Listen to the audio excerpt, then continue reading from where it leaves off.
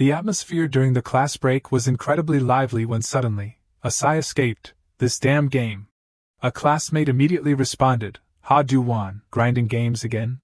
Two others joined in, teasing, "Playing in a sacred place like school, how crazy can you get, you lunatic?" Looking at his gaming skills, Ha Do-won felt quite upset. "All of this is because you guys made me do it." The one being teased was a games slave, meaning someone forced to play games on behalf of the school bullies. His name was Ha Do-won, 18 years old, and even though he didn't want to do this, he often wanted to shout, "I hate this so much." Ha Do-won suddenly heard someone praising him. "You're really good at games." Sensing something bad, he thought to himself, "Which bastard is this now?" Unexpectedly it was Ju Ah-rin, continuing, "No matter how much I practice, I'm still terrible," making Ha Do-won wonder, the goddess Ju Ah-rin from class 7, why is she in my class? So, the goddess plays games too. Among the male students in the school, there probably isn't one who hasn't thought about approaching Ju Ah-rin. Feeling secretly pleased, Ha Do-won hastily replied, "Is it life game?" She nodded slightly. "Yeah, I bet points with some of the others, but now I'm in last place." "Of course, you're one of them too." Ju Ah-rin probably doesn't know about someone who is constantly bullied like him. Ha Do-won stammered then. Unexpectedly, someone like him had the chance to talk to Ju Ah-rin. Gathering all his courage, Ha Do-won made a suggestion, "Let me play for you." She suddenly looked apologetic. "It's okay, you're busy right now," but she gave an unexpected answer, "I only play because I like it." This was the first time Ha Do-won had a conversation with Ju Ah-rin. There's a saying that life is a game, which means playing more games helps with life, right? His naive statement made her laugh. That's not what it means. That natural reaction sparked a glimmer of hope in his heart. She smiled. Did she really just smile? Wondering if he could get closer to Ju Ah-rin, Ha Do-won quickly offered guidance.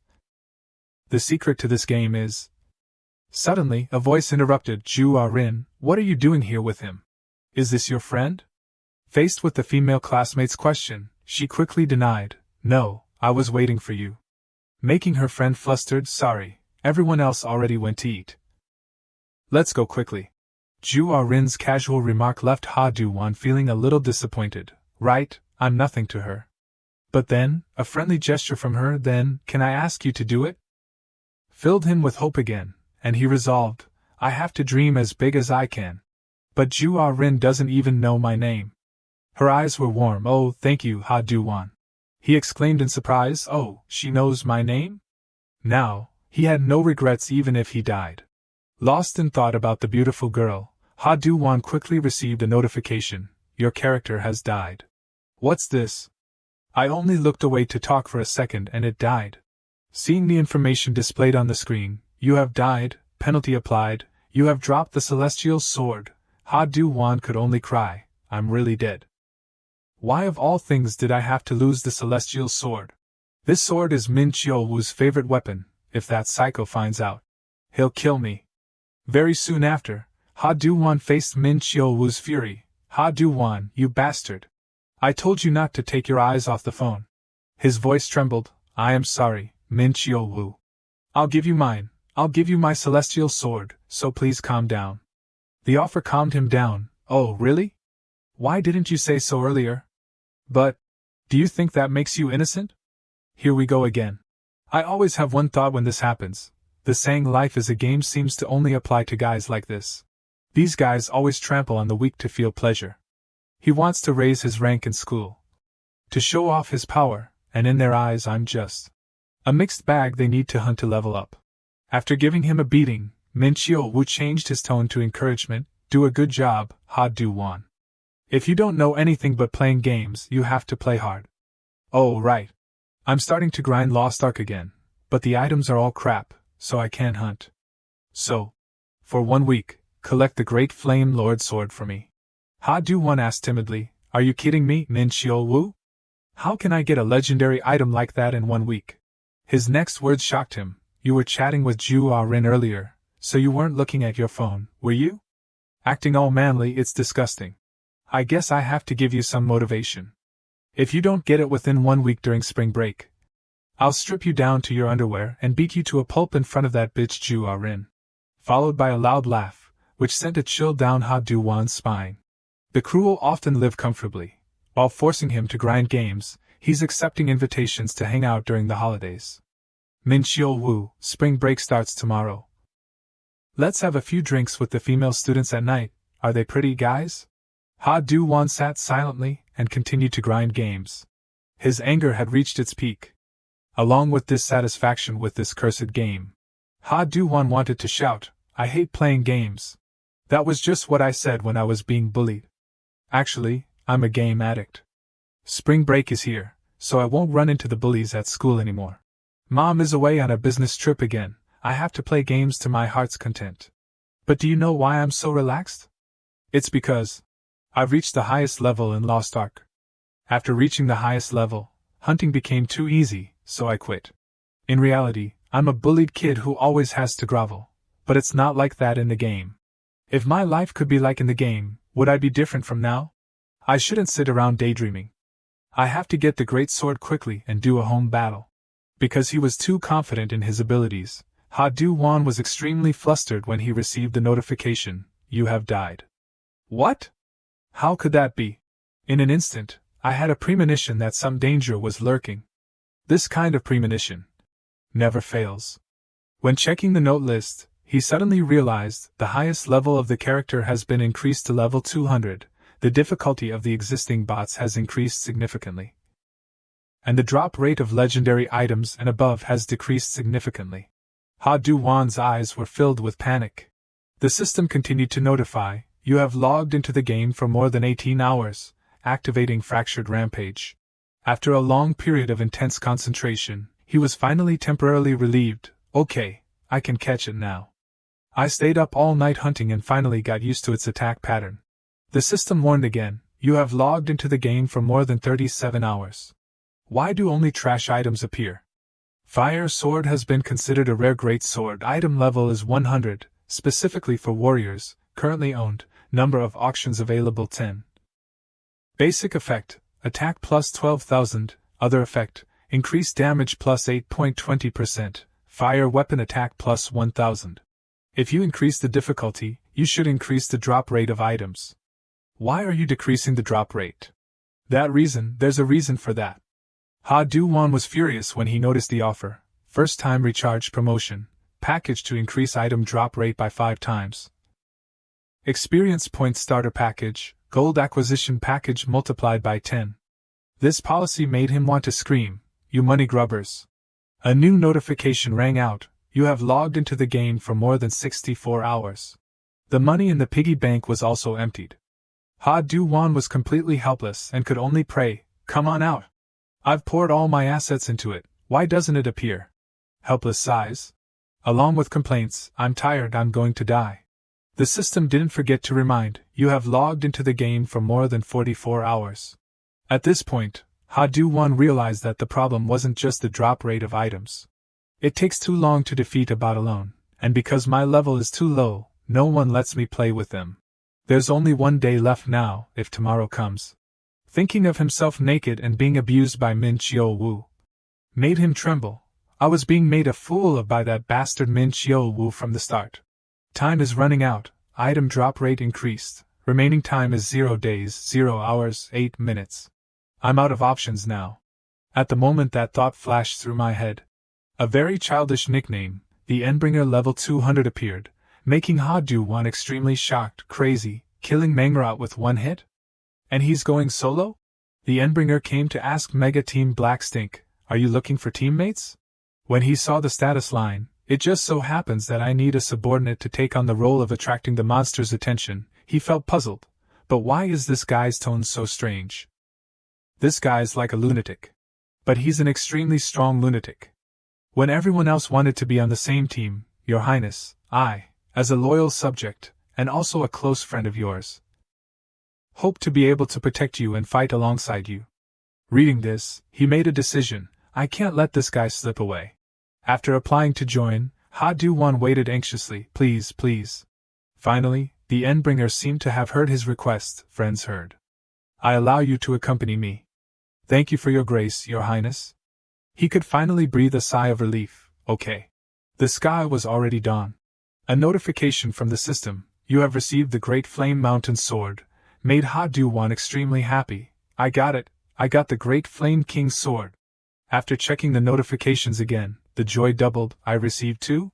Wait, it's not the Flame King, it's the Flame God. The full name is Great Flame God Sword, the mythical sword with item level 200.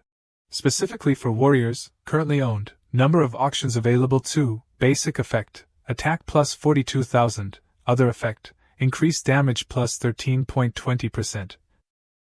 Fire weapon attack plus 9,000, enhanced range level plus 3, increased duration level plus 3, enhanced attack power level plus 3, reduced cooldown time level plus exclamation mark. This is a mythical weapon. It's worth all the grinding I did for a week. I could make a lot of money if I sell this item. I have to admit, the Endbringer's fighting power is extremely strong. Ha Du-won reminded, Your Highness, don't be too greedy. All thanks to this crazy, childish guy. The conversation between Mega Team Black Stink and the Endbringer with the content, Your Highness, take this. What? Are you really giving it to me? Yes, that's what I hunted for today. Ha Du-won chuckled, look at how happy he is. I'm relieved now. I feel relieved, so my eyelids keep drooping. Great, spring break is over too. I'll take a nap before going to school. As soon as he finished speaking, he fell to the ground. His mind suddenly became hazy. Sleep deprivation, malnutrition, excessive caffeine intake throughout the week, in addition to excitement, sudden changes occurred in the body. There have also been a series of news reports. A 17-year-old game addict had a heart attack and died from playing games all day. Sudden death of a male student after playing games for 3 consecutive days. A 16-year-old boy died of dehydration after playing games continuously for several days. A 30-year-old man breathed his last due to game addiction. A teenager who played games for 20 hours suffered paralysis of the lower body. Death due to playing games for a long time. That information made Ha Du-won extremely regretful. So that's it? It's death from playing games too much, leading to death. Mom, I'm sorry for going ahead. Don't be too surprised when you come home later. In the end, I died while grinding games for the bullies? How crazy. I didn't want to die while playing games. I wanted to live a life like a game. Oh right, it's that Min Chio-woo. Even if I die, I'll curse you. If I had known this would happen, I would have left a will. But am I really dead? But why can't I stop thinking? He suddenly received a notification, player Ha Du-won. After analyzing the player's lifestyle and tendencies, we will grant you a profession. He was still confused. What is this window? Then he immediately received another notification. Analysis complete. You will be transferred to the common profession, helpless games slave. Ha Du-won was shocked and exclaimed, What? Helpless? Event quest generated, do you accept? Accept? What am I saying? What is this? Acceptance has been confirmed in the player's mind. Quest accepted. You have been resurrected at the space-time coordinates set by the administrator. Everything started to return to when Ha Du-won was sitting in the classroom grinding games for someone else. Recognizing the familiar scene, he exclaimed in surprise, This place. Isn't it my classroom? That sentence rang out again then, can you do it for me? This day is one day before spring break. Everything suddenly returning made him extremely shocked. What the hell? I'm so scared. Seeing Ha Du-won's strange reaction, Ju Ah-rin felt a little guilty. He looks unhappy. Is it because of me that he agreed to help? Her friend urged, Ju Ah-rin, I'm so hungry, let's go eat. After looking around, he kept wondering, what is it? Didn't I die? Is it all a dream? But if all of that was just a dream, then this is even more like a dream. It looks like a character information window in a game. Name, Ha Du-won. Profession, helpless mercenary. Level, 1. Even in a dream, I'm a game's slave. And there's helpless added to it.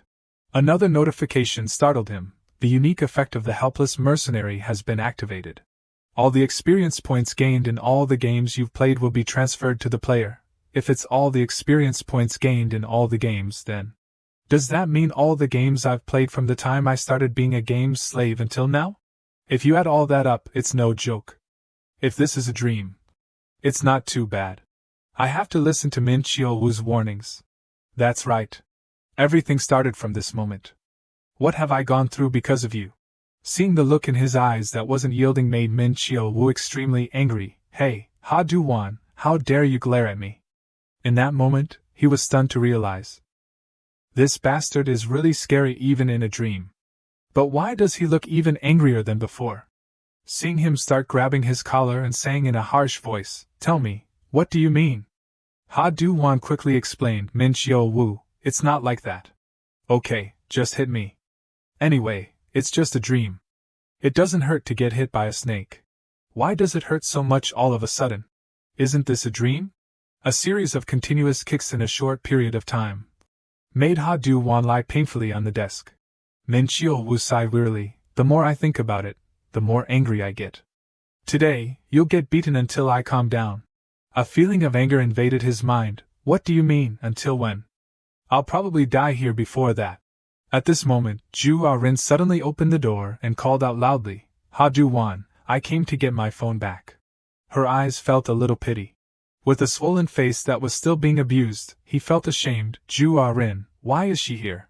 Followed by a heaven-sent punch. Ju Ah-rin immediately shouted, "Ha Du-won." Her reaction made Min Chio-woo even more excited. "Stop pretending to be sick, stand up, you bastard. This is really bad." So, the feeling of being beaten in front of the girl you like is even more disgusting than I imagined. The surprising thing is that Ju Ah-rin, without any fear, spoke up, "Hey, Min Chio-woo. What are you doing?" The more she did this, the more he felt that he was useless. Ju Ah-rin immediately stopped Min Chio-woo. "I said stop."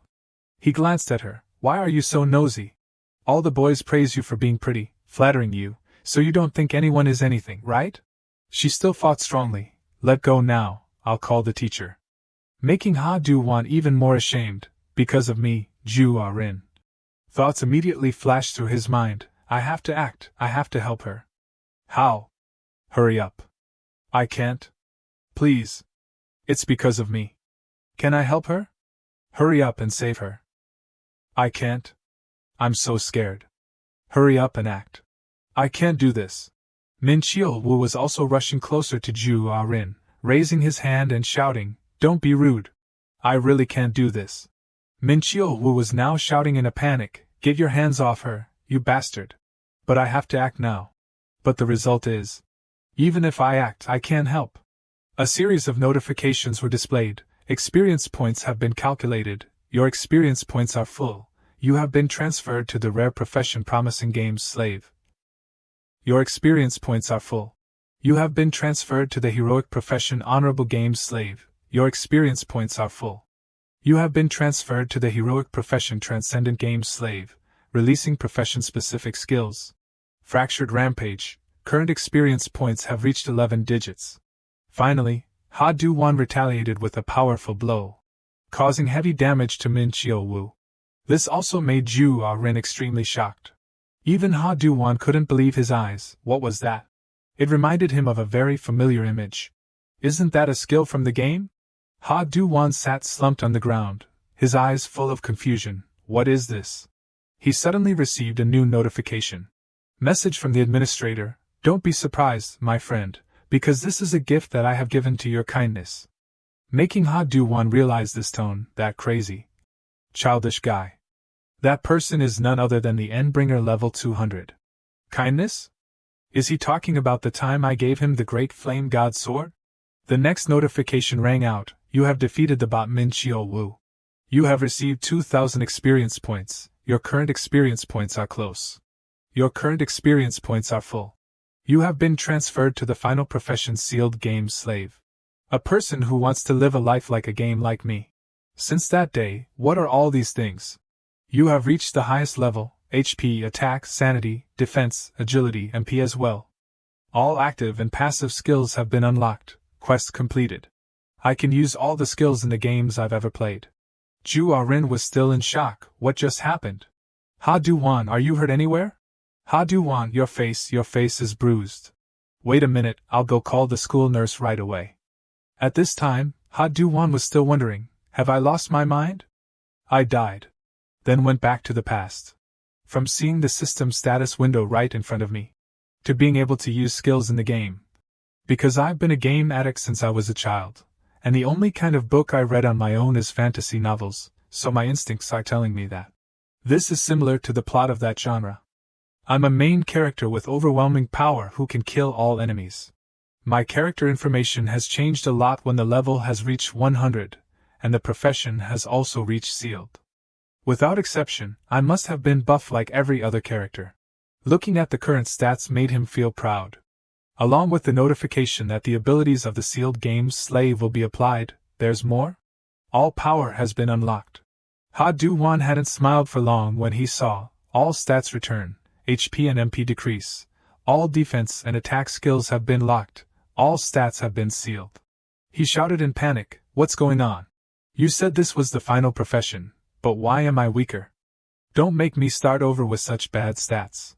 Are you kidding me?" Before he could finish speaking, Ha Du-won received another notification. Rage event quest completed. You have defeated the monster Min Xiao-Wu. The reward is a gold key. New event quest, will you accept? While he was still confused, accept what? The system had taken the initiative to make a decision. Acceptance has been confirmed from the player's mind. Quest accepted. Ha Du-won was extremely curious when he saw the key appear before his eyes. The quest completion reward, he had received the golden key. The students outside the door were chatting noisily. What happened to Ha Du-won's face? I heard he was beaten by Min Xiao-Wu, even breaking the teacher's desk. But I saw Min Xiao-Wu cursing and taking his bag home. He must not have finished beating him. He even caused trouble with the school nurse. Who said that? Everyone was at lunch then. So there were no witnesses. It would be great if we made a clip of that and posted it on YouTube. But Ha Du-won didn't seem to care about the gossip and thought, no matter how many times I look at it, this is just a normal key. The system immediately notified, the golden key is a legendary item. This is a key with the function of inserting and turning to unlock, making him think, even the function is normal. Never mind, let's ignore it for now. This isn't what I'm interested in right now. I'm more curious about the abilities that administrator gave me. Very quickly, a message from the administrator arrived. My friend, don't be surprised. This is a gift to show my goodwill. The Endbringer quickly suggested, are you looking for a guild to join? From the tone of that childish guy, I mean, His Majesty. Ha Du-won kept trying to reach out, Your Majesty, can you hear me? There was no response, so there's no way to verify it. After school, I'll go home and text him.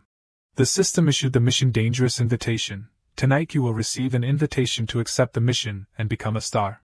Mission tonight? I don't even know where it takes place. After Ha Du-won's shout, came a sigh. Ouch, my back, what the hell? Suddenly, he heard a hesitant voice. Sorry. I didn't see you there, are you okay? Ha Du-won looked up at his classmate and answered in a panic, am I okay? I'm the one who should be asking that. You're bleeding from your nose. Wait there, I'll get you some paper. The classmate immediately stopped him. No need, I'm okay. Seeing Ha Du-won still hesitating, but made him quickly reassure, I'm really okay, thank you. Okay, be careful, you got a nosebleed just from bumping into something. He's even weaker than me. As he continued walking, he suddenly heard a call, Ha Du-won. What a coincidence to meet here. I have something to say to you.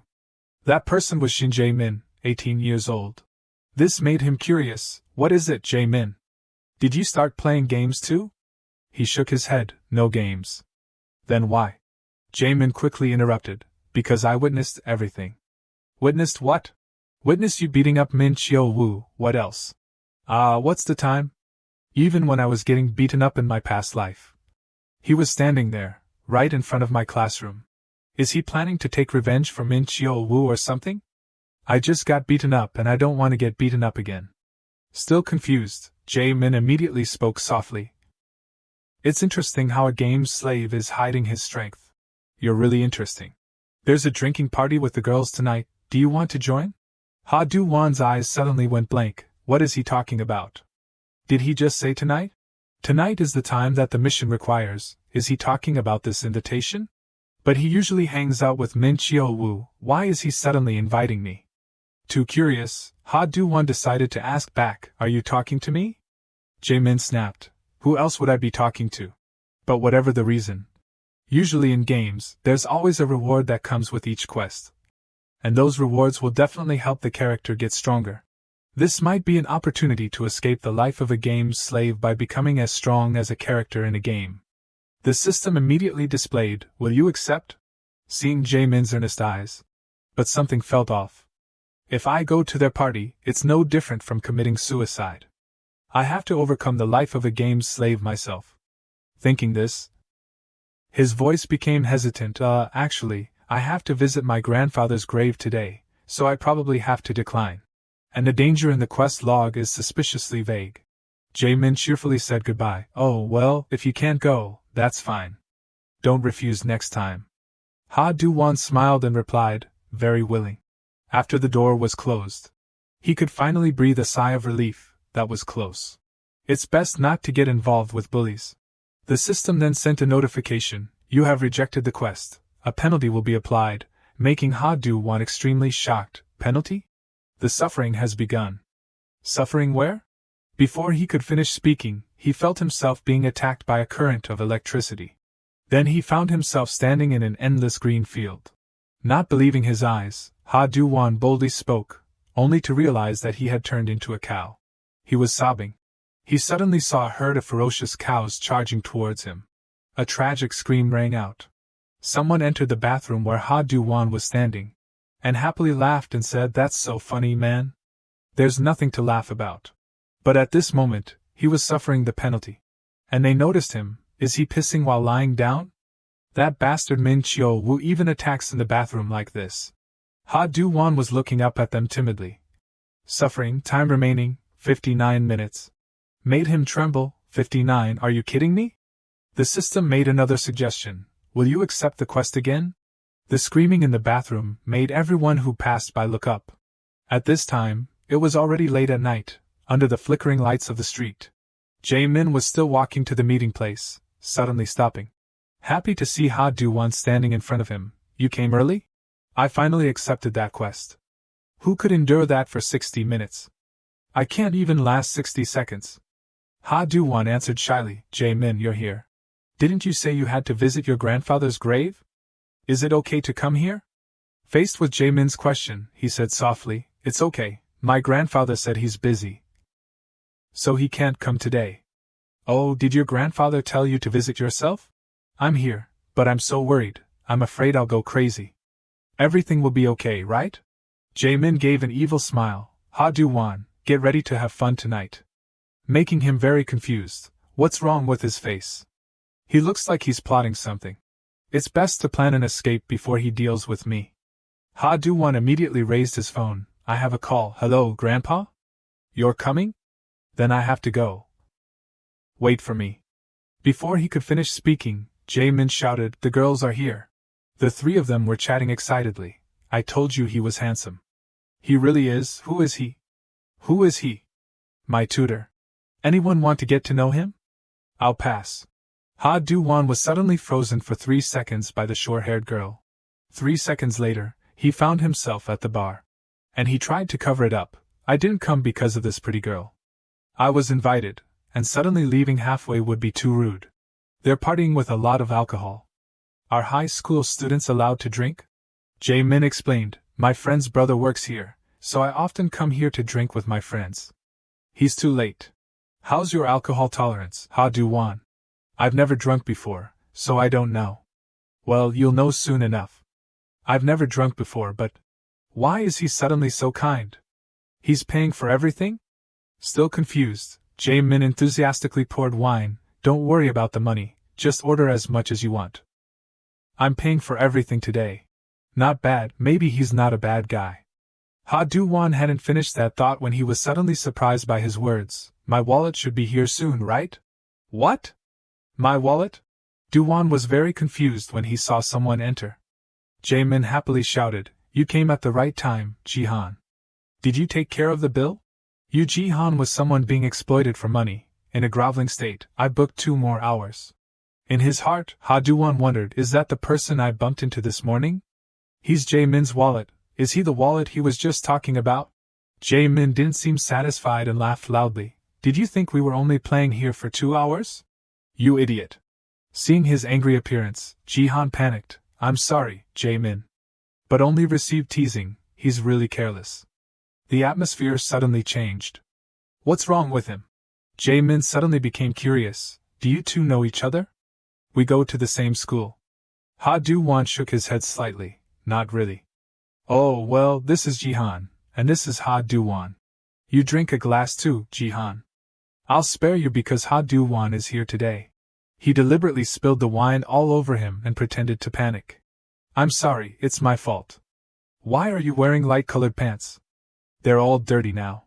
In his heart, Ha Do-won couldn't help but be angry. My fault, my ass. This guy is definitely doing this on purpose. But on the contrary, Jihan took the initiative to take the blame on himself. That's right, I shouldn't have worn such light-colored pants. I'm sorry.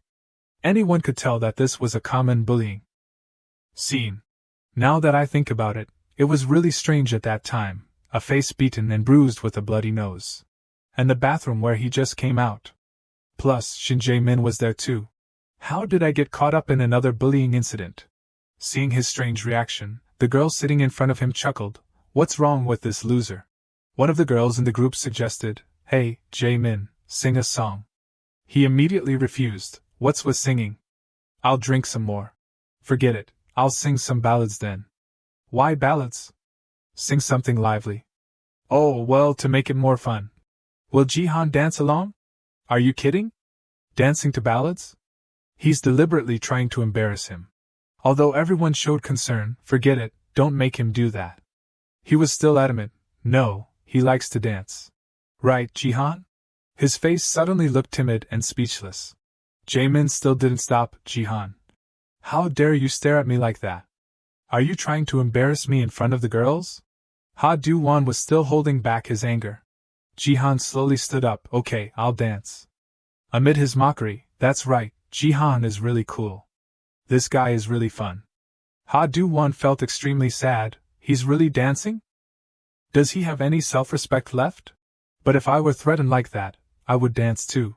He's being spun around like a top. He immediately stood up. Jae-min, I'm going to the bathroom. Okay, go ahead. Actually, I can't sit and watch for another minute. Very quickly, Ha Do-won reached the bathroom. The only reason he's not messing with me is because he thinks I'm a game's slave hiding my strength. Actually, it's because of that power stats thing, but I don't have any power or skills at all. It's just a matter of time before my power runs out. I'm dead then. If it wasn't for that penalty, I would have. Wait a minute, I'm attending this meeting only because I was invited. So I can leave on my own, right? Right, I have to leave before I get into bigger trouble. Poor friend being exploited for money, but I can't help. I don't have the power to save anyone. Running away is the best option. Ha Do-won suddenly remembered the words Jae-min said to Jihan. How dare you stare at me like that? Are you trying to embarrass me in front of the girls? It's exactly like the sentence that Min Chyo-woo had threatened him with. He and I are stuck in the same situation. So, Ha Do-won decided to return to the karaoke room. Jae-min looked excited. You're here? I thought you left, since you haven't come back to the room yet. Ha Do-won quickly looked around and couldn't help but wonder, where are they? Where are the girls? They went to the bathroom to touch up their makeup. Hearing him say that, he shook his head. No. Where are his pants? Jae-min still looked calm. I'm just worried about him. I suddenly felt guilty for spilling wine on his pants, so I took his pants to wash them. In his heart, Ha Do-won was struggling with his thoughts. This bastard, I'm too scared now. I shouldn't have opened my mouth. No, don't be afraid, I only have one choice now. He immediately held out his hand. Putting on a fierce face, pretending to be a game's slave with hidden strength. If I just stand my ground, this guy can't do anything. Suddenly, someone walked in and greeted. I ran into some trouble on the way here, so I had to stop and deal with it first. Who is this brat? Jae-min quickly introduced. You're here, that's my friend. I told you about him before, right? His older brother works here. A high school student? He looks like a gangster with 10 years of experience. What are those blood stains? What did he just deal with? Jae-min was still talking non-stop. Oh right, what did you want me to bring? Thinking to himself, I'm screwed, now I'm stuck in this situation. What do I do? Ha Do-won stammered, that. Give me the mic. I want to sing. Oh really? You should have said so earlier. In his heart, he breathed a sigh of relief. Safe, hidden strength my ass, I almost died. The system immediately notified, the dangerous invitation quest is complete, the quest chain has begun. This information shocked Ha Du-won. The next mission given was Judge of Justice, smash the mic into Shin Jae-min's head, the reward is a bronze key, time limit within 30 minutes. He still couldn't believe his eyes, trying to look at the screen carefully again. The system sent the player a series of missions. The mission was called Judge of Injustice. The content to be performed was a bit strange. Smash the microphone into Shin Jae-min's head. The reward after completing the mission was a bronze key, time limit 30 minutes. Smash him with the mic? Do I look brave enough to do that? Ha Du-won trembled while holding the microphone. He blankly stared at the mission notification with a terrified expression. After thinking for a long time he made a decision. I'm not doing it, never. You can kill me but I won't do it. Perhaps he didn't notice the line below, a penalty will be applied when the mission fails. At this moment Ha Du-won had seen that note, his eyes revealing unease. The penalty that they are talking about is the scene of wild cows dragging the herd to appear. They are drooling horrifyingly, like out of control rushing to attack. Just thinking about it made Ha Du-won's face turn green. That? Ha Du-won was in a karaoke room with other cold-blooded people. One of them looked very scary. His clothes were stained with blood, another one said to him. Hey man Chun, you look like a murderer, the girl opposite chimed in. His face looks too scary. Ha Du-won alone dared to sit quietly. The fat man Chun replied, probably my face got dirty while taking care of some dogs on the road here. Not only that, he was even more excessive. The position he was sitting in was the back of a bullied boy. He impatiently spoke in a rogue tone. Is this a massage chair or something? People even have the heart to lend you clothes but you have no gratitude. The boy being bullied was enduring every minute. Sweat was all over the floor. It seemed that Yuk Man Chun was not willing to let go. If you make me fall, you're definitely going to get it, his companion joked. So fun. Ha Du-won was falling into a passive position. He didn't know how to handle this situation. How did things become like this? Telling me to smash the mic into Jae-min's head was bad enough. Because he was too panicked he blurted out. But really, the blonde guy next to him heard that and asked. Really what? But the worst part was Manchun pressing his face towards Ha Du-won's face, his face full of grimaces shouting. The guy Jae-min was smashed to pieces by this kid, he was startled, was sitting next to this tattooed pig. The blonde guy put his arm around Ha Du-won. That's right, don't mess with our friend Ha Du-won. The fat guy started to examine and evaluate. But looking at it again and again I still see him as a small fish. At this moment he didn't even dare to breathe heavily. If I complete the mission, I will really be sent to visit my ancestors by these two. And if I refuse, I will still die because of this strange mission. I wish I could use skills like that time, then at least I would still have a bit of courage. The skill that Ha Du-won was referring to was the attack skill. It was called Fractured Rampage. This was an attack skill, the mana cost was 1. This skill was explained as a technique using multiple attacks from a punch to deal damage. Whatever is sealed, I am really not okay. Ha Du-won hugged his head and screamed, really not okay, oh my god. A period of time has passed, the remaining time is only 15 minutes. The blonde guy said to him, but Ha Du-won, I'm a little curious, he asked confused and puzzled. Why did you let yourself be abused by Min Chio-woo like that, when you were more than capable of smashing him to pieces? I can't say that I won thanks to that system, he hesitated. What do I say now? It's okay if you don't answer, you probably have your own reasons. By the way, the reason I called you here is because I have something to say. Is it a big deal? Ha Du-won asked tentatively. What do you mean? The thing he wanted to say, could it be that he's going to say, since you boasted like that, you're dead? The blonde guy jumped up, he put his hand on Ha Du-won's shoulder and said, cooperate with me. He was very surprised. Cooperate? Is this guy drunk? I need your strength. Join my group Ha Du-won. Let's chew up the entire Fuguanak district. Why do you want to eat Fuguanak? Go and eat something else, you crazy. Of course, joining me you won't be at a disadvantage. For example, alcohol and cigarettes. Money and henchmen are fully provided. And many other things. He looked at the girls over there and said, you will get everything you want. You think I will fall into your temptation? Ha Du-won then made up a reason to refuse to join. But currently I have no desires at all, never. I only like to play games. I don't want to get involved with lowlifes like you at all. Suddenly he said softly, so Ha Du-won. Do you want to go back to being a game's slave? The question caused him to freeze. You still have to take revenge on those who bullied you. If possible, your position and theirs will be exchanged. Exchanging positions between me and those who used to bully me, meaning, if I join Shin Jae-min's group, then I won't be treated so cruelly. The words of that guy swayed Ha Do-won's memories of school violence.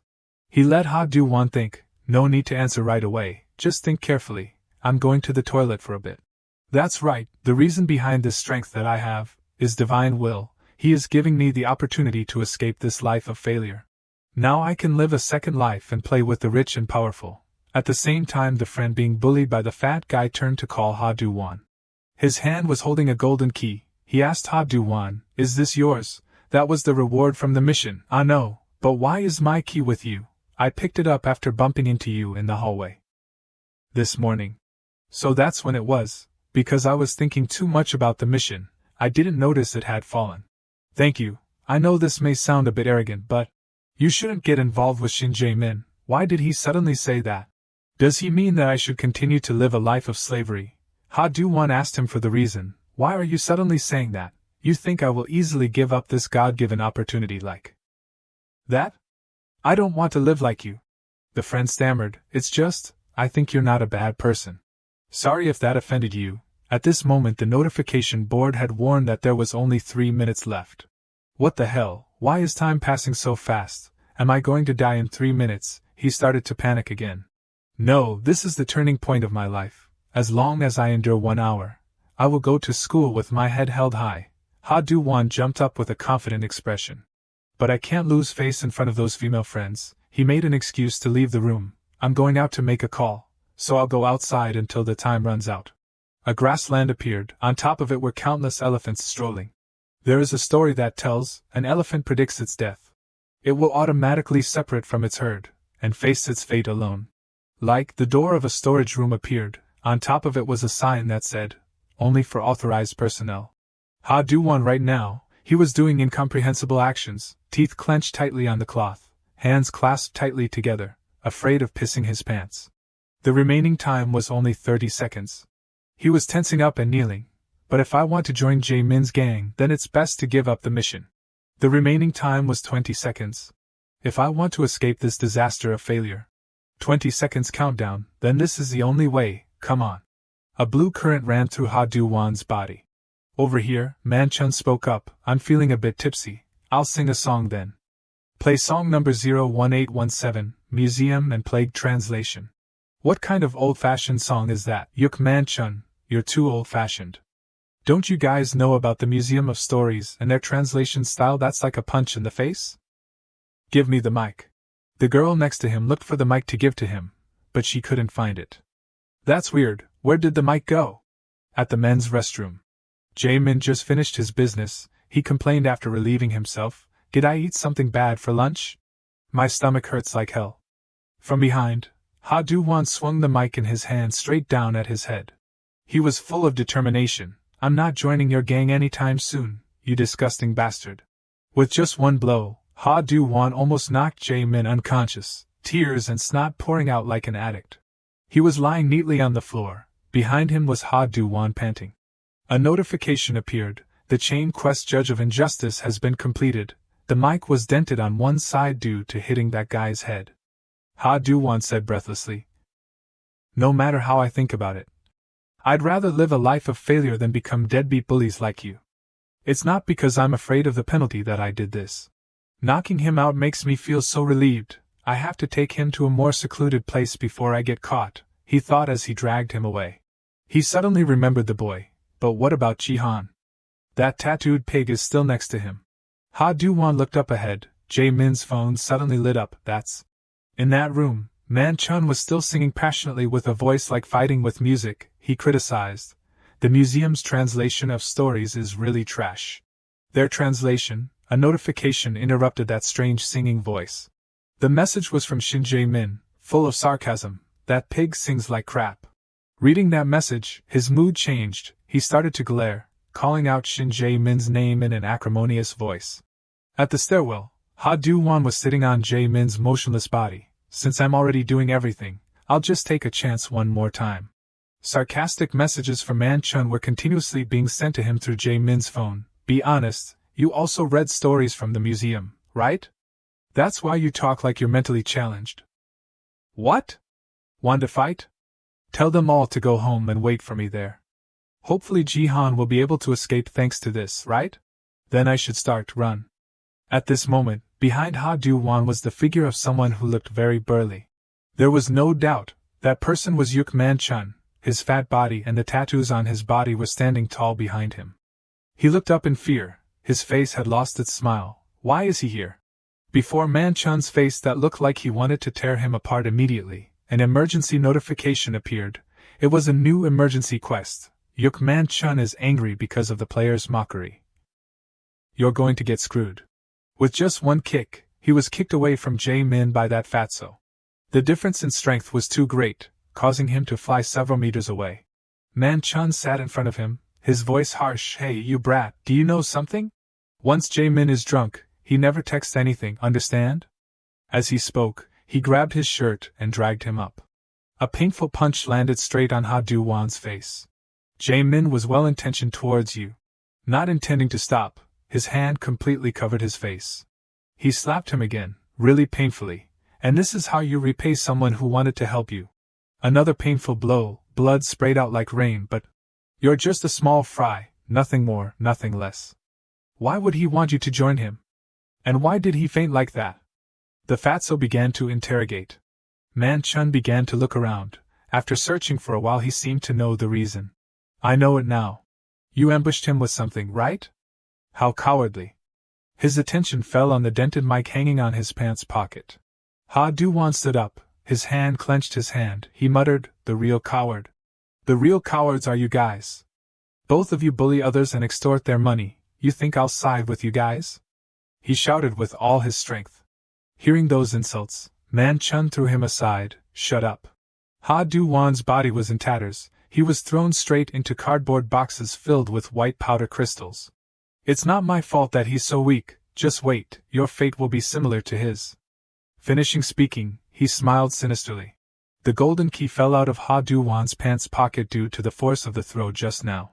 He saw that golden key and had an idea. The key.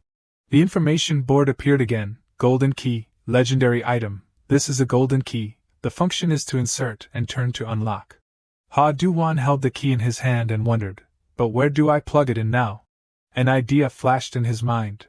A message from the administrator was sent. Inside was the content. Does the key fit the socket? Right, so there's not just one socket. He sat up, looking at the player information on the system. In the unlock skills slot, a new lock appeared. It seemed that the golden key was used to open this lock. Why did this skill window suddenly? His eyes noticed that lock. Wait, could it be the lock? Then Ha Du-won plugged in what he saw. When it reached a certain depth, he turned it to one side. The things in front of him made Ha Du-won not believe his eyes.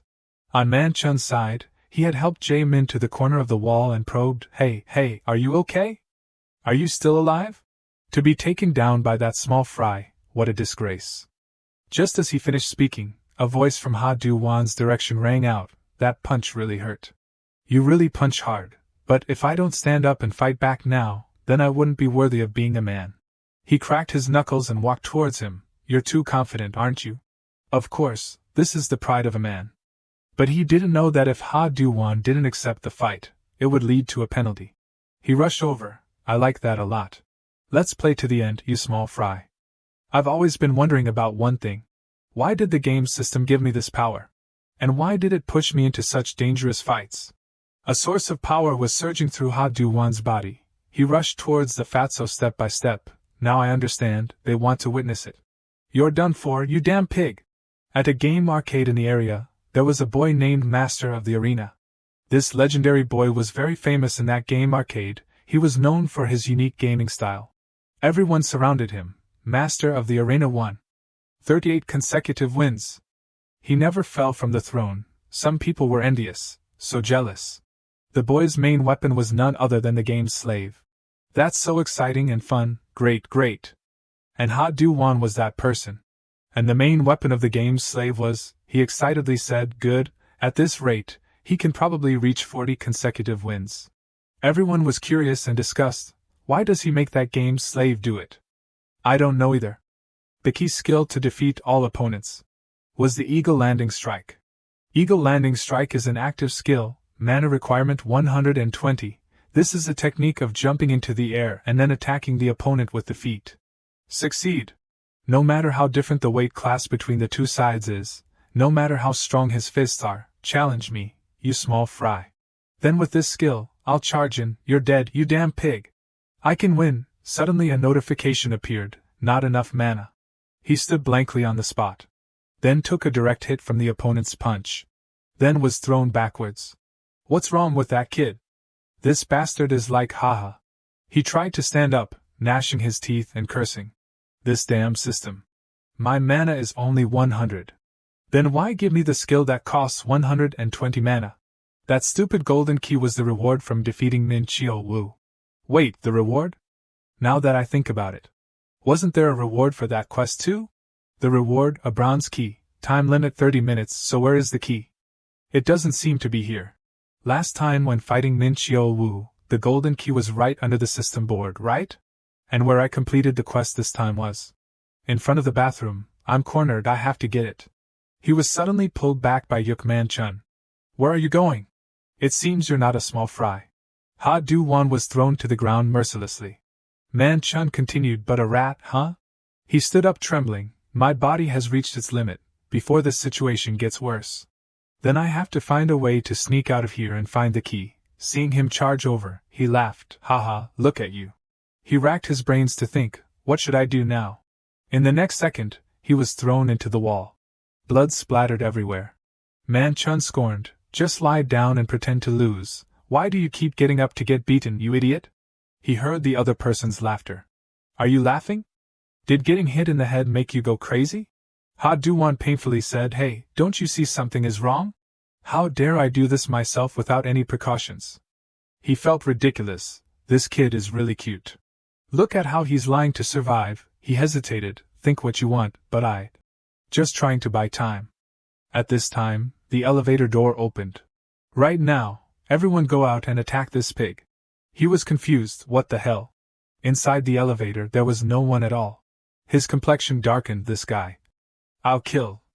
Turning his head, where did Ha Du-wan go? It turned out that he had escaped. At the moment of being kicked into the wall, he had quickly pressed the elevator. He had no strength, so he tripped over his own feet. Then fell to the ground. My legs are giving out. At this time, that guy had caught up. Man Chun prepared himself and shouted, stop. He fearfully turned his head. It's too late. I have no strength left to run. It's over. Huh? Is it not over yet? He luckily picked up the dragon key, used to unlock some of the sealed stats of the character. Character stats, character information.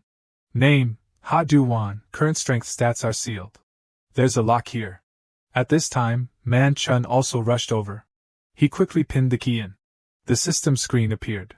Select a stat to permanently increase, one stat to be selected. He thought, to use the skill, I need to increase my mana. Ha Du-wan shouted, mana? Man Chun was right behind him. Die. At this moment, the stats were unlocked. MP increased by 100 points. He accurately dodged the other person's attack. Then stepped on his thigh to gain momentum. His feet were glowing. That was the exclusive skill of the profession. Eagle Landing Strike. He flew down from above and attacked straight at his head.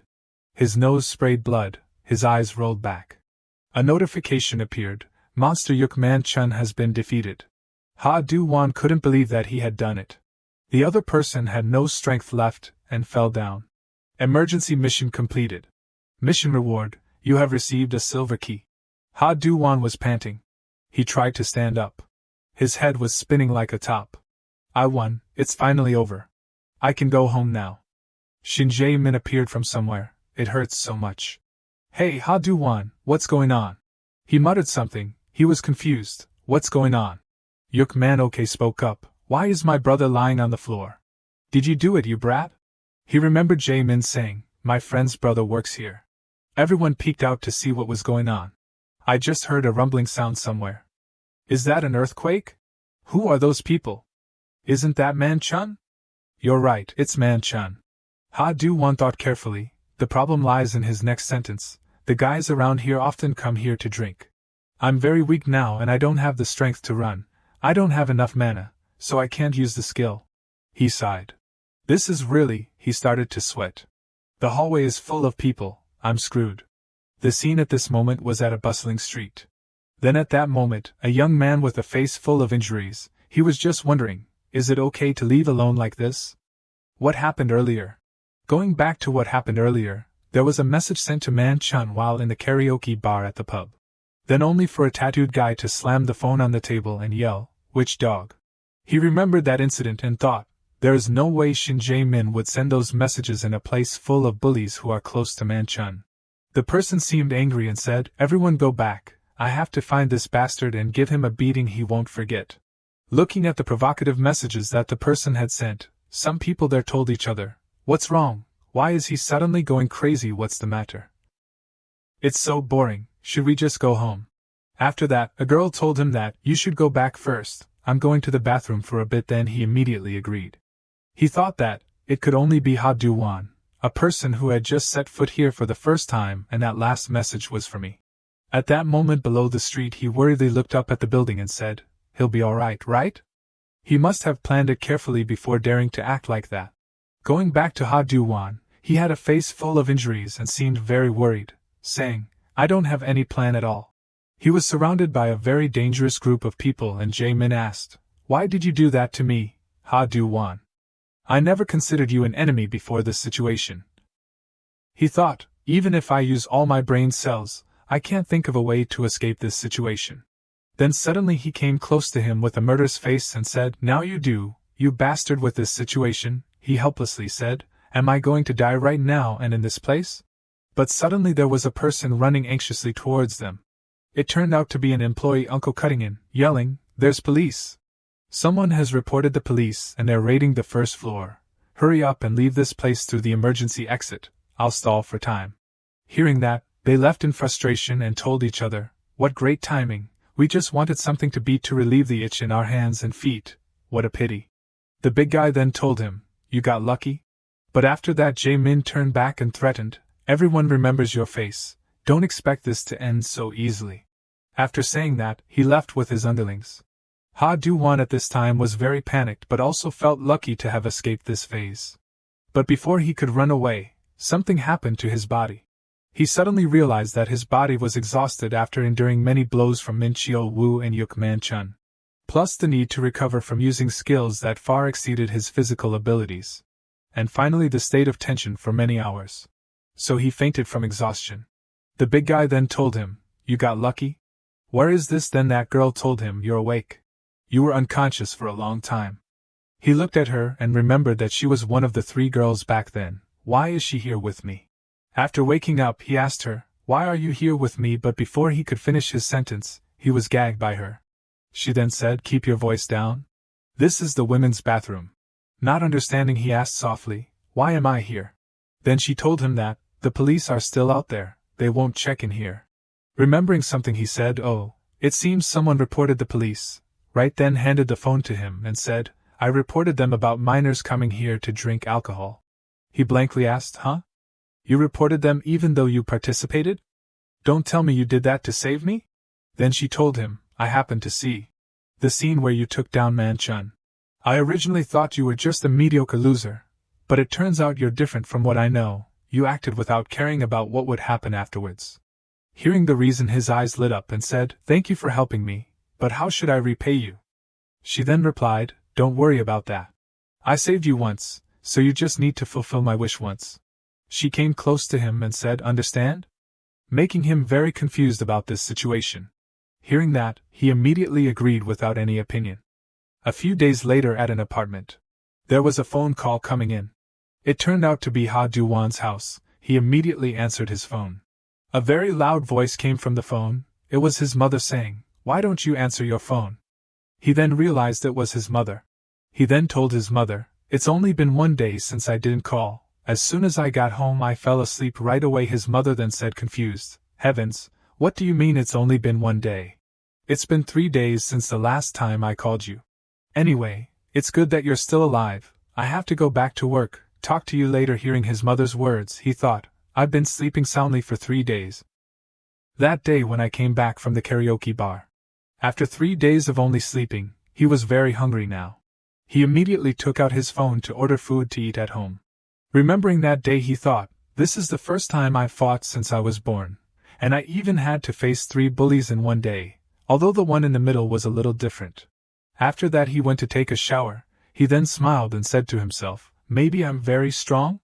Now that my body has recovered and my mind is also clearer, the first thing I have to do is. Then he turned on the computer, logged into the game and met the administrator to ask about that system.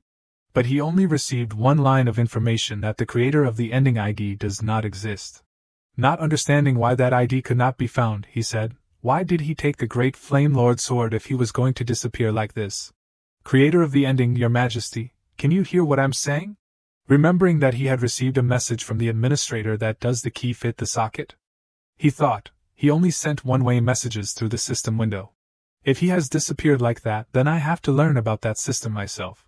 There are 3 basic things that I know. First, this system is built similarly to an RPG game and I am a character in the game. I have levels, stats and professions. I can also use skills.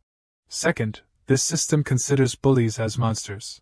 After taking down the 2, Min Chio Wu and Man Chun, a notification appeared that they had taken down the monster. After taking them down, the reward for that was golden and silver keys. He thought that, just like how characters are given items after taking down a monster in the game. Third, I can use these keys to increase strength. He then remembered the keys and immediately picked up his pants and rummaged around. Let's see. Where are the keys? The system notification stated that the silver key can unlock the passive skills that have been sealed. Holding the silver key in his hand, he said, plus the key I received from the confrontation with Man Chun. Then I can unlock all the sealed skills with these 3 types of keys. The skills that have been unlocked will exist indefinitely. I have unlocked the first skill, Fractured Rampage, thanks to having released the profession's specialized skill. All that's left is to use the key to unlock it again. And then there's the pile of penalties that I don't even dare to think about, but the most difficult problem now is, I've angered Shin Jae-min's entire group. Now is the time to start planning how to deal with them. Then at that moment he heard the doorbell ring. Thinking that the food had been delivered, he excitedly ran out. He happily ran to the door and said, here it comes. But suddenly the system reported to him a mission that the boy becomes a man. Let's go. That notification appeared suddenly, surprising him greatly. The door slowly opened before his confused gaze. Standing before him was the girl who had saved his life a few days ago. He panicked and said, why are you here? At that moment, she approached and said, didn't you say you would grant one of my wishes? Now, I will tell you that wish. Then, she slowly took off her jacket. She moved closer to him and said decisively, take it off. Hearing that, he couldn't believe the words he had just heard from her. Looking at the notification, he thought in a panic, no way, not with her. She added, do I need to repeat myself? Take off your clothes. Hearing her say that, his face turned red. The system board announced the mission, become a man, young man. She wants you. Accept the request and satisfy her. Ha Du-won, after reading, was utterly terrified. What? What is this? Sion said, do I need to remind you again? Take off your clothes. Ha Du-won worriedly wondered if he could do this. This is my first time, he thought. Take off clothes, huh? While asking, he began to take off his shirt. She asked, you still have clothes in your room, right? He blankly replied, clothes. He was startled, covering himself with his hands. What? Why am I naked like this? Sion, unconcerned with his words, said, turn off the air conditioner. It's too hot in here. The young man thought to himself, the mission window is distracting me. Why did you come without telling me? And how did you know my address? She replied, I don't have your number. As for the address, I got it the last time I dragged you away to hide. Your phone fell out of your pocket then. Your home address was right there on your phone case. Is this all the clothes you have? This pile really screams loser. Hearing that, his eyes widened. My mom bought them. Sion coldly said, just kidding. Let's go. Sweat dripped down his body. Has this moment finally arrived? Sion turned around and invited him, let's go shopping. A new mission had been announced, become a man, young man. She wants to go shopping. Accept the mission and satisfy her. He was incredibly surprised. It's my first time going shopping with a girl. The city center was incredibly bustling. At the clothing store, she looked and picked out a few trendy items for him. The young man was still bewildered. Wait, doesn't something seem off? In the first outfit, he transformed into a completely different person, looking more rebellious. He wondered, do people wear these kinds of clothes? What's with these sleeves? This isn't the shopping I imagine. Cian said, it doesn't seem to suit you very well. You have to follow me all day today. I can't let you dress like a loser. Ha Du-won looked up and down at himself and replied, I still look like a loser no matter what I wear. I have to go with you all day? Cian replied, yeah, I really wanted to bring you here. Since this is my wish, stop complaining and try this on. Though exhausted, he had to obey. Okay. While waiting for him to change, she wandered around to pick out a few more outfits. After a while, he asked, how about this one? Cian seemed quite satisfied. Not bad. In this outfit, Ha Du-won looked quite cool. However, trying a different style for the first time made him feel a little awkward. Hearing her praise, he smiled and asked, really? It looks okay, right? The system popped up, great, another mission. I was only happy for a few seconds before you spat out a new mission. Become a man, young man. Invite her for ice cream. He told himself, just think of it as playing a role-playing game. Talking to girls isn't that hard. He boldly invited her, I'm hungry. Want to get something to eat? I know a few good places nearby. Cian said, okay. Ha Du-won secretly praised himself. I've regained my composure. I suddenly want to go back and slap myself for acting so dumb earlier.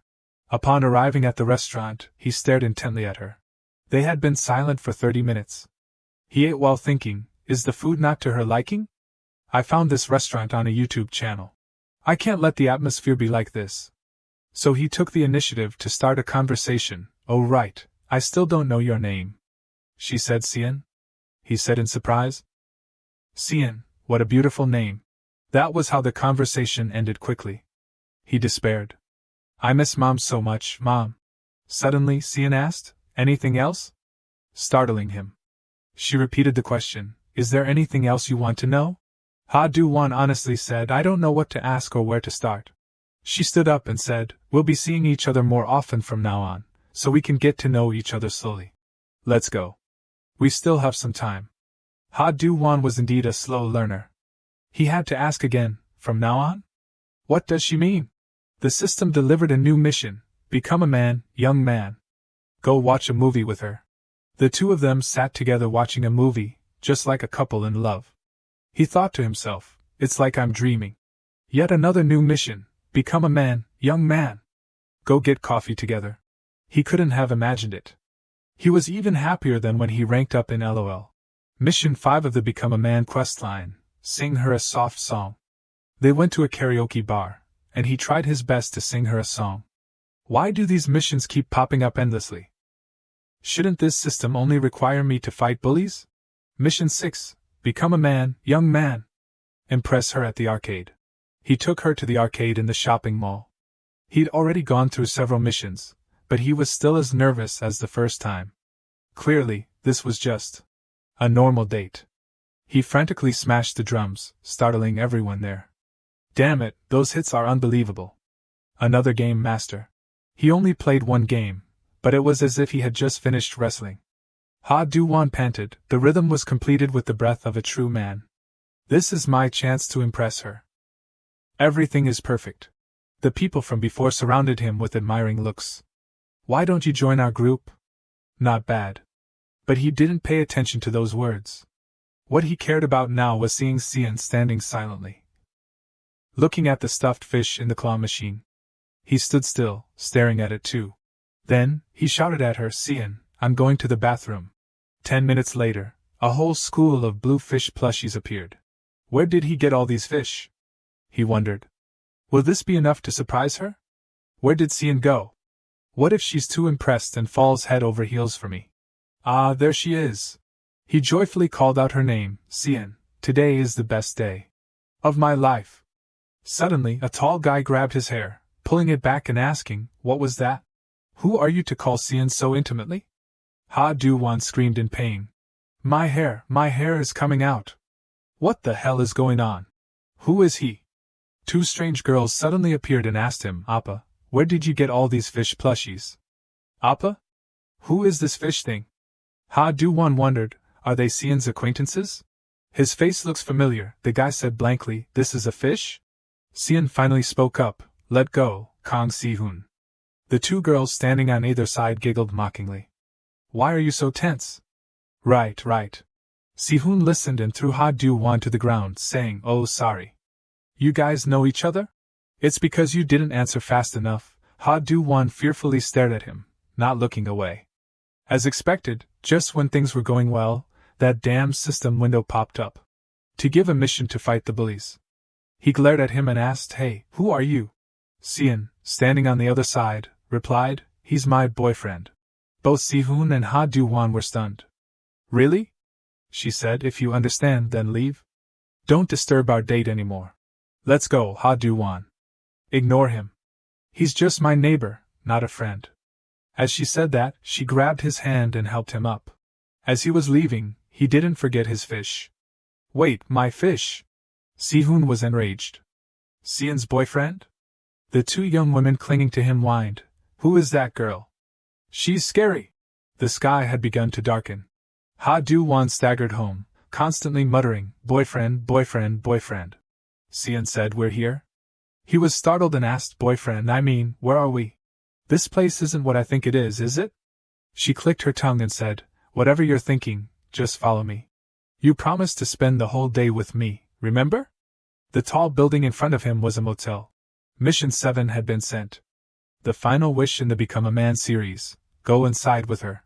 Entering the elevator, he thought, floor 7? No doubt about it. Sion is really going there. He kept trying to make her understand, Sion, isn't this a bit fast?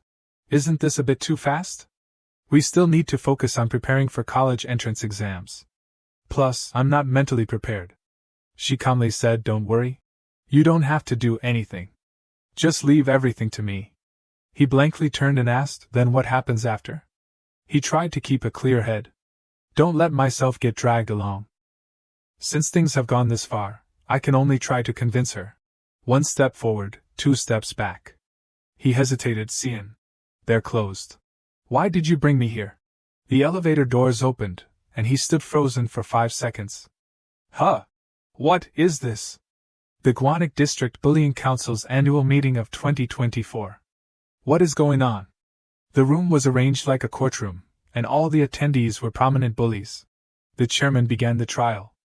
Please, everyone, maintain order. From this moment on, the Gwanek District Bullying Council's annual meeting is officially starting. As announced beforehand, the program for today's meeting is about a thorn causing pain within our council. He leeches within the school grounds and even at the coffee shop. Shernan High School second year, the criminal Ha Do-won. The people there buzzed with discussion. Is he the guy who caused trouble with those guys in Sillim-dong the other day? He looks like a complete loser. Ha Do-won's face turned pale with fear. He turned and asked Sion, what is going on? She remained silent, not responding. The chairman continued, everyone, please vote quickly. Who agrees with the elimination, raise your hand. Before his eyes was a sea of hands raised in agreement with the chairman's proposed punishment. The trial finally reached a conclusion. With the agreement of everyone, from this moment on, Ha Do-won is the target of 497 members of the Gwanek District Bullying Council. The Become a Man questline ended. A true man must experience the thrill of betting his life.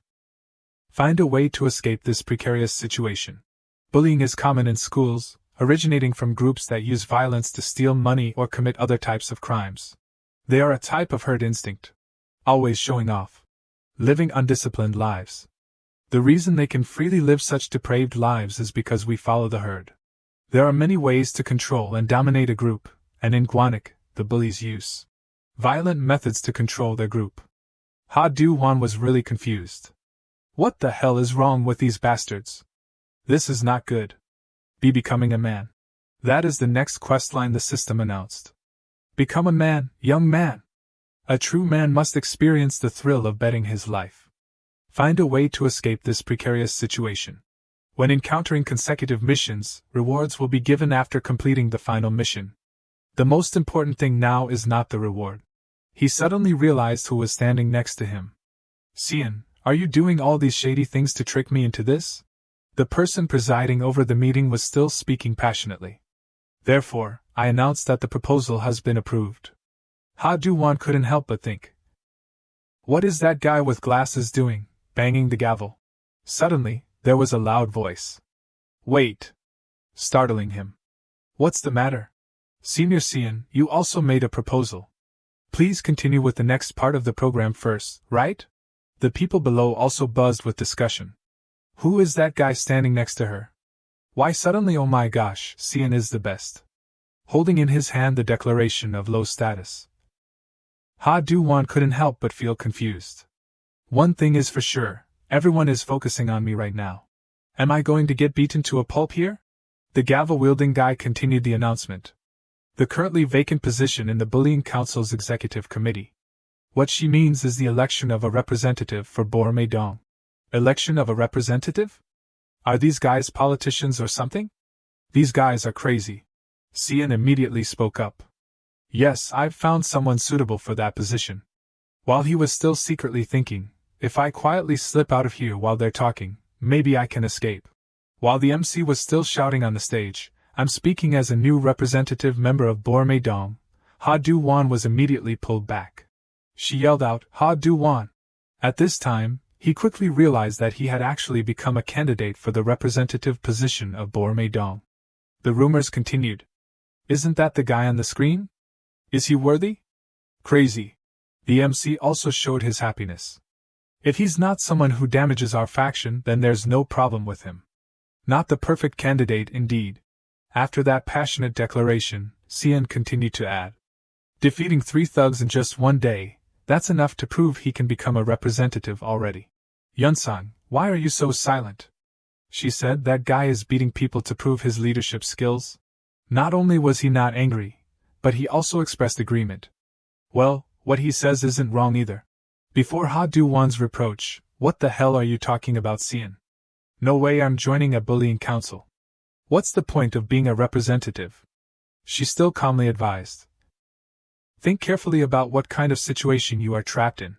Shernan High School second year, the criminal Ha Du-won. They quickly agreed to vote when they heard the signal. Who agrees with eliminating? Raise your hand. With the consent of everyone, from this moment on, Ha Du-won is the target of 497 members of the Gwanek District Bullying Council. His eyes were so shocked, he wanted to cry out, but, seeing Ha Du-won's face looking flustered, Sian immediately advised, if you become a member of the council, they won't touch you anymore. There's no other choice. Unless you can fight 500 people. He suddenly understood the problem and quickly replied. You're right anyway. Thanks for worrying about me, but before he could finish, Sian cut him off. I'm not doing this for you. There's a bastard aiming for that representative position. I'd rather put you up there than him. Ha Du-won suddenly became curious about the person called the bastard. Suddenly there was a tall person approaching, standing right behind him. Ha Du-won curiously looked up, and quickly realized this guy is the one from the arcade. Meanwhile, he seemed very happy.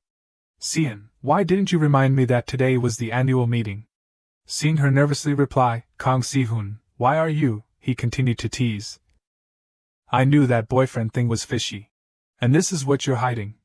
Si-hoon then turned to look at Ha Du-won. Even if you're not happy with me running for election, doing this is still a bit much, don't you think? And you're trying to resist me by nominating this guy as the representative, Sian. Look, all he can do is pat a few times. At this time Ha Du-won was both painful and confused. What is this? It feels like a rock is grabbing my neck. I can't breathe. The meeting host couldn't watch any more and spoke up. Please do not cause any trouble during the session, senior. So the new representative of Bormei-dong is Ha Du-won, right? Si-hoon of course was not willing to give in and shouted. Why not me? Sian immediately reminded him, hey, don't make a scene. It can't be you. Everyone present also cared about this fun thing. What the hell are those guys doing? But that Ha Du-won is weak, right? Oh my gosh, Sian scolding him is still so charming. The MC had to ask again. With these 2 candidates for the representative position, I announce. We will do that. That sentence really confused Ha Du-won. What does he mean? Thinking he couldn't be silent anymore, he immediately corrected. Hey, I don't intend to be the representative. Before Ha Du-won could finish speaking, he was surprised. Why are these people suddenly like this? His eyes were full of confusion. When he saw them stand up and move, clearing out, creating a space. It turned out that they were following the order of the MC. The match will take place until one of the two gives up or gets knocked out. If Ha Du-won wins, he will be awarded the Bormae-dong representative position. While Si-hoon was full of enthusiasm with a confident tone. Why do these three-legged things? Well, you are quite timid. Wait for these crazy people. A fight? Only 20 seconds ago you reminded me not to cause trouble during the meeting, or something. Without much thought, I surrender. I'll give up right away. That's what he intended, but the next sentence made him rethink. However, according to the first statement, if Ha Du-won is defeated, he will be eliminated. Si-hoon also declared forcefully, Sien, don't blame me. It was your fault for hiding the tail. Ha Du-won also realized, I really have no way out. If he was trapped in this damn situation, standing in front of the enemy who was still confidently affirming, let Bormae-dong be mine. Then also loudly reminded Ha Du-won, where are you looking, when unexpectedly I see that he's lunging from above. Making him just silently stand and watch. At this time Ha Du-won had also made up his mind. I must win. From midair he used Eagle Strike to counter Si-hoon's attack, making the onlookers admire him. Is that the trick that people pass around? Looks really high class in real life. That's a famous move. Si-hoon also put his hand up to block it with Bormae-kong Si-hoon's granite, making the audience even more admired. He's really strong. Or was that cut not strong enough? Why so? Si-hoon was also a bit cautious. You scared me. But Ha Du-won was also surprised. He blocked that kick? Even Yuk Man-chun fell in one kick. I've run out of skills to use. The system also warned at this time, you don't have enough mana. This made Ha Du-won worry when he knew that he couldn't win without skills. That means failure. Si-hoon also looked back at his indifferent attitude. What are you thinking? Ha Du-won was still trying to find a way out, but was caught with a tight neck. The more he struggled, the more excited he became. It's useless to clap.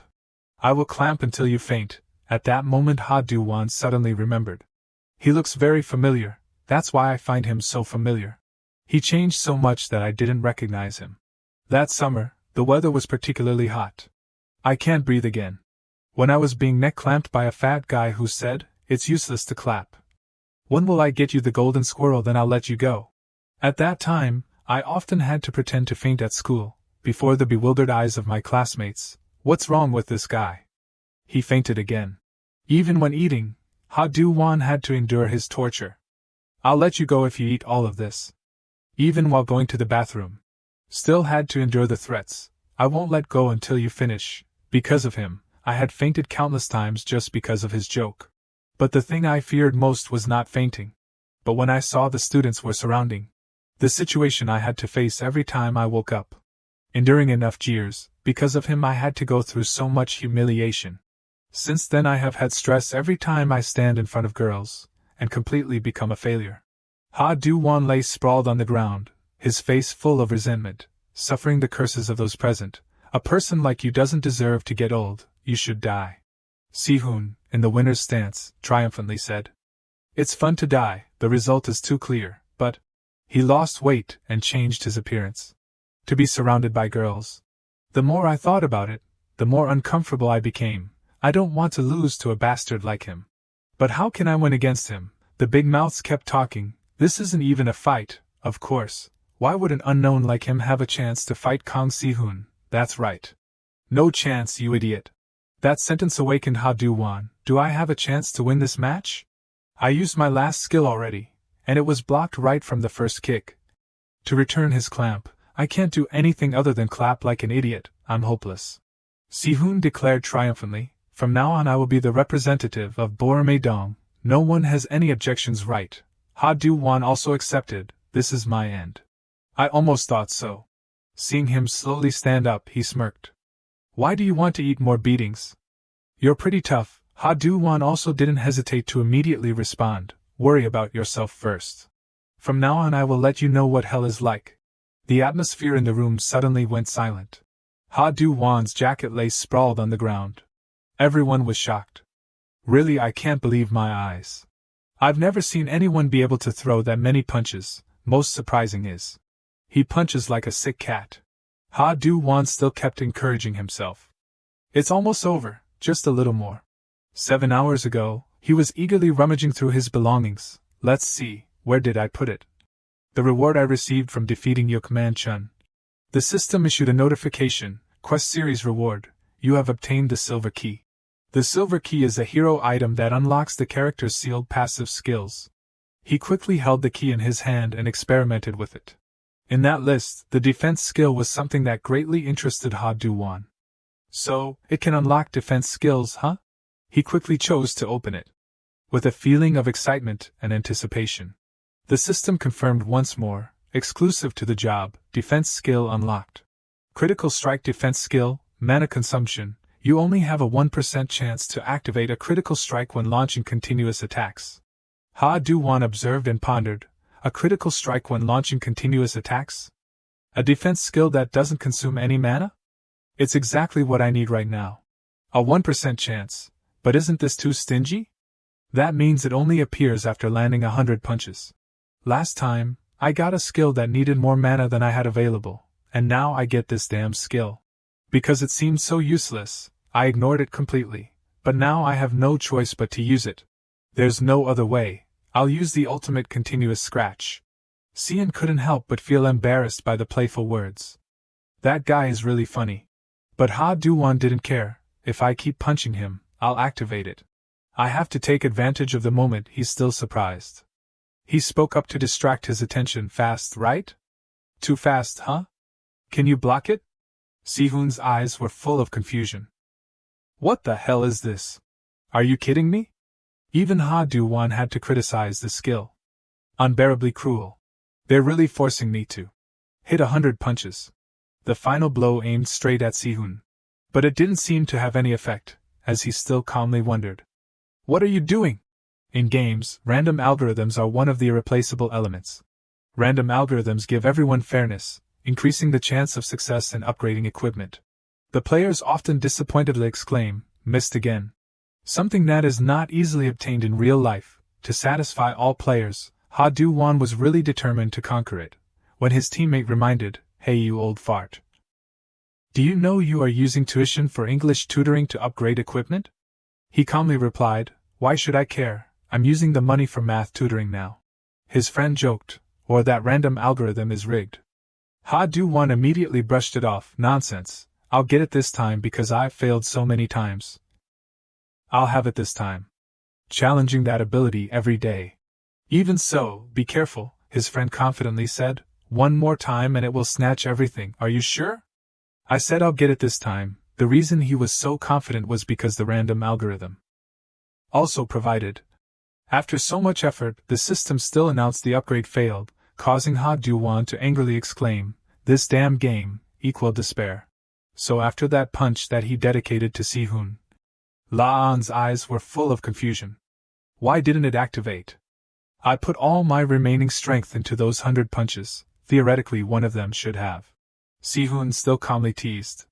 What are you trying to do with those weak punches? If you want to win a fight, you have to make a cruel move on. Ha Du-won, both pained and desperate, lay on the ground. Before his insult, I thought you were hiding something big, but it turned out to be just a big mouth, even if you really planned it. To eliminate 130 kilograms of excess fat, I have had to train hard every day for the past few years. You can't cause even the smallest scratch on this body. Si-hoon suddenly stopped when he heard the weak voice. Right, you used to be. From middle school, you used to be a pathetic piece of fat garbage. That sentence made him wonder. Do you know me? Who the hell are you? Ha Du-won's tone was full of resentment. Of course you don't remember. Too typical of bullies like you. The victims have to bear that pain forever. But for you guys, those things are just like the wind. Seeing Si-hoon's hesitant attitude, he suddenly stopped. I spoke too much. As he approached, he said, what did I ever do to you? I really don't remember. And Ha Du-won, with a flustered face, said loudly, don't come near me. Stay away from me. Si-hoon quickly grabbed his leg and said provocatively, or what? Then shook him strongly and warned, aren't you the same way? You don't remember all the toys you played with as a kid clearly, do you? Xian hurried to speak. Ha Du-wan. Immediately someone cut him off. Give up. Ha Noon-sung, representative of Silim Dong Rep, continued to say. Continuing like this is just a waste of time. The winner and the loser are clear already. In his heart, Ha Du-wan blamed himself. I was really an idiot to put my hope in that damn 1%. There's no way I can win against that monster. Si-hoon looked quite satisfied. My shoulders are too tired from just fighting for a while, causing him to be even more discouraged. There's no way to win against him. But if I give up now, I'll be beaten to a pulp by all these guys. How can I escape this situation? Eun-sung emphasized again. The match is over. Ha Du-wan still tried to get up and said loudly, not yet. It's not over yet. Si-hoon lost patience and shouted. You're really stubborn, do you still want to eat more beatings? Xian at this time also felt sorry. He's already been beaten to a pulp like that and he's still trying? Ha Du-wan's eyes were full of determination. Slowly standing up, not forgetting to remind himself, I must get out of this place. Try to distract him a bit. Speaking of which, back in middle school, you and I were very close. Flight is the best policy, this is the only way I can do it, never mind the bullying council or whatever. Si-hoon asked in surprise, why are you suddenly talking about that? Didn't you just call me a piece of fat garbage just now? Hearing this, he suddenly had an idea. I'll ask my mom to move to a deserted island, but to do that, I need to find a way to get out of here first. Ha Du-wan tried to stay calm and happily continued, close friends will occasionally tease each other a word or two, right? Realizing that the opportunity had arrived. This is the time, he prepared to run away. He suddenly discovered that he was caught on his shirt on the ground. Ha Du-wan blamed himself. Why did I take off my shirt, oh me, then tried to cling on as he fell towards Si-hoon. An accidental touch hit him, immediately causing Si-hoon to be thrown away. His entire body strongly collided with the door, then fell sprawling on the ground. People buzzed with discussion. Did you see that kick? What the hell was that? Kang Si-hoon just flew. Xian was also shocked, speechless. The gossips quickly turned their faces. Really sick, what just happened? Damn it, I knew it was like this. Condensing chi into the palm and pushing it to the opponent's body, the attack can destroy all the opponent's bones and internal organs in an instant. Emperor Long flaming iron hand, Ha Du-wan heard that and almost laughed. It's not, you crazy idiot. The system quickly announced, you have used a critical strike, causing Ha Du-wan to be extremely happy. I finally activated it. Right in the middle of his chest. I wasn't expecting much because it's just a defense move, but I didn't expect it to be so strong. So I won the match. Before he could be too complacent, he realized that Si-hoon was slowly standing up. You were pretending to be weak all this time, even though you're this strong? Are you kidding me? Kill me, I will kill you. That decisiveness made Ha Du-wan extremely confused. Why is he even more energetic after being hit? The gossips laughed again. Look at that guy shaking like a leaf, that guy is done for. Something's wrong. He's smiling. Despair is equally distributed to everyone. Almost every player has had to experience it. Even so, I keep trying. Seeing Ha Du-wan's unfocused eyes, his friend next to him was worried. Hey, are you okay? Did you get too shocked and ascend? Let's go home, don't try to get blood from a stone anymore, give up. He still didn't have the slightest movement. Because the world has reported, Holy Emperor successfully upgraded to level 25, someone did it this way. Success exists little by little. Witnessing the existence of success made Ha Du-wan hope. Look, someone did it, then I have the ability to do it right. I still have the tuition for literary language. Despair turned into hope. For that reason, all players in the world put all hope in random algorithms. The male lead ran and shouted. One more hit on the chest. Kang Si-hoon was now in a defensive position. He exclaimed, I won't fall twice in the same place. Suddenly a fist reached out in front of his eyes, directly stunning him. Length 6.1 meters, mass up to 1,900 kilograms, nearly 85% of the body mass is muscle, the most brutal carnivore of the ocean. Killer shark if you. Like two boys playing between the seashore. I think we're swimming a little too far from the shore. What's wrong? Are you scared already, SR? Then both accidentally encountered it at sea. Just kick it in the nose. No matter how strong many creatures are, The nose is always their weakness. And so are humans, no matter how much they train their bodies to be strong, they still can't forge their noses. Just a fist from a bad boy straight into the middle of the nose. Then that's also a critical strike. Ha Du-won punched hard at the opponent's nose and shouted, "It's a lie, you idiot." The boy, hit in a vulnerable spot, painfully hugged his nose. The male lead still told himself that he needed another finishing blow after the last attack. His hand was already bruised. He cursed one word and said, "Damn it, not enough, no way, I'm betting on that." 1% again. On the other side, streams of blood poured down onto the ground. Kang Si-hoon cried out miserably. "Dog, kill you. I will kill." Before he could finish speaking, a hand quietly wrapped around him. Ha Du-won squeezed his hand and threatened. "Shut up. You're the one who has to die," said, and he used his hand to hook up the opponent's nose. He continued to taunt, "Lose. I won't let go until you give in." The man, in great pain, could only choke out the words, "You bastard."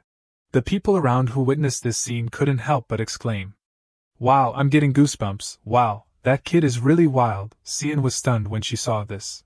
She asked herself what she was seeing. Kang Si-hoon was beaten to tears. He tried very hard to say Tao.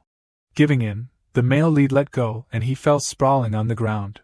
He stood to one side, breathing heavily. "He said he did it?" After the battle, Ha Du-won finally said he. Right at this moment the wire on the other side was broken and was being stuck in the water. The male lead still didn't know a fire was flickering behind him. He excitedly said, "One." When he turned to look, his face showed fear. The youths who saw this discussed excitedly. "Wow, it suddenly caught fire. Wow, it looks so awesome. How did he create that effect?" "That fire, you idiots, run quickly. Damn it, the elevator won't open, you guys." Ha Du-won looked at the crowd rushing away with a dazed face. What's going on? Last time at the karaoke bar, the police raided. Currently the people are taking turns saying to run the stairs and make the male lead trapped in the middle to shout in fear. I'm being pushed away and now there is a fire. After a chase, everyone was outside on the street. Ha Du-won thought he almost died. He gasped and said, "Please let me breathe," but luckily I got out safely. Suddenly a voice rang around. "Oh, I can't see Senior Sian anywhere. Maybe she's still trapped up there." "No way that's possible. She still has to carry Kang Si-hoon. They also came from Bormei-dong." Ha Noon-sung thought quietly, silently observing the scenery around. The stairs inside the building earlier. Ha Du-won hurriedly ran upstairs. In his heart he thought if there was a fire, he had to run away immediately. What is she still doing up there? Damn it, why did I come back? I don't even know who she is, I only know her name. An image of that girl suddenly appeared in his mind. A person who is not even important to me. Even so, he and Sian have also walked around the street together. The girl once asked him, "Didn't you promise to spend the whole day with me?" Keeping wandering in his thoughts, after a while he arrived. The boy opened the door and called out, "Sian." "I came too." Suddenly he couldn't speak when he saw someone had arrived before him and helped the girl put out the fire earlier. The source of the fire was gone. The man asked softly, "What are you here for?" Ha Du-won blankly replied, "To ask if I can go home." Yet on the outside he looked calm, but his inner self was extremely humiliated. He thought, there's not even a hole to crawl into. In the desolate late night, the man, while supporting Kang Si-hoon, said, "Because there was a fire, the meeting will be postponed indefinitely. Details about the next meeting will be announced later." Dear new representative of Bormei-dong, Senior Ha Du-won. Hearing these words, the male lead realized that he had become a part of the bullies. I must be dreaming. A moment later, the boy and Sian went out for a walk. Suddenly the girl spoke up. "I know this sounds selfish.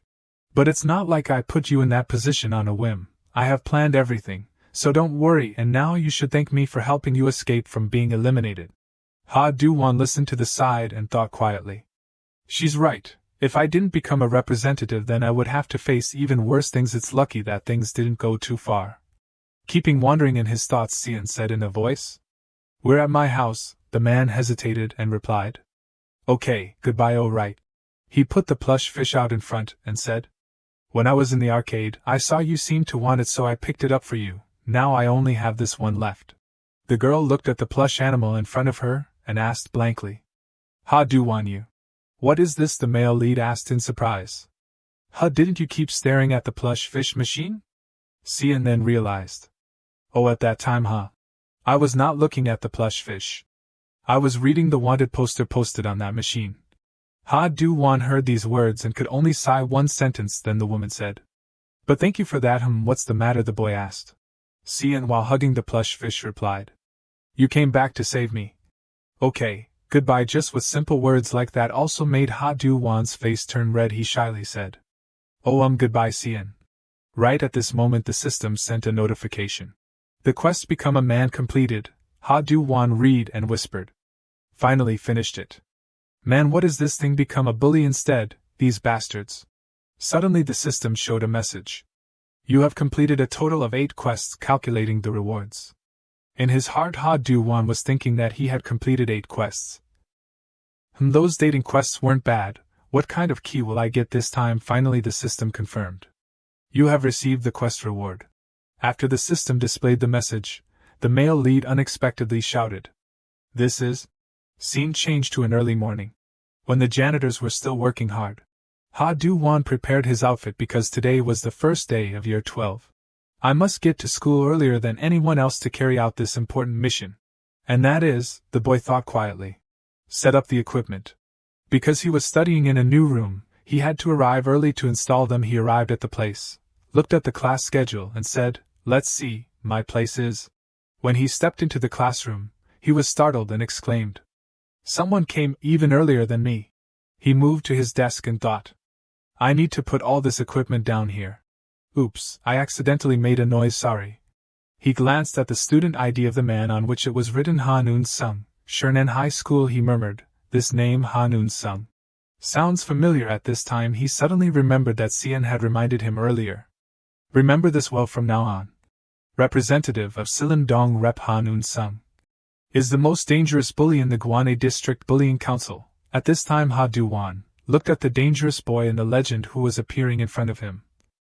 He was so scared he was shaking. Suddenly Eun-sung asked, "Is that you? Don't be afraid, now you're also one of the representatives." Although the man had reassured him, Ha Du-won still thought that, so no matter what happens. Suddenly the man said, "But on second thought, handling you right here is still the best idea." Realizing this situation, Ha Du-won was still conscious enough to realize that he should not get involved with him.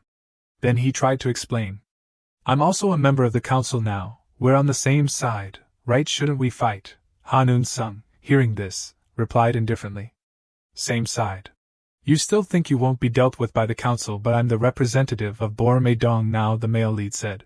The boy replied coldly that members of the council are allowed to clash with each other. There is such a law.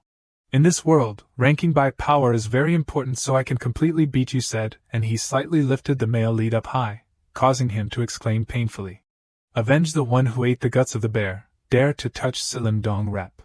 Just when Ha Du-won thought that he was about to die, the boy in front suddenly spared him and said that, "Actually, I don't really care about that. Saying like him is also right, we are on the same side." Ha Du-won, after hearing these words, could not believe his ears. Immediately after that, Ha Noon-sung, while heading towards the door, said, "I will tell the kids, so you can rest assured from now on there will not be any members of Sillim-dong Rep who will touch you again," said, and he turned away. A moment later the group of students started to step into the class and talked lively. Han Du-won leaned back on his chair and sighed with relief. He thought that it was just the first day of year 2 and he almost peed his pants. Right at this moment he suddenly realized that the name Ha Noon-sung is not in my class. What the hell is he doing waiting for me here? He glanced at the scene and thought. But it's not just that. During the break of the second period, the group of friends in the class were still not moving. They were still playing happily with each other. Ha Du-won, seeing this, wondered why. The same during the break of the third period. Finally, why? At lunchtime, the male lead was still sitting there blankly. He wondered, no one told me to play games at all, right? There has never been anything like this happening before, but the most strange thing is, the friends in the class were actually playing with each other. The classroom was too peaceful.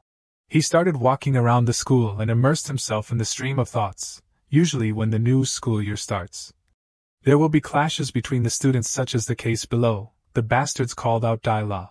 This pig drew Miko on the table again, Kakaka. Right at this time the bullies will gather to bully the weakest person and threaten other students in the class roughly, like we will turn you guys exactly like him at any time, just like the case of these bullies mocking your year is over. Ha Du-won looked at the chaotic scene inside each classroom, then suddenly, A bang came from behind, making him freeze on the spot. A person who was thrown out of the classroom was painfully curled up. The male lead witnessed this scene and thought that in the event of someone competing, they will use violence to solve it and take the authority. Now Won-suk is the king of class 4. In the classroom the bullies, after beating people, still laughed mockingly while, "You didn't die, you idiot, what are you looking at, you dogs?" Hanun Sung Do-won thought that everyone was trying to become a king. Schools in this era apply the law of big fish eat small fish and natural selection. This is the wild world. The boy just stepped into the men's restroom. Then sighed one sentence, "Oh God, those cruel guys." Suddenly someone called out the name Ha Do-won. Looked at the man in front. The male lead exclaimed unexpectedly, "Shin Jae-min." He remembered that he had fought with Jae-min last time and thought, "I'm going crazy, I forgot he was also at this school. He must be looking for me because of the thing at the karaoke." At this time the boy suddenly shouted Ha Do-won, making him scared senseless. Suddenly Jae-min stepped forward to hold Ha Do-won's hand and said warmly, "Congratulations to you. I heard you have become the representative of Bormae-dong. Hey Ha Do-won, you're close with Eun-sung, right, as close as you are with me?" Looked at the man's excited look. The male lead couldn't help but wonder what's wrong with this crazy guy suddenly. Then he asked, "Why is your attitude different from that time?" Jae-min, hearing this, avoided answering. "Oh God, I'm too careless. It's time for self-study now." The boy, hearing this, directly exposed, "What's the hand? There's no clock." The man replied, "I'm going first. Tell Eun-sung I said hi," said, and he ran away quickly, leaving the male lead stunned and wondered did he hit his head on something. When the male lead returned to the classroom, the scene was still as peaceful as ever. He sat still in one place and put on an unwilling look. Really, no one touched me. Looking at Shin Jae-min's attitude can be understood. Hanun Sung's words are true. Having a peaceful life at school like this is what I have wanted for a long time. Finally, he concluded, now I don't need these things anymore. In this situation, I should be crying with happiness, but why do I feel restless? At first, I thought the quests would make me fight with the bullies, but recalled the moment the man solemnly said new representative of Bormae-dong Ha Do-won. He just realized that in the end it turned him into an official of the council. What is the real purpose of this system? Is it using me to do something? Or is it because I'm overthinking? Probably just because it saw my life was too miserable, so it threw this over. A sweet voice said suddenly, making the boy surprised. "You're not playing games today, huh?" A girl brought a gift box to Ha Do-won and asked softly, "Do you want to eat this?" At this time he also thought that God saw he was too pathetic, so he brought a gift box, right? The male lead received the gift and shyly asked, "Ju Arin, what are you here for?" "This is probably I was worried since I didn't thank you last time, and it's not anything special. I just wanted to thank you," the girl interrupted. Ha Do-won opened the gift excitedly. In his heart he was extremely happy and thought, "I'm going crazy, I'm getting a gift from Ju Arin, this isn't a dream, right?" The thing inside the box, which seemed to be chocolate, turned out to be this slimy octopus. The boy, after seeing it, was stunned and cried out. He wondered, "Is that really a gift?" Ju Arin, the woman in front of him, quickly replied, "Yes, you were very seriously injured that day. I heard that live octopus is very good for recovery, so I brought it." Ha Do-won tremblingly took the gift box. On the outside he pretended to be indifferent and said, "So that's how it is. Looking closely, I see its heart is still beating." "Really? Then that's great," Ju Arin replied. "Eat quickly, Ha Do-won. People say eating it while it's still alive is the best." Hearing the girl's innocent words made the male lead even more surprised and asked, "Now, always?" Suddenly a voice interrupted the conversation of the two people. "Hey, play the game for me," said, and the boy turned away coldly. Ju Arin, seeing this, asked curiously, "Your friend?" Ha Do-won subconsciously looked at the back of the student from earlier and replied no. At the same time in the dark room, the crowd was discussing animatedly. He shook hands with other people. "That's really strange." Eun-sung had never seen him do that before. The man, after hearing this, gently asked one question. "Are you curious? This boy is Kim Ki-jin, a second-year student of Silim-dong Rep." After looking at the photo, he replied, "No, he also has his own thoughts." Eun-sung fumbled with the photos in his hand and said, "I was wondering how he would act if he was threatened in a one-on-one situation. But instead of attacking or defending, he just curled up." Ki-jin, after hearing this, replied, "Then there are two cases. One is that he resigns himself to fate, and the other is that he pretends to make you forget your guard." The man in front opposed that. opinion and said that both are not the case. Clearly his whole body was shaking with fear. His eyes, he tried his best to stare at something. The boy gave his thoughts. If it's what you say, then his recklessness is probably not that simple. Yes, I can feel that, war president, but there is something very special about Ha Du-won. Eun-sung continued. Ki-jin continued to ask the question. So is it because of that special thing that you shook hands with him? The boy sat cross-legged on the chair on the other side and said plainly. It's not that you said you weren't curious. First know that, compared to listening to me tell directly, facing him will be more interesting. On the other hand, in the male leads class, suddenly he stood up despite Ju Ah-rin calling his name Ha Du-won. He clenched his hand and thought.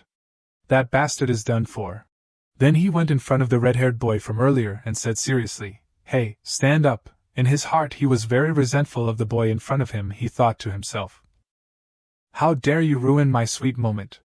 On the other side, the tattooed boy suddenly spoke. But class 3 is quiet today, huh? Eun-sung held out the photo and said. It must be because of this guy, right? The man, after hearing this, smiled and said. Ah, that crazy So Song-woo, he's also in class 3, huh? So he's in the same class as Ha Du-won, this according to your words, Eun-sung. So we have a good show to watch. Back to the male lead's classroom, he held out his phone in front and acted tough. Didn't you hear what Han Eun-sung said? I'm Ha Du-won. A not-so-strong person like him was acting tough like that. Because he thought, I can't let Aten see my embarrassing look. If you want to play games, then go play them yourself, you dog, if you don't want to get beaten. Have you heard what Eun-sung said? Ha Du-won said while relying on the fact that the Silim Dong reps would not dare to touch him. At this time So Song-woo, a second-year student of the Gwandae District Bullying Council, suddenly spoke. Hey you! What are you barking about? The boy from the Bangcheon-dong gang said unhappily. Hearing the call, hey you! Song-woo immediately looked up with angry eyes. What did you just say? Ha Du-won then tried to stay calm and said loudly. Don't you have hands or a face? Why should I play games for you?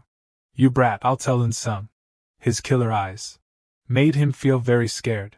Then Song-woo suddenly changed his attitude. Happily took back the phone. Sorry. I heard I could ask you to grind games for me. I didn't expect you to hate that so much. Ha Du-won also immediately retorted. Of course I hate having to grind games for other people. I'll let you off this time, do you hear clearly? At this time he could finally breathe a sigh of relief. I was worried for nothing. In the future I have to show Ju Ah-rin the masculine side of this Ha Du-won more often.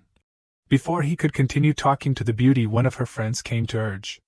Why do you keep running around to other classes? Quickly, this time we have to get a seat first. Making Ha Du-won feel a little regretful. The loudspeaker rang again. Students of Year 2 pay attention, it's time for Year 2 lunch. He suddenly stopped. Wait, if I go now, maybe I will get to sit with Ju Ah-rin, right? And now the two of us are closer now. If I go find her, Ha Du-won was happily calculating. Then someone grabbed his hand. His surprised eyes when he discovered. A boy just pulled his hand and said. Ha Du-won, wait a minute. Ha Du-won blankly asked back. You are. At this time, the school cafeteria was very lively with laughter and talk. Song-woo was also striding closer. Then slowly entered the dining room like other students. Unfortunately, he bumped into the back of another person. That strong male student immediately spoke to remind. Hey, you're a second year, right? I'm a third year, so please let us eat first. Those second year students in front of us third year eat too much, and there's no part for you guys, then please sympathize. Aloe, where are you? I blocked the entrance already, so come here quickly. The teacher is managing the students who are eating, so we can just cut the line. Ha Du-won was still busy asking the friend he just met. What do you mean, Jihan? What are you doing in my class? That person still insisted that. I'm also in the same grade 3 as you. I sit right next to you. Anyway, what you did is very dangerous. From now on you have to be more careful. That warning made Ha Du-won ask back in confusion. Careful about what? Then about what you just did in front of Sung-gu. Have you not heard of Sung-gu? Ha Du-won slightly shook his head. I don't know much about this school. From year 1 until now I've only been focused on playing games. But what's wrong with him? Looking over, he also doesn't seem like a bad kid. Sung-gu is not like other bullies. He will not move his hands on other people without reason. He also doesn't care about class rankings.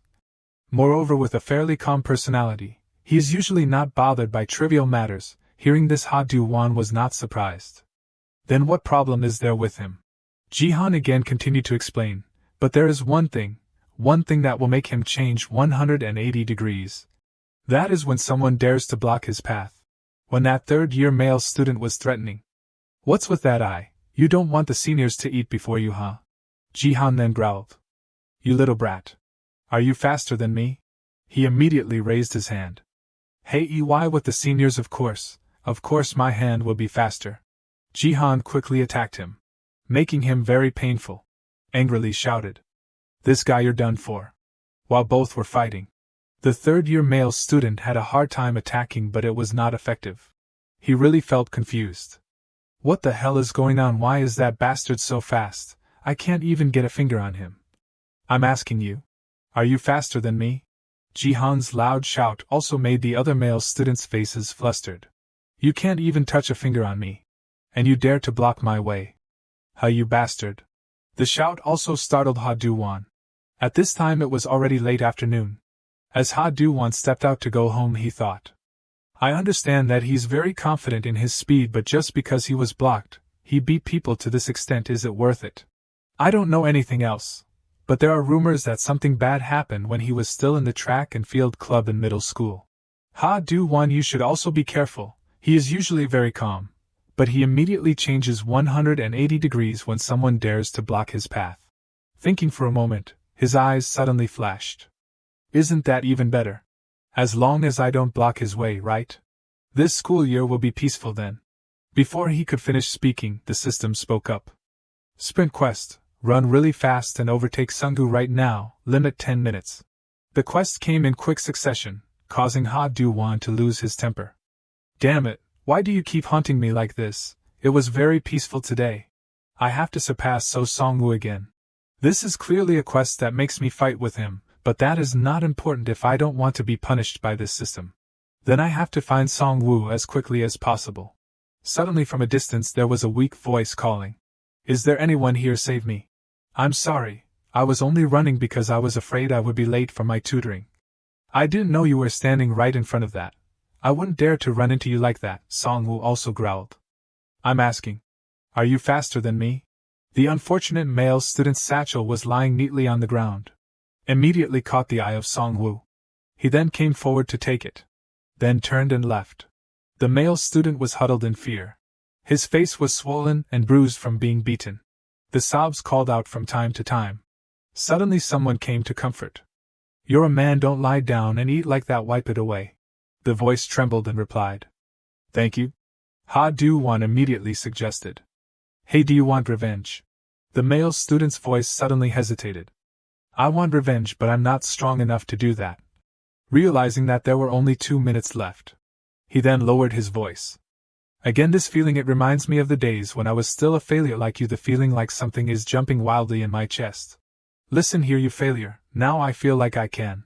From today on, he will not be allowed to act arrogantly like this anymore. Because I will let him know what etiquette is. On 6 days ago. After receiving the greeting. Then go carefully. Ha Du-won also nodded and said goodbye. Go carefully, Sien. He was breathing a sigh of relief. Now it's really over. Unexpectedly the system announced the quest. Boy, be a perfect man. This information made Ha Du-won very angry. What man, you turned me into a bully, you damn system. It also sweetly comforted. You have completed a total of 8 quests, calculating the bonus points. Quest reward. His eyes were full of shock. This is quest completion reward. You get a bunch of keys. Ha Du-won still couldn't help but wonder about the benefits that this gift brought. I'm going crazy, a bunch. Is that also okay, although the quest series is really long? 1 gold key and 4 bronze keys. Should I use it starting from the gold key? The system also didn't forget to warn. Note that when using the bunch of keys, you must use all 4 keys consecutively. After using the first key without using the remaining keys, then the item will be destroyed. He then angrily retorted. I was going to use all 4 keys without you saying it. There's no need to be stingy with good goods. Wait, using the gold key will open a random skill. The system also gave some suggestions including HP, attack power, MP, mental strength, speed, defense power and attack power. A part of the selected ability will increase permanently. Unlike the gold key, With the bronze key the player can choose the skill themselves. While he was still quite like himself, the system quickly urged, "Please select one of the above-mentioned abilities. You can use the bronze key to open the skill you want. So that means I can enhance the ability that is suitable for the opponent's characteristics in the next match." Ha-Du-Wan's reason was still constantly fighting. "Calm down that right hand, let's save it for a little longer. Until the next quest appears, time remaining 2 minutes. I'm going crazy, that guy's weakness would know. That's a pity." The street was peaceful. Suddenly became chaotic by his hasty footsteps. Ha-Du-Wan at this time was exhausted. "My heart is breaking, time is running out. Open the skill panel, I have to quickly use the key in a deserted place like this. Starting from the gold key, please give something useful. Poke into the gap, mana needed 20, technique to attack with superhuman speed at the opponent's gap. That's good, it's a skill that needs little mana. I can avoid unfortunate situations such as skills that can only be used correctly once as before, but I'm busy and I'm still missing a lot of mana. Use a bronze key to open the mana point. Unlock the ability, MP increased by 100. Next hurry, what should I open with the remaining 3 keys? Think about it." He stands out from the track and field club. Looking at the way he fights you can see that he has the standard speed. Then these remaining 3 keys, I will put all of them in here. The sky was also quite late at this time. The last bus also rushed to roll away. A female student was chasing and shouting, "Bus," because I couldn't control the speed a collision occurred. She immediately ran away, not forgetting to say, "I'm sorry." The person who was just hit was none other than Song-woo. That female student breathed a sigh of relief when she just caught up with the bus. I lived. Thank you, driver." When Song-woo was intending to attack the girl, luckily Ha-Du-Wan appeared and stopped it in time. The run at full speed quest completed. Hearing him say with a provocative attitude, "Hit right. Can I ask? Can you accept my apology?" The system immediately switched, transferred to the all-out quest to decide the winner and loser, defeat the monster. So Song-woo, this situation was really not beyond my expectations. If it is a battle that cannot be avoided, poke into the gap. This is the first to take action wins. Great, he was hit. At this time Song-woo seemed to have lost all his composure and shouted, "You bastard." That shout made Ha-Du-Wan scared, so he ran away desperately. First have to distract him and then use the technique to hit again from behind. At this time it seemed that Song-woo was also about to catch up with Ha-Du-Wan. It had only been a moment, and he had already caught up with me. He quickly loosened the bag strap, causing him to lose his balance, making the distance between the two people further by a section. Unfortunately, Ha-Du-Wan suddenly knelt down on the ground, had already taken my skill and still could move immediately. Is it because the skill poke into the gap consumes less mana, but in return the destructive effect is weak? Sung-woo also lost all his composure and called out, "Hey bastard, you thought faster." He hadn't finished speaking when he used the skill poke into the gap 3 times in a row. "I just need to use it many times is enough." Thinking in his stomach, Ha-Du-Wan confidently affirmed, "But my punch is very fast, too great, it feels like I have become a professional assassin. But this guy is not as strong as I thought. If it is this size, then it is worth a try." Song-woo began to decide to take off the backpack. "You're really driving me crazy." Ha-Du-Wan suddenly stopped with the thought in his heart, that crazy guy, what on earth did he put into the backpack? At this time he was still full of fighting spirit. Unfortunately, he was lifted up by Song-woo. He also said loudly, "Repeat it again." Ha-Du-Wan in a miserable state also had the mood to wonder. What is it, you bastard?" He was even faster than before. It turned out that it was because of that heavy backpack that he was slow. Song-woo emphasized again, "I said repeat it again, you bastard." Just with one of his fists he had enough strength to toss him away. Spinning, those were continuous tumbling phases, making his face flustered. "Have to admit that he is too strong."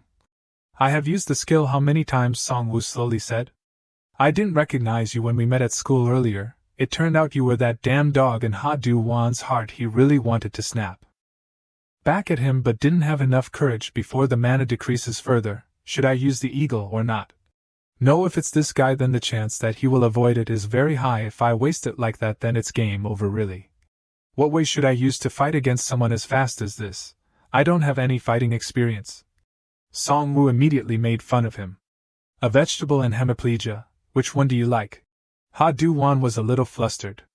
If it continues like this, then it's too dangerous. I don't know if that thing will be useful. He rushed over and shouted.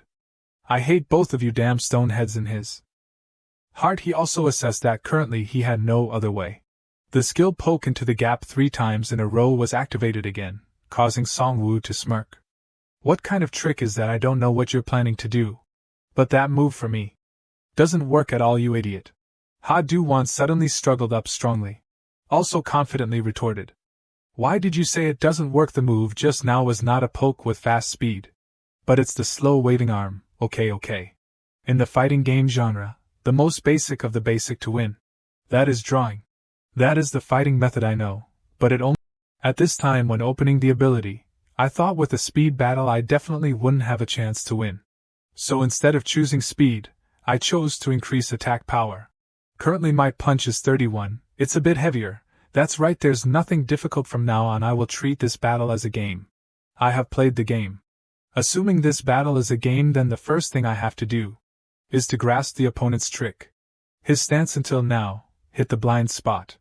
As soon as you avoid the attack from behind, you must quickly attack with a punch immediately.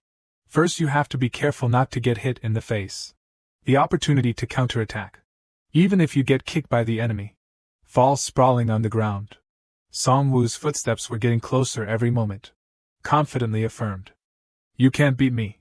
That's right, he is a person in the track and field team. Compared to a punch, his legs are his strength. Should also hit the forehead, but hitting the face was almost all over. The longer the argument lasts, the more disadvantaged I am. So Ha Du-won quickly chose to provoke.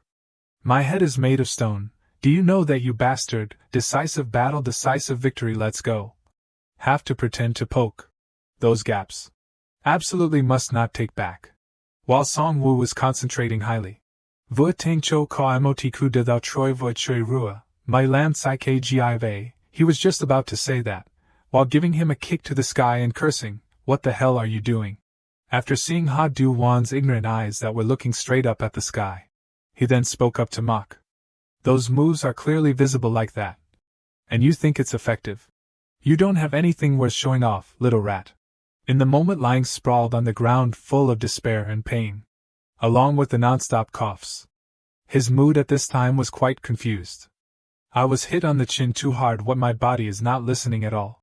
Have to quickly do something, have to find it. Ha Du-won immediately looked up the system, state window, hit the blind spot skill window, his method of attack already. His stamina is exhausted, HP and MP only recover when I sleep. So I have to find another way to win with the remaining MP, only 2 hits into the blind spot left. To hit the blind spot, Lorem Mana needs to use 20 techniques attack with fast speed in order to hit the opponent's gap. Wait, what is this? What is this? Song-woo again continued to shout. A sky kick or something. He started to build momentum. Then swung his leg hard to kick Ha Du-won. Just a second later, Song-woo was holding his leg and complaining. The heel hurts too much. Ha Du-won's face was delighted when he realized he succeeded. Unlike the eagle landing that is recorded to explain that it defeats the opponent with the leg, then hitting the blind spot can be completely replaced by other parts. It turns out that this skill is not only the fingers that can attack. Now there is only one use of the skill left. My chance to win, I thought of it. To carry out that, first you have to cover the view, then make a decision. Just when he had that thought, Ha Du-won then approached Song-woo. Then grabbed his collar. To be able to defeat him as quickly as possible. But the truth was not as desired. Ha Du-won just raised his punch. Then unexpectedly was grabbed by Song-woo and countered. He continued to point his leg towards him, causing Ha Du-won to hit the fence because he avoided the kick. Seeing the pieces of the wall falling on the ground, Song-woo quickly picked it up and said loudly, "If I knew, I would have played like this from the beginning." A part of the memory about the track race was reproduced. When his will was full of determination, I have to be the fastest, when the referee announced the next is the 100-meter race of male students of the junior high school. Tell himself to win the number 1 position by any means, and in the end, although he received a medal from the organizing committee, he could not do that and reluctantly stood in the number 2 position. The feeling of disappointment and anger made Song-woo clench the cup in his hand. After returning to the room, the screams and curses began to ring. "Why did you let that kid steal the number 1 position? I had to endure my dad beating me all night. When he was young, Dad had never missed the number 1 position, so unable to restrain his anger, he continued to curse. I told you not to be number 2, you have to be number 1. Without number 1 it has no meaning. Dad used to be a promising athlete. After being in a traffic accident, his legs had sequelae, so he used this weakness to torment himself. You look down on my dad's legs. If it wasn't for that accident, the doctor said that there was no other way but to leave the track team. He looked at his pile of medals and said, remember Song-woo, you have to continue the dream that your dad hasn't been able to achieve. In the next competition, absolutely don't let me down. To meet the expectations of such a father, I struggled miserably every day. After training from the track and field team, I ran all night until I wanted to vomit everything out. My pocket was always full of sand. I tried my best like that, but nothing changed. That number 1 position is too high for me. Just give up. Every time I had such a thought, Dad's words would ring again, if it wasn't for that accident. At that moment, I suddenly thought of a way. In the late night, he arranged to meet the person who was ranked number 1. He said with a smug tone, Song-woo, what's the matter? What did you call me out here for? No matter what there is to say. Song-woo immediately turned around to beat the person who defeated him to a pulp, with the thought, those who are faster than me, those who surpass me. Just need to destroy them is enough, so I am the fastest. Therefore, while fighting with Ha Du-won, he suddenly said in 2 voices, I have turned a bastard into a vegetable before. Because of that guy I was kicked out of the track and field team, abandoned by my dad. It's all because of that bastard. It's just a way to feel the touch, there's nothing wrong with it at all. So what will it be this time? He suddenly stopped for a moment because there was something moving on his head. One of the necessary elements to win in the game. That is the item. In his heart, Ha Du-won rejoiced. It's lucky to have brought it at the right time. When I pulled him at the bus stop, I left the live octopus in my hoodie. Because there was no reaction at all, I thought it had fallen somewhere. Song-woo then grabbed the octopus and threw it away because there was nothing special. Realizing that there was something flowing from the top of his head to the corner of his eyes, Song-woo hurriedly wiped it away. What is this? Ha Du-won calmly explained. You grab the octopus like that, of course ink will come out, you bastard. He had also completed the task of blocking the view. With only the remaining punch into the blind spot, if used in the usual way then the damage is quite low, can't win. So have to make sure to finish it in one go. Song-woo was really panicking and kept yelling. I can't see anything. Then he saw Ha Du-won hit his head hard on him. In that moment he said in his heart, thank you Ju-ah-rin. To get this victory I give to you. Song-woo was tossed away. Then fell sprawling on the ground. Then fainted immediately. At this time Ha Du-won breathed a sigh of relief. I told you already? My head is very hard. The system quickly announced. Strategic battle quest completed. Quest completion reward, you are granted the bunch of keys. Looking at the item falling on the ground, Ha Du-won was a little disappointed. It's the bunch of keys again. Is it the most difficult level this time? Will I get to the highest level? I'm really tired. Suddenly my stamina is about to run out. Is it decreasing? That time I also used up all my stamina and fainted. If I faint here, and what if that guy wakes up? I don't know what he will do to me. There must be a way. Thinking for a moment, he also decided to use a key to release his stamina. Very quickly it was effective. Unlock the ability stats. Your HP has increased by 500, total HP currently 501 out of 1500. Ha Du-won shouted happily. I lived, I really lived. This was also unavoidable. I have to use up all the remaining keys, then maybe it will be good. What? Of course I will use the gold key first. The dedicated skill has been unlocked. Active protection, mana needed to use 200, skill to swing a fist continuously to damage the opponent. I'm crazy, I'm really crazy. I've been waiting to receive this skill so long, finally got it. Although there is a disadvantage that it needs up to 200 mana to use this skill, the unlockable ability stat MP increases by 100, there's only one key left, use it to increase mana is enough. Now it's really over. Without this live octopus I would have been all over just now. I can't eat this, so I have to bring it home because this is something that Ju-ah-rin gave me. Naming it would be a bit, I'll call it Kyo-Salgo with it. But where did it fall? Ha Du-won was suddenly startled when he saw the cat was taking it away. He immediately chased after it, while calling out loudly Kyo-Sal. Chasing for a while, the sky was already dark. Looking at the portrait of the octopus, Ha Du-won could only sadly say, I'm sorry Ju-ah-rin. I'm sorry for not being able to protect Kyo-sao. The sound of the phone interrupted this emotional circuit. Ha Du-won quickly answered the phone. Yes, Mom, the other end of the line then continued. Son, how was the first day of year 2? That, I thought I was really dead already. Hearing her son say that, she still acted calmly. Well, you're very tired of studying these days, right? Mom also had such a time. Ha Du-won said with a spoiled voice. Mom goes on business all day like that. You must be very tired, right? Where are you right now? Right now I'm in the United Kingdom of Great Britain and Northern Iran. Ha Du-won suddenly startled when he realized. In that famous country, what does everyone call it in this world? Call it on, of course. Anyway, remember to eat well. Tomorrow is Dad's death anniversary. Do you remember? Hearing this, he suddenly felt choked up. Then gently continued. Yes, of course I remember, Mom. Ha Du-won also had a few words to say. Mom is too busy so I can't visit him, but son must visit for Mom. Okay, I know Mom, rest assured. Thank you, son. Well, Mom has work so I'm hanging up. Good luck, son. Looking at the picture taken together with his parents when he was young. At the shade resting place Ha-den-ho. The corner of his eyes suddenly became stinging. Ha Du-won tried to overcome the sadness and stretched out while saying loudly. Have to eat rice anyway. Why do I suddenly crave stir-fried octopus today? At the construction site. On a floor under construction, a voice came out. So in conclusion, Sunggu of ours is all riled up. Then argued with the Bormae-dong representative, in the end then. Couldn't argue, right? The one standing next to gently nodded. Yes, that's right, sir. DBA-si-chang, year 11 is the vice representative of Bangcheon-dong, continued to say. I seem to have said very clearly don't make a fuss there. That bastard So Song-woo. Do you know that if the representatives know about Bangcheon-dong and Bormae-dong then it will be troublesome?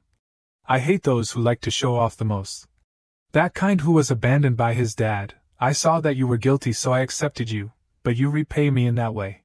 That blockhead, what is wrong again? Still regrets not being able to play the track and field sports. Or does he still linger with his dad? I hate those obsessive habits the most. I will resolve this matter. So that Ha Du-won or whatever it is you go drag him here to meet me. Still a morning going to school as every day. Ha Du-won was called out, which drew his attention. Song-woo didn't go to school today, huh? The friend at the desk below continued to say. Does he look like someone who will think about going to school? Is something the matter? He shook his head slightly. I don't know, or is he sick? Although he was very curious in his heart. Is it because I fought with him? The classmates again showed quite interesting. That crazy guy, I wish he wouldn't go to school again. That would be good. That's not going to happen. Ha Du-won suddenly felt a little remorseful. Anyway, so Song-woo had fainted. At least temporarily I can enjoy the life of going to school in peace, right? Another male student rushed in and called out loudly. Ha Du-won. There are some strange guys entering our school then making a fuss demanding to find you. What on earth did you cause? That male student had not finished speaking when he heard their voice. Found him. This is class 11-3, right? Aren't you answering? Want to get beaten? Don't want to? The male student was threatened by Aishak. His voice trembled. Yes, that's right. Ha Du-won was also on a roll, saying loudly. Who are they? Aishak recognized the target and approached gently. First time meeting you, Senior Ha Du-won. His friendly attitude made him unable to help but wonder. It's not his school, so why does he call me Senior? Could it be someone from the bullies? That thought made him stammer. Why are you looking for me? Why are they looking for me? What did I do wrong? Aishak looked at Ha Du-won earnestly.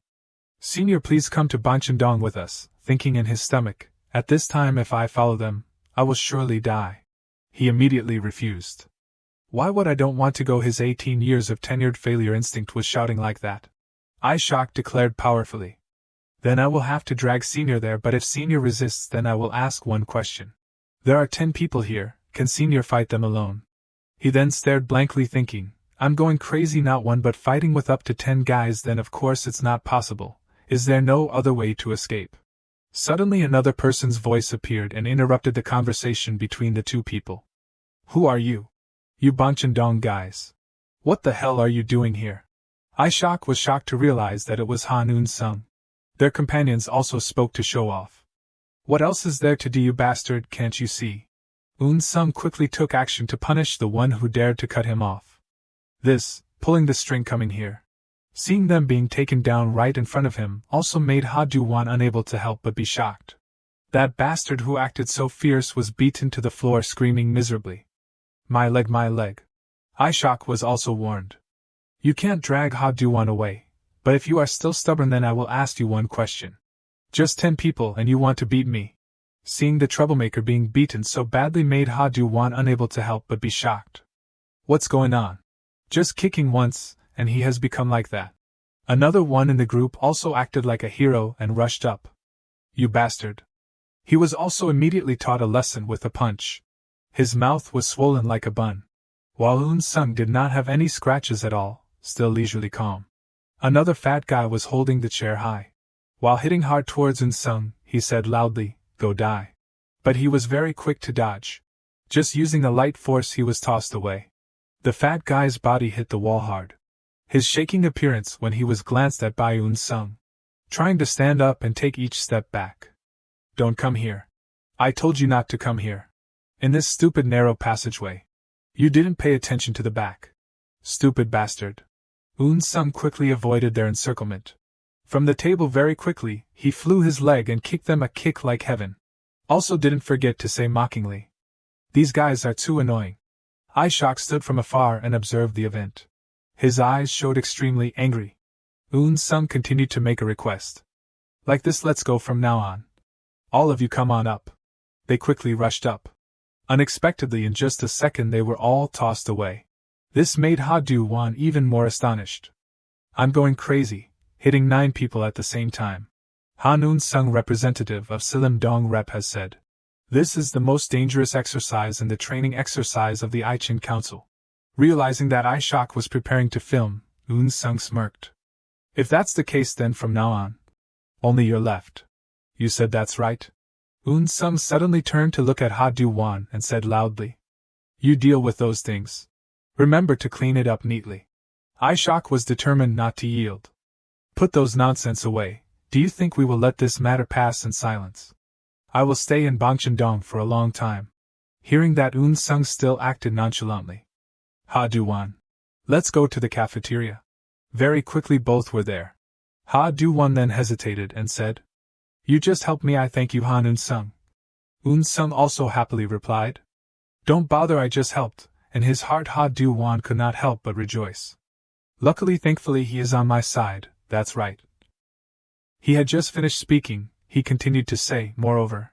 What is the reason? That question made Ha Du-won unable to help but be startled. Almost choked to death, he coughed and asked back. What is it? Such a lucky thing naturally fell to the point of becoming a representative of the Aichin Council. Not stopping there, say the reason that it is necessary to touch So Song-woo of Bangcheon-dong. Standing before his questioning, Ha Du-won still tried to remind himself to calmly reply. Saying it like that, I'll just answer randomly. I'm sure it's okay. Because I am a Aichin hunter, seems like not this one. Thinking about it, this guy is also a person of Aichin, is it not? Is he thinking I'm mocking him? I have to surrender quickly. Ha Du-won suddenly blanked when he saw Eun-sung was laughing. That's really interesting. What do it well? He immediately asked back. What is it? Because I don't know if those Bangcheon-dong guys will come again after that day, so I'm extremely tense, but each day passed. Fortunately nothing happened. Of course there was no quest either. It's been a long time since there has been such a peaceful weekend. Of course I have to go to the PC Bang for a game. Hearing the players complain. Oh my gosh, it's been so long since we started Tunfa and now you're still using that equipment. If you're going to play then you have to start properly. I use the money from the new year to recharge. Ha Du-won smiled slightly when he realized. I used to be like that. I'm really jealous of that equipment.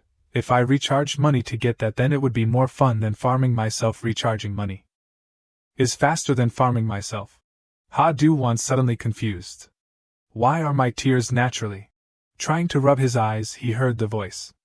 You ordered noodles, right? The girl exclaimed in surprise. Ha Du-won, you also responded in surprise.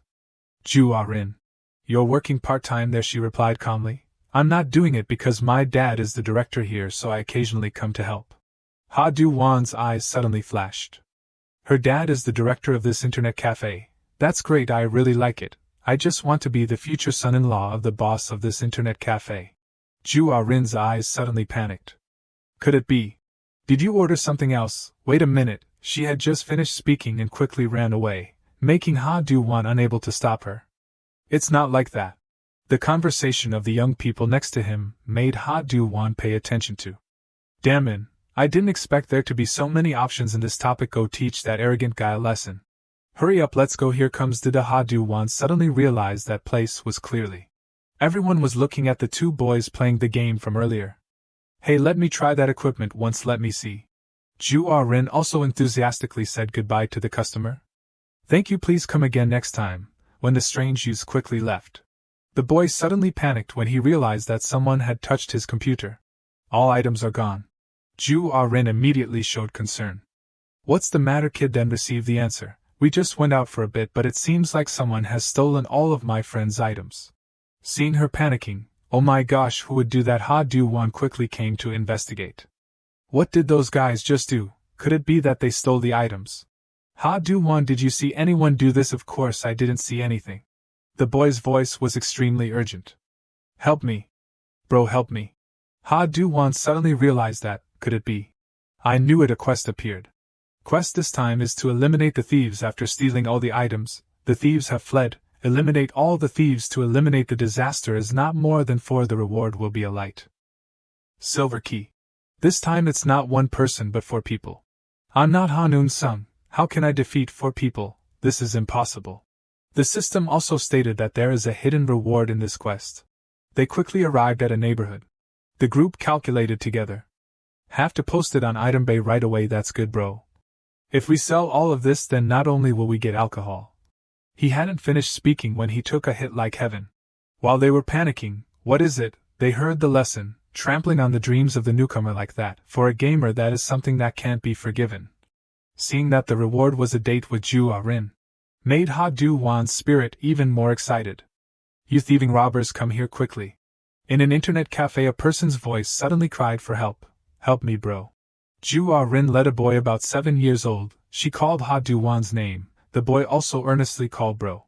The notification board showed an additional reward, that is a date with Ju Rin. Ha Du-won rubbed the little boy's head. Hey kid. Don't worry, just play one game and wait here. Before the noodles are all soggy, I'll come back, he said, and quickly put on his coat and left, leaving Ju Rin and 2 children. In a corner of the street, a person's voice was heard. What, this bastard? Charge quickly, you thieving robbers. That was Ha Du-won. He was taking action to save the day, a surprise success. If you don't charge. From the moment I took down one of them, everything is still the same from now on. What should I do? One person had already fallen. Unexpectedly, the one who just fell got up and grabbed his head. Damn it, really? He turned his face to look at Ha Du-won with a scary look. What? Even that guy wasn't taken down. Looking at him, he looks like a high school student. It's the first time I've seen a high school student be like that. At this time, Ha Du-won had shrunk back. Wait. Time for a meeting, he said, and quickly ran away. Those thieves, seeing that, chased after him. Hey, catch that guy. Don't let him escape. They chased Ha Du-won throughout the street. He saw Ha Du-won turn into a vacant alley and rejoiced. That's a dead end, you idiot. Caught him. He had chased into that alley. The result was not as expected. There was no one there. He was surprised. There's no one. Clearly this is a dead end. His companions behind also chased in. They asked him, that bastard is also not here. There's no one. Where did he disappear to? They began to suspect the barrel that was slightly opened across the street. Really can't see him. He's hiding really well, not leaving any traces at all. Tonight I have to eat boiled duck, really. He's so stupid. He smiled contemptuously, but he didn't know that Ha Du-won was waiting for him above. Hearing a sound, he then looked up. Thanks to his strength, Ha Du-won had passed them easily. The one from earlier was lying sprawling on the ground. The notification board showed that one thief had been defeated. Okay, this time I have knocked him down. Are you okay? What? Suddenly like that? That bastard probably isn't a normal high school student. They had started to panic. Ha Du-won started to be arrogant. You eyeless guys, didn't you look at who I am? Really boring. Too boring. These guys seem very scared of my kick just now. If you knew who I was, then right now you would regret what you have said and done. I am. If that's the case, then first. Yu Chin-kei, representative of Bomyaridong, just let these guys be scared. You think we are idiots? Where in this world is there a Yu Chin-kei? One of them rushed in. You will die with me not fooled. Ha Du-won threw a punch right at that guy's throat, penetrated the gap. He was pained, it was difficult to even cough. Compared to So-sung-gu, you are just a shrinking turtle. Okay, I am doing very well, just keep progressing little by little. They reassured each other. No need to be afraid of him, anyway he's only alone. Both of us charge up and then we can, he said, and those two charged up at the same time. You don't know, he started to show his moves. In the game, the number is not the most important. Ha Du-won took action, making those two unable to react. I am certain that it's okay, you guys are just stupid trash. I can handle these middle school students without problems. And more than anything, these damn guys, although less. But I'm just a useless guy without skills, just one mistake and my life is over. It's over, just like this, I just need to be like this a little more. Ha Du-won advanced towards them. Hey, why are you guys moving back towards the back? Damn it, it's because that guy keeps going back here. Calm down, I have an idea. I'll count to 3, then we'll all charge up, surround that guy. 1, 2, 3. When having to face a pile of trash, do you know what the most effective method is? He was puzzled and stared blankly. What have you been babbling on about now, you man? At this moment they had been cornered to the wall. Ha Du-won raised his fist and said, go hunting. Storm of fists, thousands of punches began to fall on them. Thief number of defeated 2, thief number of defeated 3. The notification board showed up continuously. All of them had been defeated by Ha Du-won. Having to fight with a different number has made Ha Du-won a little tired. What, like when fighting with So-sang-gu just now, like when I hit those guys just now. This is completely a feeling like I am playing a game. It's not good, it's too dangerous, I can't lose my humanity like that. Help, the shout came from one of them. I will never steal again, I will return everything that I have stolen. He unexpectedly heard a plea for help. So do I look like those bastards? Very much, Ha Du-won said. Return all the items from just now at the by 11 bang and apologize. Yes, of course. I'm not a man. And finally the remaining part of his humanity was not lost. Ha Du-won put on his jacket from earlier. But if I forgive you, yes?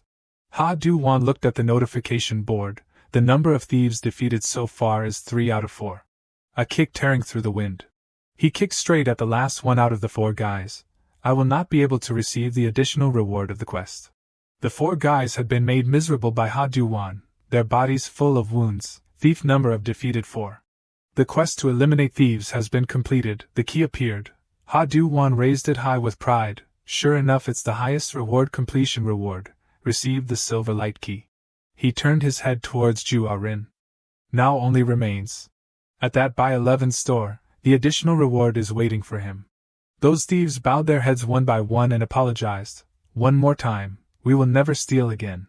Okay, this time I forgive you. Thank you for forgiving us. From today we will become different people. We will be diligent and be better people. If you relapse, I will beat you to death, you guys. Yes. Sir, we know. They were too panicked. A call appeared. He asked in confusion. What is it? Hurry up and go. Thank you, Ha Du-won. If you didn't catch those thieves today, the business of by 11 bang would have been suspended. I was scared to death thanks to you. Is that so? If anything happens in the future, just call me. Can you wait a moment? Now the other staff have arrived. I'll treat you to a meal. Ha Du-won blushed. Then I'll go change and come right back. Okay, I have really started dating Ju-ah-rin. He opened his eyes wide. But my shirt is a little short. Is it okay? Ha Du-won's mind has become muddled at this time. Scene changed to a school. A middle school girl had been pushed over by someone. 2 obese girls were the culprits of doing this. Their faces were full of frowns and said, Did you tell Teacher Dung 81 or not? I can't stand it anymore. Don't you know why you're isolated? I still have. A foot appeared protecting the girl. Don't bully the weak again. You pigs, that boy was Ha Du-won when he was young. At that time he was a first-year student at Duongho Elementary School. Maybe Ju-ah-rin has forgotten the first time he and she met, because Ju-ah-rin was the first girl. You're also interesting. Another girl appeared and punched him in the stomach. Punched right in my chest. You idiot, you also want to be isolated. Ju-ah-rin is the first-year boss of Duongho Elementary School. Sure enough, she's the boss. Because Ju-ah-rin is a scary person, I always tried to avoid Ju-ah-rin's sight to have a normal school life. After that he and she didn't have any special contact. I and Ju-ah-rin also didn't study at the same high school. I thought I would never see her again. When I entered high school, at this time both met again. You drop this. Is it yours? I met Ju Rin again when I was in high school. She looks completely different from before, although I don't remember very clearly, but thank you, this is strangely familiar. One more time, my chest. Looks very interesting, was awakened. Back to reality, in that by 11 bang. I'll go change and come right back. That figure made Ha-Du-Wan full of emotion. My shirt is a little short, is it okay? The additional reward is really different. He sat down and enjoyed it, the ultimate reward, thinking about it. There's also this. He looked down at the silver light key and was satisfied. Before Ju Rin came back he had to try it. Please don't be a skill with probability. He began to insert that key into the skill panel. Open the dedicated passive skill for the job. Weapon Master, passive skill, amount of mana needed, ability to use weapons increases greatly, only effective when facing an enemy with weapons, so now weapon. He was shocked. If I hit people with weapons, then isn't that intentional murder? No, if the skill is only effective against enemies holding weapons, then that is also legitimate self-defense, right? Ha-Du-Wan, what are you doing there? He began to be flustered. His face was still red and shy. The reason is because Ju Rin put on a hot bodycon dress. Ju Rin, you changed into that outfit. Doesn't it fit? It's not like that. That outfit was born for you. Really, it's great. Life is so beautiful. What do you want to eat? Because I am the one inviting you, so just say the dish you like. I know a delicious restaurant. There is bulgogi gimbap there, then let me decide. There is a spicy rice cake shop I often go to. None of my friends can eat that dish. I really like to eat spicy rice cakes. Is it very spicy? For you it might be a bit spicy. Is it okay? I can't miss the opportunity, he then replied. No problem. What? I can even eat spicy chicken noodles, so rice cakes will surely be okay. A plate of spicy rice cakes has been brought out. He was very surprised at that plate of food. Ju Rin, that is mint chocolate rice cakes. That is my specialty. But none of my friends can eat it. Isn't Ju Rin standard people who have the same interests? How can this be eaten? Maybe you also don't like it, she asked him with a hint of disappointment. He was determined not to make her sad. He stuffed the whole plate into his mouth with just one pick. It's so delicious, I'm eating non-stop. That's great. Really, she rejoiced when she saw Ha-Du-Wan eat that thing. Really, this dish is absolutely delicious. I can even not brush my teeth and go to sleep today. Even so, I'm too happy. But why aren't you chewing? I'm dating Ju Rin. Thinking about it, this is the second time I've dated a girl. Memories of the previous girl began to appear in his mind, that time because of the request he had to forcibly do so. But wait, why use dating as a reward? Could there be another purpose? Ju Rin, today you brought me to such a strange place. She stared blankly at him without saying anything. Actually, she hesitated to say, there's a place I want to go with you. What place? Ha-Du-Wan, that place. Her voice hesitated indescribably. Maybe I'm too strange. I'll just take it out. Sweat like lava was erupting. Okay, both of them are excited about the Jenga game. Amazing. How did you do it? Passionate competitive spirit. Then it's my turn, but Ju Rin, this. You play very well. She had stacked a towering block of wood. Not only that, each floor only had 2 to 3 wooden blocks. She proudly said. That's right, I don't know other games, but with these wood stacking games I am very proud, so I really wanted to come here with you once. If it's playing games, then Ha-Du-Wan is the best. Just as she finished speaking, that block of wood had fallen. Ju Rin was teary-eyed. Seeing that, he then said, now let's play another game. So cute. A lie detector was placed right on the table. Ha-Du-Wan was the first player. I think I am very beautiful. Ju Rin then replied. That's right.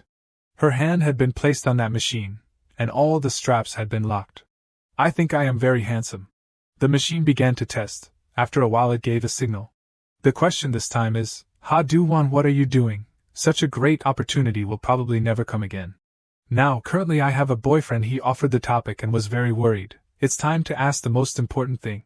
Ju Rin was silent for a moment. Time passed, making Ha-Du-Wan constantly nervous. Correct, she replied firmly. Like that, Ha-Du-Wan's heart has been petrified. He sadly accepted the truth. So that's how it is.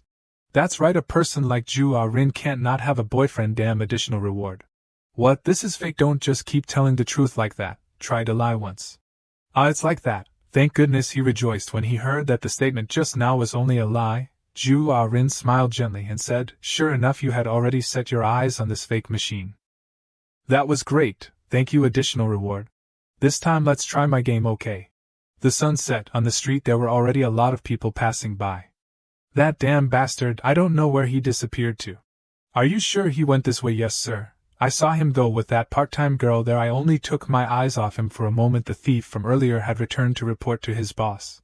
A girl, huh? If that's the case, then he must be nearby. Damn it, really look at you shaking. That boss laughed at him. His person was shaking non-stop. Don't be angry, that bastard turned my lovely junior's face into that. Today I will definitely find him and smash his face. That bully patted the head of his junior. Towards Ju Ah-rin and Ha Do-won. We played for so long without knowing that time had passed. That's right. The atmosphere like right now is really good. I feel like I have become very close to Ju Ah-rin. Ha Do-won, hey, let's try this one. What is it? She pointed to something. A stall full of stuffed animals appeared. Come on, come on. The childhood nail-pounding game is here. The game owner began to introduce the game of his stall. 1 time 3001. 3 times 9001. Helps relieve stress. Please try once. Hit the hammer once. Use the hammer to drive it in and take a big doll home. The sounds of hammering began to ring. Not hitting once at all. I want a doll. Leave that to me. They began to try many more times. It's okay. This young man looks like he has more strength than a bit. No problem. This nail-pounding game because I have power. After stretching his hand to form a straight line, he accurately adjusted the distance between his hand and the nail. Just need to rotate along the axis and hit straight at the point that has been determined is enough. After some calculation, he had determined the way to win this game. I will use this doll as a gift for Ju Ah-rin. This will be the highlight of this sweet date. While saying, he raised the hammer high. Suddenly there was something that made him falter. Ju Ah-rin also saw that there was something unusual, and looked at him. I have used all my strength. Could it be? Ha Do-won observed the notification board. It's not that.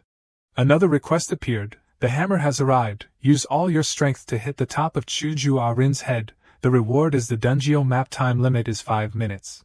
Ju Ah-rin looked at him with confusion. What's wrong, Ha Do-won? Ha Do-won was stunned when he saw the quest that needed to be done on the notification board. What, this?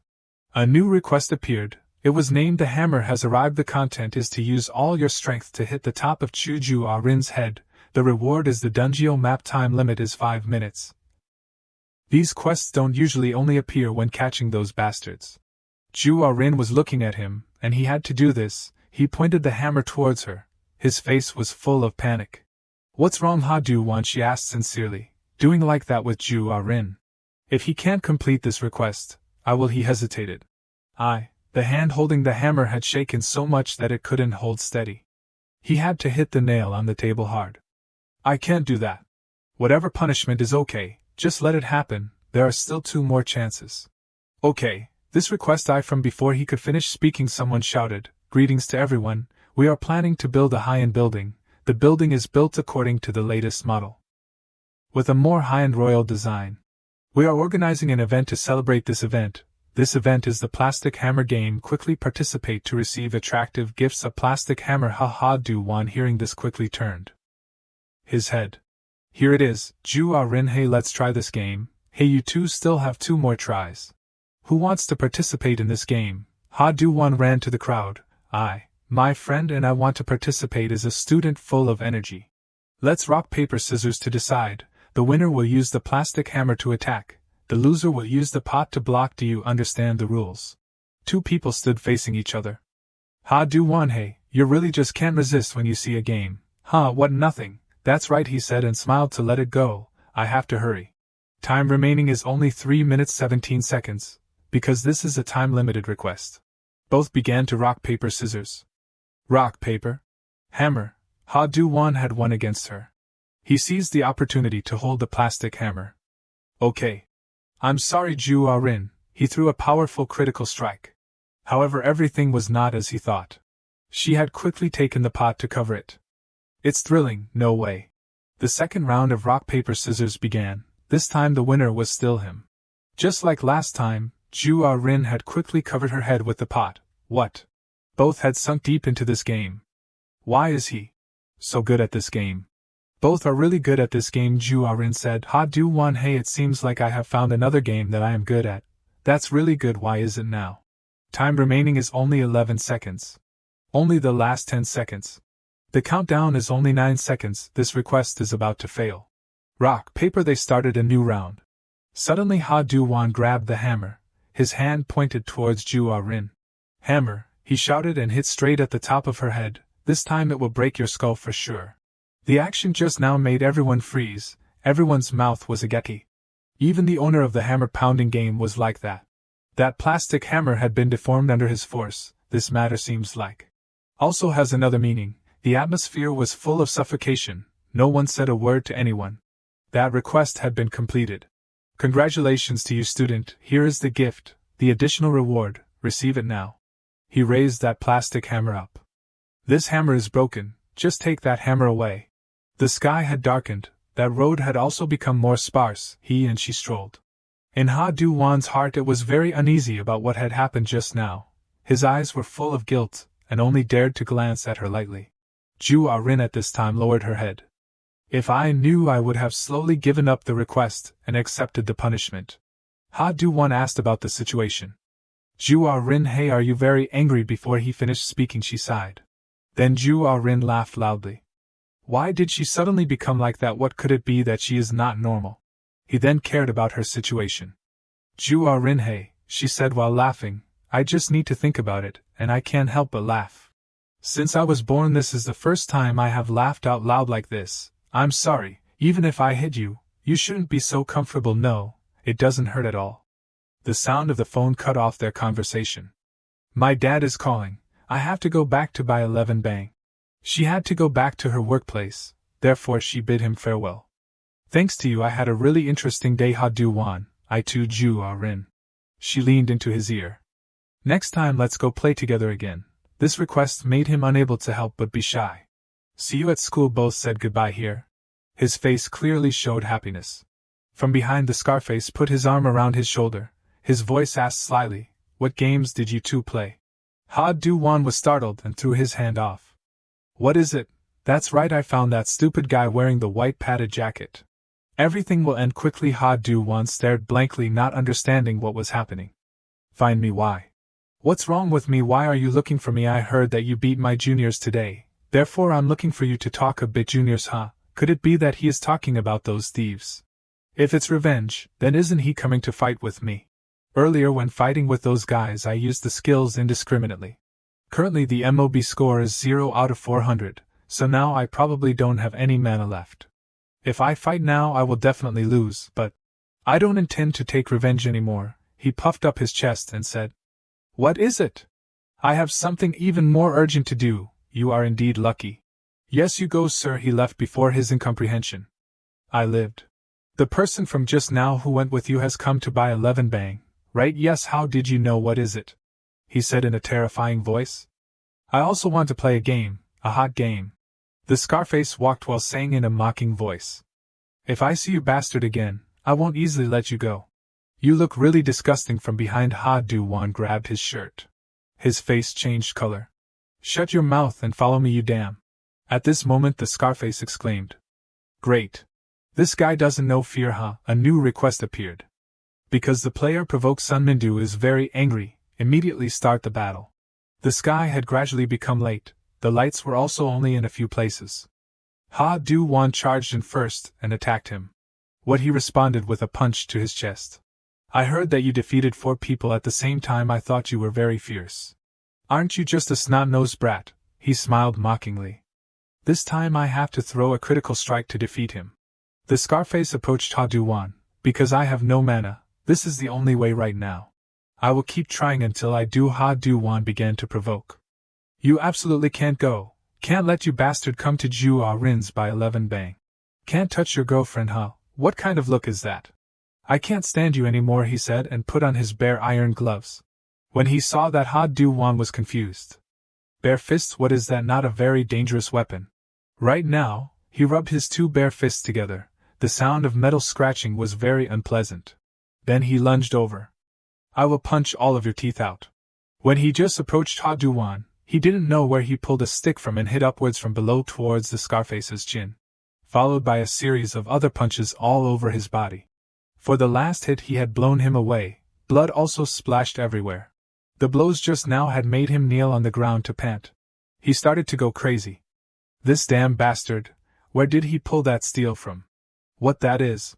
He had put away that gift bag. Let's try it once. The notification board appeared. Weapon Master, passive, the amount of mana needed is -. The ability to use weapons is increased infinitely, effective when facing an enemy using weapons. The tendon of my leg and your head. He was holding the plastic hammer from just now, Ha Du-won added. Let's see which one gets smashed first. That Scarface had been beaten to a pulp at this time. My face must be very funny. Just now the thing that he used to hit me, that was a toy hammer, huh? Ha Du-won put that plastic hammer on his shoulder and stared at him. Thinking, he roared. You bastard, what the hell is going on? What trick did you use, if there's a trick? Are you talking about this toy hammer, huh? He said as he tapped the hammer on his head and chuckled. Once again he lunged over with that weapon. You bastard, don't say any more nonsense. Ha Du-won swung his arm and blew away his hand. That hand had become paralyzed, making him lose focus. It's not nonsense. A pose similar to playing volleyball was put on by Ha Du-won. The Weapon Master skill has been activated.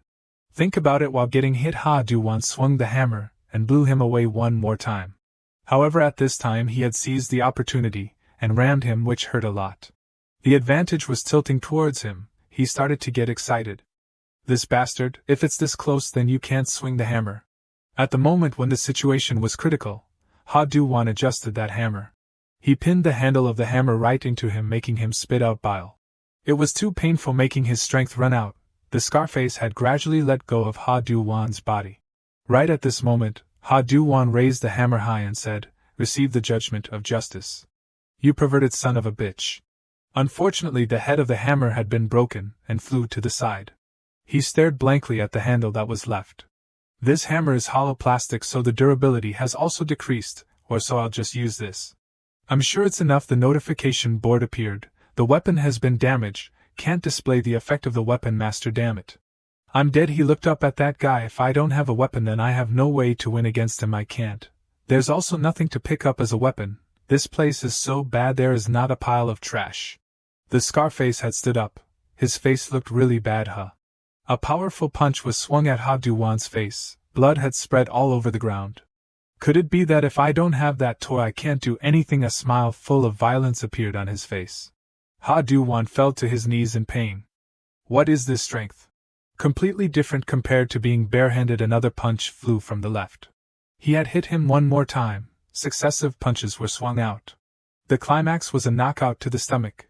He grabbed Ha Du-won's collar when he was tattered. I have an idea. He threw him away and said, I will beat you until you're almost dead, then I will drag you to that girl. Then I will have fun with her in front of you.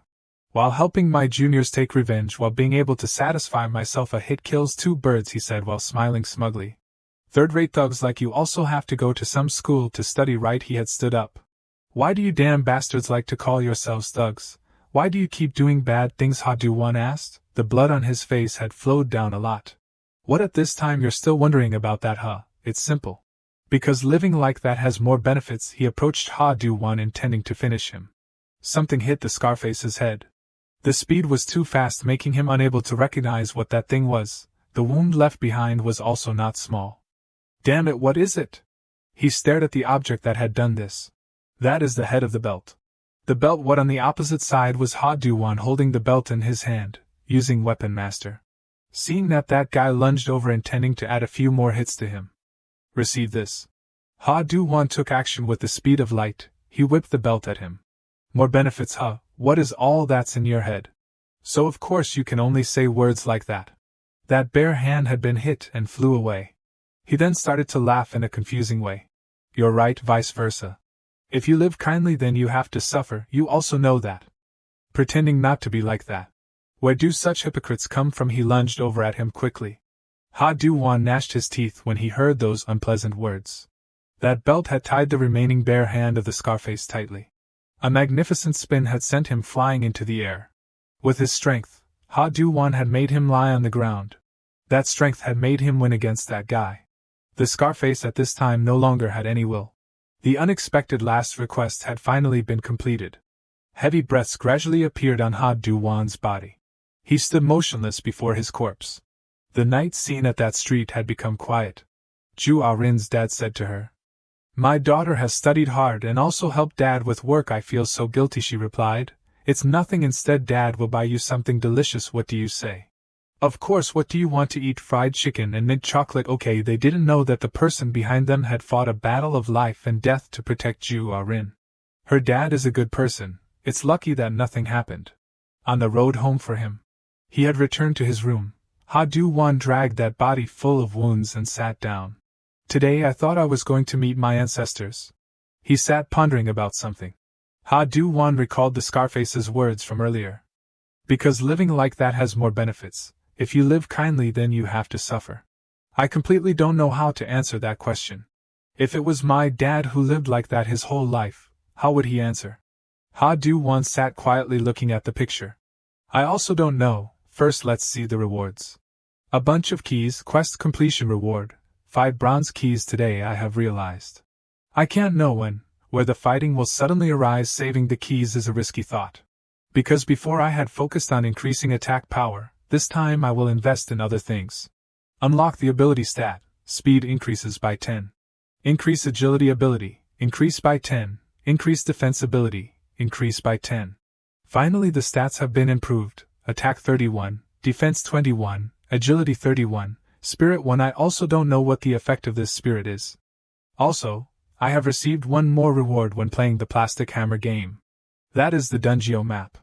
Even if I endure 100 times, the notification window of the system still appears like that. This isn't a game, but it's like a Dungeon that exists in reality. He rummaged. Today the door has appeared. It's not this right. He had seen something. No way. This is. In the somewhat dark corner of Ha Du-won's room. This sweat had broken out all over him. The Dungeon map. The notification board appeared. The map records the location of Dungeon. The picture of the towering building was held by Ha Du-won. High-end life. Royal Castle, not just an apartment advertisement. Holding it in his hand, Ha Du-won still didn't believe his eyes. This what is a map?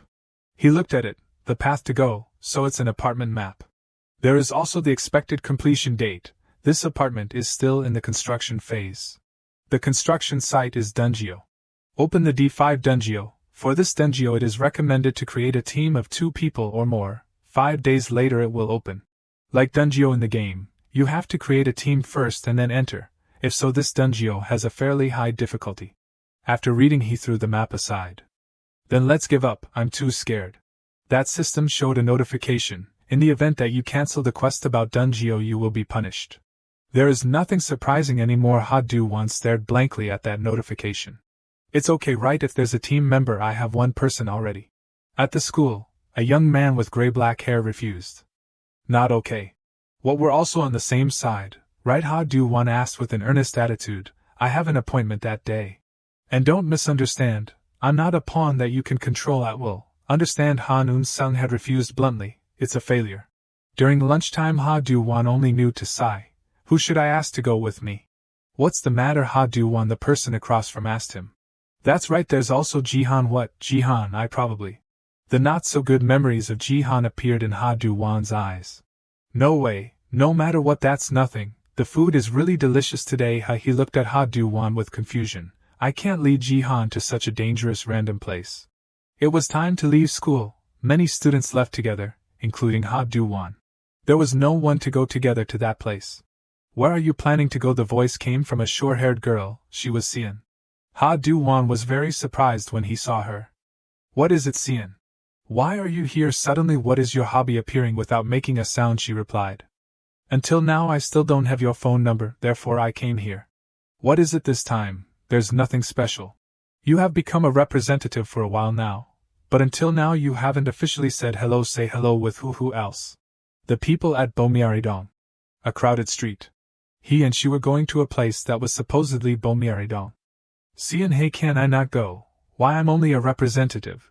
But I also don't do anything special. What are you looking at? A junior bowed his head to Ha Du-won. Leader, this is my first time coming. What, we're not thugs, so don't call me that. Call me representative. Everyone eat a lot, he said, and Ha Du-won picked up a big chopstick of noodles. Bon appetit. The whole table bowed their heads together before enjoying the meal. Representative Ha Du-won. Just thinking about it, Ha Du-won was sweating profusely. His lips were pursed up, looking very pitiful. I don't know if this position is stressful or not. Anyway, I have already come. I have to at least take a look and then go. The door has been opened. It's my first time coming to greet you, leader. I knew it, he said loudly. What are these kids saying? Suddenly saying like that I'm too shy. Is he the representative? He opened his eyes wide. Before his eyes was a bearded guy wearing glasses. His outfit was garish, not like anyone else, he said to Ha Du-won. Here's the leader. The other person was tattooed. His body was strong, looking very dangerous. When he just heard the word leader, that boy was very surprised and turned his head to look back. Ha Du-won recognized him. What? Why is this guy here? Kang Si-hoon. That's right, this guy is also a member of Bomyaridong Ha.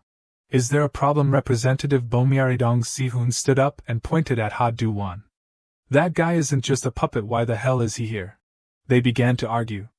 What did you say? Are you not ashamed of getting beaten by me? You coward, believe I won't break your nose. The fight hasn't stopped. You want to get beaten again, huh? The way your eyes look at me is like you want to get punched in the nose again. See, and hearing them argue relieved the danger. Aren't you too ashamed? After that she opened her eyes wide and said in a scary voice, Shut up and sit down. Ha Du-won and that boy then sat down. The guy wearing glasses next to flattered him. As expected, it's the aura of Big Sister Sian. A group of people who were supposedly high school students. They were exchanging about something. That girl spoke up. At least we have to gather together once. So I called him over, exchanged phone numbers. The person next to also chimed in. I also want to meet leader Ha Du-won once. Who is that uncle you were talking about just now, huh? On the opposite side was Ha Du-won. He seemed quite flustered. But it seems like the remaining people of Borome-dong didn't come, huh? What are you talking about?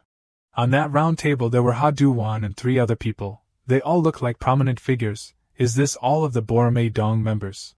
No, at the general meeting, there weren't a few hundred people belonging to Yuchu-hoi at that time. It was like that leader.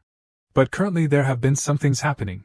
Not long ago the previous representative of Borome-dong left. Okay. Why do I have to explain everything to that guy? The girl spoke up.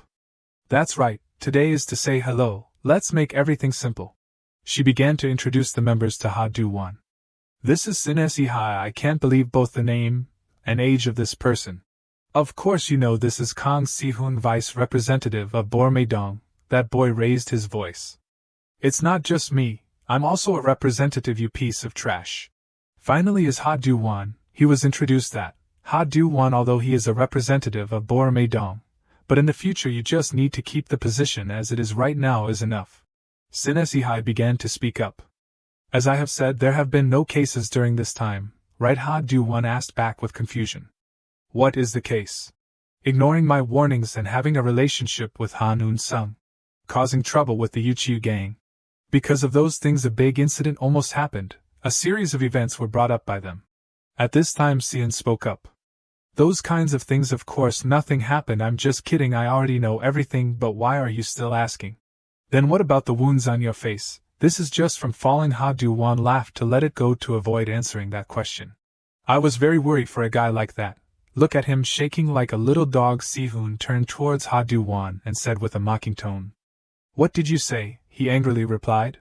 This is what I wanted to say to everyone here. Bomyaridong is weakening and now has to bow down to others. And name Bomyaridong still exists, but we will not let Bomyaridong go. Si-hoon retorted. I think the opposite. I alone can even beat all the kids on the other side. Ha Du-won chuckled. Hearing that there was contempt, Si-hoon then turned to glare. Why are you laughing? Do you have an opinion? Not at all, I clearly saw you smiling. No? That bespectacled old man turned to say to Sian. Big sister, can I order spicy shrimp with chili sauce? At this time she covered her face on the table looking tired. On 4 days what? There was a construction incident that appeared. At a construction site, that evening a voice rang. Sent the money, please confirm it again. If you send it a little earlier then it would be better for both directors. No need to waste time and manpower in vain. Those words came from a guy wearing a green vest sitting with his legs crossed. On the sofa, next to him were also his juniors. The person sitting opposite him was an old man leaning on a cane, he said. Because of a thug like you know how long the construction has been delayed already. Because we can't construct, do you know how many people have starved to death? More than anything, don't disturb everyone's work anymore. Quickly leave here a little more, he said to the old man, making him a little confused. What was just now was the money put into our boss's pocket. There has to be some pocket money for those kids who have been working hard day and night exposing their faces here. The director has a lot of money. He demanded to have a little more money to leave. You don't have any ethics in business at all. It seemed like that old director was very angry when he was asked for money. He didn't respect him and added, "I hate those damn preachy sentences so much," he said and ordered the subordinate next to him. "USEOC, until our director opens his wallet, give the director a massage for a bit, okay?" He began to roll up his sleeves, showing a gangster look.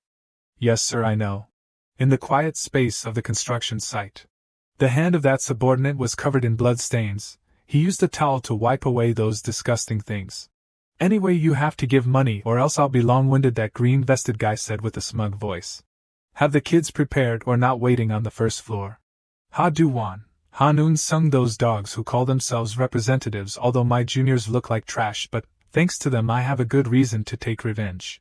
The cigarette on his mouth had caught fire. He continued to boast. "First let's swallow Bomyaridong, the weakest area hole first, and then start."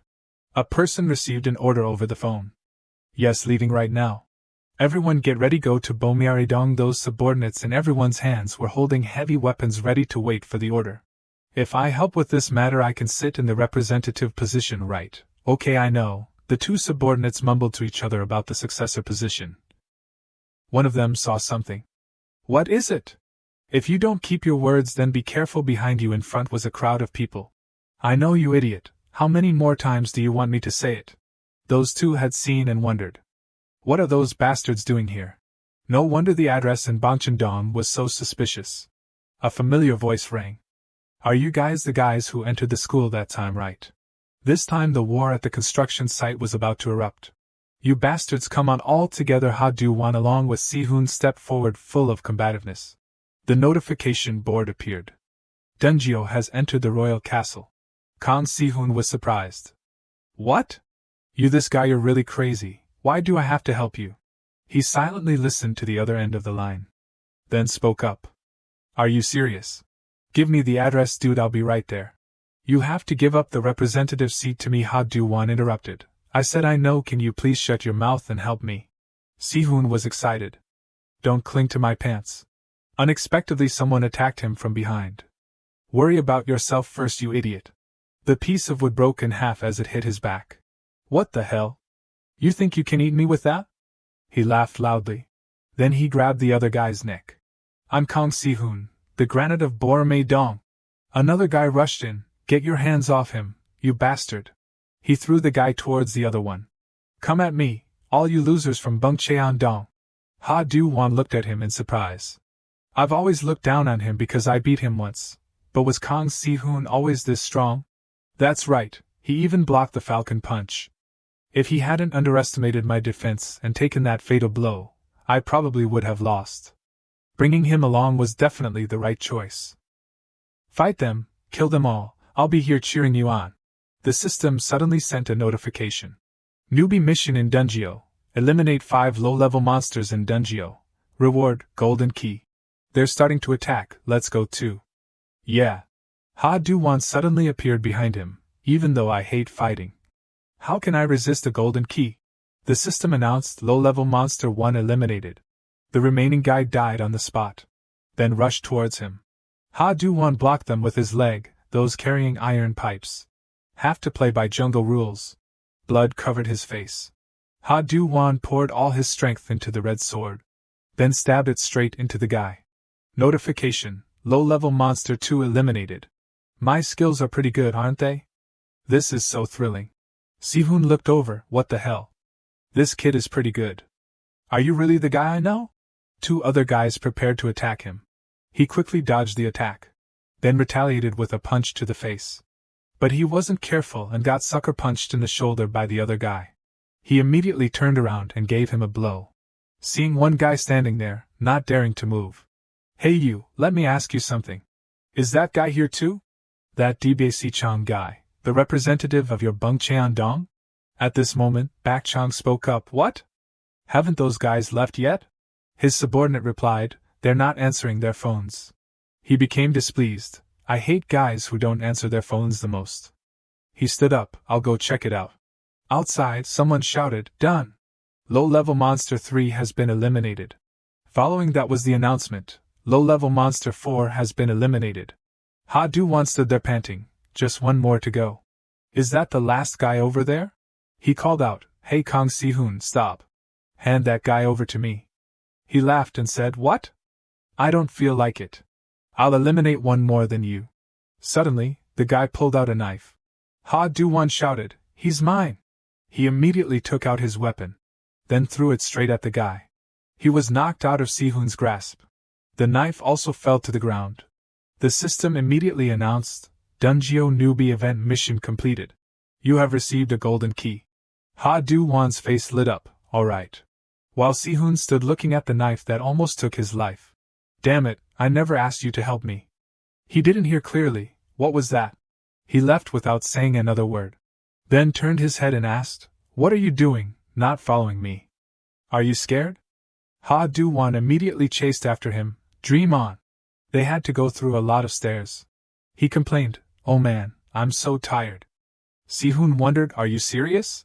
A strange voice rang out, This is beyond my expectations. I didn't expect the seniors to visit our place like this.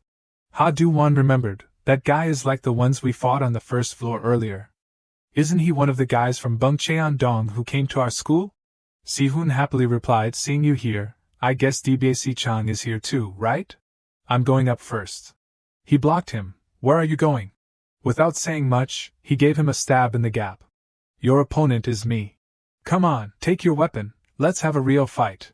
Bakchan was bored alone at the base. Si-hoon had arrived, long time no see. He felt excited. Wow, who's this? The bum who tried to take the chairman's seat but ended up getting his mouth stuffed with shit, Kang Si-hoon. He lowered his voice and asked, And what about you? A guy who always plays dirty behind people's backs, but doesn't dare to bark in front of the representative, DBAC-chan. He stood up. I hate guys who don't know their place and just spout nonsense. The two rushed at each other head-on. Si-hoon excitedly asked, Spouting nonsense or something else? Just test it, and you'll know. At another corner, Ha Du-won's weapon lay scattered on the ground. His face was completely gripped. Elite Monster Drysoc coldly said, I can take you down with my bare hands, senior. This situation is completely different from before. It's come to this, so I'll just finish you off. Ha Du-won suddenly attacked his vitals. He painfully released his hand. He calmly said, You blocked it, huh? This time, I'm not going to be like before. The system appeared. After clearing Dungeon, you will receive a huge reward. This place will become your grave. We must clear this place. At the construction site, an intense battle will take place. Drysoc spoke up, because this is our grave. You didn't think Senior could do it, right? Ha Du-won used the move to strike at the gap. He thought to himself, through the battle just now, I've realized one thing. Compared to attacking directly, it's much more effective to take advantage of openings to counterattack. The bigger the gap, the stronger the punch. He rejoiced, I did it. The other guy felt a little intimidated. Ha Du-won took this opportunity to attack. This is it. This is the real battle. ISOC also started to retaliate. He punched him straight in the face. He muttered, I was very afraid of him, a fairly strong opponent. You're pretty strong too. Today, I will settle everything here. Don't run away, you gangsters. He scorned, You seem to be shouting loudly. Over the past time, I've investigated a little about Senior. Among them, there's a very interesting detail. He was stunned, huh? Why suddenly? He continued, The Sun's Shelter. A stray delinquent helping ordinary people called Iudin. A non-profit organization to guide young people on the right path. This organization was founded by Senior Hadino's father. Oh, but he's not alive anymore, you should call him the late Hadino. He spoke up, Hey, don't touch my parents. At this moment, on the upper floor, a fierce battle was also taking place here. The two sides were locked in a struggle. Bakchan said, Anyway, today I'm going to change the entire Bormaedong. Where do you smell that smell? Si-hoon asked back, Huh? What nonsense are you talking about? I'm just following my scumbag representative. He started to become unsteady, is that so? The representative of Bormaedong is here too? Great. He pretended to lie down on the ground. Then he kicked him in the stomach. Because the prey knowingly walked into the trap. So? Si-hoon didn't care and grabbed his leg. He smirked, I'm the hunter. Then he threw him far away. I've cleared out all the brats on the first floor. The bastards I met in the middle were also dealt with by my representative. Of course, you'll be finished soon too. The two punched each other in the face.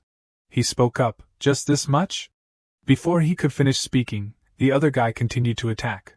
His knee attacked his face. Sihun took a few steps back in pain.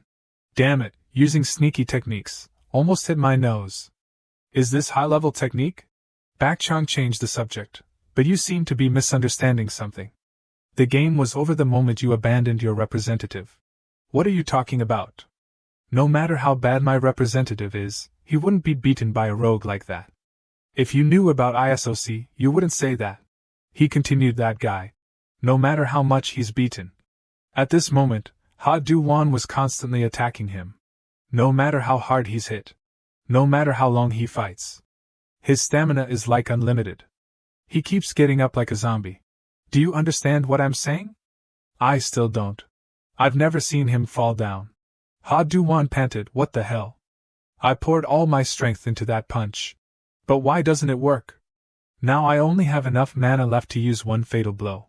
Let's finish it with this one blow. The system warned, skill activation has been cancelled. ISOC now spoke up, you seem tired, huh? At this moment, Ha Du-won continued to use the move to strike at the gap. He easily dodged it, the speed has slowed down a lot. Because you thought of your dead father, you must be very agitated. But do you know why I suddenly brought that up? He continued to attack him fiercely. Because Senior's father is very pitiful. He died with a sense of accomplishment for educating the delinquents properly. In fact, his children belong to the Ayuden society. Ha Du-won struggled to get up. Stop. He continued to speak, and when Senior called us ragged Ayuden as if he was different from us, he would be heartbroken in heaven. He hesitated. Stop it. ISOC calmly looked, so this is really. It seems that Senior has lived a meaningless life. As soon as he finished speaking, he punched him hard in the head. Suddenly, ISOC felt something was wrong. Ha Du-won didn't avoid the punch. He slowly spoke up, hey. It turns out that the newbie dungeon side quest has been completed and a golden key has been received. When Sihun left. It has expanded skill operation according to specialized work. He grabbed his shirt, I made it clear to you already. Don't touch my parents. Ha Du-won recalled, when I was very young. I used to play an old game console that belonged to my dad. It's called Tunlam. His dad was excited, that's right, Ha Du-won, just a little more, just a little more. A knight in a kingdom. To save the princess who was captured by the immortal Demon King's legion, knocks out his enemies with the Tunmat move and climbs to the top of the Demon King's tower. That was a strange plot. But no matter how much he was attacked, the Demon King would never be defeated. And the poor knight was killed so many times that he couldn't count. He died again. Ha Du-won wondered, isn't this game impossible to beat, Dad?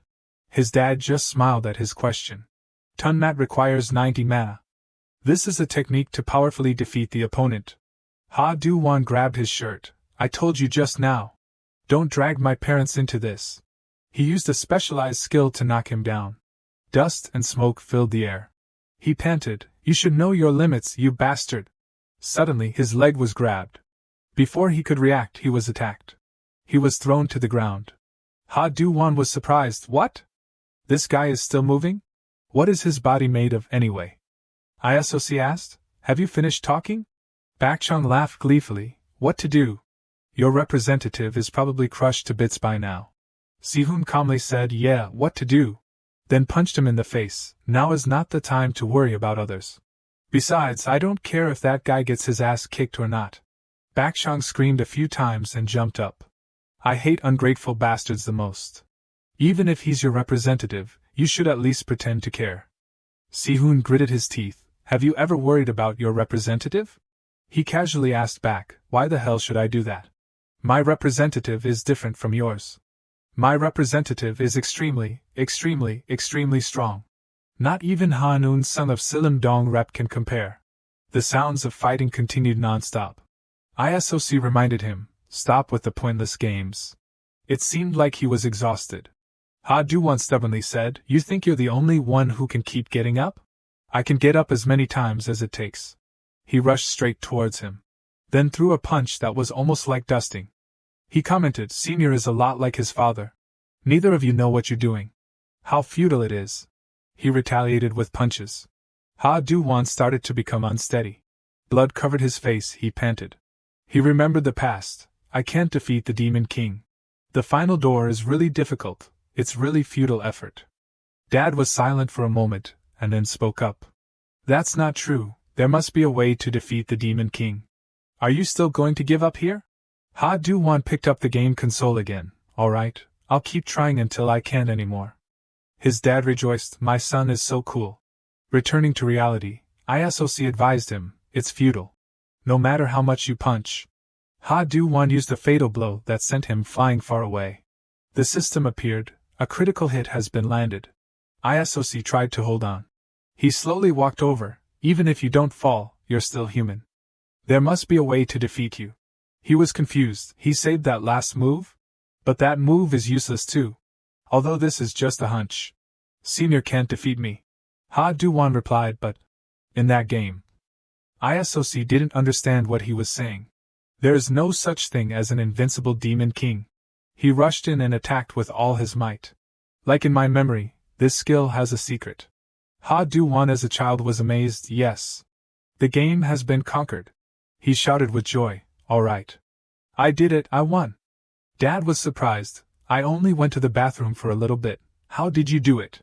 He excitedly said, defeating this Demon King was easier than I thought. In his head, there was always the thought, just knock him down. If so, then the way to defeat the Demon King is to activate Tun Lam. Requires 90 mana. This is a technique to powerfully defeat the opponent. The move is enhanced into Tun Lam when activated in a falling state. ISOC felt like he couldn't believe what was happening. Dad praised, my son is so good. Remember this day well, Ha Du-won. After you tried dozens and hundreds of times, you finally found a way to beat the Demon King, the one who seemed impossible to defeat. Later, no matter what happens, remember that everything has a meaning. Because nothing in this world is useless. Ha Du-won sat in a corner panting, okay, what? Elite Monster Du ISOC has been defeated. I can't fight anymore now. Outside the construction site, Dung Sodang had arrived. That brat named Ha Du-won came here? He really doesn't know what fear is. DBAC-chan was extremely eager, unlike your representative, our representative is extremely strong. Not even Ha Noon-sung can beat him. Si-hoon suddenly counterattacked. He squeezed his neck tightly, you're too noisy. Representative of Bung Cheon-dong. Representative of Silim-dong Rep, bring them all out. I'll crush them all to death. Bakshan gritted his teeth, he's really something. He laughed, all's fair in love and war. But before you say that, please dress properly first, you exhibitionist. At the dark staircase. Ha Du-won climbed each step.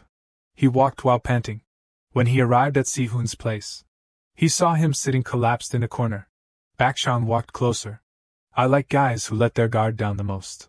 You think just one squeeze like that is enough to knock me out? This is the reason. You're about to die for real. Ha Du-won suddenly rushed in and pushed him away forcefully. Get out! Hey Kong Si-hoon, you still have the strength to get up, right? You're tough, aren't you? He hesitated, it was too sudden. He took a fighting stance. I dragged you into this. I'm buying time so you can run away. Bakshan scorned, such a touching friendship, disgusting. You're Ha Du-won, right? You must be the one who beat ISOC. He was stunned, he's a bot? He looks completely fine. Compared to him, I'm out of both blood and mana. And because Kong Si-hoon has been defeated. He spoke up, come on, if not, Bung Cheon-dong will swallow Borame Dong whole today.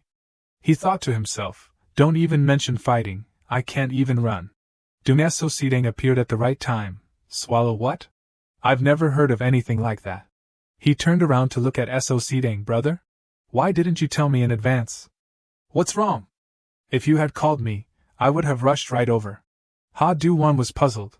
Who is that guy that he's so scared of? I can't say much about this guy, but he looks. He watched Sodang intently. Then he was surprised. He's really small. Bakshan hurriedly explained, nothing's wrong, it's just that the Borame Dong guys suddenly trespassed. He interrupted, DBAC-chan, they said. That you ordered the trespassing of Shinen first. He hesitated that. He continued, And you also pocketed a sum of money. Bakchang was sweating. How could that? He was angry. You messed up. Take this. His teeth flew out everywhere. His whole body flew a long distance. Ha Du-won couldn't believe his eyes. What did I just see? A bot in just one hit? But in the current situation, So-sideng continued, now that I think about it. Should I? Boromei-dong. He thought to himself, things have gotten a lot worse now. Ha Noon-sung suddenly appeared. Stop messing around. It's not fun. Ha Du-won was surprised to see Eun-sung. Eun-sung? Brother? So-sideng asked back, don't you know yet? This guy told me to come here and even gave me the address. He was confused. Address? Ha Du-won found it hard to believe. No way. Eun-sung recounted everything. Ha Du-won asked for a favor. It wasn't much, just that this Friday, you have to come here with me. And if something happens, we might have to fight. Eun-sung immediately refused. No. He was flustered. What? Aren't we on the same side? He made an excuse. I'm busy that day. Ha Du-won wondered, did he memorize the address at that time and come here? Eun-sung spoke up. Let's put that aside. You told me to come here to talk about something, right? So-sideng replied, that's right. Anyway, about the Boromei-dong. My guy's doing that day, you'll forget all about it, right? He coldly said, if not, you would have died in my hands. Don't mess with my people again. As soon as he finished speaking, he left. Ha Du-won hurriedly said, be careful, Eun-sung. Thanks. Looking at Bakchang lying on the ground. He was dazed. Is it really over? Before he even got outside, he heard him sighing. This bastard is so heavy. Si-hoon spoke up, I'm fine, let me go. And you, what's the deal with Ha Eun-sung? He explained, he's not exactly a friend, just kind of an ally. Si-hoon suspected, there's no way he's approaching you without a purpose. He must have some kind of motive. Taking advantage of you being the representative of Boromei-dong. He interrupted, you don't have to worry about that anymore, right? Like I promised, you're the representative of Boromei-dong now, Kang Si-hoon. He was surprised to hear him say these words. Then he suddenly remembered all the times he had saved his life. From the guy with the knife attacking, to the guy Bakchang was preparing to send him to meet the Grim Reaper. Ha Du-won had always stood up to protect his life. Si-hoon turned away. This guy, we're in a bullying council. You think resigning as a representative is that easy? He was surprised. What else? He continued, we only came to beat up the Bungcheon-dong guys. He collapsed. No way, I was planning to break free from this mess. I'll take the representative position next time. Remember not to die and disappear somewhere. I'm leaving. He mocked, what kind of tone is that? Royal Palace dungeon has been cleared. Calculating dungeon attack contribution. Ha Du-won was extremely looking forward to it. It said the reward was huge, right? The system announced, bot attack contribution 0%. The reward will be reduced. The reward has been given. The reward for clearing the dungeon is 12 copper keys. He was happy. Which stats should I upgrade this time? Early the next morning. Ha Du-won dressed neatly. The weather is so nice today. Spring has finally arrived. If it wasn't for today, everything would have been so much better. He entered the Seolim Memorial House. I'm here, Dad. He stared intently at the family picture of the three of them. Painful memories flashed in his head. One night at the hospital. The police speculated, it seems to be a collision accident due to brake failure. To avoid a pedestrian crossing the road, he swerved into a utility pole. The doctor announced, there's nothing more we can do. We suggest everyone should prepare for the worst. Ha Du-won pondered for a long time. Then he suddenly noticed. These flowers? Did someone visit him before? Eun-sung's voice rang out. He was a good person. Foregoing saving his own life to save another person's life, the moment he had to die in that accident. He was surprised. You? Why are you? But if I told you that it wasn't an accident but a premeditated crime. The person walked closer, and the culprit. Is someone close to you? What would you do? Ha Du-won was puzzled. What are you suddenly saying? And putting that aside, why did you come here? How do you know my dad? Eun-sung recounted everything he knew. When he was young, he was playing in the park. His dad saw him drinking coffee and called out, Hey kid. You're still young, drinking that stuff won't let you grow tall. Here, take this. He suspected. Who are you? You look suspicious. He explained. Me? I'm just here to see if any kids are secretly smoking. But it seems like those little devils knew in advance and ran away. Eun-sung wondered, why do you do that? He sat down on the swing next to him, because I am a bully hunter. He realized, you're unemployed? He panicked, no. Eun-sung spoke up, that's not important now. Your dad. Ha Do-won was surprised, wait, I'm really confused right now. You're saying that it wasn't an accident but a premeditated crime afterwards? There's no way on a day like this, there's no way you would intentionally come here to joke with me. But the police clearly said it was an accident at the time. He interrupted, there's evidence. I'm talking about evidence that the police didn't discover at the time. The sky had turned dark. Eun-sung asked, why did you have to come here directly to tell me? It turns out that So-si-dang came to him saying that the kid named Ha Do-won just now is the son of Mr. Hadano from the Sunshine Shelter. You also have a close relationship with him, right?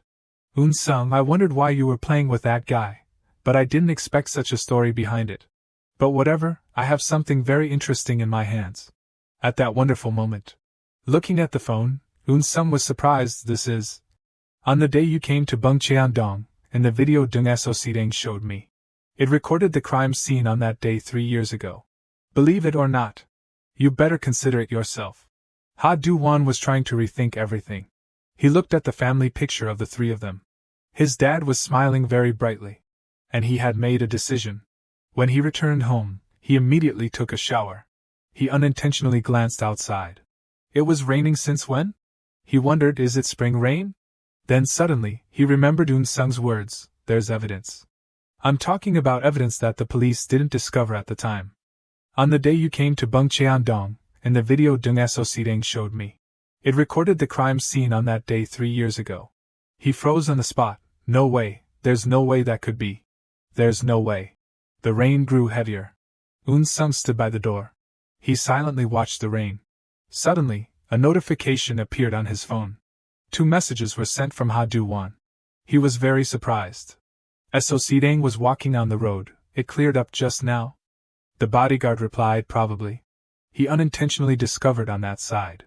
Ha Do-won, with clothes completely soaked, had been waiting for him for a while. So-si-dang immediately guessed, looks like we didn't run into each other by accident, huh? What did you come here for? He asked back, you said you had evidence, right? He immediately understood. Then took a memory card out of his pocket. Are you talking about this? He ordered, give it here. So-si-dang was surprised by his straightforwardness. I don't like that. If you can take it, then go ahead. Ha Do-won confidently said, you don't need to tell me. I already had that intention. He rushed in to snatch it but was stopped by the bodyguard. Ha Do-won took a few steps back. When he stood up, that guy was right in front of him. Senior, if you act recklessly in someone else's territory like this, it will make us very troubled. The reward for clearing Dungeon is 12 copper keys. Ha Do-won thought, should I boldly choose the highest quality stats this time? Unlock ability MP increased by 100. And many subsequent unlocks. Total MP increased from 400 to 1,600. He used the move stab at the gap. And continuously attacked him. That guy was surprised, this guy. He rushed in and pressed his head down. And delivered the finishing blow. Ha Do-won sighed in relief. So-si-dang slowly walked over. I clearly warned you not to touch my underlings, didn't I? Because you made a mistake first. You have to get beaten up. Suddenly his figure disappeared without a trace. It turned out that he had jumped up high. Then launched the falcon punch. I can't solve it with one hit, huh? This situation is completely different from the matches I've participated in before. Currently, I've used up all the keys to activate mana. Eun-sung Do-won dashed forward at full speed. To be able to use skills to my heart's content. I can still win at this point. Eun-sung Do-won turned and launched a powerful kick towards So-si-dang as if he wanted to kick him out of the chicken coop. Falcon punch. Eun-sung Do-won's kick was as fast as lightning, aiming straight at So-si-dang's irritating face. Facing his kick, So-si-dang leaned back and dodged it easily, making Eun-sung Do-won very surprised. He thought, will using one move twice be effective? Your trajectory is too simple. After saying that, So-si-dang threw a punch at him. As soon as his punch was thrown, Eun-sung Do-won took advantage of that moment to launch another skill, stab at the gap, in order to defeat him. Even though he was attacked suddenly, Dung So Sidang still managed to use his other hand to block his attack. Hanun Sung Du Wan's shoe mark was imprinted on his sleeve. The problem is, this opponent's level is too different. After launching the skill, Hanun Sung Du Wan finally touched the ground with his feet. His face clearly showed his fear towards the opponent. In front of him. Before he could grasp his skills, before Hanun Sung Du Wan could stabilize himself, a hand reached out to attack him. Fortunately, thanks to his quick reflexes, Hanun Sung Du Wan caught Dung So Sidang's hand and performed a super cool shoulder throw. I have to unleash my full power. Tunmat, another skill was launched by Hanun Sung Du Wan once again in an effort to knock down his opponent. But what surprised him? After his attack, Dung So Sidang was still safe and sound. He even said "Oi" to express his surprise in a very calm manner. That's amazing, Dung So Sidang said while smiling cruelly in an upside-down position. Hanun Sung Du Wan immediately realized that something was wrong, and quickly jumped back to distance himself from him. Facing you directly, I realize that your movements are a bit. Hanun Sung Du Wan listened to what Dung So Sidang said, worried and sweating all over his face. Unrealistic. Dung So Sidang's sharp eyes looked at Hanun Sung Du Wan as if he had seen through something. Suddenly, he said, "What nonsense are you talking about?" Hanun Sung Du Wan immediately became defensive. "I've decided," Dung So Sidang continued. "From now on, I'll only hit you twice." As he said that, he rushed to be right in front of Hanun Sung Du Wan before he could even realize it. "So show me more of your abilities." After saying that, he launched a haymaker towards Hanun Sung Du Wan. This, I can't react. Even though he saw Dung So Sidang's attack, Hanun Sung Du Wan still couldn't react to his attack and took a direct hit to the jaw, causing his head to fly backwards. After giving Hanun Sung Du Wan a punch, Dung So Sidang said. Hanun Sung Du Wan's HP immediately dropped from 1,500 to 231 after taking the punch just now. What the hell is this? The pain caused Hanun Sung Du Wan to cry out involuntarily, and spit out a mouthful of blood. Hanun Sung Du Wan's legs couldn't even support his body, and he collapsed to the ground. Dung So Sidang slightly raised one eyebrow, looked at Hanun Sung Du Wan with a bit of disappointment, and said, compared to your attacks, it seems like you have no defense at all. Dung So Sidang looked down at Hanun Sung Du Wan kneeling on the ground, like a superior looking down on an inferior. While Hanun Sung Du Wan could only kneel on the ground and try to digest the intense pain. I can't face him. That was the first thought that appeared in Hanun Sung Du Wan's head amidst the intense pain. This guy is on a completely different level. No matter how many skills I use, I can't beat him, can I? I thought you had something. I was wrong, huh? Hearing Dung So Sidang's contemptuous and mocking words, Hanun Sung Du Wan's clenched fist immediately began to tremble. Blue veins popping out as if they wanted to destroy the skin above and come out. He thought to himself, but so what? Now I only have this way. Hanun Sung Du Wan used all his strength to quickly grab Dung So Sidang's leg with the stab at the gap skill. What are you doing? Dung So Sidang felt confused by Hanun Sung Du Wan's actions. Are you going to punch? Or are you going to use that to push me over? He kept making assumptions. Hanun Sung Du Wan's two hands, holding Dung So Sidang's ankle, tightened slightly. He replied to him, that's right today. The floor is quite slippery. After saying that, he jerked his leg to one side, causing Dung So Sidang to lose his balance and fall to one side. Dung So Sidang fell hard to the ground. Hanun Sung Du Wan immediately climbed on top of him and said, you should shut your mouth. One of his hands tightly clenched and raised high as if preparing to deliver a earth-shattering punch. Using the rampage skill, Hanun Sung Du Wan threw each punch like a thunderbolt, heading straight for Dung So Sidang's face that was begging to be hit. After punching for a while, he stopped to take a breath and then continued to use the rampage skill. Double strike. Each punch like a thunderbolt once again landed straight on Dung So Sidang's face.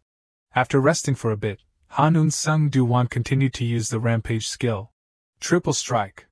Hanun Sung Du Wan's punches, not yet cooled down, continued to rain down on Dung So Sidang's face. After a while, Hanun Sung Du Wan finally let his fists rest. He looked down at Dung So Sidang, panting. What is this? He dodged everything? Although he had taken several rounds of Han Un Sung Du Wan's barrage of attacks, Dumnaso Sidang still seemed very calm. He even asked Han Un Sung Du Wan, "Are you done?"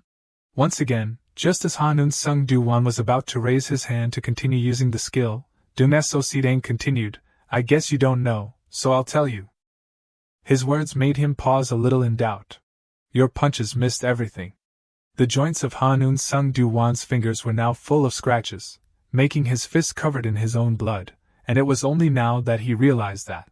One of Dumnaso Sidang's hands clenched into a fist and held tightly on Han Un Sung Du Wan's thigh, causing him to scream in pain. He continued to mock him, "Ha! What can I expect from someone like you?" Han Un Sung Du Wan was still trying to fight back the pain coming from his thigh. Looking at his face wincing in pain, Dumnaso Sidang said, "It seems like you don't have anything else to show me now. Do you? Take it," he suddenly said, simultaneously opening the hand that had been clenched all this time to reveal a memory card that had been there since who knows when. This directly shocked Han Un Sung Du Wan. He didn't understand why he had to do that. Even though he was still confused, Han Un Sung Du Wan still reached out to take it. But before he could touch the memory card, Dumnaso Sidang suddenly knocked it away easily with just a wave of his hand, making Han Un Sung Du Wan even more shocked than before. Han Un Sung Du Wan was thrown hard into a nearby wall. "You thought I was serious?" Dumnaso Sidang got up, holding the memory card dangling between his two fingers, and looked at Han Un Sung Du Wan mockingly. "Ah, that's the second hit." Han Un Sung Du Wan's eyes were now completely white, and his mind had become blank. Dumnaso Sidang held the memory card in his hand and said, "If you want to get this, then come find me anytime. In return, I'll beat you to death." He looked at Han Un Sung Du Wan with a threatening expression. But Han Un Sung Du Wan couldn't react to him anymore. His vision narrowed, leaving only the image of Dumnaso Sidang standing up and saying, "Hey, I was a bit excited just now. It's really boring." After saying that, he left, and that was also the last image that Han Un Sung Du Wan saw. Each raindrop fell on Han Un Sung Du Wan's face, full of wounds. The coldness coming from them made him wake up. Han Un Sung Du Wan was still sitting in the corner of the street where the battle between him and Dumnaso Sidang took place. He didn't know how long he had been unconscious. Now, what remained in Han Un Sung Du Wan was only the bewilderment when he recalled what he had experienced. Did I lose? He recalled from the moment he met Han Un Sung that day, when he told him, "On the day you came to Bungcheon-dong, in the video Dumnaso Sidang showed me. There was a recording of the crime scene on that day 3 years ago." To meeting Dumnaso Sidang and being shown the memory card he was looking for. "Are you talking about this? If you can take it, then go ahead." Han Un Sung Du Wan hugged his shoulder with his hand, full of crisscrossing scratches. In his head, he saw a picture of him and his dad together from the past. "Dad, I'm sorry.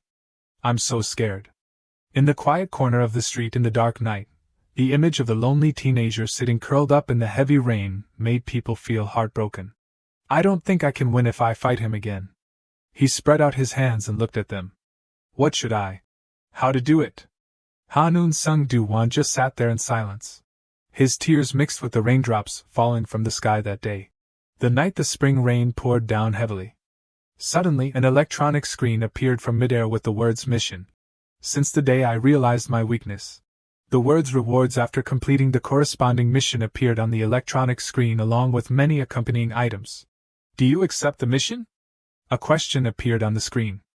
"I have begun to become stronger than ever." "Accept," Han Un Sung Du Wan replied with eyes full of determination. Sunshine Shelter, a non-profit organization established with the desire to guide teenagers on the right path. My dad is the chairman of the association. Others, whenever they look at my dad, never hesitate to praise him. I don't feel happy at all. "Dad, you're going out early?" Han Un Sung Du Wan, still drowsy, asked his dad. His dad didn't even turn to look at his son and replied, "You're awake, son? There's a lot to do today, so I'll have to go out early." Pak Dung-soo from the Sunshine Shelter, he's a student at my school, you know? Every break time, he smokes like crazy. Is that so? That brat, I've told him so many times already. But saying don't smoke isn't easy. Han Un Sung Du Wan's dad didn't react much to his story either. Recently, there are also guys who fight a lot. I heard that this time, the Sunshine Shelter took the scholarship money to buy a motorcycle.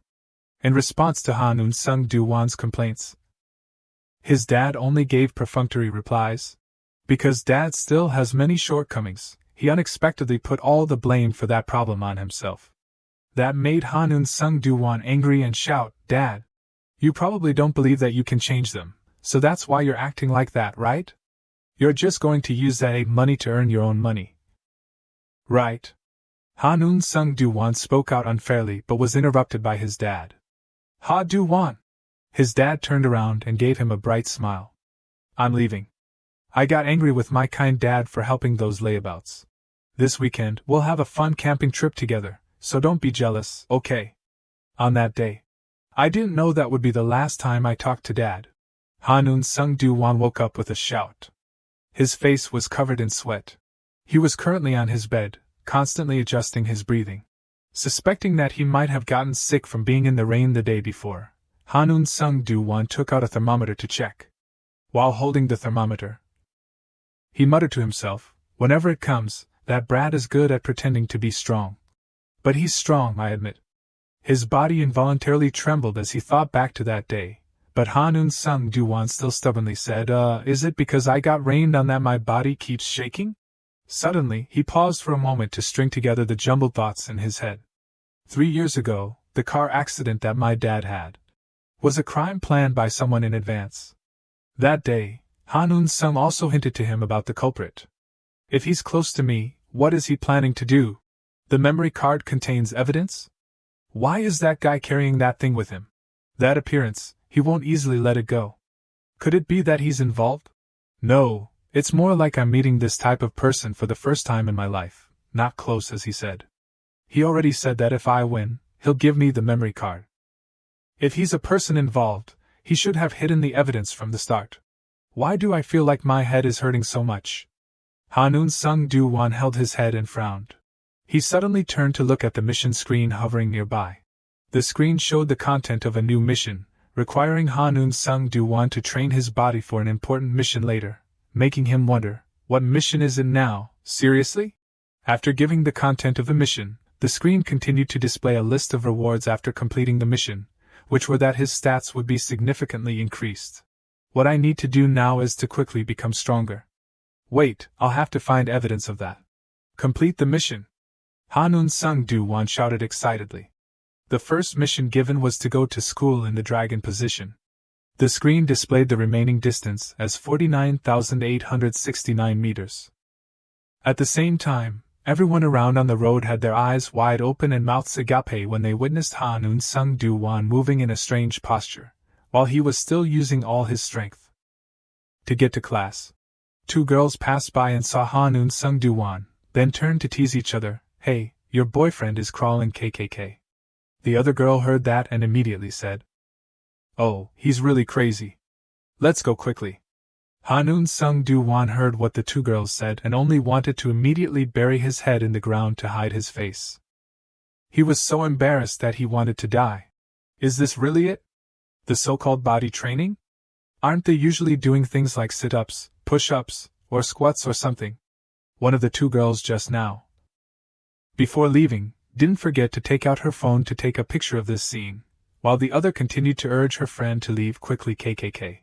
Hey, what's wrong with this? To improve my health, this movement. I'll do as many as it takes. Han Un-sung Do-won immediately focused his strength to accelerate, causing the 2 girls just now to be scared and run away. The second mission given was to sit on a chair for the remaining time of 10,768. The third mission was to catch pigeons with his bare hands. The remaining number that needed to be caught was 100. The fourth mission was to hang under the slide. The remaining time was 78 hours. The fifth mission was to complete the hell level difficulty of the ring fit. The current progress was 0.3%.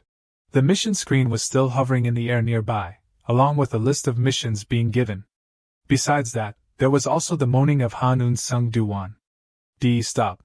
And just like that, a week of hell had passed. Han Un-sung Do-won lay on his back on the ground. His face was pale and his mouth mumbled, "Sorry, Dad. No matter what, this seems a bit too much for me." In front of Hanun Sung Du Wan was the screen displaying the current progress of the body training mission, which was 2%. The sunset was gradually setting in the quiet playground. Hanun Sung Du Wan, after giving up in despair, sat up. But thinking about it carefully, Dong So-sidang's evidence could also be fake. Why would a piece of evidence that has never existed before suddenly appear? It's possible that Eun Sung saw it wrong. That other person is still more trustworthy. This mission doesn't have a time limit, so there's probably no chance of failing. What if I stop here? Suddenly a voice cut through Hanun Sung Du Wan's words. What are you mumbling about alone? Kang Si-hoon? What, you've been here since when? Hanun Sung Du Wan turned and saw that Kang Si-hoon was shirtless, revealing his arms full of tattoos and bulging muscles, hanging on the bar. To his question, Kang Si-hoon calmly replied, I'm your neighbor, is there a problem? You crazy bastard, why are you clinging to the slide like that? I know I should respect your hobbies, but KKK. Kang Si-hoon gave a mocking smile. Seeing that, Hanun Sung Du Wan awkwardly replied, This is training. Oh, so why did you skip the gym and come to a children's playground to train? Well, you probably know that during high school, I had a super terrible time of being obese. That flabby body was really embarrassing to go to the gym, so at night when no one was around, I would run out here to train. Almost every day for 2 years without missing a session. Hanun Sung Du Wan was surprised. For 2 years? Kang Si-hoon replied lightly, It's tiring, isn't it? The first year was just awful. I just wanted to beat myself up KKK. So that's what he used to be like. Hanun Sung Du Wan sighed inwardly. Now I occasionally remember the old days and come here to train a bit. Continuing to confide in him, hearing what Kang Si-hoon said, Hanun Sung Du Wan couldn't help but think, compared to him. When I was a kid, every time I went to school and had my lunch stolen. The voice of himself from the past rang in his head, Mom, I want to learn Taekwondo. Hanun Sung Du Wan exclaimed, There was also a time when I was determined to exercise so hard. But that determination always gave up very easily. Another time I said, Mom, I want to learn Aikido. It's always like that. I give up everything too easily. You're amazing. Kang Si-hoon's sudden praise made Hanun Sung Du Wan feel surprised. Huh? What? Well, you said you were training something, right? That weird thing. Kang Si-hoon said while doing pull-ups. Hanun Sung Du Wan turned to look at the 2 mission screens hovering in front of him. That's right, even that bastard is trying so hard. In his head, the smiling face of his dad the last time they met appeared. I'm sorry, Dad, for being weak. Hanun Sung Du Wan once again hugged the slide. This time, I have to try until the end. His face was now full of determination. Triple A. Hanun Sung Du Wan shouted loudly to lift his spirits, causing Kang Si-hoon on the side to complain, Hey, you're too noisy. Afterwards, time passed very quickly. Just like that, 2 months had passed. Dong So-sidang was sitting alone in the office. A noise rang out, attracting his attention. I thought you had given up since I hadn't heard any news. So you came here yourself? From outside the door, the silhouette of Hanun Sung Du Wan appeared. Dong So-sidang raised the memory card and said, I know you want this. Do you remember what I said? Next time, I'll beat you until you die. That's not a joke. Dong So-sidang's eyes suddenly changed. They were now full of murderous intent. To his threat, Hanun Sung Du Wan just lightly closed the door and said, See where you can develop it, and develop it. Because this time, when looking closely at him, Dong So-sidang faintly showed surprise. I've changed a lot. Hanun Sung Du Wan rolled up his sleeves to prepare for work. In just 2 months, his personality had completely changed. He now looked much more mature and sturdy than before. His stats were also superior to before. Hanun Sung Du Wan could now definitely give Dong So-sidang a beating that would send him to hell and back. Back to 2 months ago. Hanun Sung Du Wan was sweating profusely, his breath was heavy, and his mouth muttered softly, B. I caught it! He shouted happily, while excitedly raising the pigeon he had just caught. The screen displayed, Catch pigeons with bare hands. Remaining, 97. You damn pigeon, you're usually not afraid of people. It's really hard to catch you. Everyone around looked at Hanun Sung Du Wan like a madman. I just want to give up immediately. He immediately turned to find the next target. This time, I won't give up even if I die. Mission, hang on the slide. Remaining time, 6,398 minutes. Even so, I can feel the mission progressing faster and faster. Body strengthening mission. Progress 9%. Mission, sit on an invisible chair. Remaining time, 7,402 minutes. If I keep increasing the speed of doing the mission with this momentum. Body strengthening mission.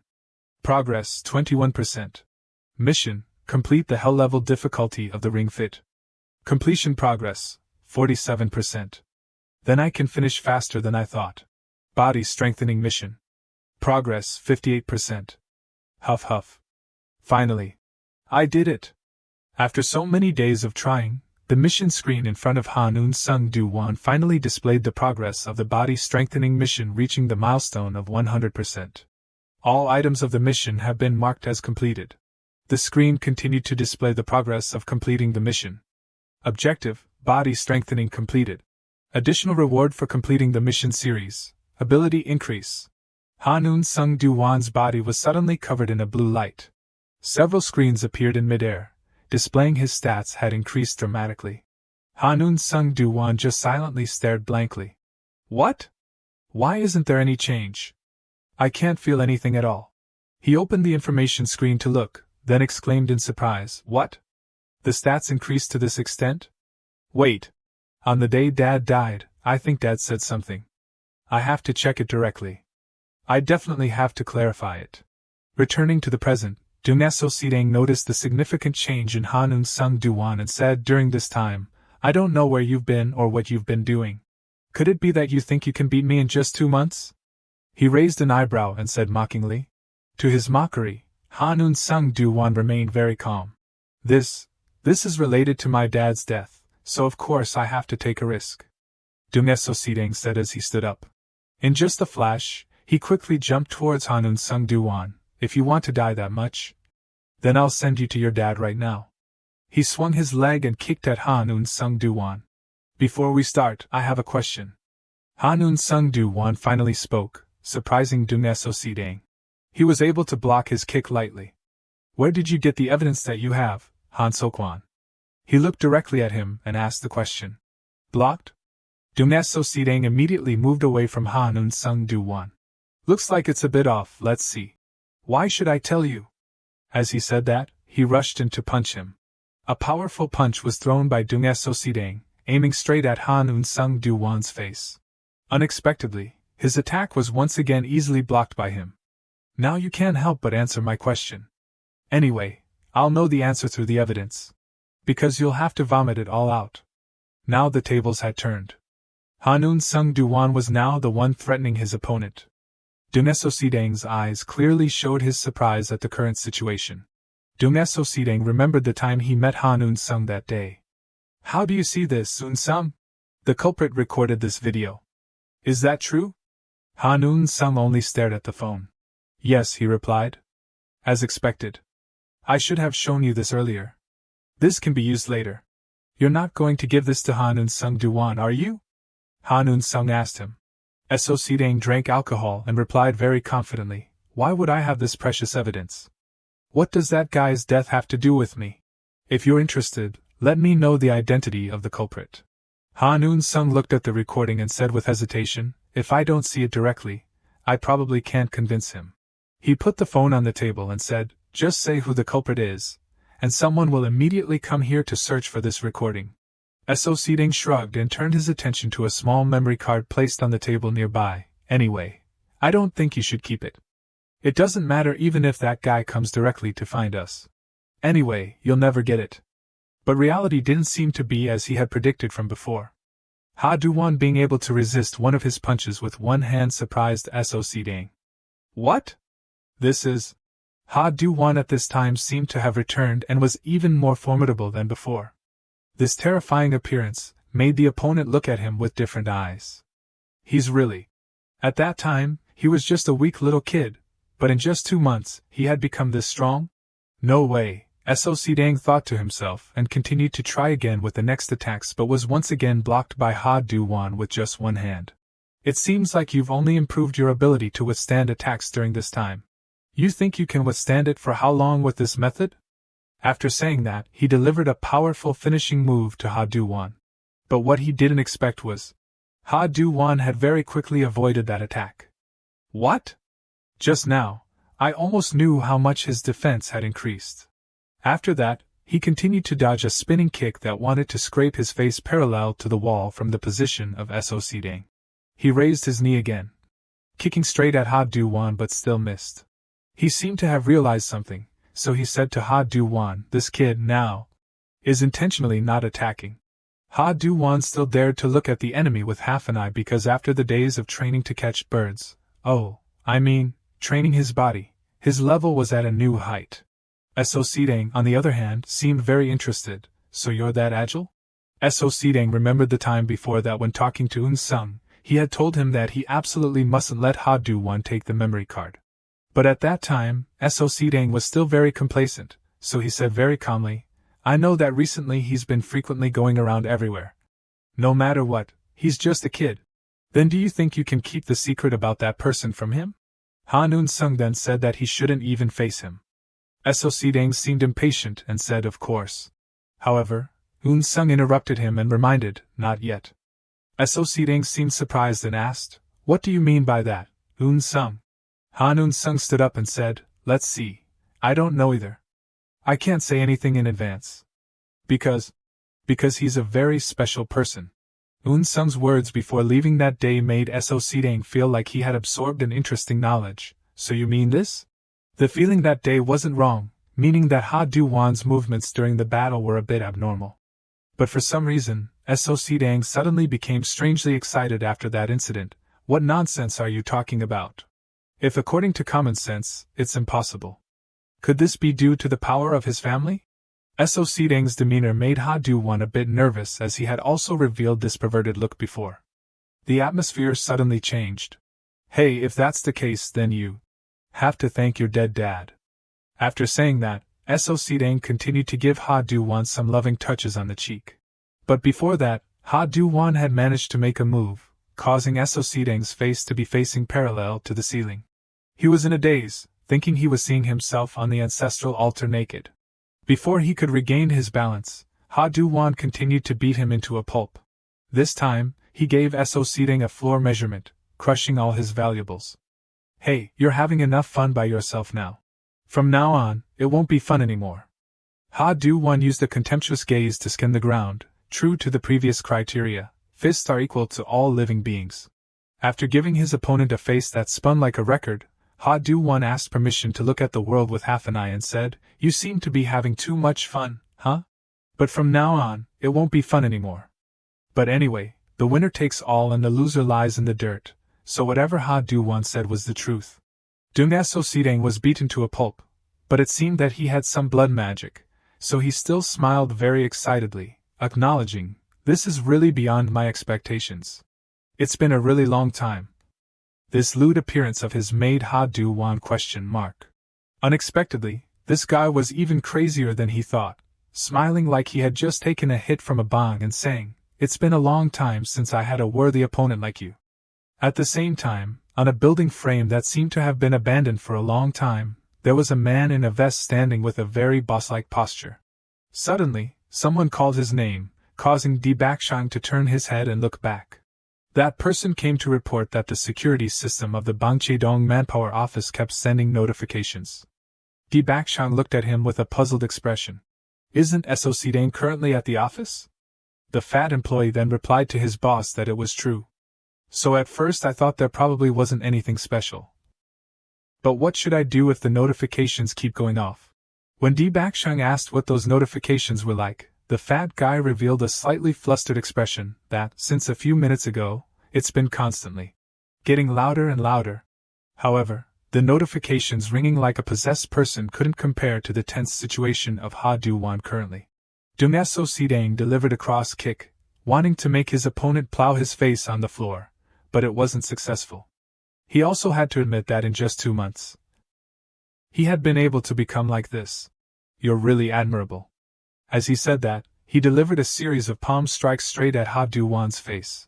But he was able to put his hand up to defend in time. Unexpectedly, this guy revealed more and more of his perverted side as he fought, but it seems that during the past time, at an important moment, Ha Du-won stumbled on the back of the leather chair behind him. It seems that your practical combat skills still haven't improved, huh? Taking advantage of Ha Du-won falling back on the chair, Dong-so Si-dang quickly approached, intending to pin him down. Too bad there's no spring for you. Ha Du-won had skillfully delivered a kick to flip his jaw, and he flipped over to land safely on the chair. Ha Du-won breathed a sigh of relief. After narrowly escaping death, he thought, that just now was almost dangerous for me. But before he could even breathe, Dong-so Si-dang had rushed towards his ancestors with the speed of an express train, saying, "Not bad either." Ha Du-won looked and shuddered, probably because he didn't expect that one day he would be pursued so enthusiastically by others. In a moment of carelessness, he was knocked away by his opponent. Then he scraped his face on the wall in the room. He quickly defended himself to avoid the next attacks. Ha Du-won spat out some blood in his mouth contemptuously, with unwavering eyes in front of the enemy, and said, "Were you originally such a talkative person?" Dong-so Si-dang replied, "Because I met a worthy opponent, I unconsciously became excited, that's all. It must be that I'm addicted to fighting too much." So he stuck to Ha Du-won like coffee with milk. Dong-so Si-dang said as he moved closer to Ha Du-won, "This is the first time I've heard this from a boy, so I also unconsciously." Because his face looked exactly like the perverted delusional guys in the story, Ha Du-won asked permission to give him some loving cheek scratches. Corn fell all over his mouth. "It's just swinging my fist." One hit, and this brother swung and turned as accurately as in the textbook, kicking Ha Du-won as if he wanted to kick his personality out. Ha Du-won was shocked and annoyed, thinking, "What the hell is this dog doing?" Dong-so Si-dang took advantage of the situation and gave him a thunderous blow, turning his insides upside down in the literal sense. "What are you doing, huh?" Immediately afterwards, there was a series of continuous hair pulling, ear flicking, and non-stop slaps from the position of Dong-so Si-dang. Ha Du-won was also very surprised to see him moving faster and faster. Really, since just now, while he was still dizzy, his opponent had prepared to make a decisive move. If it continued like this, he would absolutely not be able to take the memory card away. So Si-dang intended to have Ha Du-won lie and measure the floor after a loving head grabbing and kneeing straight to the face. But suddenly his smile turned off in the middle of the high. Ha Du-won thought, "So he still hasn't really hit me? And neither have I." Ha Du-won didn't know when he had obtained the protagonist's aura, being very calm and handsome, preparing to stuff the other guy's mouth with shit. It's not like that. If you're going to take me down with strength, then stop. And so, instead of creating a breakthrough, the situation turned into a stroke when Ha Du-won slapped So Si-dang as if he could see his ancestors. So Si-dang quickly retreated to defend. "I'm not afraid of a strong opponent, and even in a situation where I'm beaten to the point of not having time to rest, I can still calmly think about the next move." Is this the effect that mental strength brings? At this time, the system had announced that Ha Du-won's mental strength had increased dramatically and he had also regained his composure against the strong enemy. "Thanks to you, I knew that." While So Si-dang was still shocked, it was now Ha Du-won's turn to rush forward and shout, "Quickly hand that thing over here." The review of the energy stats is also roughly done. Now, should I end the match? Before So Si-dang understood what was happening, he was beaten into a face-slapping frenzy. He had now turned off the sun and turned off the smile, saying, as expected, "You're still hiding your cards." Ha Du-won still treated his opponent like a punching bag, throwing out some loving exchanges of moves. "It's just a waste of time to keep fighting." So Si-dang also showed that he wasn't that easy to deal with when he quickly regained his spirits and counterattacked fiercely. A waste of time? The fight has only just begun. Both of them were getting more and more excited as they fought, sticking to each other and rolling around. But what was most shocking was that Ha Du-won didn't even bother dodging the attack, letting So Si-dang's fist hit his face. "No, it's only up to here." That was when Ha Du-won rolled up his sleeves, then cranked up the excitement to the maximum, preparing to bombard the enemy's front line. So Si-dang, who was grinning just a moment ago, was now preparing to receive an early lunchbox. Ha Du-won delivered a blow straight into So Si-dang's body. At the moment when So Si-dang's face was facing parallel with the sky, he immediately flew several meters away along with all the confidence and arrogance just now. An amazing wall dent. Ha Du-won retracted his fist and thought, I think I hit the critical point, huh? I should have asked you where you got that evidence. But maybe you can't talk anymore, huh?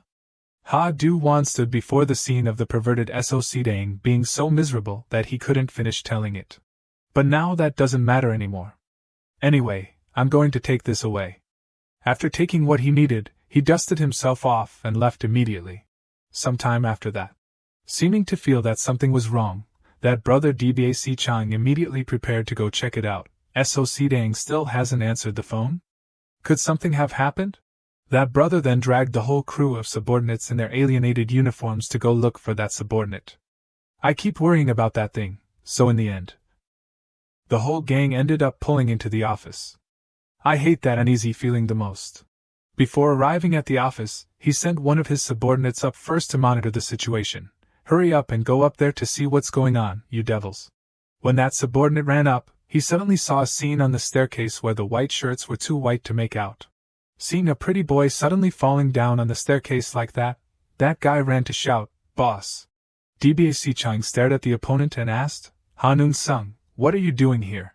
Ha-Noon-sung sat with his legs spread out at a right angle and replied, I'm sitting here to prevent anyone from going up there.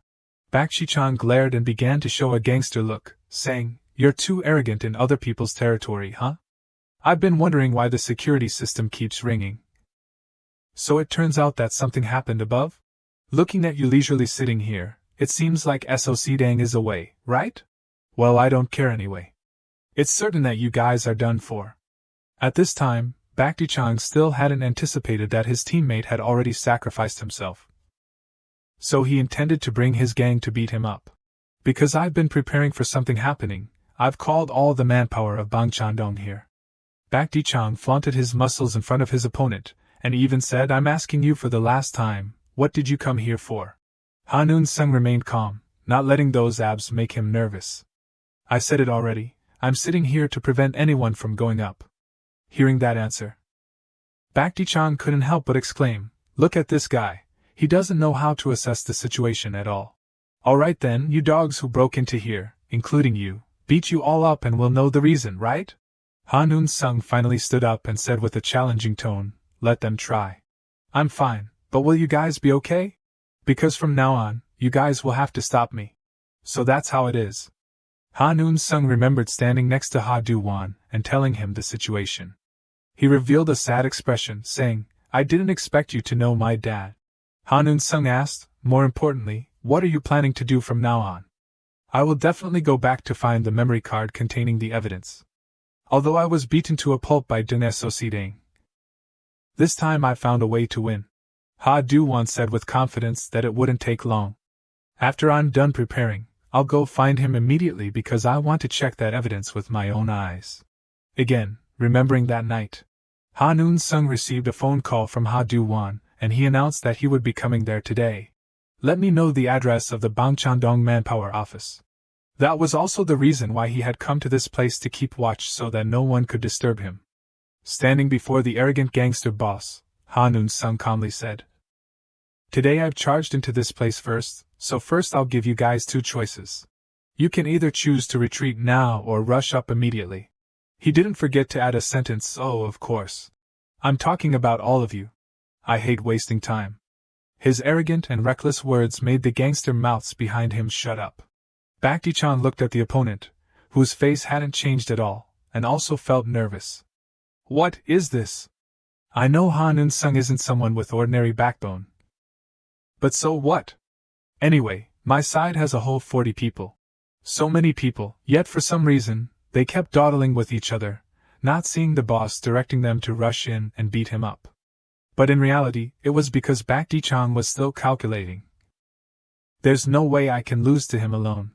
But for some reason, his neck was stiff like that, yet his whole body was nervous, and he didn't dare to say a word.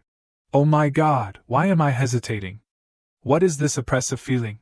He only knew that Ha-Noon-sung only needed to glare, and he would shrink all his belongings, not to mention fighting. At this moment, Ha Du-won poked his head down from the staircase. Un-sung? Why are you here? Oh, isn't this the boss of Dong'an? What shocked him the most was that in front of the yard, there was a whole group of cheerful brothers standing there. Who are these people? Baek Ji-chang saw the kid and gritted his teeth. Ha Do-won, what are you doing up there? Ha Noon-sung then stopped dawdling and raised his voice, saying, I already said it, didn't I? I hate wasting time. Baek Ji-chang was very annoyed but couldn't do anything. Ha Noon-sung led his confused younger brother straight through, and none of the people dared to stop them. Everyone, move aside quickly. The sound of rumbling came from outside the office door. Finally, the people of Baek Ji-chang rushed into the office in a boisterous manner, while walking and scolding, just let them see, you bastards. First, I have to assess the situation. Then I'll make you pay the price. But when they just stepped in, oh wow, surprise. SOC Dong? You're here? The guy who had just been beaten to a pulp was now able to stand up. Baek Ji-chang looked around and asked blankly, but the whole office with you, why did it become like this? What did that Ha Do-won do here? SOC Dong only said that he had come here making a fuss. Don't worry, nothing's wrong. Since you brought these guys here, tell them to clean up. Ha Do-won was clearly hiding something very special, but his subordinates' faces were pale with fright. That was because of SOC Dang's face looking like he had just taken drugs. Next time I meet you, I will definitely expose your background.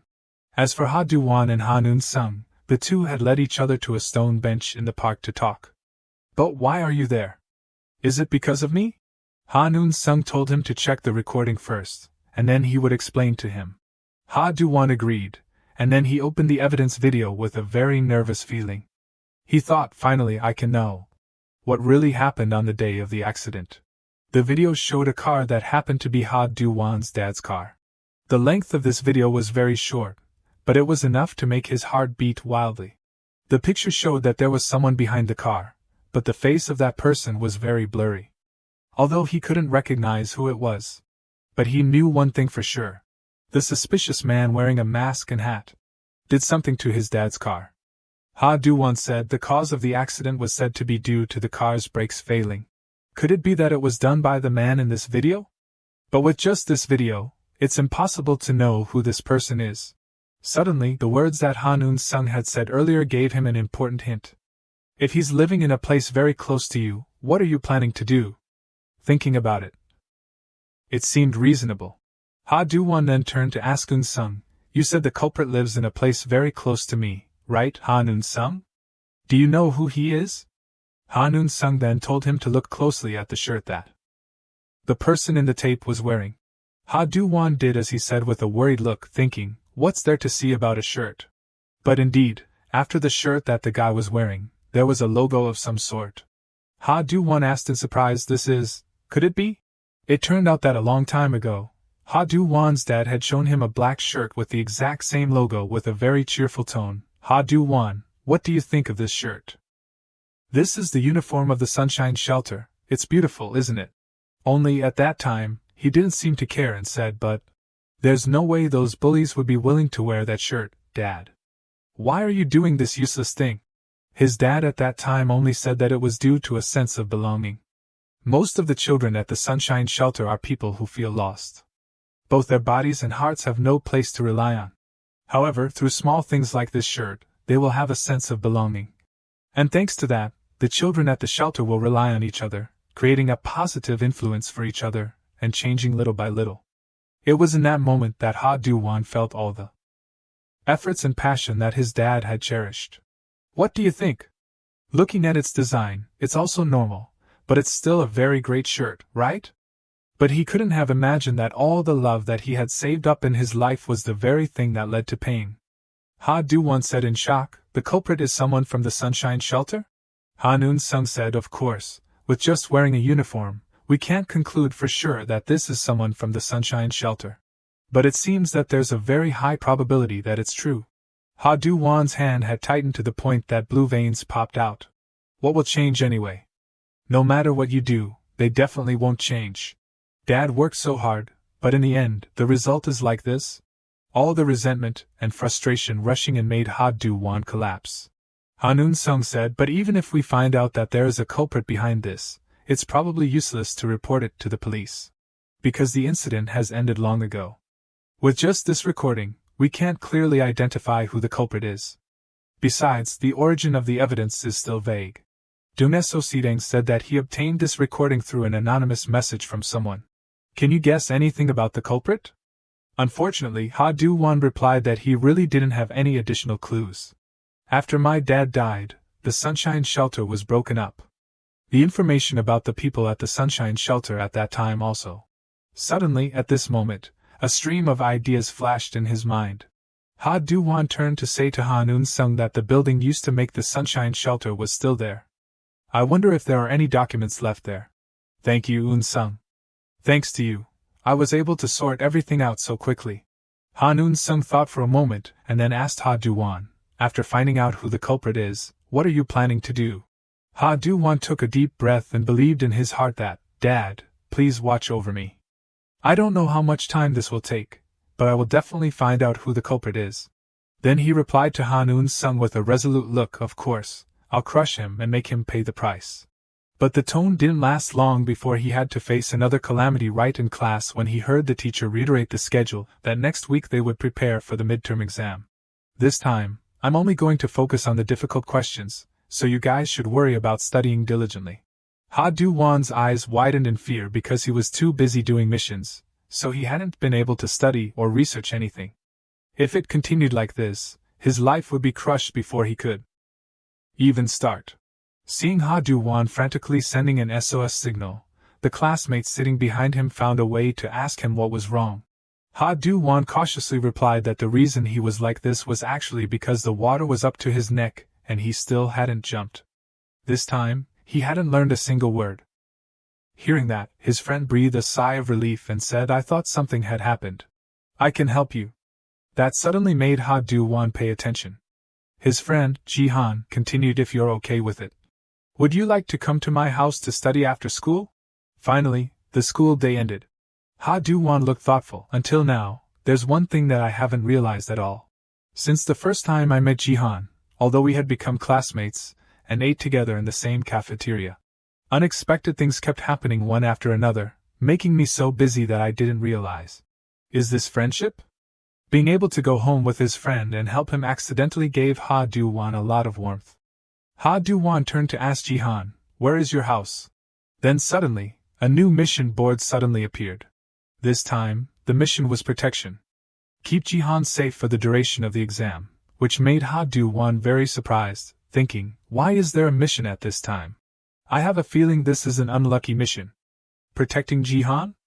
If that's what it means then, that means he'll be in danger, right? In a small alley on the way home, two thugs suddenly appeared, chatting and flirting with each other. Seriously, who said there are a lot of beautiful girls in this district?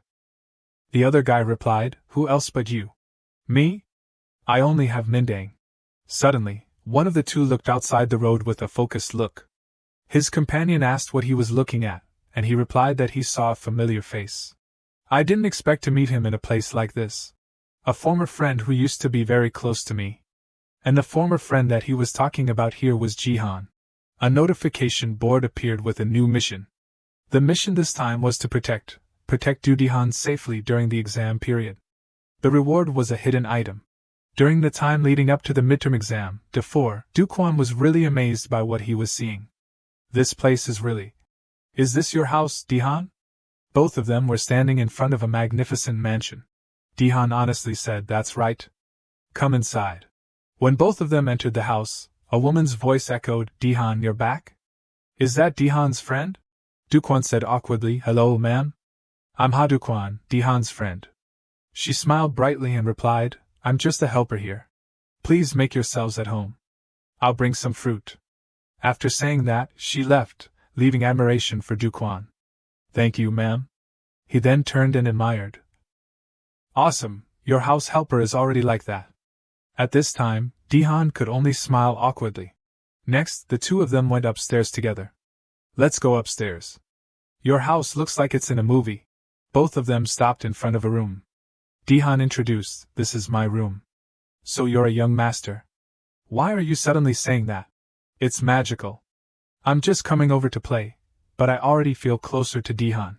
On the other side, Di-han was preparing a place to study for both of them. Can we study at this table? When was the last time I went to a friend's house to play? At this time, the helper brought some snacks. she said with a gentle voice. It's been a long time since Dihan brought friends home. She placed a plate of food on the table and left, not forgetting to instruct, don't mind me. Just make yourselves at home. If you need anything, just call me. Both of them replied, thank you, ma'am. We'll eat all of this. Thinking about it, I've never seen Dihan with other friends.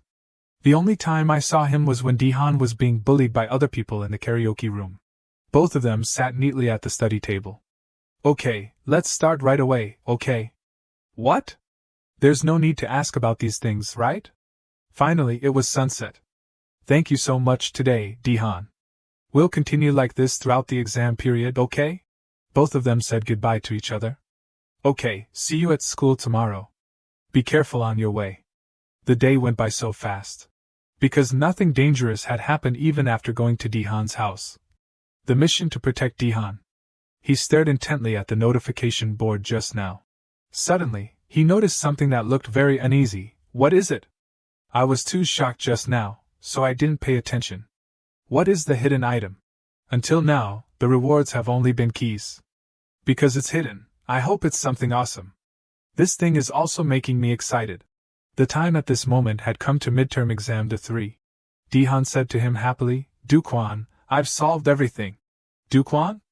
He entered and saw that Duquan was lying wide-eyed under the brick floor. Perhaps he had studied too hard. Duquan began to complain, my brain can't take any more information. If there's anything more, my brain will stop working. Then let's take a break, okay? Dihan said with a smile. In Dihan's large room.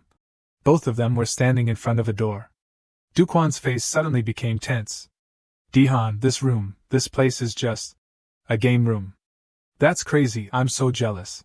I dream of having a room like this. This is on the list of things I want to do before I die. Is that so? I'm not particularly interested in games, so. Duquan suddenly asked back, then why do you have this room? My parents gave it to me for my birthday last year. I used the second floor by myself, but there are still many empty rooms. A birthday present? What's wrong? It's not just a little. As expected, they're not on the same level. Duquan began to pay attention to something. Both of them looked towards the white door over there. Dihan, what is that room? That's just a storage room. You don't have to pay attention to it. I see. There's even a 6-0, awesome. The time was getting closer. Right now it was midterm exam day 2. The time for this exam was also not many days left. Both of them were walking home after school. Duquan opened his mouth. I've been bothering you too much these days, huh? No, I was planning to review anyway. This request isn't dangerous either.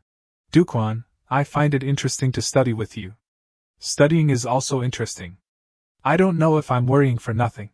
Thinking about it, Dihan, can't you go to tutoring or a center? Now it's like this, but I used to go to a lot of tutoring. About 20 centers. That number made Duquan very surprised. It's not just studying. There are also many other things. Other things? A voice came from in front of the two of them. It's been a long time since we met, Dihan. Since entering high school, this is the first time we've met, right? Dihan seemed very uneasy when he saw that person. Legumin, what are you doing here? He presented the reason for his appearance. I had something to do near here before. At that time, I accidentally saw you passing by. At that time, because I had an appointment, I pretended not to see you, but in my heart I miss you, so I came here to find you. It's very nice to see you again.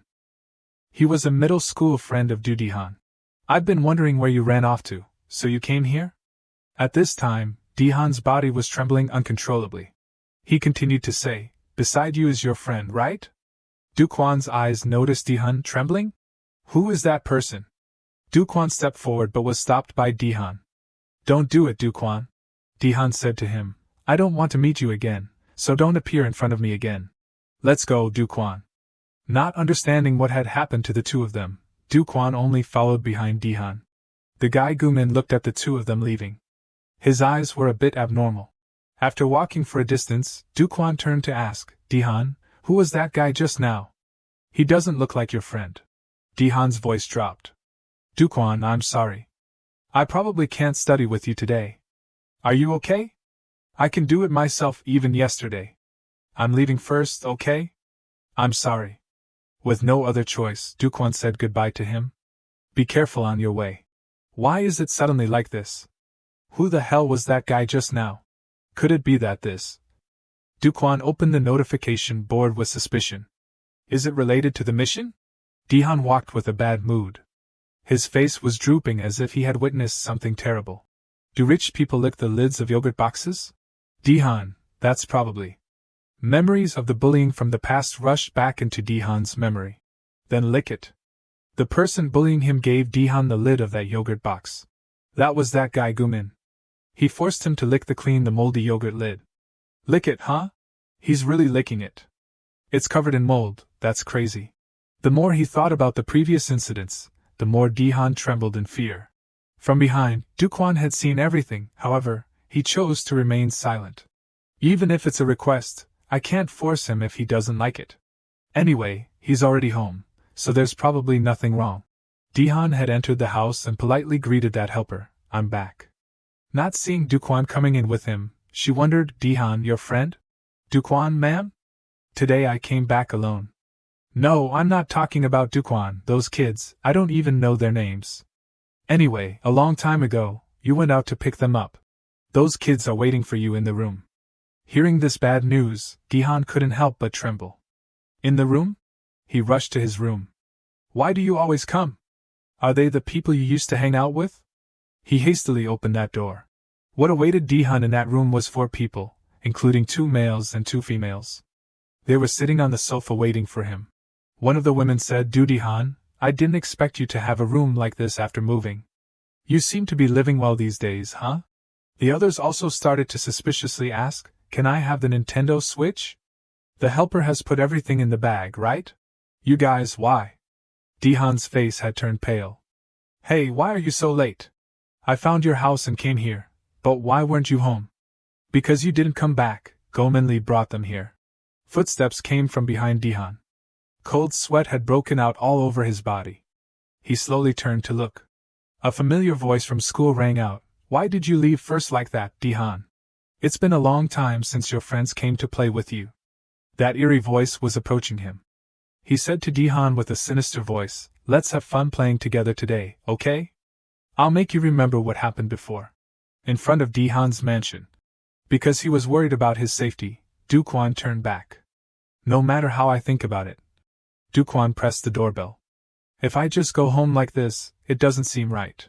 His eyes were full of determination. I have a very strange feeling. After pressing the doorbell of Dihan's house many times. Finally, a voice came from the doorbell. The helper asked from inside, Who is it? Duquan also replied to her, Hello ma'am, I'm Ha Duquan. Knowing that the person was Duquan, she couldn't help but be surprised. Duquan? I heard that you weren't coming today. He scratched his head and gave an awkward smile. I was planning to, ma'am, but what to do? Dihan isn't home right now. This sentence made Duquan stunned. Not home, ma'am? Dihan just went out to play a while ago with his middle school friends. Middle school friends? I also don't know where they went. If there's something urgent, try calling him. I see. I'll come back to play next time. He began to deduce, Dihan had said that he would go home first today. Could it be that he had an appointment with other friends? If so, that's really lucky, but... Suddenly, that notification board appeared again.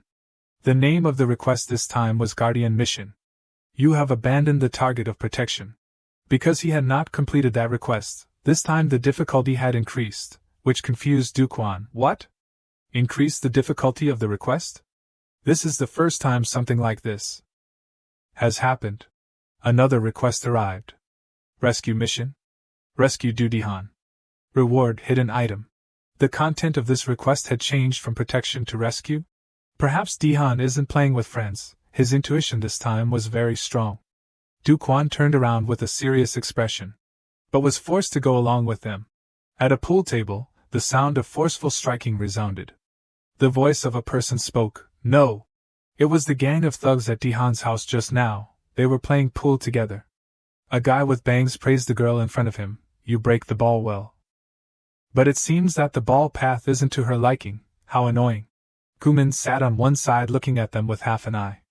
He looked very much like a real thug. He turned his gaze to Dihan next to him. With his despicable voice, he began to interrogate Duhan. It's been a long time since we returned to the secret base. Huh? When we were in middle school. We often played here, right? In the place called the secret base, there were many kinds of scum. They all had the same purpose, which was to bully his friend Dihan. The black-haired guy was embracing his girlfriend, he said while holding a glass of wine. Why is that guy Dihan not changing compared to then? All bookworms are like that. The big guys next to him also began to pester Dihan and ask, but who are you? This guy was born with this well-behaved appearance. Gumin spoke. Dihan, there are many people who are meeting you for the first time, right? The last time you came here was 2 years ago. Look at this guy, he's trembling, don't be nervous. They were relentlessly mocking Dihan. How boring. It's because you don't know how to drink alcohol, Dihan, that the atmosphere is so boring. Why did you bring him here? You don't even bother to sip the wine that your friends poured for you, huh? You bastard, is that all your friendship amounts to? That's right, I've been a bit bored just now. Since we've already talked about it, let's try that thing. That thing? What is it? Friendship test. Gumin started a terrifying plan. From now on, I'm going to slap your cheek, Dihan. Hearing that, the former obsessions had begun to appear, spreading terror in the past. He continued to say, out of all the people present here, if only one person, if that person takes one slap for you, then it's considered passing the test. After saying that, he grabbed Dihan's collar. Don't be scared. He was now very flustered. Wait. Could it be that no one will help him? Gumin had raised his hand high, preparing to slap him. The whole basement fell silent. That scary sound was about to ring out. They all had no intention of helping, but instead mocked him. Let's see if anyone is willing to take a slap for you, huh? It's because you avoid us. It's your fault for being stupid. He had slapped Dihan hard, causing him to fall to the floor. Blood had begun to flow out. At this time, he was smug. You should have treated your friends better, huh? Wasn't that too hard? What if he reports it? That girl was a bit worried about him. Dihan, weren't you having a lot of fun with us? Surely you won't think about reporting it to anyone, right? Normally, how you are treated, your mom will know. I'm worried that she will be shocked if she knows about this. After that day, you suddenly disappeared, which surprised me so much. Did you know that? If I had known that you had moved to the street next door, I would have called you to play with us. His voice began to become eerie. Dihan had tried to get up and sit back on the chair. A weak voice asked him, what's the reason you're doing this? The orange-haired guy next to him said to him, hey Gumin, it seems like we're short on alcohol. Gumin took Dihan's bank card and gave it to the orange-haired guy. Take it and buy alcohol and cigarettes for everyone. As expected, you're a tycoon. Go and come back right away. Suddenly he jumped up. Anyway, Dihan. It's been a long time since your friends poured one for you. Why? Aren't you drinking it? Dihan was now frozen, not daring to move in fear. Then he screamed, you bastard, are you trying to make me angry again? In the bustling city scene amidst the twilight, the sound of Duquan running frantically echoed throughout the road. Where is it? He ran to the karaoke room to search, but there were no results. Where is it? In an internet cafe, he also searched every nook and cranny, but he couldn't find him. Where the hell is it? Where is it? Duquan kept calling Haidan, but there was no response on the other end, still not answering the phone. After many calls, the other end finally answered. Duquan happily started to ask about the situation. Hello, Dihan? Where are you right now? This sound, the voice of Gumin, came from the other side. Are you the kid who went with Dihan today? If it's this morning, Duquan began to recall. Are you the guy who was standing in front of the school gate this morning? He asked him back. Where is Dihan now? Why? If I tell you, are you planning to come here? That's right, if you don't come, your friend might be in danger too. Dihan's condition right now was very bad. His body had been battered by Gumin's punches and kicks. I'll send you the address now. Hurry up and run here. That guy Gumin is starting again. After sending the address to Duquan, he began to smile terribly. Start friendship test. After that, he hung up, making Duquan even more anxious. I'm very curious, is he really Dihan's friend? On this side, Dihan tried to stop Gumin. Duquan, don't touch him. The people next to him started to mock. Damn it, he's really strong, that dog. The feelings of those cowards. Gumin pressed Dihan's head down on the ground. He rubbed his face roughly and yelled, You're asking me why I'm doing this? Your hypocritical attitude makes me uncomfortable. Shut your mouth and look, what will happen to your friends because of you? The sky had begun to darken. The voices of Gumin's two underlings complained, it's really nice to be those rich bastards. Of course, I'm going to entrust my life to Gumin. But who was that guy just now? When I asked them, they said that guy was originally Gumin's best friend. But looking at it, it seems that they're no longer best friends. Really friends? What's the matter with those two that they turned out like that? You think I know? That's not the important thing right now. That bookworm looks like he has money. I'm planning to swipe his wallet later. I'm planning to do that too. At this moment, Dukwon from behind had heard everything. Returning to Dihan's place, hey, didn't those two go all the way to the liquor factory? They must have gotten lost. I want to drink alcohol so much. The door in the distance cracked open. They thought that the two who went to buy things had returned and said, as soon as you say that, they're back.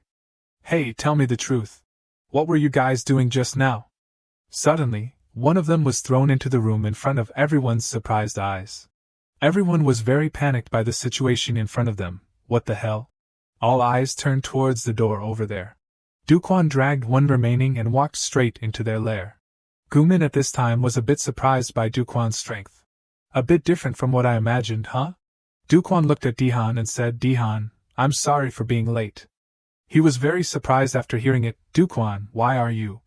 After saying that, Dukwon threw that guy to the side and said in a resonant voice, I don't know the situation here, but first I'll beat all of you to a pulp, okay? Dihan remembered his middle school days. He had studied with that guy Gumin. At that time, the two were very close. Dihan, I'm going to the hospital today. I'll go with you. Of course. It's so magical, right? What is it? At that time, I thought that he and I could become best friends. Both of them had arrived at the Korean hospital. At room 6AI by number 3, a high school student uniform really suits our Dihan. The voice of a female patient spoke, How is it? Have you made a lot of new friends? Friends? Today is just the opening day, Mom. What about girlfriends then? Mom. I'm just kidding. It turned out that it was Diha's mom. She probably had a hard-to-say illness. Mom only hopes that my son has a close friend. Because you're like Mom, you look so weak. Find a strong friend to protect you instead of Mom. I'm not weak anymore, Mom. After talking for a long time, it was time for Dihan to leave. When he left the room, he immediately met Gumin. He said, Our school uniform is a new uniform, huh? Could it be that you're also a freshman? That was the first time I met Gumin. We're in the same class. My mom and your mom are in the same hospital room again. It's so magical. Moreover, our families are both rich, quite a coincidence. Huh? Is that so? It must be due to empathy.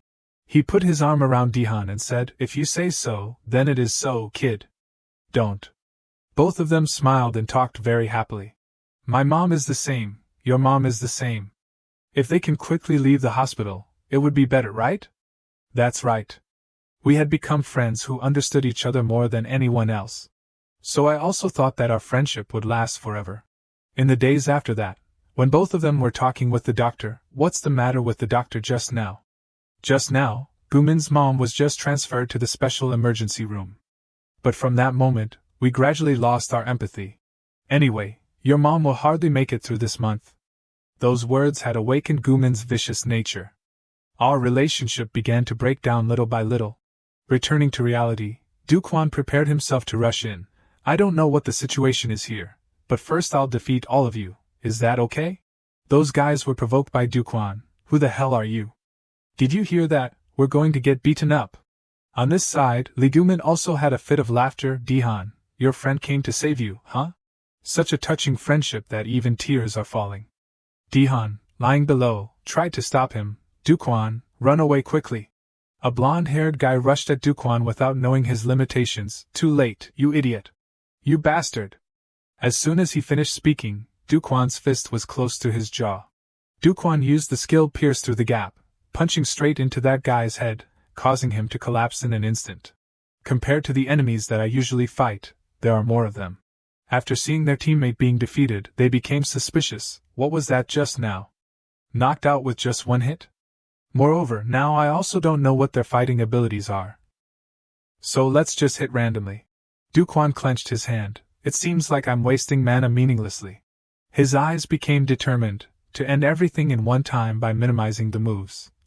Just thinking about it, he had rushed at the two guys with an amazing speed, causing them to be unable to react. The fat guy was just about to swing his hand and punch in his direction, this bastard. He was punched straight in the chin, causing him to fly straight up into the sky. No matter what, just aim for the chin. Good, next. With just one blow, he had been defeated like the guy before. The remaining guy from behind took the opportunity to grab a bottle of alcohol, intending to hit Duquan on the head. Sure of his victory, he swung the alcohol bottle down. Take this, you blockhead. Another chin-piercing blow was thrown by Duquan. Both he and the alcohol bottle were shattered. He had fallen to the ground with a thud. These guys had helped Duquan prove his strength. Hey, I thought something big was happening. Dihan's battered face was worried about Duquan.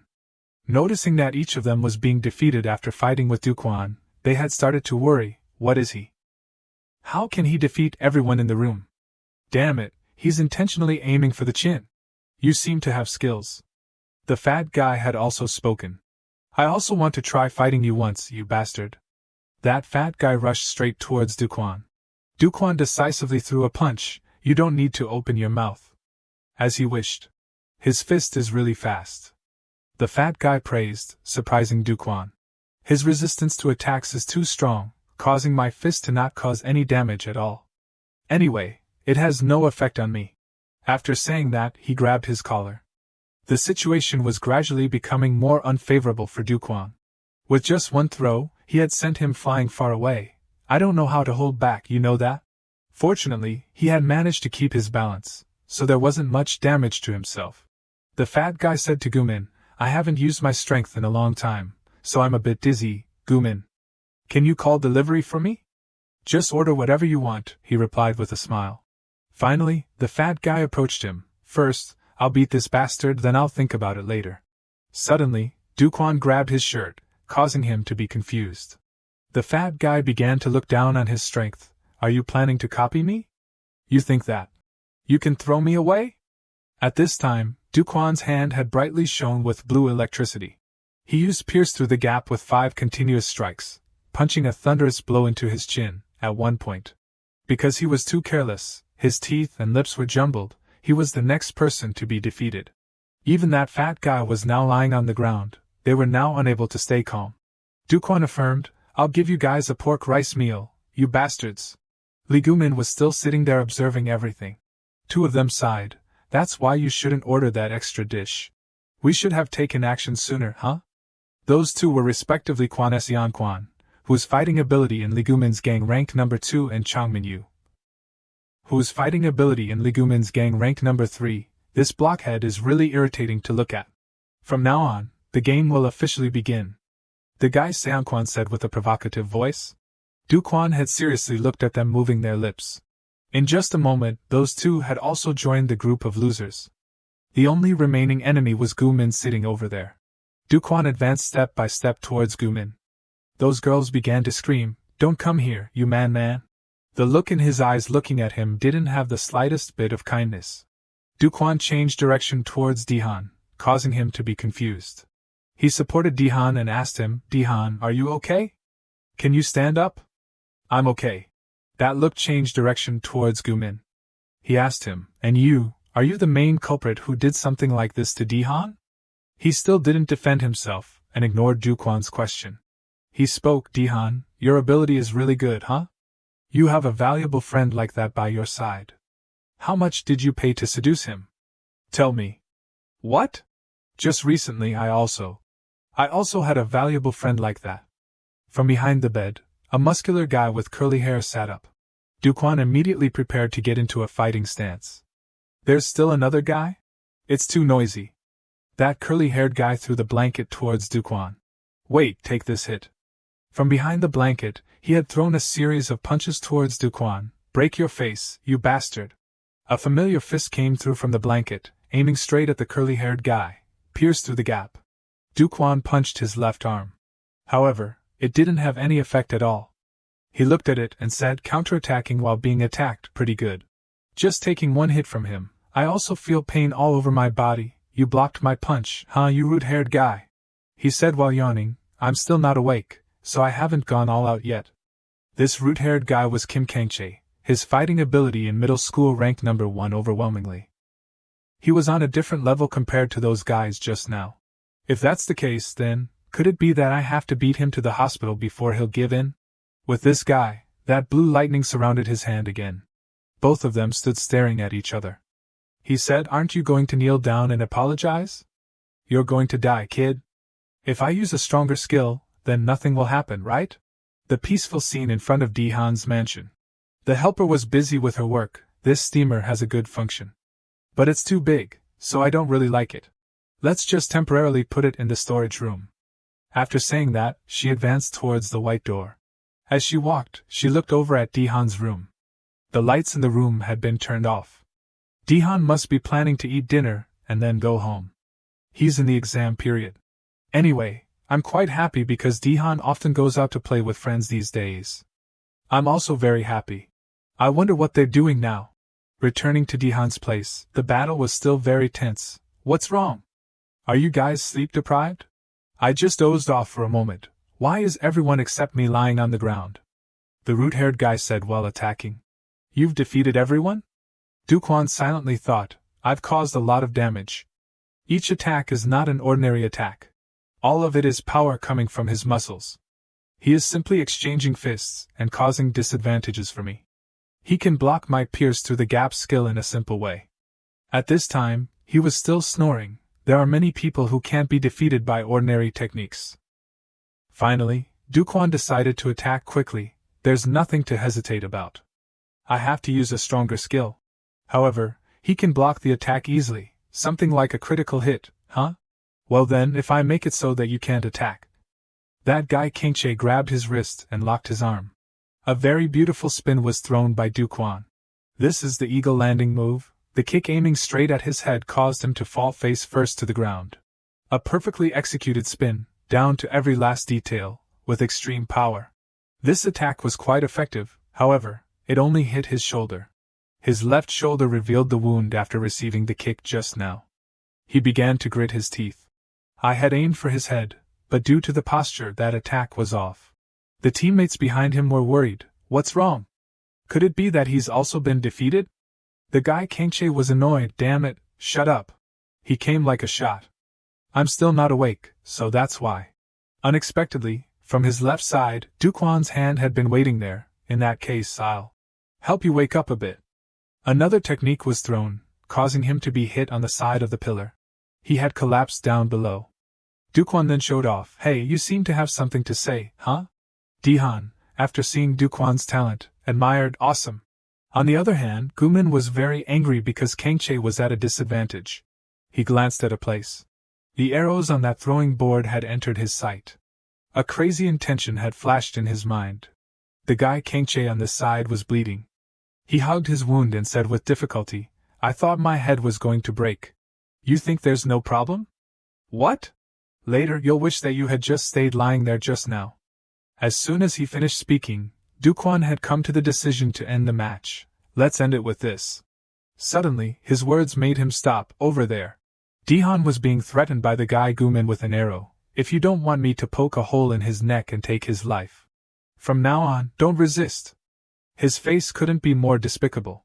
Dukwon worriedly shouted Di-han's name. That guy Gumin turned to say to the root-haired guy, Hey Lee Kang-chae, you thought I was paying you to do that? Do your job properly, you bastard. What are you planning to do now? Dukwon anxiously didn't pay attention to the root-haired guy had already taken his punch. This punch caused Dukwon to fly several meters away. You don't know that by looking? He said, we're trying to give you a beating. Then do as you did just now, you bastard.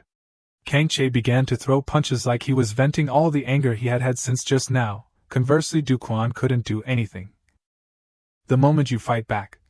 If you don't care how your friend will turn out, then fight back. A direct punch to the lungs caused Dukwon to be dizzy. Seeing this, Di-han felt guilty and called his name, Dukwon. Lee Gumin, how dare you? It's better if you don't think about those trivial things. You understand, right? All the videos and pictures of you being bullied, I still have them all. If your mom sees it, I don't know what will happen, huh? She's already weak. If she gets shocked and faints, then something big will happen, right? Ha, you should worry about yourself first. He smiled threateningly at him. That's enough, don't dawdle anymore, end it quickly. I feel too tired. Hearing that, the guy Kangchae used both hands to choke Dukwon. He said, even if you didn't say it, I wanted to end it here. This choke made Dukwon remember the past. I've been like this before, so I know very well, before long I won't be conscious. But if I attack him now, then Dihan will be in danger. First, I have to deal with that parted hair guy over there. Now in his hands he has a weapon. If I activate the weapon master skill, then no matter how far away he is. Kangchae had lost patience. This guy is too resistant, huh? Like this, before anything. Dihan on the other side shouted, don't. Suddenly, he remembered something. Dihan remembered the story of when he was still studying with Gumin, in that classroom. He had said to Gumin, why aren't you bringing a bag? Let's go together, isn't it that you're going to the hospital today? That's right, but... Gumin's attitude was very unusual. Unexpectedly, he replied, lucky, right? Because your mom is still alive. He looked at Dihan with the eyes of a murderer. After his mom passed away, Gumin had completely changed. Leaving first. We quickly became distant. Gumin began to hang out with his bad friends. Because he was worried, Dihan had asked Gumin, why are you like this these days, Gumin? You weren't originally a person like this, bastard. I had tried to stop that, but... Are you pitying me now? The situation was getting worse and worse. The result was that I had run away. Returning to reality, Gumin said in the direction of Kangchae, after you're done dealing with that guy, it's your turn, Dihan. You think you'll run away like before, huh? Suddenly, Dihan replied, I know. At that time, because I was too scared, even though I knew you were going down the wrong path, I ran away. If until the end I don't give up on you, maybe things wouldn't have turned out like this. You said that very well, making me feel touched. Dihan continued, so... Now I won't run away anymore. The footsteps of the helper were walking in the storage room. It's so dusty here. I have to clean this place once every day. Due to carelessness, she had dropped that small trophy. Fortunately, she had managed to catch it in time. This thing. I don't know who put this on top of the box. This is the first award that Dihan received at the academy. That trophy was the Prospect Award at the Yuan-Do Martial Arts Academy Dai Ascension competition. Seeing this, the memories rushed back. At that time, because the lady was in the hospital, Dihan always wanted to try his best to train so that he wouldn't make his mom worry. I had thought that Dihan was very extreme because he had gone to so many centers. Dihan was originally a good kid, but if up to now, Dihan is still continuing like that, then I don't know what kind of person he would become, huh? A container full of medals was put together in one place. Returning to the dark scene. The girls on Gumin's side were very surprised when they saw something. Even Kangchae also looked with a surprised look. The scene of Dihan throwing Gumin down decisively caused him to fall to the ground, making everyone surprised. Perhaps this is the first time Dihan has used martial arts for self-defense. That action made Dukwon very surprised, a different Dihan than the Dihan of the remaining days. His hand had tightly grasped the arrow and pointed it at Gumin. Suddenly, he said, sorry. Now I'm okay. Kangchae on the side said with a worried voice, that guy is also too focused on Dihan caused Dukwon's attack to easily approach him. At the moment he turned around, it was too late. What? The destruction skill was activated. It's over. With a direct aim towards Kangchae. Once again, returning to the past, back to the school that Dihan and Gumin had studied at. From today on, Gumin will return to school, huh? I also can't contact him. I don't know if his mom's funeral went smoothly. Another friend asked him, Dihan, are you still learning boxing these days? I still am. How did you know? Yesterday when I went to the gym, I saw you. Really? Before that you were learning jiu-jitsu, right? You're much stronger than your appearance. It's just a hobby. At the same time, Gumin entered through the door. I'm also planning to learn martial arts these days, but I'm a bit scared. Gumin's face at this time was very unusual. While I'm so tired, when the other person has things that I can't have, those emotions at that time. You're sitting there laughing and joking with your friends, that's the moment. When it was time to leave school. That moment was repeated once again. Dihan advanced towards Gumin and asked, Gumin, why aren't you bringing a backpack? Let's go together, isn't today the day you go to the hospital? That's true, but… And those things sometimes. Lucky, right? Gumin asked him in a confusing way, generated hatred towards others, that even I didn't know about. A scary voice, because your mom is still alive. That was the seed of resentment. When Gumin had woken up and looked at everything around, all of his teammates were lying scattered on the ground. What the hell is going on? Why aren't you guys standing up? What are you doing lying there? Everywhere in the corner of the room were bodies that were full of wounds. No one was able to move anymore. He was furious, damn it. Gumin began to scream loudly, stand up, you bastards. Kang Che was also battered after having to fight an expert-level opponent like Du Quan. I paid you guys a lot of money. How is it that even one of you can't deal with them? You guys are more useless than cockroaches. He shouted helplessly. After saying that, he ran away right in front of their eyes. Dihan spoke, hey, what are you doing? Gumin grabbed the hair of the two remaining girls and said, at least you guys have to go there and punch a few times. I said punch, you bitches. Get your hands off us, you man, these dogs. You're not fighting, huh, parted hair? What, you're looking, it seems that you're not very good at fighting, huh? Du Quan mocked him from behind. Gumin threw the two of them down on the floor, damn it. Knowing that there was no longer a chance for him, he decided to use money to bribe Du Quan. How much? How much did that dog Dudiha pay you? I can also pay you. Du Quan replied, how can I accept money from him, you man? You're saying something funny. Damn it. He turned to Dihan and roared, Dudihan, you dare hit me? You, your photos, and your videos, if I show all of that to your mom, then it'll probably be okay, huh? Even if it's like that day, it'll probably be okay, right? He began to threaten him with those filthy things. That day, Dihan's eyes wavered a bit. Was the day that the relationship between me and Gumin completely changed. Why are you like this these days? You weren't originally a person like this, damn it. Now you think I'm hurting you? That was the day that I regretted the most in my entire life. There's no way it can be like that. Calm down and listen to me, Gumin. Those guys that you hang out with these days, all of them are only playing with you for money. What kind of friends are those? I understand that you're very tired because of your mom's matter, so from now on. You understand what? Both of them were standing on opposite sides, there was no common ground. You've never experienced it before, so how can you understand me? That matter, you don't know anything about it, yet you say it so easily. No, there's a way for you to understand. Mom! The words after that made Dihan silent. Hearing those words, I shouldn't have let go of my reason. He had been provoked by those words just now, so he had given Gumin a beating. In that room, both of them had been called in by the school to understand the situation. Gumin's father began to preach, to beat someone's valuable face like this, you think it's okay if you just apologize? Why haven't his parents come? What's going on? The teacher of both of them was very anxious, trying to calm him down. Hey, Gumin's dad, that matter. Dihan's dad is on a sudden business trip. His mom is in the hospital, so it's hard to come now. The weaker the patient, the more they need stable emotions. With a mom like that, when she heard the news that her son was fighting, the figure of a woman running in with a flustered expression. It was Dihan's mom, she had left the hospital to go to this place. I'm really sorry I'm late. It was a very big shock. No, is Dihan's body okay? The teacher worriedly asked her. Of course it's okay, I came all the way here, I'm Dihan's mom, she said while panting. Dihan then advanced, how can mom leave the hospital? Dihan, my son has made a big mistake. Those coughs made him even more worried. Sorry, Just as she finished speaking, she had collapsed in front of Dihan's eyes. The whole room was panicked. What? Why? Dihan, your mom. Although he had learned the truth quite late. On that day, my mom, I heard that she had fallen into a very dangerous situation. And Gumin's opportunity had come.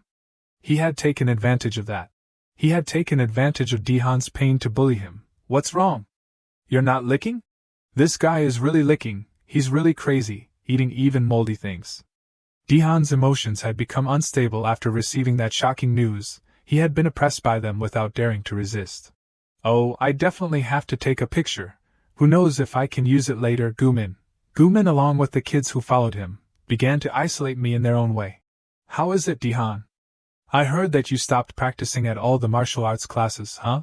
What, looking at your mom fainting, you're very scared, right? Don't worry, from now on, we can become close with that method, he said while grabbing his hair. But if this time she learns that her son is being bullied and treated like trash, she'll probably be shocked. I wonder if she can still wake up. It sounds very exciting. Before that, it said to you guys that I was approaching them for money. What kind of friends are you? I was afraid of hurting my mom again, so other than enduring it, I couldn't do anything. Then you, from that moment on. Among the people standing here, is there really one who is your friend? He pulled his head towards that crowd and asked. I'm only alone. He was holding a phone containing that video and picture and smiled despicably. Sap, you're not answering? Are you scared? I'll send it to your mom now, okay? Now then, kneel down. Unexpectedly, Duquan suddenly snatched that phone away. Is it because of this that you manipulated Dihan? Because I can't find each one to delete them one by one, so I'll delete all of them, okay? Do you use cloud software? He was confident. You idiot, even if you delete that, of course, I still have another phone hidden somewhere else, and of course, both the video and pictures are saved in it. But you definitely have to remember this. I don't know what the situation was like before, but now I'm with Dihan. Duquan moved closer to Gumin and said, if you do any more bullshit like this later, I'll smash you into pieces. Although I want to do that right now. How to deal with you guys today, all of it will be decided by Dihan. After saying that, he threw him towards Dihan. Because he's the one who has to endure all the things that you caused. Gumin tried to sit up. Damn it! He no longer had any chance to resist. That's right, I lost. Ever since the relationship between me and Dihan had cracked, I had always only been alone. But now that I think about it, I only need to delete all the photos and videos that I have, right? He's also like me. Anyway, I had left my old friend alone and ran away, and from now on, I will never appear in front of Dihan again. I also don't know if I'm doing the right thing or not. I definitely have to take a picture. Who knows if I can use it later. Gumin, along with the kids who followed him, began to isolate me in their own way. Seizing the opportunity, he stabbed that sharp blade towards Dihan. Damn it, you bastard, dare threaten me. Everything. A kick flew straight at Gumin's face. Use this to hit you. Duquan added another surprise. A swirling kick sent Gumin flying to one side. He immediately asked Duquan, were you injured anywhere? I'm okay. But Dihan, I'm a bit curious about just now. What is it? What are you curious about? Why are you fighting so well? So the mission this time has ended. On the way home, I listened to Dihan telling me about all the things that he had experienced. Probably because I've experienced a lot of things like that, my personality has become more timid. Even in the 3rd grade of high school, I'm still being bullied. The two of them had retold the things from the past on the way home.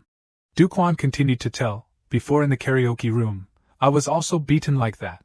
In that situation, in my heart, I really wanted to run away. I didn't know if I would cause any injuries to the person that I would face, so I couldn't do anything. I'm very pitiful, right? That question made Duquan hesitate a bit. Today, because of me, you were dragged into this. Dihan, just now you were very reliable. His eyes looked at Duquan confusingly. Duquan continued to say, especially at the end when he swung the alcohol bottle towards me. If it wasn't for you, I wouldn't have been able to block it and would have been seriously injured. That bottle was very sharp. He looked at Duquan without saying anything. The image of a person appeared in Dihan's head. Mom hopes that you can have a friend who is a strong support for you.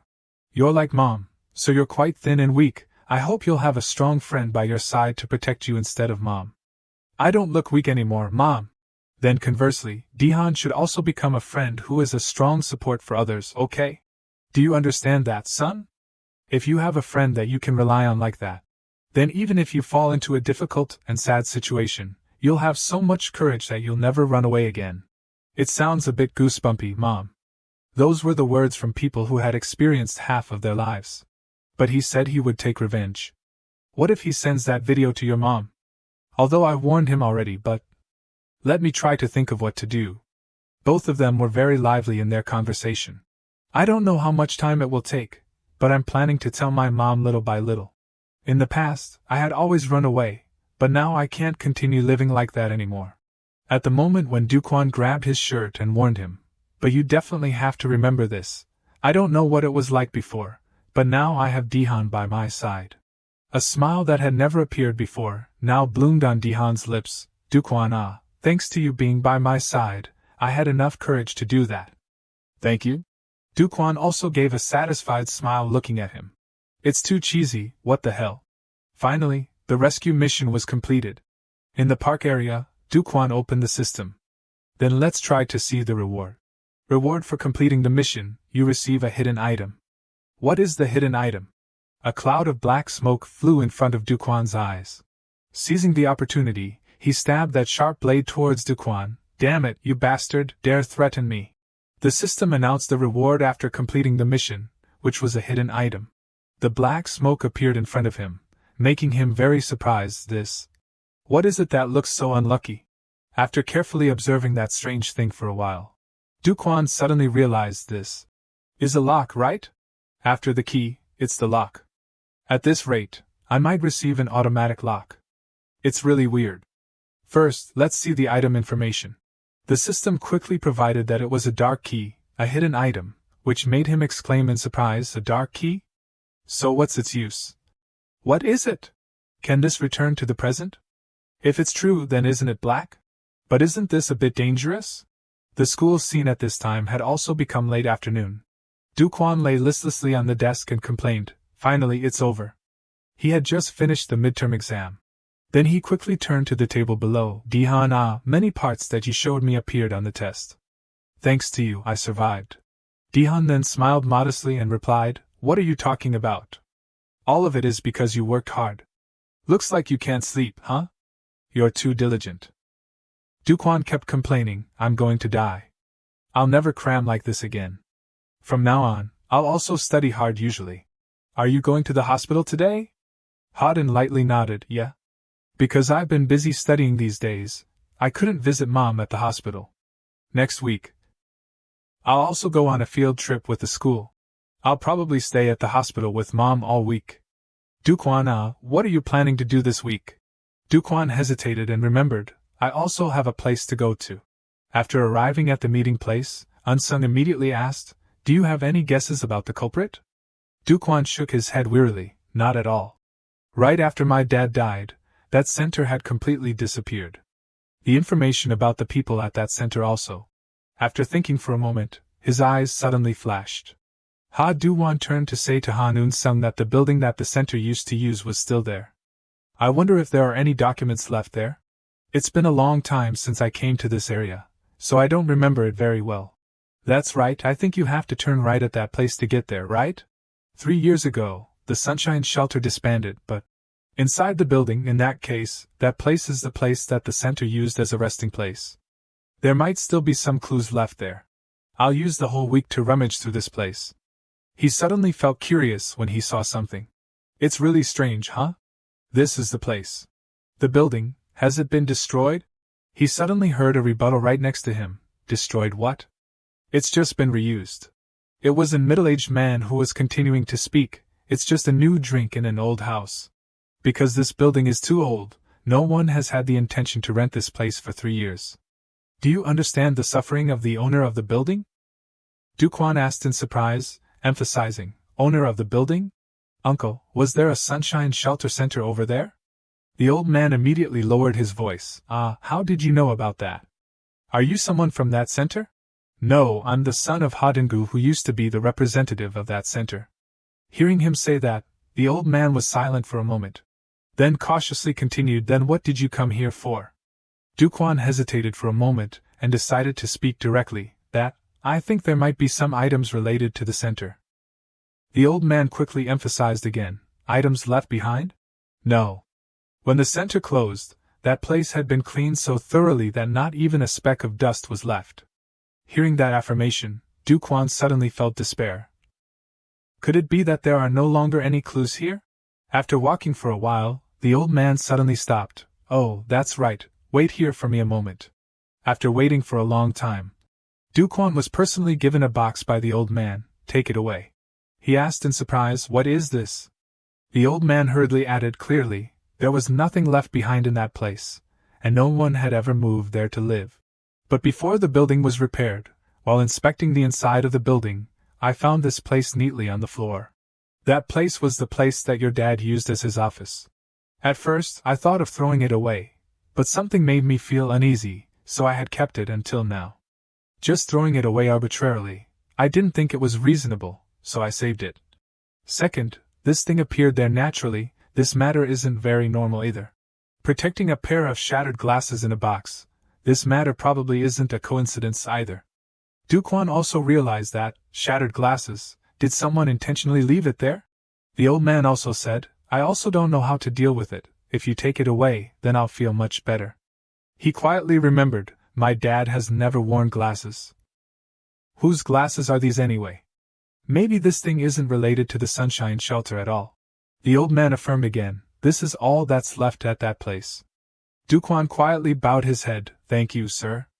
I'll be leaving first. He thought anyway, I'll bring this back first. While Duquan turned to leave, the old man suddenly asked curiously, but hey, why did you suddenly come here today to find something? He felt a bit hesitant. There's no need to tell him the truth, right? Until everything is clarified. He stopped and said sadly, I just miss my dad. I have to keep it a secret from everyone. The old man didn't have any doubts and even let out a teasing word, what kind of son are you that's so sentimental? If you're done, then hurry up and go. Duquan immediately bent over to say goodbye. Yes, sir. Be careful on your way. The old man was sniffling and wiping his tears. That kid moved me too much. In that luxurious building, there was the voice of a man, yes. What can I do for you, sir? The person greeting him was Cha Din-ho, a consultant at the secret detective agency. The tattooed man then slammed the table. Du Dihan and Ha Duquan. Li Gumin said resentfully, those two trash bastards. Making Din-ho also a bit curious, listening attentively. Yes, but you visited a few days ago, sir. I'll allow me to confirm your request again, which is to request the seniors in third year to maintain order. If you want to entrust another request, then the cost. As soon as he heard this, he slammed a stack of money on the table. Damn it, you think I don't have money? Just do what I asked and it'll be okay. Din-ho then silently observed the surroundings. Seeing that two more tattooed guys were also attentively looking at him. Then slammed the glass on the table to express a warning. Making him feel quite troubled, he then let out a sigh. I thought that as long as there was money, everything would be quickly resolved. Please control your mood, young master. Then immediately changed his attitude and continued to say warmly, you're truly a very wonderful person, sir. Then we'll proceed to carry out your request immediately. Please say the name and school of the target one more time. Gumin was also gentler than before, Du Dihan and Ha Duquan, Sin in high school. Din-ho reiterated the two names once. Then asked in surprise, did you just say Ha Duquan, sir? That's right, is there a problem? Hearing his displeased attitude, he then soothed, no. There's completely no problem, Although in his heart, Din-ho was a bit surprised about the target's information, which was the representative of Boare Midong. Special information said that there were rumors that he had one against Seike Wyung, the representative of Bang Cheandong. Gumin also carefully reminded, like I said, those bastards are quite good at fighting. If you send those ordinary guys, then they probably won't have any good bones left. Din-ho then smiled, yes, thank you for your advice, sir, but there's no need to worry too much. Because we have experts who are completely suitable for things like this. There's no doubt about their abilities.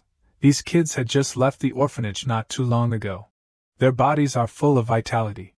The most outstanding one was the crazy younger brother named Ohayaseo who was carrying out a mission and then called to ask for instructions. What about the head?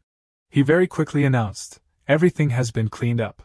The person reminding him, younger brother you have to respect your older brother, was the crazy older brother named Otaseo. The crazy younger brother then laughed loudly, what respect is there between twins? The crazy older brother also took action just as brutally as his younger brother, turning the victim upside down in the river and warning, if I let go, you'll fall down there right away. While describing his experts, Din-ho emphasized once again, so there's no need to worry at all. Please trust and entrust it to us, sir. The field trip of the second-year students had also arrived. Everyone began to gather according to the order, Second-year students, car number 3. That scene caused Duquan to reminisce. Time passes by so quickly. Everyone looks excited. I've never felt happy going on a field trip with the school before. I'm really not expecting anything at all. Just as he was mumbling those words, he heard someone calling, Duquan. That person was none other than Erin. Both of them happily approached to greet each other. You're also looking forward to this field trip, right? Duquan heard that and then exclaimed, of course. Maybe this is the most fun field trip of my life, because this time there's both Dihan and Erin. If that's the case, then this field trip isn't bad, huh? The secret assassin group had also begun to carry out their mission, keep in touch with each other at all times. Everyone has remembered the client's request. Right. Anyway, we're going out to work, so everyone don't worry too much, just do what you usually do and it'll be okay. Turn them into cripples. The twin assassins had also infiltrated the car carrying the students on the field trip. Duquan was still excited because he thought that this was a field trip that was worth looking forward to. The convoy had also arrived at the rest stop. The teacher immediately urged, we're here, everyone get off the bus in order, okay? Erin's friend seemed quite tired after a long sleep. Her eyes were full of questions. What? Where is this? She was immediately nagged at by her. If you're still sleeping at a time like this, what are you going to do? This is where we're going on our end-of-year field trip, right? It's Jeonju. The air here is quite fresh and open. Duquan felt a bit let down in his heart. The end-of-year field trip, this thing is really making pottery? That's right. The first day of the field trip is experiencing pottery making. He couldn't help but complain to Dihan, we're not elementary school students. He quickly comforted, you can take it home as a souvenir, so isn't it very good? Duquan quickly emphasized again, as a souvenir? Thinking like that, it's not too bad, huh? Every time I see it, I'll remember the field trip with the school. I'm making it quite beautiful. Suddenly, someone had come to destroy his work. That person was the pottery artisan, Mr. Choitadin, who was angrily saying, I can't put this trash into the sacred fire of the pottery kiln. Even though Duquan tried to retort. That's my pottery. My memories. His student quickly advised, teacher, I told you not to come to the students' experience area, why did you come here? Tadin still stubbornly refused to leave. But I'm looking for an heir. Could it be that you made it? Duquan glanced at him and said sadly, yes, I made it, teacher.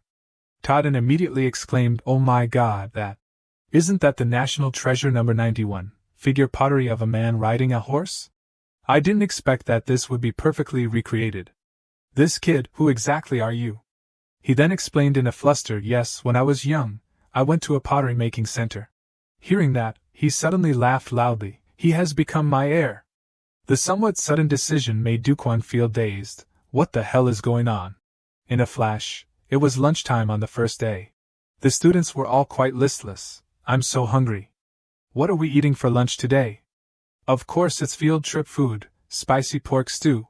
The teacher saw them and asked, where are we going? The students competed to answer, aren't we going to eat lunch now? The teacher suddenly freaked out. What, it's really lunchtime already, huh? We're eating lunch here. Receiving such an unexpected answer, everyone felt confused. Yes, this place is the pottery making place, right? What was even more surprising was that it was Tadin who was cooking and enthusiastically explaining, pottery will be fired in the kiln at high temperatures. Pizza will be twice as delicious when it's baked in the pottery kiln. Seeing that, the teacher kept admiring, making pizza in the pottery kiln, that's awesome. Tadin confidently asked back, is the taste okay? I mixed cheese into the dough and left it in the jar. Duquan, while devouring a piece of the pizza, thought, no, I can't put the pottery that I made in there. Is putting pizza in there okay? While Dihan seemed very interested, this is really delicious. Tadin immediately approached and whispered, if you become my heir, I'll pass on to you even the pizza-making recipe that I learned. In the afternoon, the students were visiting the museum. Duquan was yawning a lot because he was bored and tired. After eating lunch, they went to visit the museum, which was no different than taking sleeping pills. Dihan also nodded in agreement, it's a bit boring, huh? Duquan's eyes suddenly lit up, even so, the remaining schedule today is. He was suddenly caught off guard by the discussions of his classmates. Hey, that's Durin from class 7, right? Erin is also very famous here. But this is a bit. Isn't it too dazzling? While Erin seemed quite satisfied, how is it? It's very suitable, right? Her best friend immediately retorted, I'm so embarrassed, please don't talk to me. Even if it's a souvenir, what are the odds that anyone actually lives like that? But she still stubbornly refuted, it's beautiful. You should also try it. It's made of plastic, so it's very light. Ignoring her friend running and shouting, it's really annoying. Duquan also secretly admitted. Chainmail's crown has completed her beauty. Could it be that Erin she is? The teacher began to gather his students together. Everyone enjoyed visiting the museum, right? After everyone said in unison, yes, sir, the teacher continued to say, you guys are answering like cold rice. Anyway, everyone has worked hard today. From now until dinner will be free time. Everyone please act freely and enjoy this field trip. If I find out that you're doing anything strange, I'll immediately bring you back to Seoul, okay? If anything happens, immediately call me.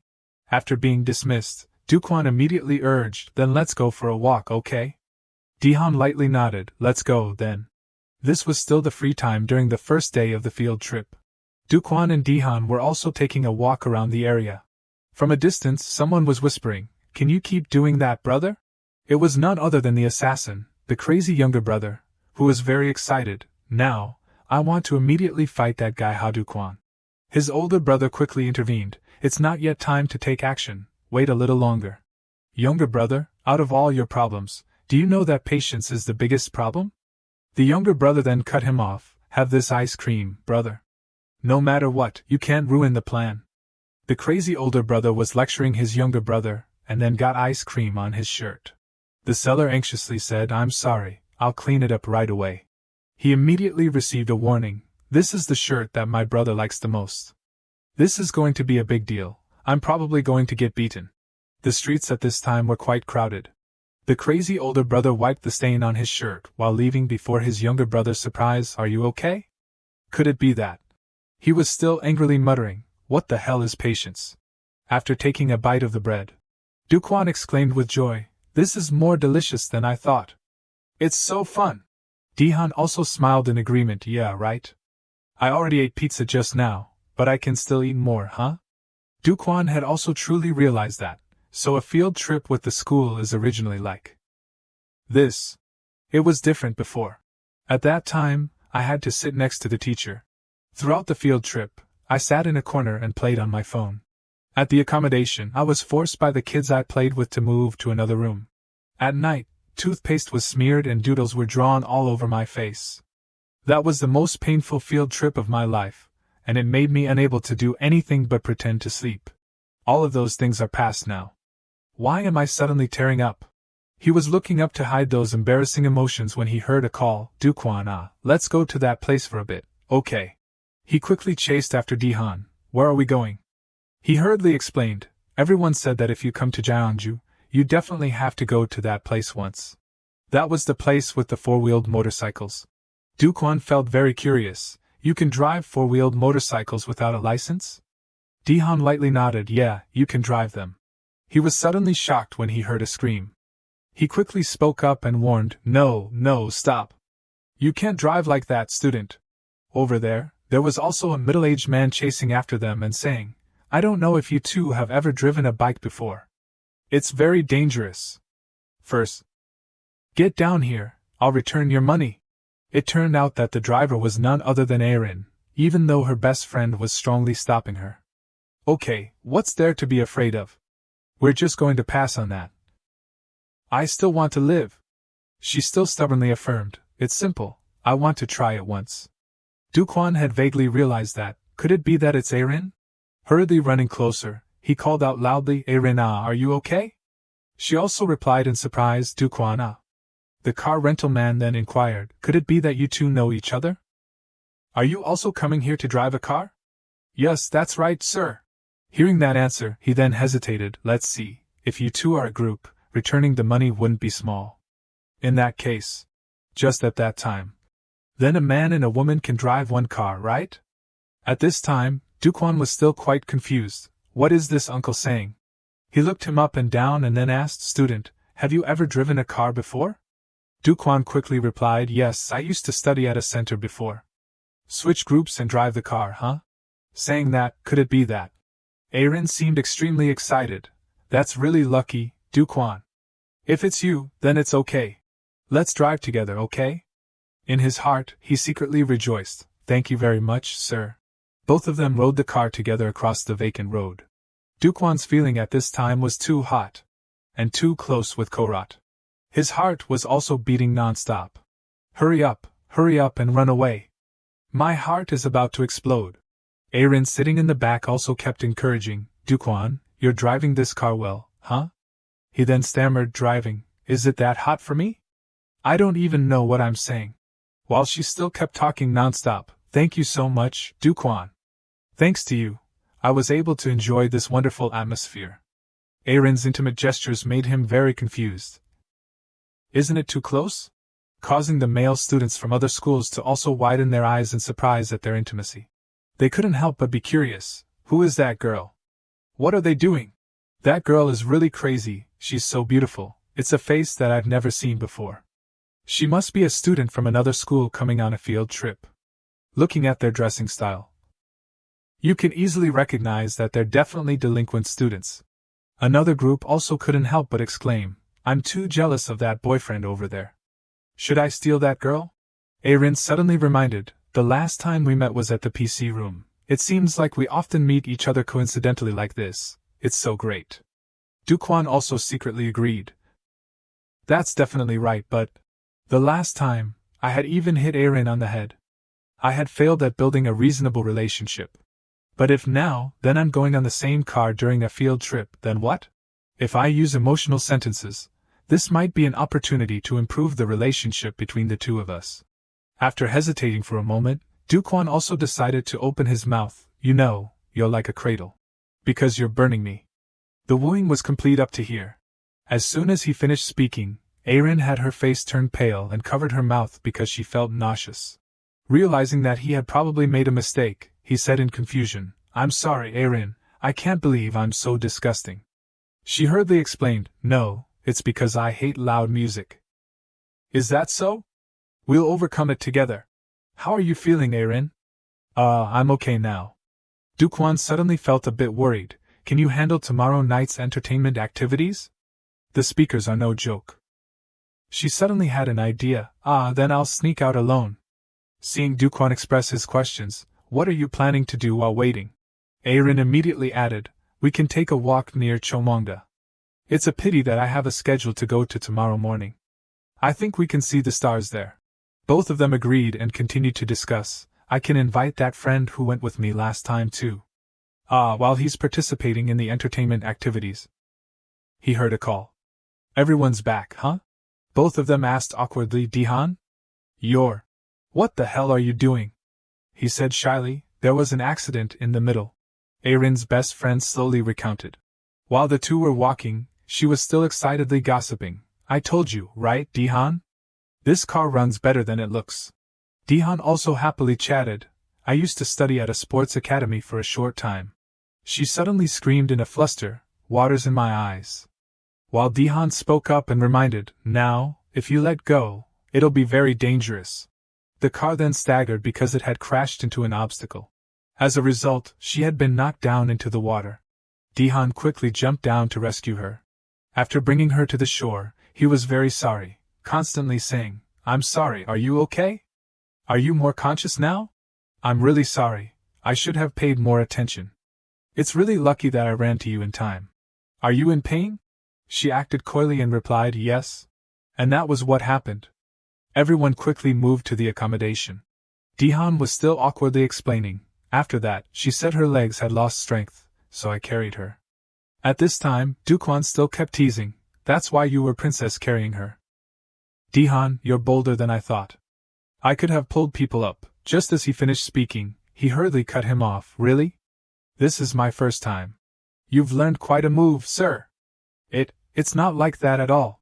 After entering the room, Duquan seemed very satisfied. Instead of going to Jeju Island or going abroad, we've found a good place to stay. Dihan also nodded in agreement. Exactly. The double room was very beautiful and comfortable. Seeing Duquan lying sprawled on the bed and complaining, what are the odds of even walking around on the first day? I think I can sleep right away, Dihan then curiously asked. Was it fun today? He also didn't hesitate to answer, yeah, tomorrow will also be a fun trip, right? The second day of the field trip was exploring the historical sites. The tour guide was still introducing them with great passion. The tombs of the kings who ruled Silla are located around Chomongda. Then everyone visited Bulguksa temple and took commemorative photos. Duquan again posed very awkwardly. The next tourist spot was the Hanok village. Erin and her best friend in traditional clothing were taking selfies with a lot of praise. How is it? It looks beautiful, right? Both of them suddenly stopped. What's wrong? Did something happen? It's just that I feel like someone is staring at me. Her friend hurriedly reassured her. Maybe 1 or 2 men are looking at you, Erin. But that still couldn't make her stop worrying. Next was visiting the Singan National History Museum. Duquan yawned a lot. I'm bored. Dihan wasn't surprised either. I understand. On the bus, the assassins who were hiding reminded each other, younger brother, there isn't much time left, so be patient and wait a little longer. The crazy younger brother was now very impatient. Brother, do you still want to wait? How long do we have to wait? He thought for a moment, and then decided, we'll act tonight. At this time, at the auditorium, the music had begun to ring out. The teacher also stood up to stir up the atmosphere. Sinan High School students shout. We'll give 5 boxes of choco pies to the 4 loudest classes. This was the entertainment activity that took place on the second day of the field trip. Next is the stage of the girls from the dance club. Can you see the chairs on the stage? Who will be the lucky guy to sit on the chair and enjoy the dance right in front of him? The boys began to shout, choose me. Choose me. That was the seat reserved for their boyfriends. That sentence caused the young men to cry, damn it, kill me. The teacher was still urging, please invite the boyfriends to the stage quickly. Duquan sitting below observing also chuckled. Looking at them swearing that they're single, and now they're dancing in front of their boyfriends, don't you feel too pitiful? It's really boring. As soon as he finished speaking, Duquan looked around. He couldn't help but wonder, where did he go? Dihan had already been brought up to the stage by a girl. I'm sorry, I hope you can help me this time. That proposal was from Choi Min-hai, Erin's best friend who was a member of the dance club. Dihan also said awkwardly, I can do it if I just sit, I don't know about this. Unexpectedly, Duquan sitting below was roaring, good lord, Dihan and that girl are having fun by themselves. I also want to have a youthful memory like that on this field trip. The music began to ring out, causing him to remember something. Attentively listening for a moment, Duquan suddenly remembered the sentence he had asked Erin, can you handle tomorrow night's entertainment activities? The speakers are no joke. At that time, she had said, then I'll sneak out alone. Erin was also planning to take a walk near Chomongda. It seems like right now Erin is going to Chomongda alone. Just as he finished that line of thought, Duquan immediately went there because he thought that it was roughly here. The atmosphere was a bit strange because of the tombs. Erin alone outside wouldn't be safe. I should call him. After his foot had just touched the boundary line, the system immediately announced, Dungeon event, you have entered the king's tomb. Duquan exclaimed in shock, what? A dungeon event? The next mission was to eliminate the enemy. Making him very curious, in a sparsely populated place that only has burial grounds, where is the enemy? Very quickly, Duquan had discovered something. Getting closer and closer to attacking me. The assassin, the crazy older brother, then revealed himself. You also know how to come out of the house, huh? It's great that I don't even need to lure you out. The crazy younger brother attacking from behind was also wondering, brother, why suddenly? This bastard is always learning about land, huh? Because this is a great option to return to Mother Earth. Duquan angrily asked, who the hell are you guys that you're going crazy and punching me like this? They then smiled, you don't need to know. Hurry up and run away. My heart is about to explode. He glanced around, then sighed in relief. Thank goodness.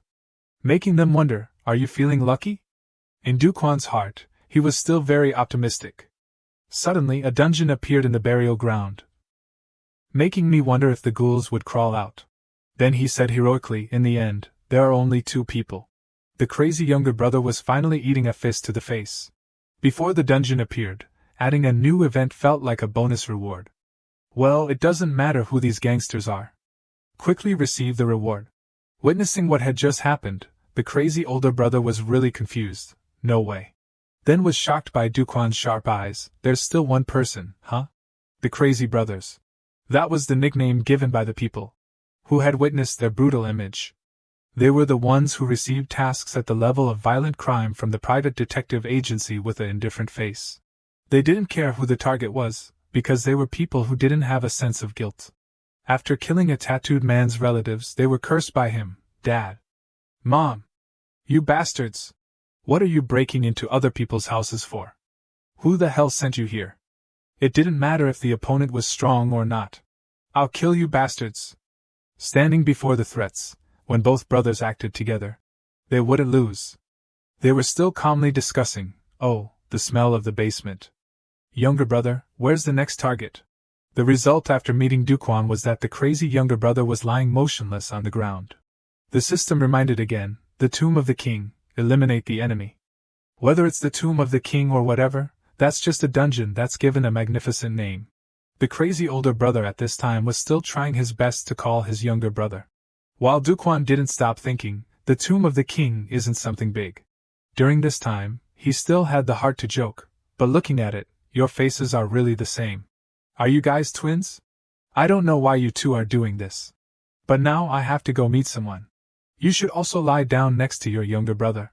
The crazy older brother still refused to give up and retorted, your relaxed punch is also pretty good. Is that so?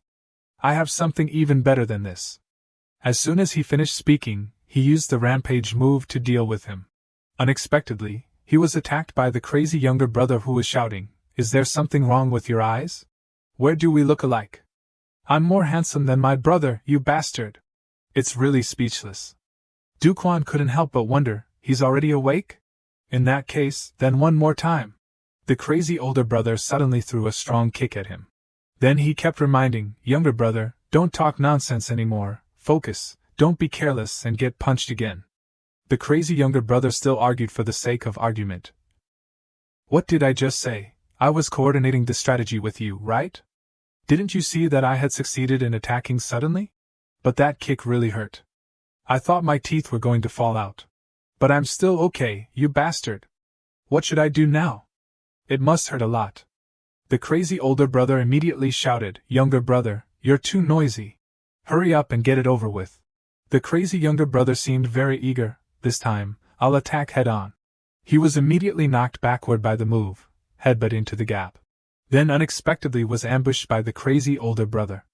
This punch right now is also a coordinated strategy. Duquan was in pain and angry. This time, it's also from behind. His younger brother also tried his best to resist. This bastard's fist is really not ordinary. Compensate me for my handsome face, damn it. In that moment, Duquan also realized that this battle was very different from the battles with the masses that he had experienced before. Before, they only had a lot of numbers. But when they fought, they were very chaotic and undisciplined. Conversely, these two worked together very well. They were used to fighting as a pair. The moment he attacked the enemy in front of him, the remaining kid who wasn't in his sight would attack from behind. Although this was only a simple combination, their speed was too fast. I can't attack properly. The crazy younger brother kept boasting, brother, you survived thanks to me just now, you know that? He lightly shook his head, it's not that serious. Ha Duquan, you've disappointed us more than we thought. But these guys are also the same. Compared to that monster Dong Xiodong, the individual abilities of each of them were ordinary. Thinking of this, he then spoke in reply, from ganging up to sneaking attacks from behind. After playing dirty like that, you still dare to open your mouth and say you're disappointed? Aren't you ashamed? In the end, in this match, whoever unleashes a stronger attack first will win. The crazy younger brother, hearing that, even laughed loudly, that's right, brother. Making him remind, that's just the excuse of the loser. Duquan also didn't flinch when seeing them rush up at the same time. First, I'll start from the younger brother who's been making me annoyed just now. The moment he attacked the enemy in front of him, then the remaining enemy, the one not in his sight, will attack from behind. The crazy older brother lying on the ground still talked tough, you think we won't be able to predict how you'll act? After that, he quickly brought his foot up to kick his opponent.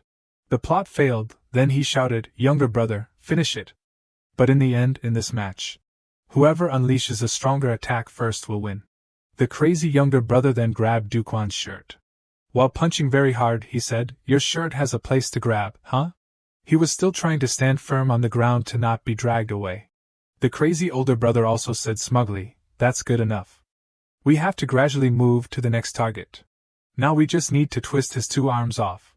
The crazy younger brother was also very tough. "I already told you, bastard. May you experience terrible pain."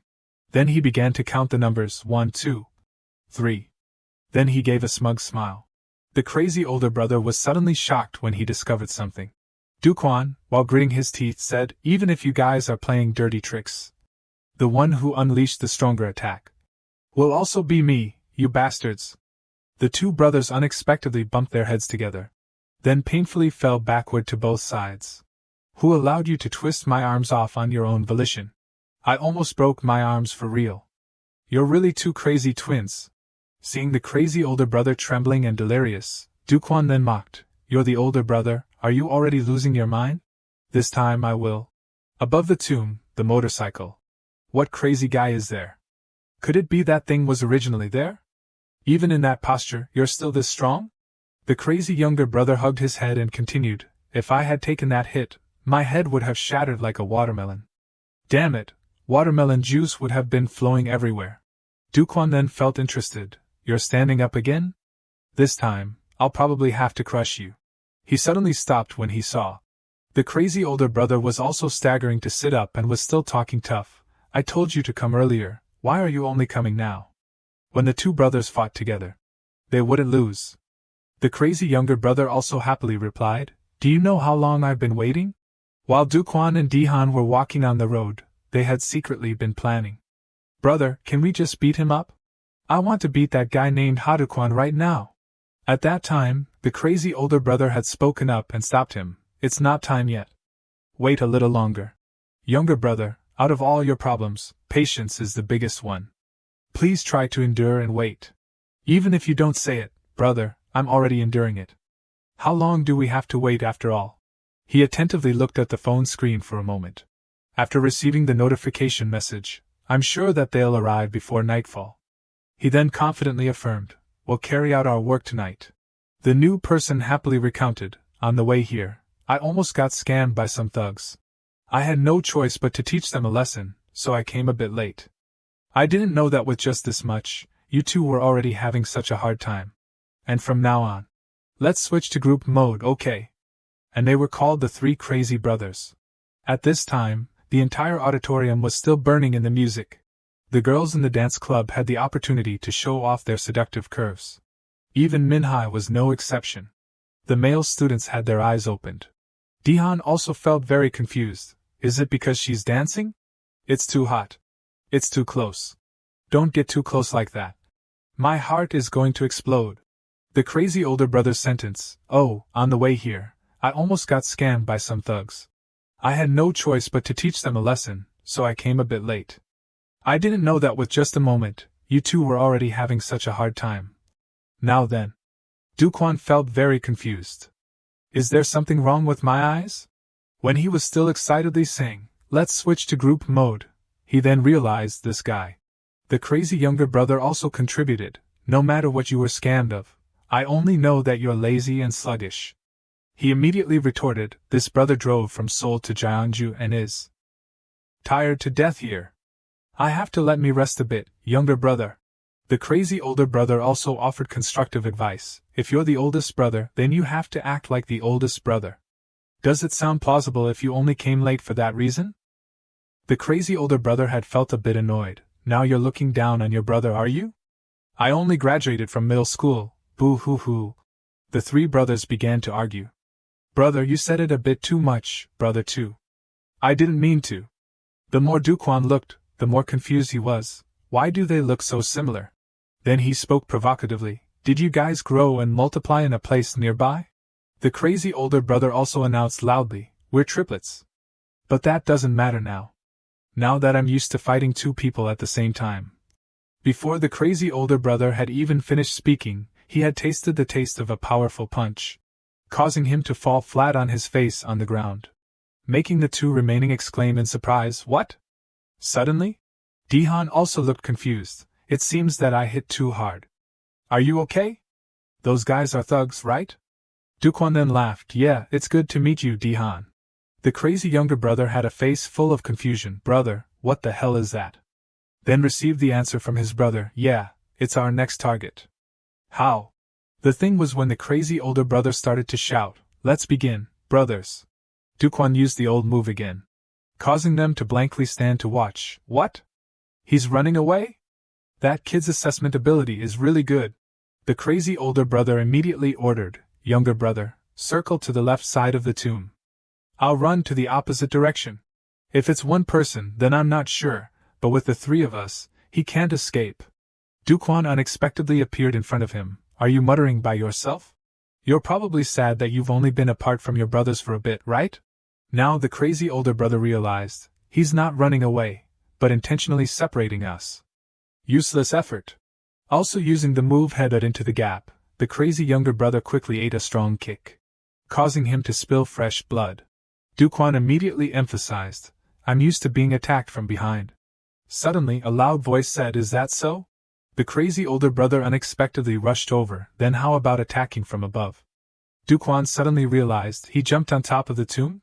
He quickly dodged that attack, sitting curled up on the ground. The crazy younger brother was still optimistically teasing, I bit my tongue. I'm bleeding this much, I won't die, right? Don't make a fuss anymore, I'm the same as you. The crazy older brother then came closer to Dukwon. You're really good. You've fought both of my younger brothers like that, and can still counterattack in the moment of being attacked. The fact that he beat Dong Seodong can't just be a rumor. They began to discuss again. Brother, I was startled by what you said. We have to be careful with this guy. The older brother knew already. I saw you guys bumping your heads together. What, you're only just standing there to watch? To that extent, you two wouldn't die yet. Thanks to that, I'm sure of one thing. To deal with this guy, you have to use our method. What is it? The guy who just joined the team wasn't particularly stronger than the two others. Also, those two were injured quite significantly. But why was their speed gradually increasing? And they were gradually getting stronger. What the hell were they doing? The crazy older brother then spoke up. You're probably thinking like that, right? But it's not that we're getting stronger. But you're getting weaker. 3 Bungsan dogs can also catch a tiger. That's a saying from long ago. 3 Bungsan dogs surround a tiger. They take turns attacking and then escape. Continuously taking turns attacking and then retreating. Continuously repeating. Little by little, eventually the tiger runs out of energy and becomes food for the dogs. This is natural. To resist being ganged up on, you'll have to continuously consume several times more stamina than my brothers. Compared to you, the abilities of each of my brothers aren't anything special, but if we work together, then even tigers can be caught by us. This is how the 3 brothers fight. You'll lose because you're only alone. Dukwon wearily replied, that sentence is extremely. I don't think that's a line that can come out of the mouth of a villain. They replied angrily, damn it, why are we the villains? Brother, should we switch to the next target before it's too late? I have to do it soon so you can rest. He then shouted, hey you. Do you really think that I'm only alone? They looked around once and then laughed. Who else is here besides you? The crazy older brother was quickly attacked by Dihan using a leg sweep technique, causing him to fall sprawling and slam his face on the ground, making the 2 remaining exclaim in surprise, what? Suddenly? Dihan also looked confused and concerned. I think I hit a bit too hard. Are you okay? These guys are thugs, right? Dukwon then laughed. Yeah, it's good to have you, Dihan. The crazy younger brother had a face full of confusion. Brother. That bastard. Then received the reply from his brother. Yeah, he's our next target. How? The thing was that the crazy older brother began to call out, let's begin, brothers. Dukwon applied the old move once again, causing them to stand gaping and watch. What? He's running away? That kid's assessment is good. He was running while fumbling with his phone. Oh my god, hurry up. I have a premonition that if I fight alone this time, then I'll definitely be hospitalized for a long time. Please. After receiving the location and message from Dukwon, Dihan had appeared in time. He then felt guilty towards his friend. I'm sorry for dragging you into this. Dihan immediately comforted. It's nothing, but why are you fighting here? I'll tell you the details later. I'm also not very clear about it myself.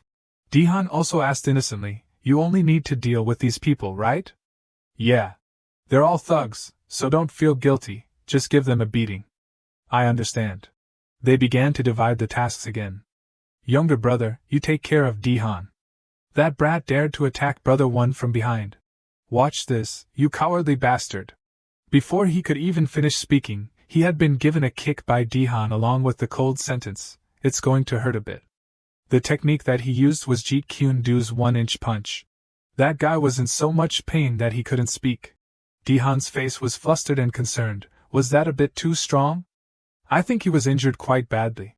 On the other side, his attack speed was as fast as the wind. Duquan and the crazy older brother were facing each other. Duquan confidently asked, is it okay to fight alone? The crazy older brother then raised his voice, you don't even have good feng shui.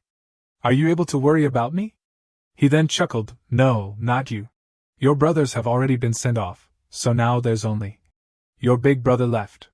After the series of destructive attacks, continuously hitting his vitals, he had been beaten to a pulp and sent flying far away. Also constantly teasing, was I too strong? It feels really good. The crazy older brother was still trying to sit up, mumbling. Suddenly Then he was pointed out by Duquan. Hey you, first answer my question. What did you ask about the target just now? Who sent you here? Suddenly discovered the motorcycle that was shining its lights. The group of strangers quickly recognized, over there, our underlings have run into that bastard. That's right, the car is exactly like the picture that they sent me. That crazy bastard parked his car right there, intentionally causing trouble in other people's territory. And parking his car like that. Perhaps he wants to attract our attention. It's likely that he has many accomplices ambushing around. It doesn't matter, during this time there haven't been any disputes, which makes me very bored. Let's give a warm welcome to our foreign guest. The system quickly announced, Monster are coming, Silla High School number 1. The crazy older brother called out, Ho Sapa, Te Sap. You guys since when? Duquan took off his jacket, it's so hot and tiring. Now I just need you to answer the question and that's it. I heard that your brothers came all the way here, planning to harm the targets. The first target is me. The second target is Dihan. He was surprised, really? He continued to say, you guys don't know anything, so there's no reason to do this on your own volition. Who told you guys to come here? One night a transaction was taking place, but please don't worry, sir. Please trust and entrust it to us. Ligumin suspected, wait, what if those guys who sent me get caught? What if they confess that I incited them? What should I do? Chaden Ho replied, those guys are experts in big fights. I don't think a situation like that will happen. If something like that happens, then they definitely won't open their mouths. Gumin didn't trust them. It's easy to say, when they're beaten a lot, their mouths will automatically open. That's normal. He stood up and said, those guys know in advance, sir. If they commit a crime that goes against the trust of the organization, then they'll really die. Our director is really, really scary. Actually, when this information is leaked, then we're the ones who are in a more difficult situation. The crazy older brother defended, I don't know what you're talking about, I'm not planning to tell this guy the truth. It's just that we got involved because we thought it was fun, anyway.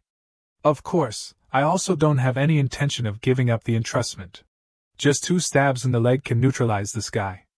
Duquan spoke, if you're going to defend yourself, then you have to have a bit of sincerity. Anyway, you definitely have to get beaten before you listen. He thought, the problem is that the other guy suddenly appeared. It has to be at the time that that guy can't counterattack. And you have to continuously deal with 2 people at the same time. Seeing that he was standing unsteadily, Dihan then came to support him. Are you okay? Are you injured a lot? He replied, no, I'm not injured a lot. Duquan wondered, what? HP is still left with 6,420. It shouldn't be to the point of staggering like this. But why is my body so weak? I don't know if there's a separate concept of vitality points like in the game.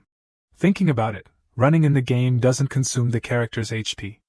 If I think about it as facing 3 brothers alone, then it's not too much of a task. Dihan was worried, are you really okay? Why are you suddenly saying those strange words? He secretly took out a knife. This is the moment. Ended in an instant. Right at this moment, a lot of people came over. Is that the guy? I think so. I heard he's wearing a blue rider jacket. But why are they doing that to each other? Internal conflict? Duquan was dazed. Who are those guys again? Could it be that? The monster army from Silla High School guy. Are all those guys monsters from this tomb? I thought that those three brothers were the end already. Dihan was surprised. What? The atmosphere seems to be not very good. That number can't be compared. The blonde-haired one spoke. I heard that there was a conflict between the juniors and that guy in blue, so I came here. But this situation is a bit vague, huh? Aren't you guys on the same side? Why are you fighting like this? Duquan clarified. What? There's no way I would be on the same side as a guy like this. He realized, it doesn't matter. The problem is that you guys are arbitrarily trespassing on other people's territory. Dihan hurriedly explained, no, we're just going on a field trip. The truth also doesn't matter. He calmly said, the so-called territory or juniors are just an excuse. Honestly. Because Jiangju has been very peaceful for a long time, I'm so bored of peace that I want to die here. The battle immediately took place. Before it even started, you've already fallen down? Oh, look at the faces of these guys. It's exactly the same as that blue guy.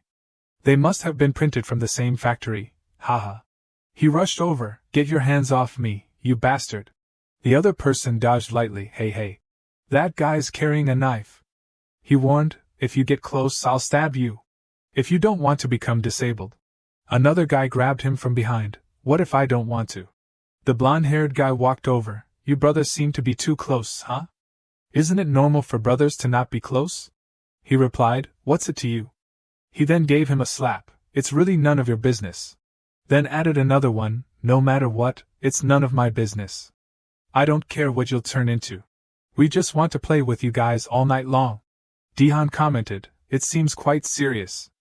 Duquan stopped him, that's because he made it himself, don't care. What's more right now? We should probably care about our own situation more. Now that we've entered the tomb, we can't avoid fighting with them. They were confident, why should we worry about those trivial things? Anyway, you can't escape from here. Now that I look closely, that guy wearing the black suit. Isn't that the guy who was with that girl in the car yesterday? I think it's really him. Hey, let's use his phone to call that girl out and drink together, and have a party all night. That's great, huh? Duquan calculated, now I'm in a situation where I can't fight them normally. Those bastards are completely crazy.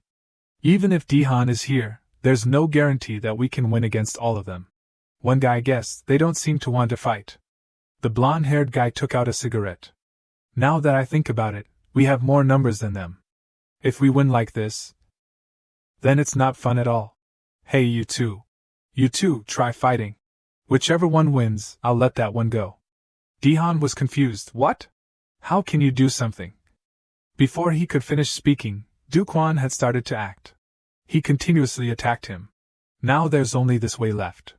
They were satisfied. Oh, those bastards are really heartless. Such quick betrayal. Dihan realized something. Duquan, you're not hitting me, but using your hand to push me away? He said softly, I'm sorry for acting on my own volition. Please run away from this place as far as possible. They gradually realized, he's pretending to fight to break through the encirclement, huh? Dihan sobbed, what are you saying? How can I leave Duquan and leave by myself? He reassured, it's okay, from now on, I can also fight alone. There's no other way, I also don't know what this. I'm only able to use it. The reward for completing the mission had received a hidden item. Isn't this a lock? Why is the key receiving a lock? First, let's see the item information. Black lock seals the character's free will. The system will activate automatic combat, the duration is 10 minutes. He was surprised, automatic combat? Is this possible in reality? If it's true, then it's no different than scamming. Isn't this a bit dangerous? If there's someone nearby who isn't an enemy, then what will happen? I have a bad feeling about this. I'll only use this when it's really dangerous. Sealing my own will. They wondered, that's a lock, right? Why did that guy suddenly take it out? He must have just cleaned out his closet or something. Look! That brown-haired guy isn't running back here quickly, or should I beat him to a pulp and drag him back? Duquan blocked him. Where are you going? Didn't you say you wanted to play with each other all night? He was puzzled. What? He continued to say, starting from now, let the help party begin. Now I don't care anymore. The lock emitted black smoke. He was shocked by the things that were happening. Everything began to change in a different direction. Seeing someone coming next to him, he spoke up and asked, "What are you doing now?"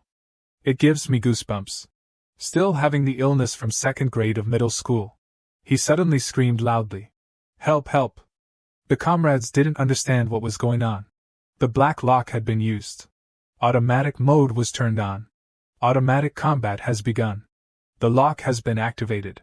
Automatic combat is a skill where the player will not directly control the character, but the system will automatically recognize the beasts and fight with them. I don't want to do it at all. How long do I have to play the game for them? Even so, thanks to the automatic combat, it's also a bit easier, huh? But this is only a convenient skill for users who don't have time to play the game. Damn it, up until now, you're only running in the corner? For the most part, this is a skill that will greatly reduce the character's abilities compared to controlling it yourself. But that's when it's used with a normal game. In the case of using an AI system that is extremely high, the dangerous thing is that automatic control. A massacre can also occur. They were shocked. What? What just now? What just happened? That bastard dared to touch Xiaomin. He rushed forward fiercely, but Duquan had dodged accurately, then counterattacked with a punch, then attacked continuously. The spike-haired guy was frightened. Damn it! How can he be so fast? As soon as he finished speaking, it was his turn. His face became distorted. Black aura radiated around his body. His eyes also became soulless. They gradually realized that bastard looks different from before, right? His eyes feel like they don't have a soul. What nonsense are you talking about? Forget it, let's all advance and beat him up. The three of them flew straight to where he was standing. Each of them stood on one side. Duquan didn't have the slightest bit of fear. One guy he punched in the stomach. The next guy was punched in the face. And he kicked the remaining guy straight in the leg. His eyes still didn't change. They didn't show any emotion. One guy unexpectedly grabbed his leg. You didn't predict this move, right? Hit him. Hurry up and beat him to a pulp. Duquan didn't hesitate, and used his leg to kick hard into his head. Dihan, standing from afar, witnessed everything that happened. He said in a trembling voice, "That's amazing. Duquan's words just now, I'm sorry for deciding on my own. You quickly run away from this place as far as possible." Dihan asked confusedly, "What are you saying? How can I leave Duquan to leave by myself?" He affirmed, "It's okay. From now on, I can also fight alone. I also don't know what I'll do." I'm not sure what he meant to say, but first of all, if I leave far away from this place, then it'll be helping him, right? The blonde-haired guy with the cigarette in his mouth was thinking. The underling commented, "That guy's not ordinary." He sighed, "Even so, you guys can also fool him?" Another guy frowned, "I can't stand it anymore." Duquan walked slowly towards them. "Monsters? How damn it, what's with his expression?" One guy blocked him and warned, "From now on, whoever retreats will die by my hands. Shut your mouths and rush up, you lunatics." "I can do it. Anyway, our numbers are more." Duquan took one step back to gain momentum, then charged straight into the tiger's den, dealing with every single one of them. Two guys screamed, "Damn it!" Duquan didn't say much and grabbed their heads, then threw them hard on the ground. A voice begging rang out, "Don't come here." One guy was attacked from behind. Another guy then received a punch in the face. He fought without resting for a moment. Suddenly, a fat guy hugged him. "Hold him tight. Hold him tight like this. Just this much. Can't you guys even do this, you idiots, huh? You've also tried hard to keep your bowl of rice. I'll hug you until your ribs break." The guy with glasses spoke up, "Those who act all high and mighty also can't do anything when they're grabbed by that hairy pig.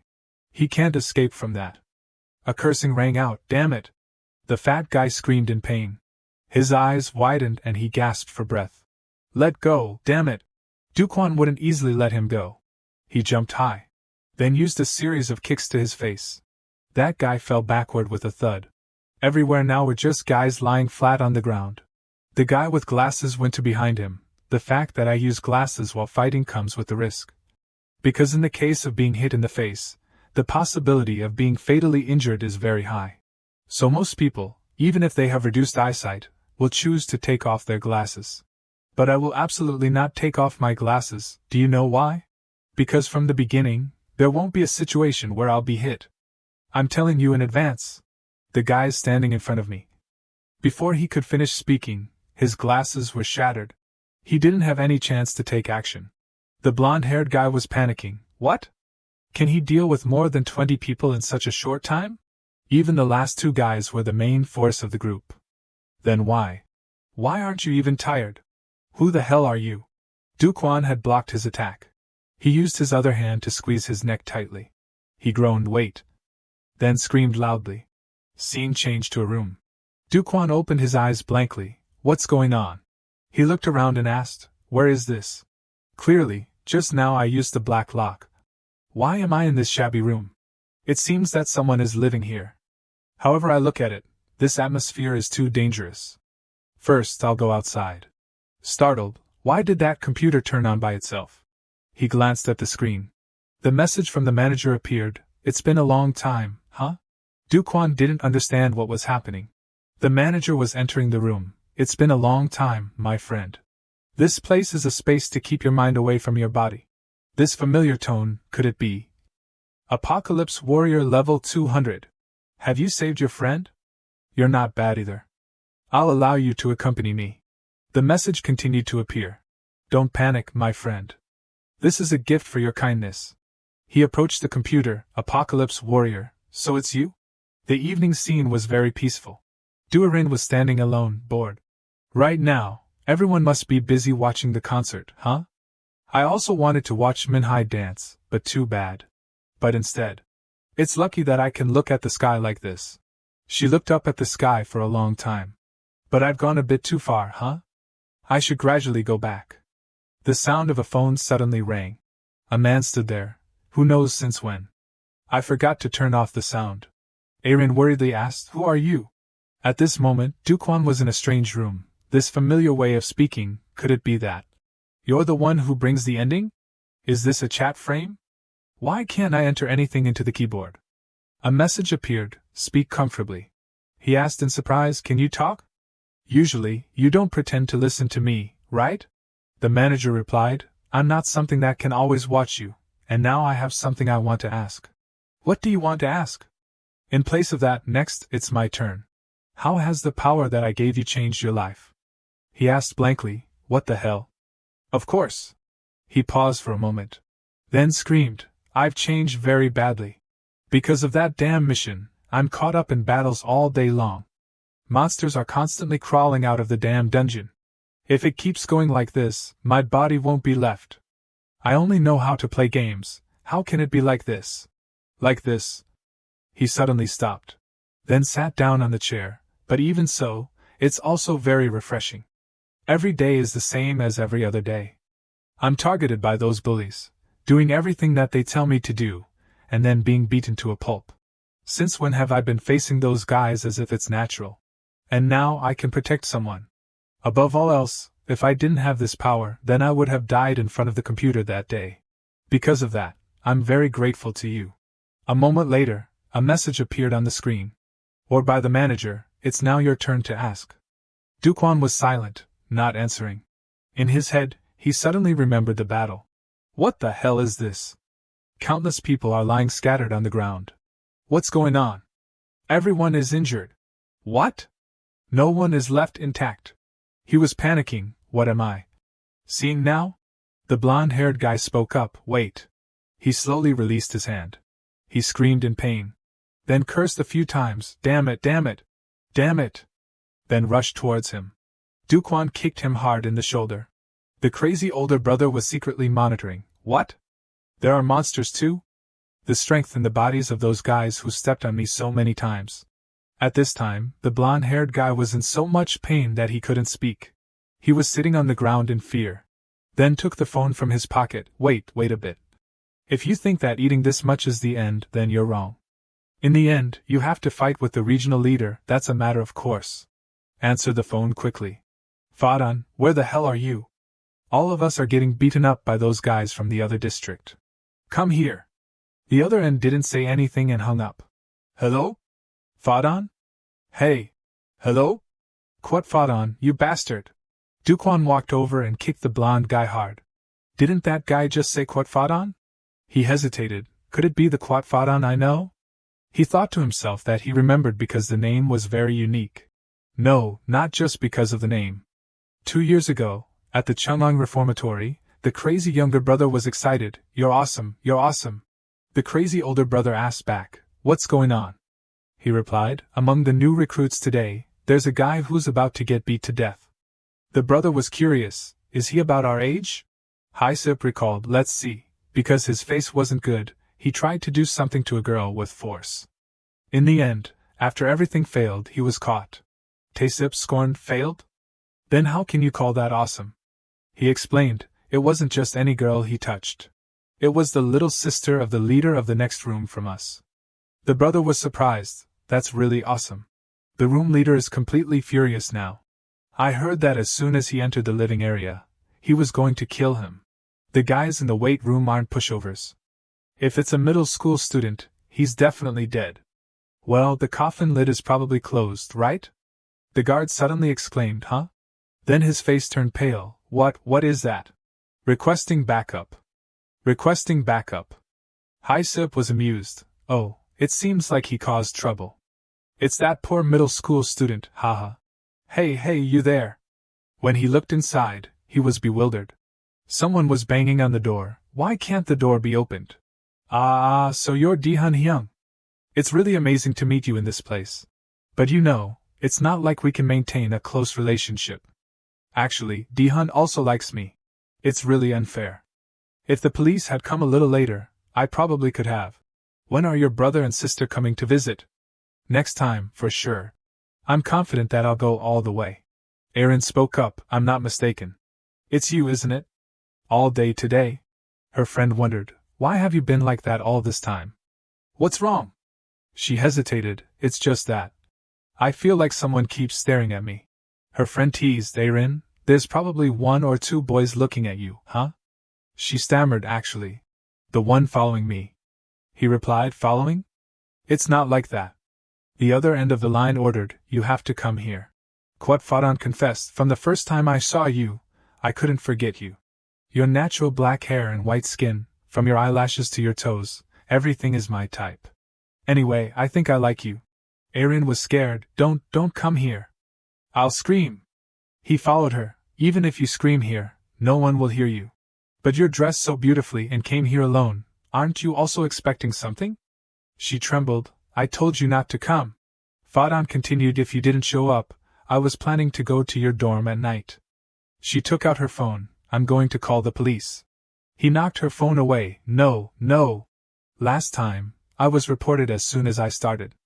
I had to eat reformatory food unfairly and was forced to transfer schools all the way here. Erin backed away, don't come. She accidentally tripped over a stone and fell to the ground. He leaned down, don't be scared, I know what to do. She was sweating all over, I don't want to. He teased, you're not resisting at all, huh? Actually, you also want to have fun, right? At this moment, someone discovered them. Fadan turned around and asked, who are you? Tearfully, she called his name, Duquan. He was bewildered, not understanding what was happening. He said unhappily, this time too, I'm being interrupted right before I start? Automatic combat begins. Boss fight. Erin was delighted when she saw him, Duquan. Tearfully, she looked at him. Fadan said, this time too, I'm being interrupted right before I start? Duquan didn't say much and immediately used the 4-wheel drive technique. He flew far away, you have no manners at all. People are still talking. He didn't care about his words and attacked continuously. Erin watched in fear. He mercilessly beat him to a pulp. Every blow landed accurately. Fadan, with a bloody face, looked at him. Duquan used all his strength to throw a punch. The manager sent a message, this time, it's your turn to answer. He spoke up first, the first question. He seriously asked, who are you? A message appeared, I am the system manager. No, don't talk about that, say something specific. The manager didn't care about his request and asked, what is the next question? He was helpless, can't he tell me specifically? Then the second question. Why did you give me this power? The message appeared, as I said, wait, not King Yama but God Yama? This is crazy. This is a mythical grade weapon. Hey, Danha. It replied, what? This is for you. What? Really? I've always been hunting to wait for the day to get this. Is it not just because you treated me well? He hesitated. So there's another reason? The manager explained, it's not time for me to tell you yet. Instead, I'll reveal one thing to you. This place is a virtual space that recreates a real room in the real world. Where everything began. Duquan didn't understand. This room is where everything began. Began what? At this moment, everything suddenly shook. He was panicked. What's going on suddenly? In this place, time flows at a different rate than reality. It's time for us to part ways. He was surprised, so fast? I still have so many things I want to ask. The manager added, after receiving this power, you will become someone who can protect someone. He shouted, wait. The manager sent the final message, this time, I hope you can also protect. The automatic battle ended. Duquan looked around bewildered, huh? So fast? It's already over? Fadan shouted loudly, startled. That looks dangerous, kid. He wondered, who is this ugly guy? Aaron spoke up, Duquan, are you okay? At this moment, he noticed her. Aaron, why is Aaron here? The location had changed, and there weren't any other bullies around. What's going on? What happened while I was in automatic combat? His expression suddenly changed. What is it? It feels like my heart is about to explode. The system warned, you have used your body to its limit in automatic combat mode. Pay attention to the after effects. He was panting. After effects? Difficulty breathing. Fadan took this opportunity to attack him, gasping for breath like that. You were so fierce just now. What's wrong all of a sudden? He was dazed, and his eyes couldn't see clearly. Well, thank you. He retaliated against him. He sensed danger. My body condition is at its worst. Shut your mouth. I have to finish this quickly and get out of here. His arm began to react. Then it spread throughout his body. He screamed in pain. My muscles all over my body feel like they're being torn apart. Fadan was annoyed. Can you shut up? It's so noisy. And what's the relationship between you two? Friends? Lovers? Or a secret crush? Aaron stopped him. Stop it. He grabbed her hand. Okay, I'll stop. Anyway, he can't fight anymore and doing it in front of someone is much more exciting. Duquan was dazed. What am I doing? I've become someone who can protect someone, but protect what exactly? If so, move. Move. Can't do it? It's the same as before. Move. Please move. Fadan started taking off his clothes. We have to finish what we were doing. Aaron pleaded, Don't come near me. She cried and refused. I don't want to. A scream rang out. Duquan stood in front of her. It's okay, Aaron, it's okay. I really couldn't do anything. That hand, I couldn't do anything with it. Get lost, you bastard. But this time, I must protect her. Nothing will happen. This time, I must be able to do it. He scorned, standing in front of her like that. What can you do with your condition? His breathing was heavy. It's hard to even stand, let alone fight. The only way I can fight in my current condition. Fadan widened his eyes in surprise. You should have grabbed my collar and punched me from the beginning. That's right, if I struggled, it would be difficult for you to hit me. But you know one thing but not two. You think I'll obediently let you grab my collar? Right now, only I can use both hands. Duquan thought to himself, even if it's just a little bit, it feels like my hand is about to fall off. Now I can't even throw a punch. Can I even use a skill in this condition? He mocked, you can't even stand, but you like to act tough. Or do you want to do it together, so you're doing this? His body could barely endure it anymore. Right now, what's that important?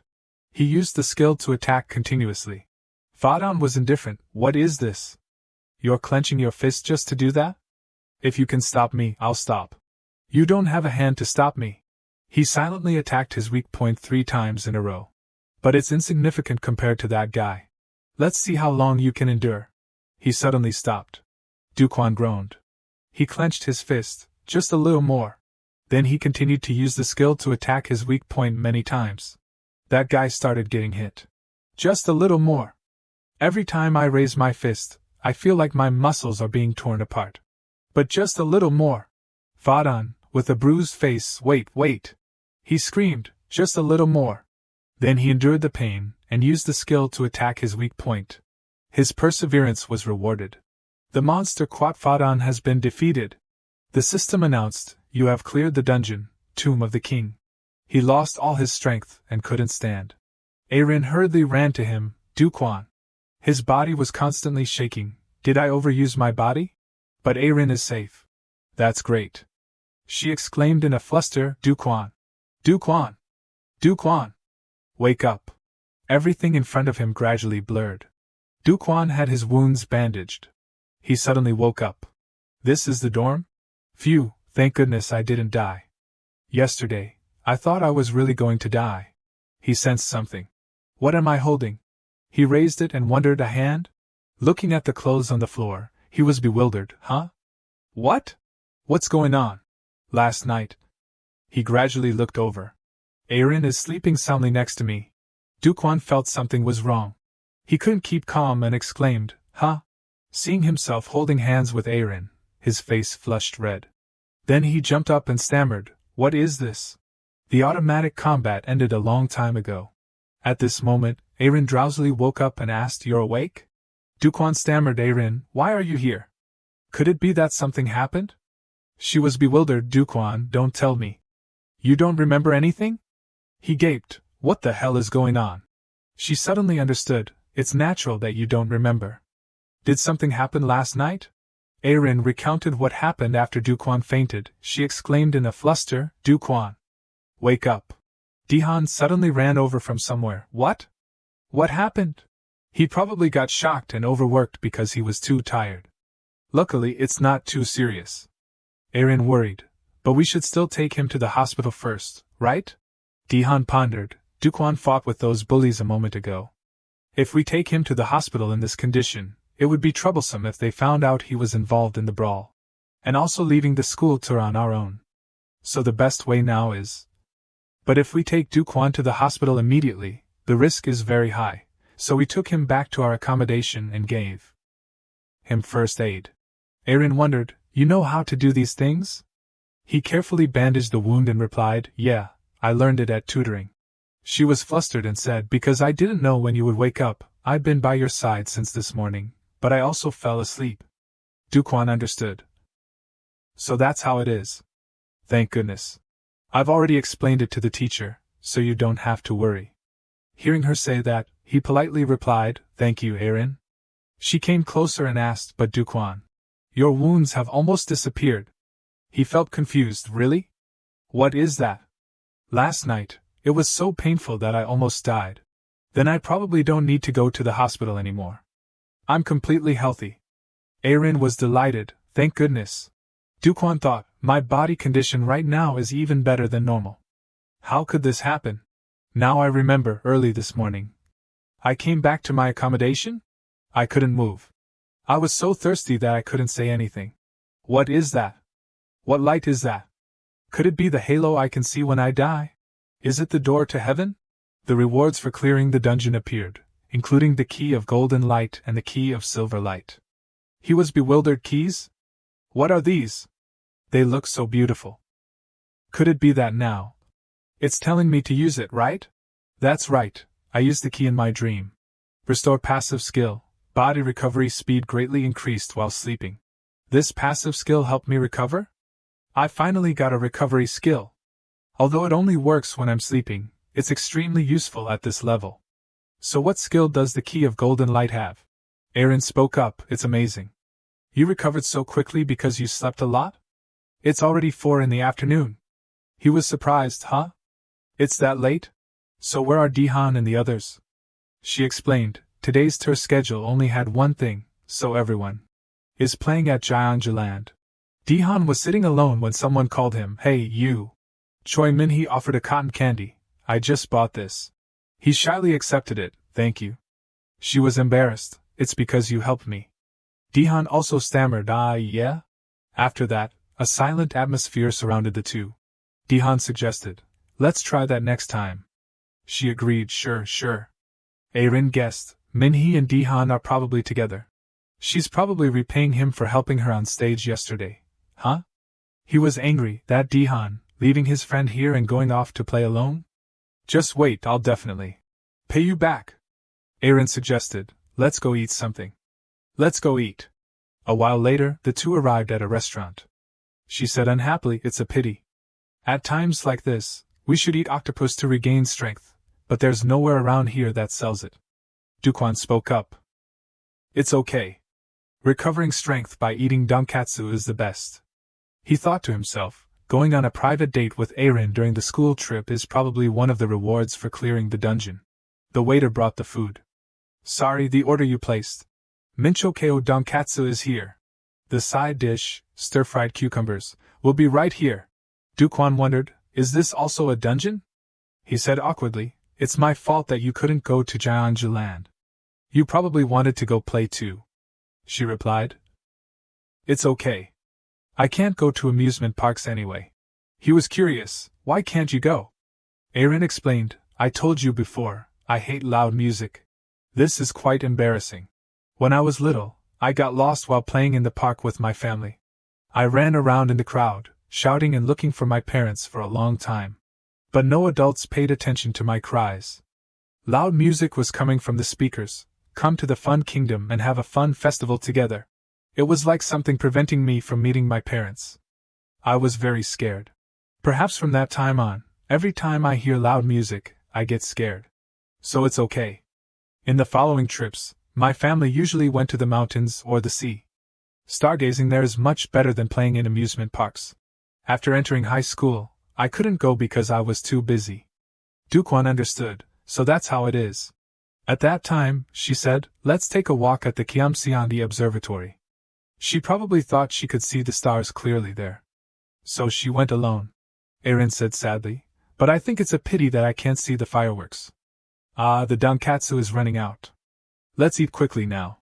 A beautiful evening arrived. Aaron suddenly exclaimed. You can see the stars from the hotel rooftop too? Dukwon spoke up, we should have come up here earlier. She agreed, that's right. Yesterday, we went all the way to Gyeongseonggi. If it weren't for me, you wouldn't have fainted like that. He hurriedly said, no, it's not like that. Besides, I had just fought nearby at that time. Going all the way on a trip and fighting is really pathetic, huh? Aaron replied, it's because they started it first. You had to fight. And Dukwon is really cool. He was bewildered, huh? Me? She continued usually, the kids who fight at school always tense their shoulders and do stupid things. But you're not like that. I think that's very cool.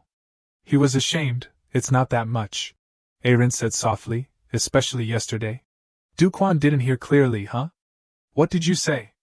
She hurriedly replied, nothing. Then she gave a gentle smile, thank you. He froze for a few seconds. Oh, it's starting now. She wondered, starting what? He said, look behind you. She turned her head, huh? That's Gyeongju Land. I didn't expect you to be able to see it so clearly from here. He asked, can't you see it from the hotel room window? Aaron was about to answer but was drawn to something. It was fireworks, brilliant in the sky. Dukwon said, so, of course, we can see the fireworks. She watched intently without blinking. Then she exclaimed in admiration, it's so beautiful. At this moment, in the Ferris wheel, Kim Keaton said sarcastically, watching fireworks with another boy in the Ferris wheel like this, I'm probably rebelling for the rest of my life. Suk-jang replied. You're the one who told me to go on the Ferris wheel with you. And? Have you finished editing the documents? He replied, almost done. I like taking pictures of fireworks up here. Before reporting to the superiors, huh? He interrupted, why are you talking about that at this time? A few days ago, the thugs interrupted. Announced the restriction on the number of viewers posting on the website. Announced the holding of the Ayudin Congress. Suk-jang read it and wondered, the Ayudin Congress? This time, Ha Dukwon will create an interesting picture for the Congress, right? I've heard that he's grown a lot recently. Ha Dukwon is a pacifist. If no one starts a fight first, he definitely won't lay a hand on anyone.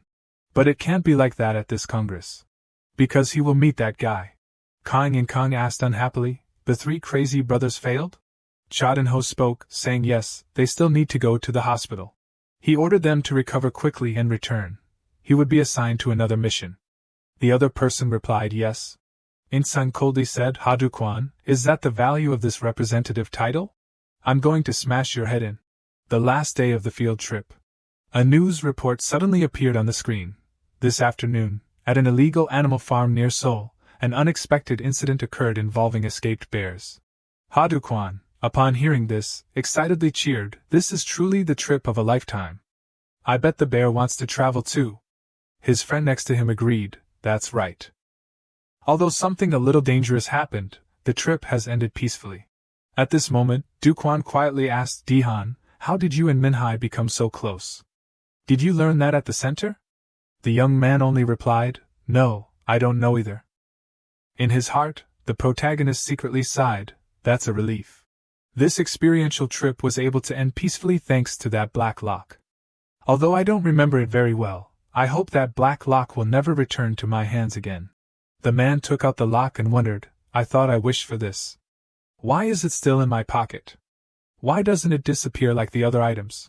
The system announced, cannot be used. It can be used after unlocking. Du-kwan thought, it's not like I was going to use it right away. Having this lock means I need to have its key in my hand to open it? In the end, I still need a key? Although the automatic combat skill is also very important, if I use it, I can talk to the manager one more time. At this moment, the teacher shouted loudly, we're here. Don't wander around and be sure to go straight home. Yes, teacher. The group of students quickly replied. Immediately afterward, the students got off the bus one by one. Du-kwan, as soon as he stepped off, yawned and said, so traveling by bus for a long time is this tiring. I need to quickly go home, take a shower, and go to sleep today. Suddenly, a voice interrupted him, it looks like you had a lot of fun. The protagonist, upon hearing this, asked Si-dong? It's been a while. The girl blandly said. Di-han, seeing this, immediately said goodbye to create space for the two, looks like that's your friend. I'll go ahead. Du-kwan hesitantly replied, okay, be careful going home. Immediately afterward, he awkwardly asked the girl, but why do you always suddenly appear without contacting me? You know my number now. Si-dong said, I thought this would be faster. But what's the matter this time?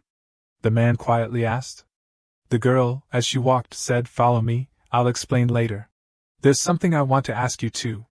The two of them moved to a nearby restaurant. At this moment, a sound rang out, what is it? Du-kwan, looking at the young man in front of him, surprisingly asked, Kong Si-han? You're here too?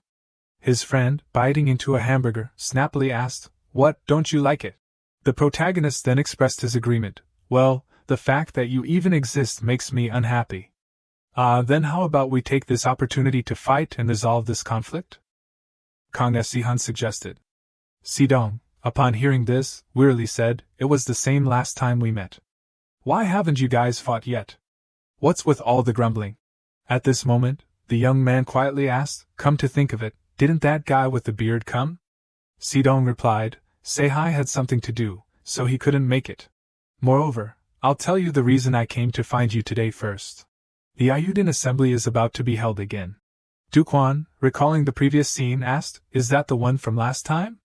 The one that was interrupted by the explosion? Yes, that's right, the woman replied. The protagonist then asked, when is it? Si-dong simply said, tomorrow, which made the young man shudder. He spoke, isn't that too sudden? The girl gently explained, there's something else I need to tell you. What else? Don't make me so uneasy, Du-kwan hesitated to ask. The woman said there are very few cases where representatives directly participate in the assembly. Normally, they would send an assistant to convey the situation there in real time. The protagonist, upon hearing this, hastily asked, then how come Undung was there last time? I'm not sure if there was a reason. I mean, what's the normal case like? Si-dong said. These words from the other party somewhat soothed Du-kwan's fear. He breathed a sigh of relief and said, anyway, that's a relief. I thought I would have to go again.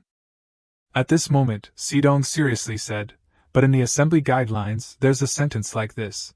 The Boromidong representative must attend. Me? Why? Du-kwan awkwardly asked. The girl, upon hearing this, simply replied, we also want to know why, so we came to find you. Is there anything you did that could have summoned you to participate in this Ayuden assembly? The protagonist, upon hearing this, suddenly became flustered. He quietly asked, Would fighting with the Ayuden Jiwyeongdu count as a big problem? Sidong muttered the name Jiwyeongdu. At this moment, Dukwon also confirmed. Yeah, something happened while traveling. Sehun, upon hearing this, excitedly said, You even fought at a tourist spot? It's only been a while since we last met, and our representative has become a thug? That was self-defense. The young man stammered. The girl seriously analyzed. Jiwyeongdu is an area that has nothing to do with Gwane, so it's not a problem. At this moment, the young man quietly said, How about this? About 2 or 3 months ago, I went with that guy to the Bangcheon Ward construction site. Sidong, upon hearing this, was startled and scolded. What? Why are you only saying that now? The young man revealed, If I said it, you would get angry, just like now. The girl replied, I told you before, the Bormi area is currently weak, so we need to be obedient and quiet as possible. You don't need to worry. The matter has already been resolved. On the contrary, the representative from that side even came to fight with our vice representative. Luckily, it wasn't me, Sehun replied. Sidong worriedly said, A big problem almost happened. Our Bormi area is very weak right now.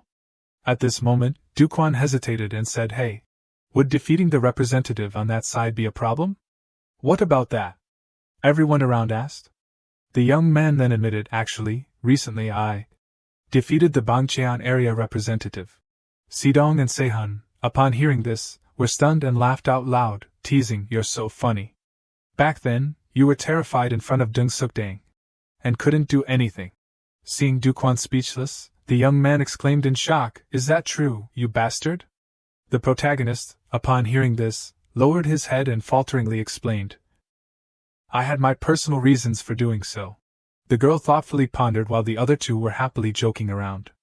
Come to think of it, your body looks quite a bit better. Could it be the result of that slide training? Where did you touch, you pervert? Sidong suddenly spoke, It probably wouldn't be because of that. What I said about everyone being careful was that I didn't want other areas to become our enemies. Considering the Ayuden Association's concerns, there's a law that allows managers to clash with each other. Dukwon then remembered that Unsung had also said something like that before. The girl continued, But if it's not a member of the Ayuden Association but someone incited by an outsider, then it's a different story. In summary, after talking, it seems that the problem isn't on our Bormi side. Then whose problem is it? Sehun quietly asked. Sidong continued to explain, At this assembly, besides Bormi, another representative has also been summoned. Initially, I thought they had a different reason from us, but perhaps while we weren't paying attention, we may have gotten involved in a case related to that side in the Seogwon area, at the outdoor baseball field. On the inside, it was extremely dark. Suddenly, a voice rang out from a tightly bound man who muttered, Damn it! Those bastards! This young man was Lee Gumin, Dudihan's middle school classmate. He desperately shouted, You're the ones who can't handle those two. Why are you doing this to me, you sick dogs? Suddenly, a baseball flew towards him. A man quickly knocked it away. He exclaimed, That wasn't enough. The young man still threatened, You damn thugs! You think I'm scared? I'm Lee Gumin. Kang In-sung, belonging to the Seogwon area representative, suddenly held out a pack of candy and asked, Do you want a candy? Why are you suddenly bringing this out, you bastard? Gumin struggled. Now, In-sung gradually became annoyed and said, People say that baseball players chew gum not only to relieve tension but also to use it like a pad to protect their teeth. The bound young man suddenly exclaimed, Teeth? So what do you want? Quickly return the entrusted money to me and get lost. In-sung sternly said, Before doing that, I'll ask one last question. Is there really no one who knows about you entrusting us with this? Gumin immediately objected, I didn't say anything, you bastard. Everyone knows this is illegal. What good would it do for me to say that? The man, upon hearing this, wondered then who exactly said it? He coldly turned away, leaving the young man confused. Hey, where are you going? Suddenly In-sung turned around and replied, That's right. You wanted to get your money back, right? I'll leave a lot of it here for you. I won't take a penny from you. Immediately afterward, he put money into the baseball pitching machine. This scene immediately frightened Gumin. The man said, But be careful of your teeth. Immediately afterward, the automatic baseball machine began to operate. The young man, bound there, could do nothing but curse. Outside, Dinho said, we're still continuing the search. I'll quickly find out who leaked the information. Suddenly, Inseng changed his attitude and replied, So what? Forget about that. Do you know what hurts me the most? I got summoned because of some new, insignificant representative that appeared out of nowhere. Is the Boromir representative also coming to the assembly? Yes, that's right, Dinho replied. The man, upon hearing this, excitedly said, Very good. Tomorrow I will vent my anger on that guy. At this moment, Gumin, inside the room, was being beaten to a pulp by the baseball machine. On the way, a voice called out, Where did that bastard Kang Se Hun disappear to? Sidong blandly replied, I don't know. He mumbled about the slide and then left. Slide, in short, he's not normal. Duquan made a remark. Suddenly the girl asked, You don't need to take me home. The protagonist, upon hearing this, said the road at night is still very dangerous. The girl continued, You seem more reliable than before. Duquan, being praised like that, excitedly continued, Really? If someone jumps out, I'll take care of it right away. Just rest assured. As soon as he finished speaking, he suddenly asked, Huh? Sidong, upon hearing this, curiously asked, What is it? The two of them looked into the dark and foggy alley. Haduquan said, Just now, there was a sound in the alley. Suddenly, the scene in front of him made his eyes widen. He recalled the last day of the field trip on the bus. The news report announced, this afternoon, at an illegal animal farm near Seoul, an unexpected incident occurred involving escaped bears. Currently, the authorities are searching on a large scale, and the citizens of Seoul are extremely uneasy. Here is reporter Lee Dong-suk. This is the illegal bear breeding facility. The rusty iron bars are broken, along with the empty bear cage. The long aviary net shielding the top has been torn. If that ferocious bear goes towards the city like this, what would be torn won't be just this fabric. So that giant bear appeared in front of Duquan again. He looked at the large animal in front of him and was constantly worried. He asked a dozen questions in his head. He didn't believe that he would meet a bear one day. Then he thought about strategies to fight a bear. On this deserted road, Duquan stood in front of the girl and said, Sidong, listen carefully. Please quietly run away and then report it to the police. What? The woman quietly asked. The protagonist continued, If we both run away, we might all die. Please, so hurry up and go. In the meantime, I'll stop it. That bear, famous among animals for its warm and bright image, with cute eyes and round ears, is one of the strongest predators in the ecosystem on Earth. If you happen to meet a bear on the road, how will you act? Pretend to be dead? You'll just become a hearty meal for the bear. Make it flinch? Your head will separate from your body by the bear's front paw swinging up when it's startled. Run away? Can humans escape from a bear that has a normal running speed of 60 kilometers per hour? When you are in danger, facing the bear right in front of you, the choice that can increase your chances of survival, even if it's just a little, is there's no other way but to fight. This is also Duquan's choice. He looked at the large bear in front of him and told himself to be really calm and not think about anything else. Right now, I just need to think about surviving this. Just as the young man was about to swing his fist, that terrifying bear suddenly cried out, Wait a moment. Why are you trying to hit me as soon as we meet? This sound surprised Duquan, who exclaimed, Oh my. Sidong on the side exclaimed, I think this situation is too absurd. Sure enough, the young man asked. At this moment, the girl said, The animal's suit looks so real that I froze for a moment. Duquan, upon hearing this, panicked and asked, This is a suit? Isn't it? Looking at it again, it still looks like a bear. No, it's a bear that has learned human speech. There's no way that can happen, the man denied. The protagonist wondered, Why are you wearing that here? Just at this moment, the voices of those thugs rang out from behind. The leader smirked and said, So the Pooh Bear is stuck here. You dropped this bag when you ran away and didn't even know it? The man in the bear costume then leaned behind Duquan and begged, Help me. Suddenly, what's going on? The protagonist asked in surprise. The bear continued to explain. I was just advising the students not to smoke. Suddenly, they looked like they wanted to kill me. The young punks began to speak with angry voices. That bastard suddenly jumped out of nowhere and made me throw away a whole pack of cigarettes. So what? First of all, irrelevant people should get lost. The bear handed over 300,000 won. Here, considerate payment for the cigarettes. The terrified man replied, "No, but I was wrong, so I'll give you back 5,000 won." The young thug, upon hearing this, threatened, "How much does part-time flyer distribution pay per hour these days? I'll be especially merciful to you." He turned on his lighter and said, "Today, I'll reduce it from 300,000 won to your part-time pay." Just at this moment, Hadukwan quickly stepped forward. He said, "Give it here." The young punks leisurely replied, "No." Then they threw the flyer basket to the ground. Then the young man cursed, "Go away when I tell you to, you sicko." Dukwan's running steps then seemed to freeze. He hesitated, thinking, should I try it? In the rewards he had collected, there was a gold key and a silver key. Perhaps that's why I can now confidently shout, "Got it." In his heart, he murmured, "So that's what it feels like." Immediately afterward, he beat those thugs half to death. He had unlocked a new active skill that would later become a powerful weapon in battles. The protagonist held the basket in his hand and awkwardly said, "But the flyers all fell out." Sidong, witnessing the scene just now, also froze.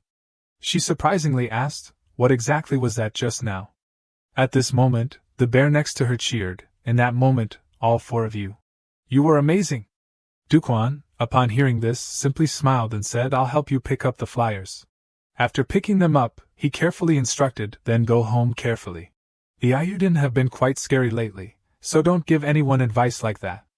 The man, upon hearing this, bowed his head and replied, "Yes, thank you both. Then I have to go distribute flyers, so please excuse me. I hope you two will always have good luck." Dukwan, while waving goodbye, exclaimed, "Distributing flyers in that form? Wouldn't that make everyone run away? You might even get shot." Sidong quietly said, "Seeing it in person makes me feel much more relieved." "That bear?" the young man asked. The girl slowly replied, "Now I really feel that you've become stronger than before.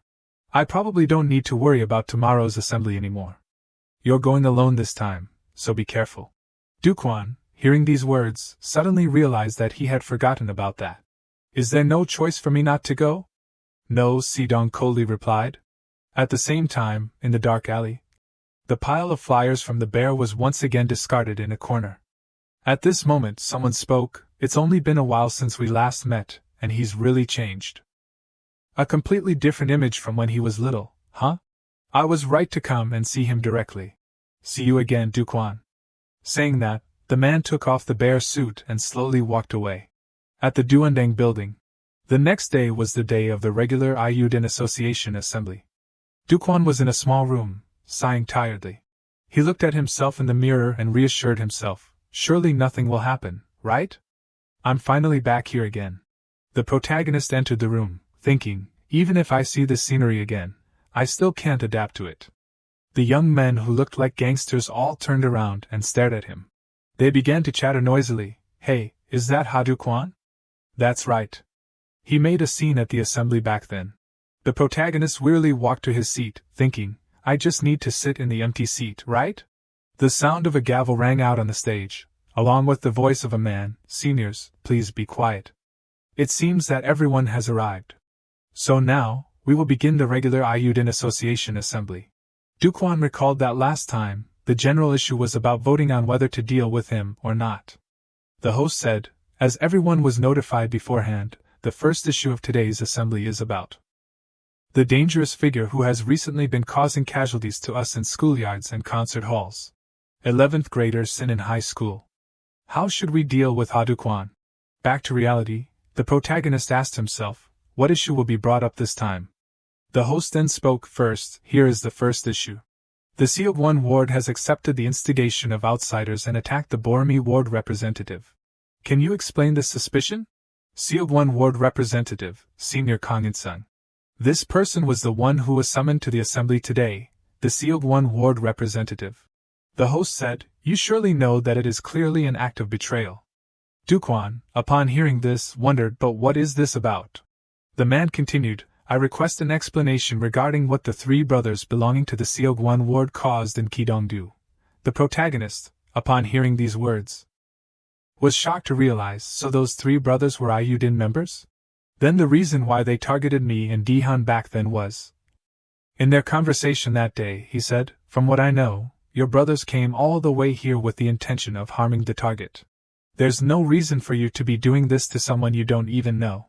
Quickly tell me who told you to do this. Ultimately, he concluded that someone was instigating them from behind. Inside that Seng meeting room, he said quietly, why should I explain such a baseless rumor? Which district did this issue come from? BRAME? However, the host's following words startled him. The origin of this issue is not from a district. This is a direct order from headquarters. The young men below, upon hearing this, became confused and whispered amongst themselves, hey, what is headquarters? I don't know much about it, but I heard it plays the role of the head operator of the Ayudin Association in the Gwana district. The young man slowly asked, do you have evidence? Duquan couldn't bear to hear these words.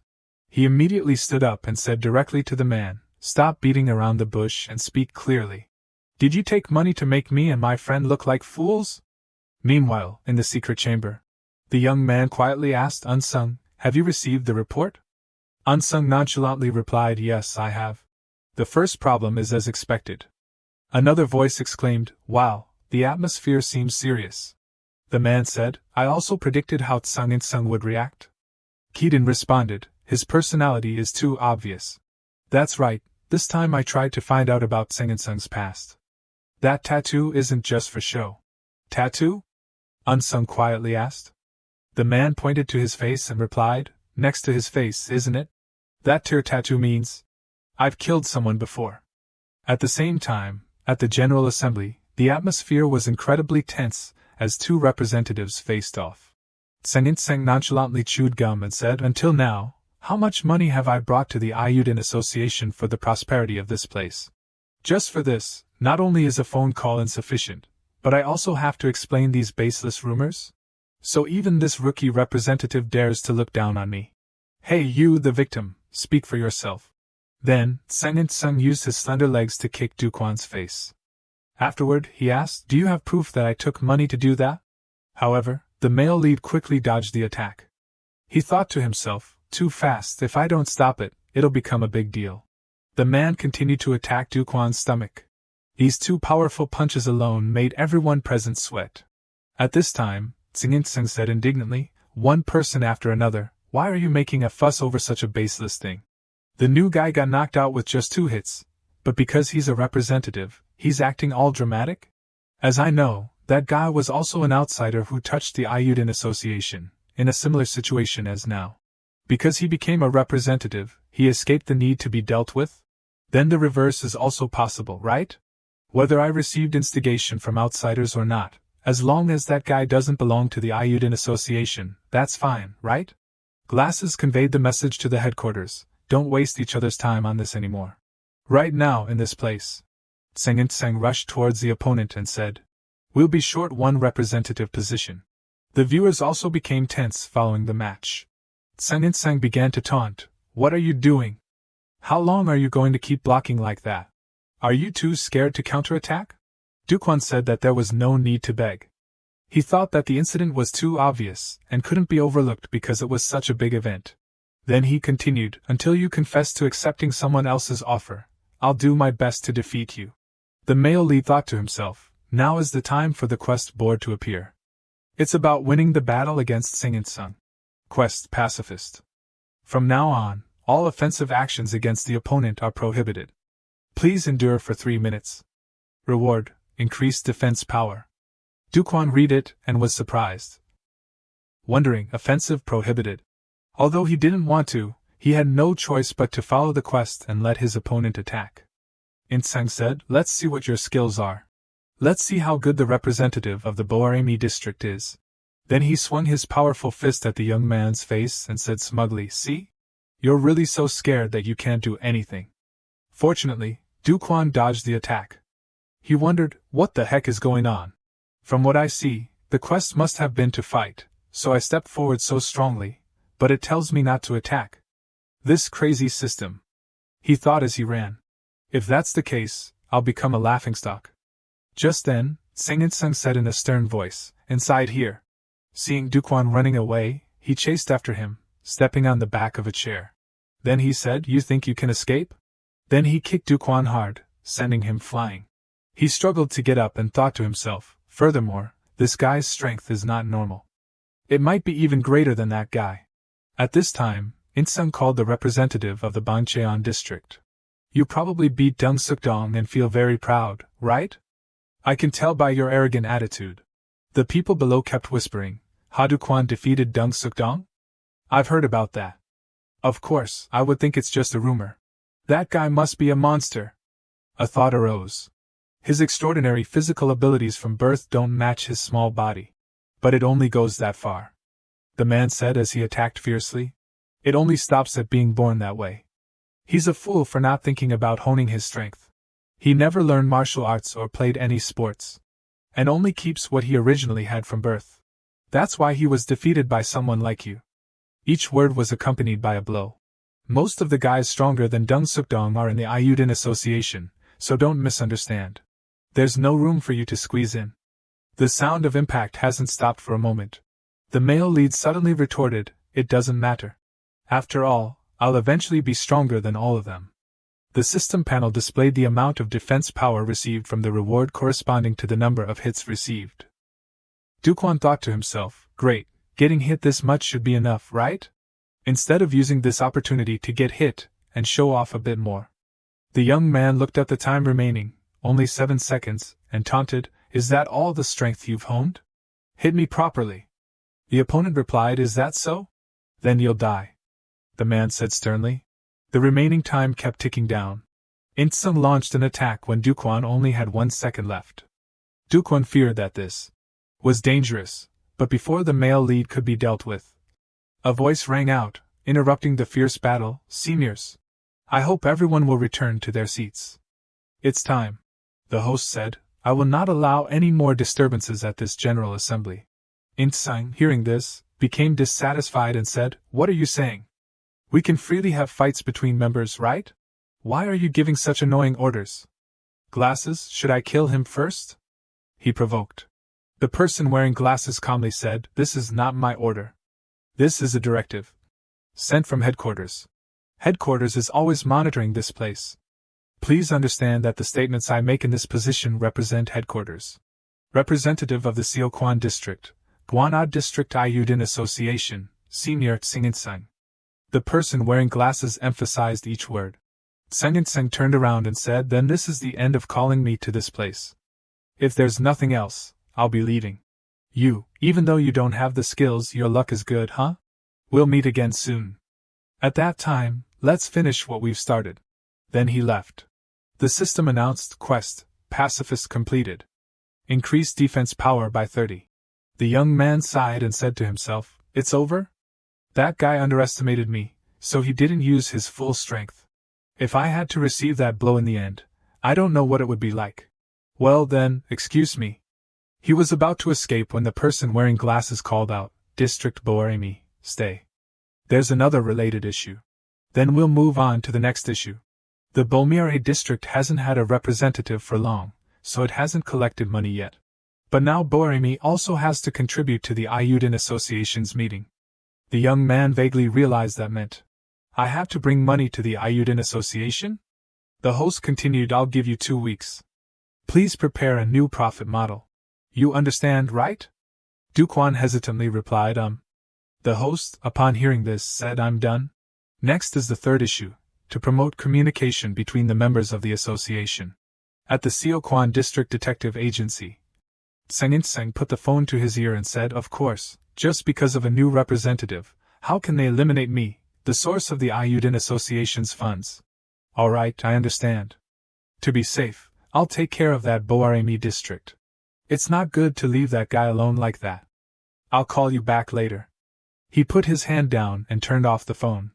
In-seng suddenly looked at the scenery before him. He realized the doorknob was covered in blood. Sensing something ominous, he rushed into the room. The surroundings were filled with corpses lying everywhere, making him exclaim in shock, what happened here? What happened here? Who did this? A person using his last breath pointed towards the door. That place. The man mumbled. In-sung, after looking, had his blood boiling. Meanwhile, after the Ayudin Association's regular General Assembly, Ha-du-kwan peeked out to investigate. Surely Tsang-in-sung or whatever won't be waiting for me outside, right? He thought he looked strange. He said with an uneasy feeling, I was too thoughtless when I took those hits earlier. My body hurts everywhere. The system still hasn't let me stop fighting even once. It's obvious that he's a terrible person. What's the reason for giving the quest anyway? You can't give a quest like that without a reason. The young man thought to himself. Someone will fight in my place or something? On the upper floor on the other side. Seng seriously questioned the stranger in front of him. You're the one who turned the office into such a mess? Han-sung, is that you? You thought they would call you to the General Assembly when they didn't have any evidence? The man said. In headquarters, it's not just Han-dukwan. The Seokwan district has been receiving instigation from outsiders to attack other members. Most of the headquarters has grasped the situation and has evidence. Today, the General Assembly gave you the opportunity to confess, but you gave up that opportunity yourself. On the contrary, you committed acts of violence against Han-dukwan. Regarding this matter, Headquarters has decided to revoke your representative status and confiscate the cases at the Seokwan District Detective Agency. What? There's evidence? In-sung was slightly startled. He pretended to be calm and said, I don't know what evidence you're talking about, but you coming here directly shows that the headquarters has decided to do so. But I'm the one who built this office until now. Without my permission, no one is allowed to touch it. I only follow the directives of headquarters. Han-sung continued. What if I don't listen? Then Seng-in-sun, the representative of the Seokwan district, began to take off his jacket and get into a fighting stance. Han-sung also simultaneously rolled up his sleeves and said, according to the directive, if you resist, I have no choice but to deal with you. The timeline went back to Seng-in-sung's haunting childhood. Do you know what it feels like to have a younger brother 1 year younger than you who is better than you in all aspects? The boy who just hit a baseball and was praised, amazing, Inda. Sang-inda, a third-grade elementary school student, is a younger brother with a smart brain and a prominent appearance. In addition, he's good at sports. The surrounding friends kept admiring the boy. Is there any ball you don't know how to play? Hey, you look completely different from your brother. Sang-inda ignored those words and only focused on looking at his brother. Sang-in-sung, a fourth-grade elementary school student. Seeing his brother alone like that, the boy asked, Are you not playing anymore? I don't like baseball that much, the older brother replied. Inda understood and came to his side and said, I'll sit here too. Furthermore, the younger brother was very obedient. A younger brother who was willing to break a candy bar in half and said, Since there's only one, let's share it and chew it together, okay? In-sung had to admit that. I have such a younger brother. On that day, when the two brothers said in unison, We're home, In-sung also thought, I also want to be recognized. So he tried harder than anyone else. At that time, he just ran quickly into the house and thought, the 100-point science test, I have to show it to Mom quickly. However, before he could even celebrate his progress, he witnessed his mother sweetly telling his younger brother, Our Inda is so proud. The child at that time also knew, but always. My younger brother was always ahead of me. In Sung's memories, his mother always cared about Inda. This time, you also got 100 points in all subjects? Inda, what reward do you want? You can tell Mom everything. Shall we raise a bird? The younger brother suggested. In-sung at that time only knew to go away. The child at that time realized that I was always being shadowed by my younger brother. In-sung always heard the sweet words of his mother and younger brother. Of course, we'll go to the pet store with Mom this weekend. Yes, Mom. Meanwhile, in the park, Ha-dukwan recounted the events of today and said, So that's all that happened at the General Assembly today. Si-dong, after hearing this, said relieved, Fortunately, the problem isn't in the Boremi area. In summary, you did well this time by not fighting him. Se-hun made a disgusted face and replied, What's so good about that? Even if I smashed Seng-in-sung's face, I wouldn't feel satisfied. If I were in that position. Suddenly, the male lead interrupted. What are you doing all this time? What have you been doing? The young man stuck himself to the slide like superglue and exclaimed, I used to think slides were very strange toys, but this is effective. Dukwan, seeing this, teased, It seems like you're changing little by little. Do you think this is making Ayudin better? At this time, Si-dong quietly spoke, in summary, what we need to care about right now is ensuring the profit model of the Boremi area. The male lead replied, That's right. The so-called profit model, is that referring to the manpower office of the Bangcheon area or the detective agency of the Seokwan area? The girl, after hearing this, agreed. Yes, most areas have their own profit models. You said most, does that mean not all? Dukwan wondered. Sidong continued, there's a special case. Special case? The young man mumbled. The girl said something that made the male lead realize, do you remember when I warned you about Hanun-sung before? Representative of the Selim area, Hanun-sung. In the Gwana district, he's the most dangerous guy. Dukwan suddenly said, I remember, but he's not that dangerous. It's true that he's very strong, but… Suddenly, the girl interrupted, what I said at that time was about what the Selim area is doing. What is the Selim area doing? The male lead continued to ask. Sidong slowly replied, he monitors all the members of the Ayudin Association in the Gwana district. And deals with the traders. On Sengenseng's side, a conversation was taking place between him and Unsung. Ever since the General Assembly, seeing everyone always treating me as a traitor, I thought something was strange. Selim area, are you guys reporting to headquarters? Not only Hadukwan, but it seems you guys are also touching other things. It seems you've been targeting us for a long time, huh? Unsung, after hearing these words, firmly replied, I have no reason to answer you. Seeing the opponent's loyal appearance, Insung couldn't help but exclaim, as expected, well trained. The loyal dog of headquarters. Then he rushed towards the young man before him. But the young man, without fear, said that, whether it's me or you, aren't we all the same? Then he used his hand to block the attack that was just launched. The man said sternly, I'm different from someone like you who absolutely doesn't go against the orders of headquarters. Unsung at this time had begun to focus on fighting Insung. The young man blocked his attack and revealed his feelings. To avoid any inconvenience when making money, I need the name of the Ayudin Association as a base. If it's a base, then why did you take money to attack a fellow member? Unsung replied. Insung tightened his grip on the opponent's hand and said, the answer is in the question, kid. It's because of making money. In the end, the Ayudin Association also operates for money, right? Immediately afterward, he kicked Unsung's stomach. Then, while performing a series of punches, he said, as long as you deal with a few guys who don't help the Ayudin Association, you can get more money. What reason is there to refuse? Until now, I've made money like a dog and given it to you guys. Not only have you not recognized that effort, but you've said I violated the rules or something and dragged us out to play like children. Now you're abandoning me in this way. How do you think I feel? Right at this moment, Unsung suddenly interrupted his words, that's a pity. Then he swung his hand hard, causing Insung to be injured and bleed. He was still energetic and asked, a pity?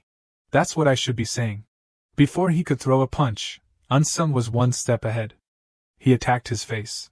Then he put his arms around the back of his head and said softly, I don't know that feeling of yours. I'm just… Then he used his foot and kicked Insung's stomach hard.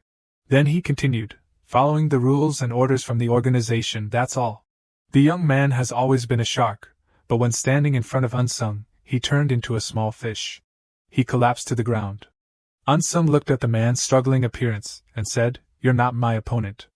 Maybe you should stop now and accept the headquarters decision.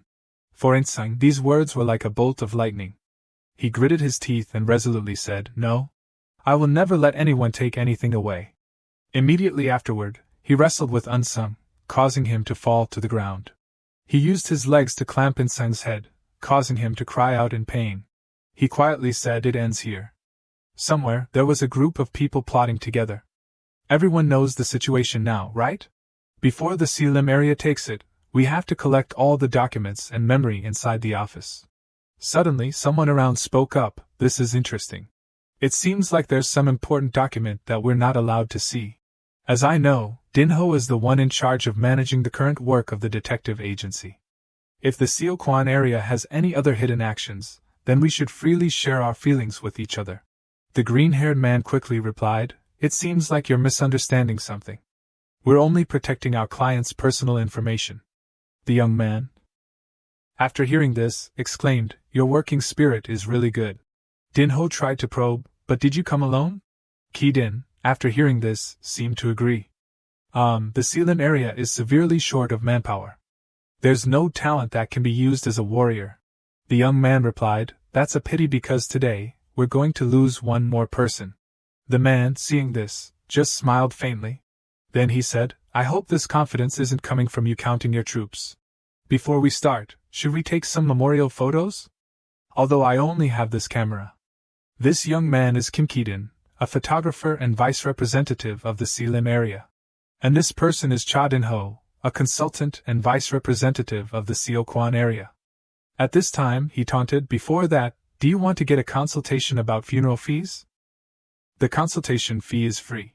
On the rooftop where Unsung and Insang were fighting, Unsung stood imposingly in front of the bloody body of this large man. The two of them were on the edge of the railing at this time. The man said seriously, You should think that you're lucky to end here. Just as he was turning to walk away, something suddenly shocked him. Insung, who was lying motionless on the floor, was able to stand up calmly again. He pushed him away and shouted, Who ends it? Unsung was pushed off the rooftop. His life was now extremely fragile. But by some miracle, he was able to cling to the rooftop area.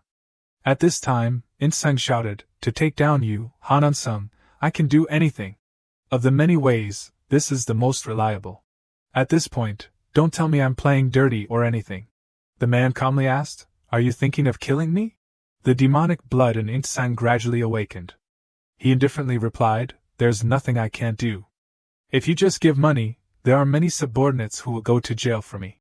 He brought the tips of his fingers closer to the opponent's fingers and continued, If I kill Han Unsung, won't the headquarters regret abandoning me? More than anything, you've won, so I'll have to acknowledge that you're better than me? I suddenly thought about something from the past. Back then, Inda was like Unsung now. When standing on the edge of death, the boy only knew to cry for help, Save me, brother. I'm about to fall. Even though the younger brother cried and begged him, Stop joking, it's not funny at all. The older brother, Insung at that time, faced with his younger brother's death, chose not to save him. He only coldly gave a sinister smile. Returning to reality, he cruelly said to Unsung, That's right, I killed him like this back then too. Then he remembered his childhood memories. Every time his mother's friends came to visit, they only paid attention to his younger brother. Oh, Inda, you got perfect scores in all subjects again this time? You're really good. What's your secret, Mrs. Insung? The mother, hearing this, happily replied, It's because Inda studies hard that he's like that. It was precisely because of this that Insung gradually developed the envious thought that he was always being robbed, both affection and attention. He could only sulk and go into the room, while outside, the mothers were still praising Inda to the fullest. If you just work hard, you'll get it. Inda is very talented, so. Insung, well, they're brothers, but they're too different, right? Compared to his younger brother, he's a bit lacking, right? The boy thought that he was being robbed of praise and recognition. Everyone always surrounded his younger brother. Insung has also worked very hard, but he hasn't achieved the desired results, and the words but Inda has already done well in place of his older brother, so it's okay hurt Insung to the extreme. From then on, he hated his younger brother for stealing his position too. Even though Inda approached him and started a conversation, What are you going to do now, brother? Insung still held the thought, Why is it always only me who is forgotten? Why am I always being robbed of what belongs to me? At this time, the younger brother made an invitation, Come into the room and teach Chorong with me, okay? Mentioning that animal made Insung even more depressed because that was the gift that his mother gave to Inda when he got high scores in school. Their words kept ringing in his ears, making the little boy at that time feel extremely sulky. It was precisely when Inda wondered, Hey brother, play with me. What answered the boy was his brother's scolding. After thinking, Insung realized that the times when his younger brother was favored were not fair. On a beautiful day, the younger brother spoke up, Brother, today both mom and dad are coming home late. Let's order food from outside, okay? Where's brother? Hey! At this time, Insung hated Inda so much that he developed the thought, Try being like that once too. Try feeling what it's like to be robbed of something. Inda at that time looked at the scenery before him and wondered blankly, Hey, why is the bird cage here? The bird cage is open? Chorong is gone. Suddenly, the boy realized something. Chorong's cry, huh? Immediately afterward, he immediately went to find his pet, his mouth always calling out his name, Chorong. Following the sound of the parrot, When he saw Chorong on top of the closet, the younger brother said happily, I found you. When did you fly up there? I'm glad you're okay. Inseng only needed that. At this time, Inda disregarded all danger and stepped onto the railing, saying, wait for me a little bit. I'll let you down right away. At the same time, the older brother was leisurely reading a book in the room.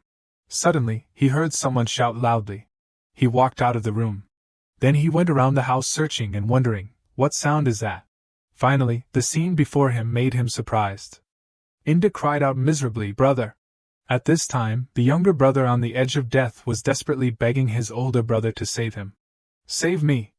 I'm about to fall. Insung said bewildered, why are you there? Just as his hand was about to touch Inda's hand, Insung suddenly had a crazy thought. For a moment, I had that thought. If I just leave it like that, will the things he robbed from me be able to return to me? He hesitated before his younger brother's request, save me. I can't hold on any more. Insung, hearing this, said sternly, why? Should I help you? He thought to himself, just like that. Inda at this time was very scared. Tears filled both sides of the boy's face. He said, don't joke, it's not funny. Brother.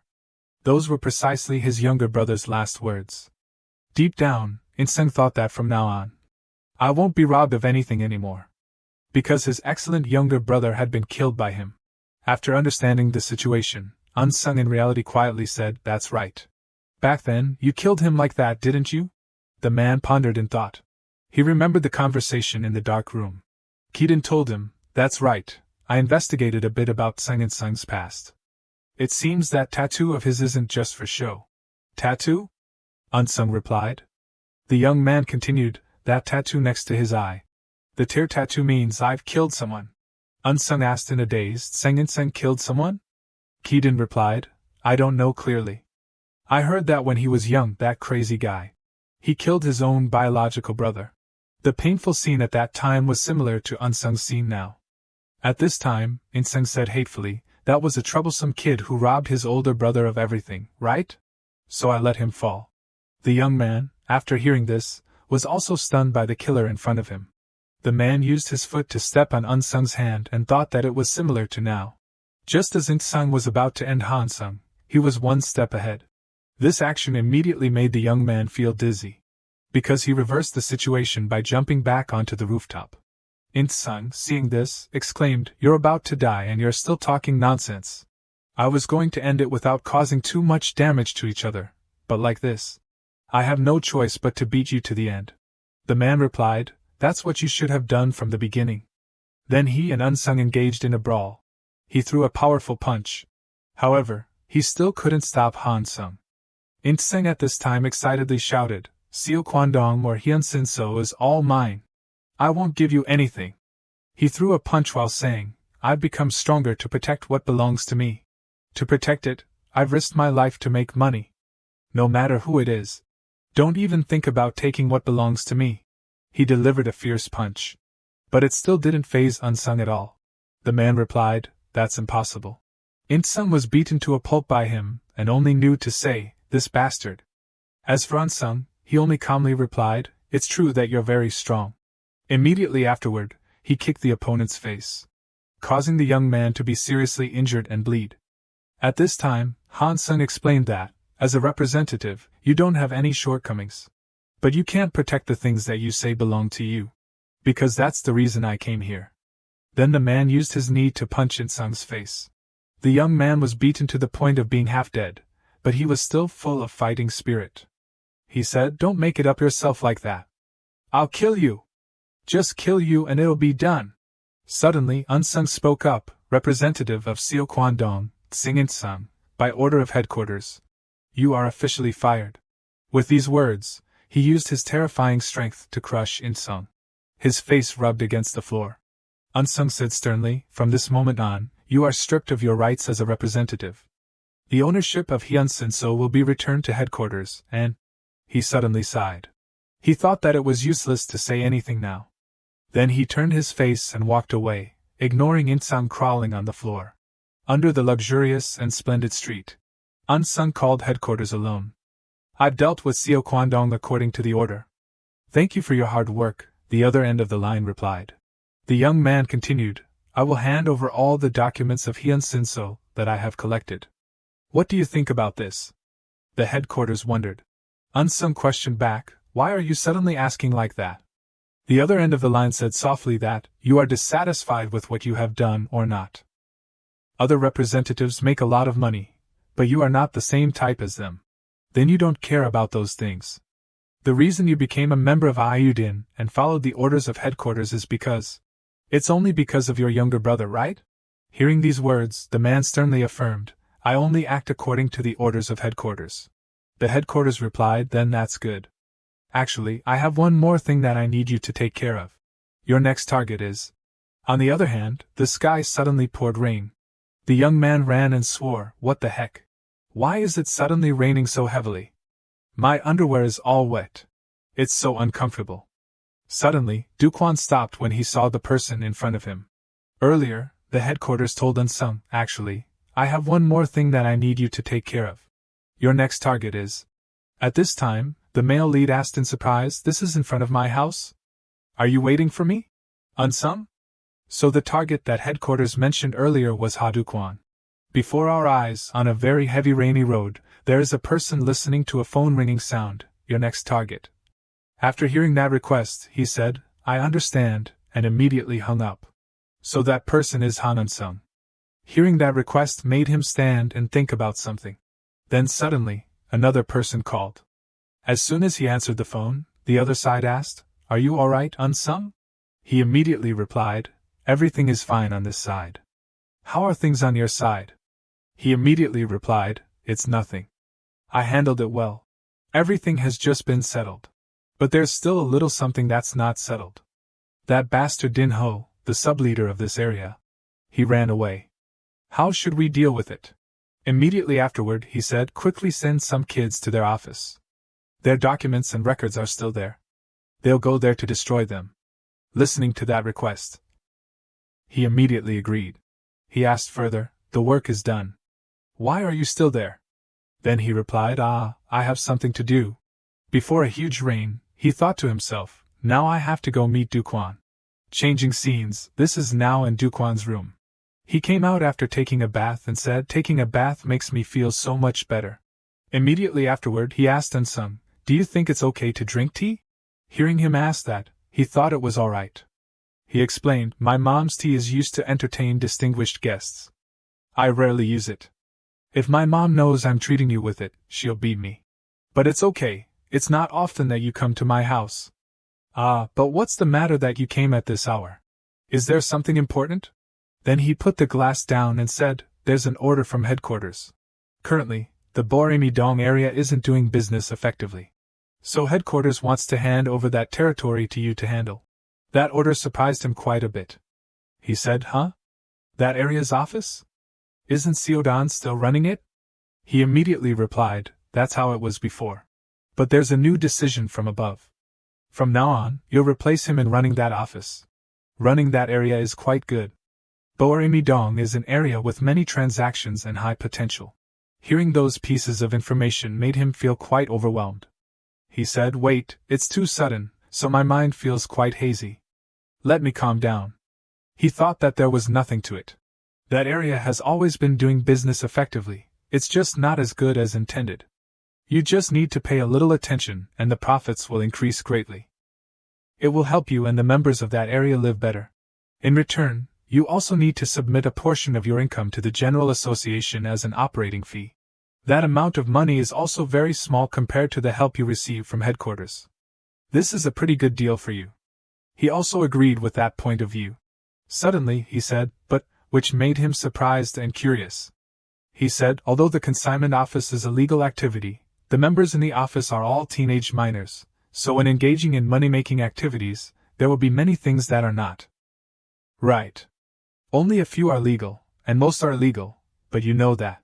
I've told you everything, so the decision is still up to you. Currently, you haven't run an office like that before, so this is a challenge as well as an opportunity for you. Hearing this, he thanked him and said, you've conveyed the words from headquarters to me. I myself don't have any experience in this matter. Although I know it's a rare opportunity, but I'm going to decline. Even if I can make more money, it's not okay to do illegal things. It could cause harm to the members in Boremi Dong, and to me as well. He heard this and replied, Is that what you mean? Suddenly, the phone rang. He immediately answered the phone, and the other side immediately said, There's something wrong. I just ran over to the consignment office. That office. It's on fire. Unsung thought, It must have been done by that bastard. He replied, It's very possible. They did that to destroy everything here. They want the headquarters to not be able to find anything. He said, Although they did that, they definitely can't destroy everything. Keaton immediately said, Speaking of which, that bastard, the deputy branch, Din-ho, maybe he'll know something, but he's already run away. What a shame. While escaping, Din-ho said, We were too careless and didn't pay attention to the movements from headquarters. I've destroyed all the documents in the office. It seems the headquarters hasn't investigated anything yet. He just realized and said, There's something. I didn't think you'd be knocked down to that state. His face seemed very relaxed. Changing scenes to when the incident hadn't happened yet. At this time, Keaton was fighting with those other guys. He said, I haven't exercised in a long time. It feels like I'm not very agile. Thank you guys for warming me up. Then he witnessed that with his subordinate. His subordinate just said, There are so many of us, but he immediately thought, all useless punching bags anyway. Get out of the way and let me handle it. But suddenly, the phone rang. He immediately took out his phone and saw a message saying, Inkong has been taken down by Unsung. Knowing that news made him stand still. He immediately ran back to that place. Returning, he supported that guy and said to himself, That bastard Unsung, no wonder he's a trusted henchman of headquarters. He's really amazing. They're good, but not for long. Han Unsung, Duquan, and headquarters too. He looked scary and said, Everything will be destroyed. Changing scenes to the next day. In the middle of a hot afternoon, he drank a can of water and said, Drinking it all at once relieves my thirst a lot more. With just a little bit, I've already drunk several cans. As expected, energy drinks are different. At this time, he was standing in front of Boarami High School. His face changed as he remembered. In the early morning, he received a call from Sidong. She said, You still remember that today there's a meeting of the members, right? See hi, that guy, I can't contact him. It's been a long time since I've seen him go to school. After school, come to our school. We've always gone to your place before, so this time, come to our place. Returning to this time, he was very tired of having to come here. He said, I hope I don't encounter any trouble. Then suddenly, because he drank too much water, he now really needed to go to the bathroom. His face was very unstable. Immediately afterward, he ran quickly to find a bathroom. He ran as fast as he could to find a bathroom to take care of business. Then he arrived and immediately opened the door. But he suddenly realized and said, Wrong, this is the women's bathroom. I almost died. Find the men's bathroom quickly. He immediately opened the door to a bathroom, but he suddenly panicked. This is also the women's bathroom. He said, It's the instinct of a creature. The female students inside felt confused by his appearance. Duquan at this time was very panicked by this situation. He immediately ran outside and said, Sorry, I was wrong. This is the men's bathroom. I was wrong again. Huh? Could it be? Then a few female students came out of a nearby room and said, I should have been able to defeat him today. Oh, there's a friend over there. Only then did he find out that Boarami High School used to be Boarami Girls' School. This year, the number of students wasn't recruited enough, so the school was changed to a high school for both boys and girls. Because it's only the first year of the conversion. His face at this time looked very panicked at the discussions. Who is he? Why is he in front of the women's bathroom? Then the narrator added that the number of male students is still very small compared to the female students. Because there are very few male students, the bathrooms are also flexibly divided to suit the students. Then immediately someone stood up and asked, Who are you? Why are you going into the women's bathroom? He said in confusion, Oh no, it's not like that. She immediately said, You're really a pervert. Then she approached and hugged his arm and said, But I really like that. Witnessing the scene at this time made him think to himself, a little later, and I would have crapped my pants. That was really dangerous. It's good that I escaped those girls, or a little later they'd call the police for playing around. I didn't think Seihai would be studying here. Then suddenly, just as he went outside, the girl from earlier appeared in front of him and said, Are you looking for Sin Seihai? Is that right? Ah, you're still here? Haven't gone home yet? That Seihai looks like an uncle. Flowered shirt, glasses, with a beard. Hearing her describe him like that, it must be Seihai. He immediately replied yes, him. Remembering what Sidong said in the morning, today is the meeting of all the Boremi members. You remember, right? What's wrong with him lately? I can't contact him. It's also been a long time since he's come to school. After school, just come to our school. I and him study at the same school. He immediately asked, he hasn't been coming to school lately, right? Hearing that, she asked, what are you looking for him for? Then he immediately replied, a little private matter. She said, lucky for you, I know where he is. That's right, I know where Seihai is. Changing scenes, this is now in a neighborhood. Looking at the scene before him, he thought to himself, what the heck is this? At this time, she was walking while hugging him, which made him think to himself, it's like a couple. Immediately afterward, he pushed away and said, sorry, thank you for bringing me to Seihai's place, but we've only met for the first time, and it's already like this, so I'm embarrassed. Now let's keep a distance of 30 centimeters. She immediately laughed and said, you pervert, I didn't think you were so shy. Nothing is free. I'm only showing you to Seihai's place in exchange for a condition. He said in surprise, huh? A condition? It seems like the two of them have gone into some store. The two of them at this time are wearing animal ears on their heads. She immediately said 3, 2, 1, take a picture. Standing and taking pictures, but that made him very embarrassed. Looking at the picture, she said, what is this? A love photo? You look like you're taking an ID photo. Hearing that, he immediately replied, I'm sorry, I'm a little embarrassed to take a picture so. Suddenly. So she requested that he take the picture again, which made him quite embarrassed. Then she grabbed his hand and put it in front of her and said, you put your hands like this. He panicked and said, what? What are you doing? She immediately replied, I'm having fun. Isn't it okay? 3, 2, 1. She pressed her face close to his. So, how do you like this pose? After a while, the photos had been printed out. She cheerfully asked, have you never taken a picture before? Look at your face, it's so funny. Unkwon, at this time, looked very unstable. Oh my God, what just happened? But not stopping there, she said again, alright, next is. He was very astonished. Switching to playing games. He was sitting on a merry-go-round. He suddenly realized and said, this game is sitting on a carousel? Then it started to spin.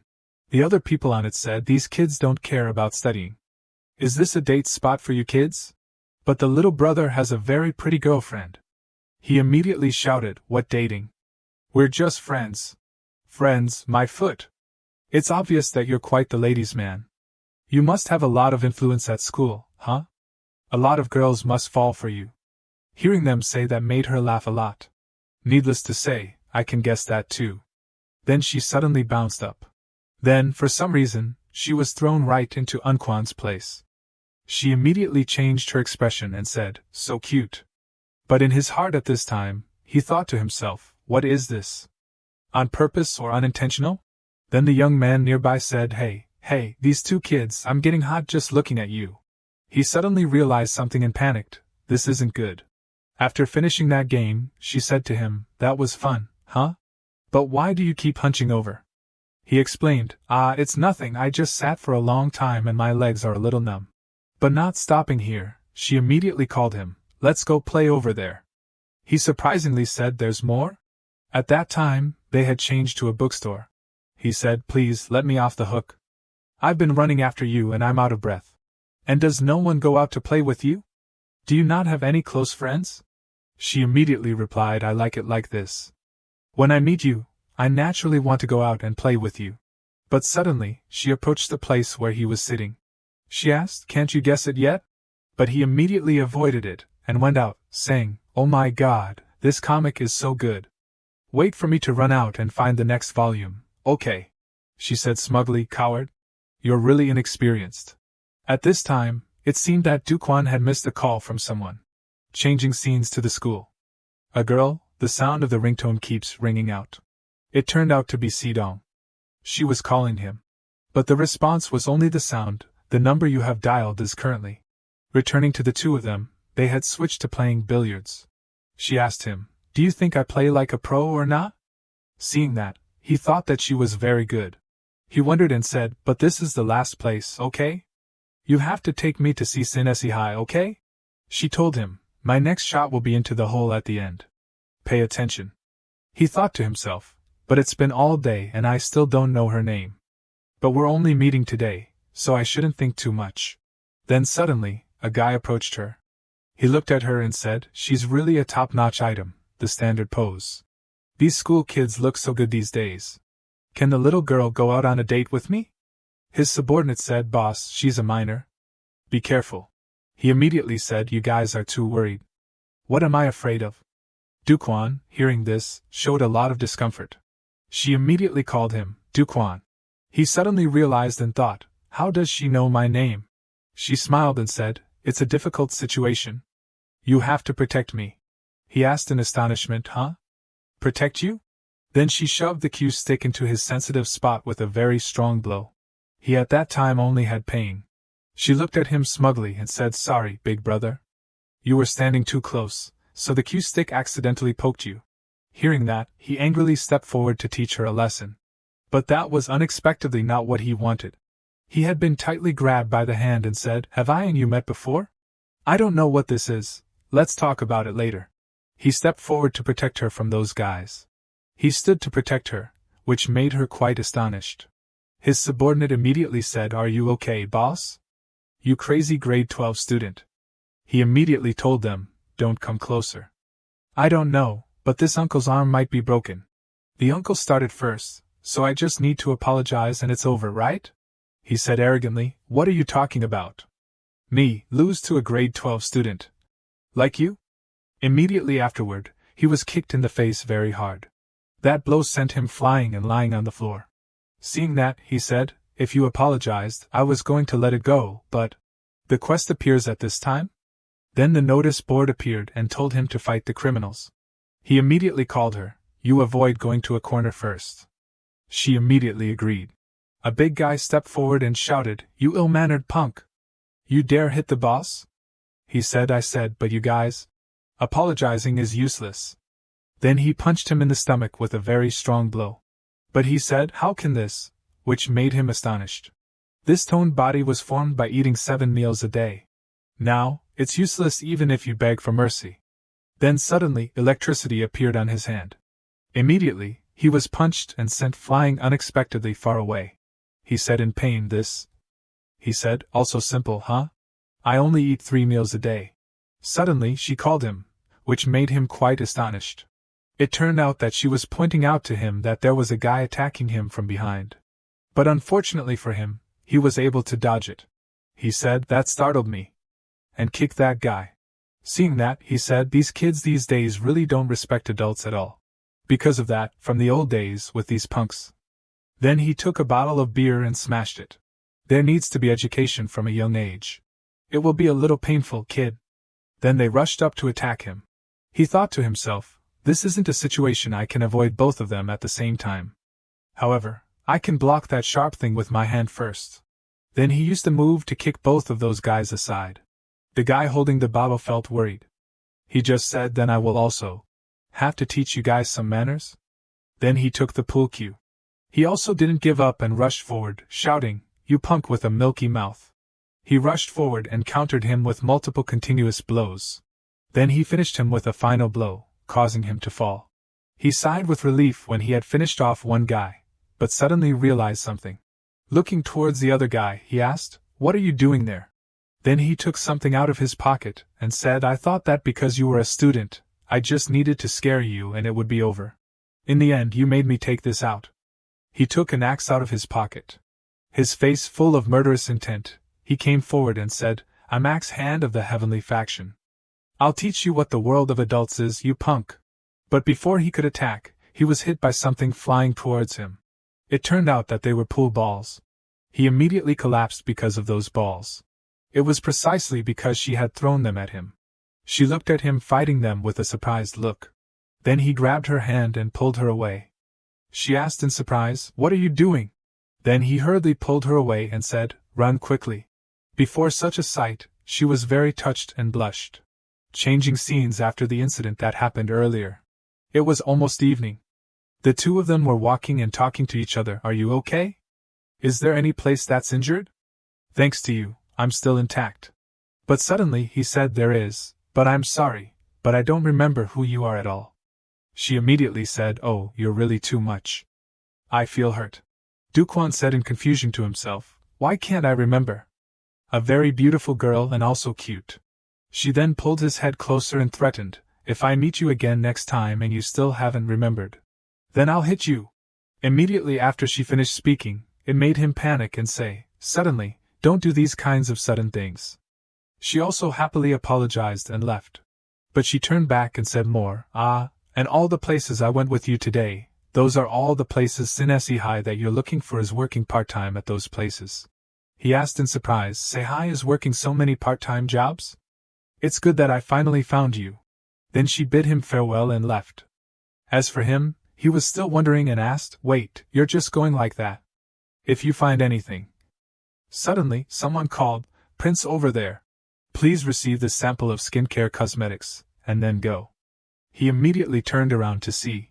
He suddenly realized that this person was Sehai. He asked him, what are you doing here? He immediately replied, that's a question for me to ask. What's that terrible look? In the end. Then he explained, as you can see, I'm working part-time. This is very normal. He said in confusion, anyway, I'm looking for you. I've decided to gather all the Boremi members to meet. He replied excitedly, Big brother, wait for me a bit. It's almost time for me to get off work. Changing scenes. It seems he had finished his work and was going home with him. Duquan asked, I heard that you haven't been coming to school lately because you've been working part-time? He replied happily, that's right. I should have contacted you. But I've been too busy lately. I haven't even had time to look at my phone. He asked more, there must be a reason for you to do that, right? He immediately said, it's not that I'm deliberately hiding anything. I live alone with my grandma. She runs a small snack shop in the neighborhood. But a few months ago, suddenly, a few thugs called the Heavenly Faction appeared. He was surprised when he heard that name and thought, where have I heard that before? That's right. It was when I was fighting with that guy in the billiards hall.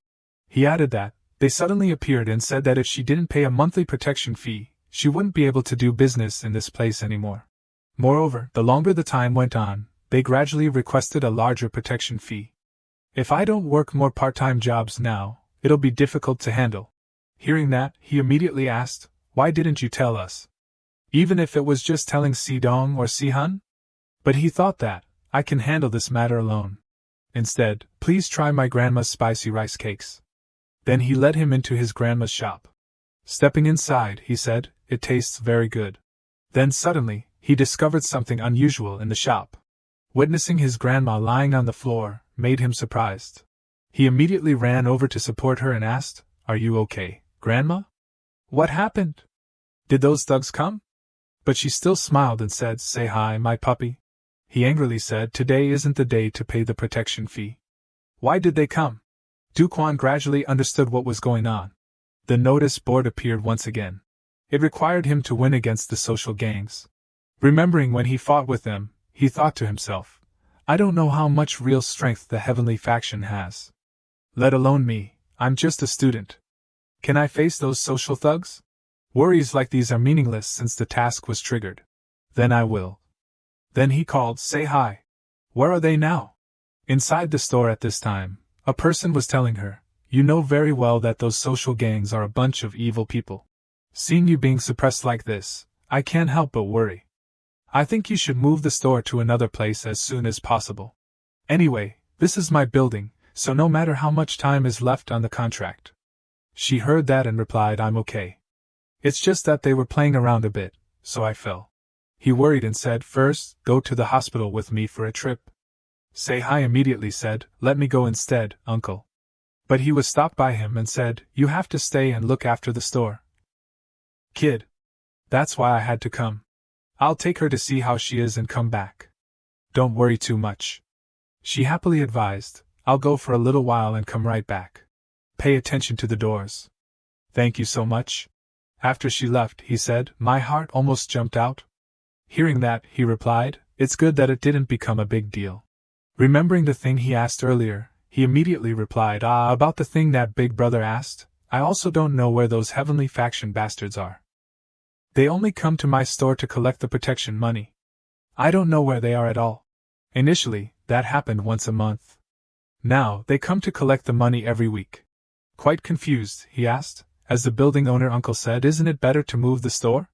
Knowing that, he immediately said, of course it's better, but my grandma has been running this store since I was young. Although it looks old, rickety, and doesn't have many customers, but even this plate of tteokbokki is full of memories. There's no place more precious. Big Brother, just try a piece and you'll understand what I mean. And then he tried that spicy rice cake. He was very shocked and said, it's terrible. Hearing that, he immediately said, you're being a little too honest, Big Brother. Is it that terrible? Then suddenly, there was a voice calling from behind him, hey! Which made him astonished. It turned out that it was Sidong. She asked him full of murderous intent, what are you doing here? I thought you had to come to my school. He then suddenly realized and thought, I was dragged around by that little one to play everywhere, so I forgot about Sidong. She immediately grabbed his hair and asked, do you know how many times I've called you by now? Do you know how long I've been waiting for you alone in front of the school gate? He said in pain, don't do this here. Then he immediately said, you also try a piece, Sidong. Then he gave her a piece to try. She began to taste it. Sehai watched her eat in a captivating way. After she finished eating, she said, what a boring taste. Hearing that, he immediately said, you two are too much. After a while, after learning everything, someone said, so that's the reason you've been out of contact for the past few days and haven't shown your face? It's because of those social thugs of the heavenly faction. Then he immediately said, that's right. If you're not going to school, why are you still wearing a uniform? He immediately replied, my grandma doesn't know that I've quit school to go to work, so. He angrily said, where are those bastards? Let's teach them a lesson. Hearing that, Duquan immediately said, it's finally one time that you agree with me, right? But Sehai replied, oh no, it's okay. I'm used to this. Big brothers and big sisters don't need to worry. Instead, the reason why we're gathered today is because of the business model of the Boeremi district. Then let's start the meeting quickly. Coming to the next day, also in the late afternoon. When Sehai returned after work, he stepped inside and said, I'm home, Grandma. Today there's nothing special. Then suddenly, he was surprised by the appearance of the three of them. Then they said, you're just coming home now? Quite early, huh? He asked in surprise, what are you all doing here? He said, I still haven't told you? From today on, Sehai's fast food shop will be our Boeremi district business model. That's much better than paying protection money to the social gangs, right? He agreed, but, interrupting his words, she said, also, if the income increases, you won't have to work part-time in other places anymore. Duquan excitedly said, good, then you're in charge of cleaning, you're in charge of prepping, you're in charge of cooking, and I'll manage the staff. But someone said, you're being too much? We'll work together to the best of our abilities. Sehai was very touched. Thank you everyone there. Hey, what's with that? You gotta speed up there. No, not right now. So, they were playing games, telling each other, these guys are too much. Another round, it's fun. Then they suddenly realized, but what do we do? There's not a single customer. One of them said, no, what's the problem after all? Tteokbokki is a Korean specialty. Hearing that, he suspiciously asked, you haven't tried this before, have you?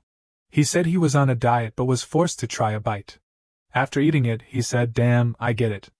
He then said, right, the biggest problem is that the food sucks. Sehai, hearing that, said, why does Hyung keep saying that? That's just your opinion. After eating, he looked terrible and said seriously, this is freaking disgusting. Duquan quickly said, I might know someone who can help us with this. Hearing that, he asked, don't be vague, just tell me clearly. The next day, someone came and greeted everyone there. He introduced, this is Dihan, my friend. Everyone there was very excited about his appearance. He arrogantly said, I thought you were bringing in a chef. So this is tteokbokki he made himself? I can make this at home too. He put a piece in his mouth to try. But after eating it, his face changed and he said, what the hell? This is freaking delicious. He unexpectedly said to Dihan, could it be this too? He replied, I learned it at cooking school.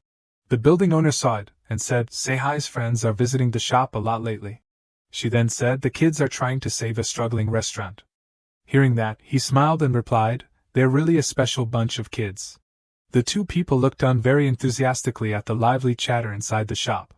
4 days later, it was time to collect protection money.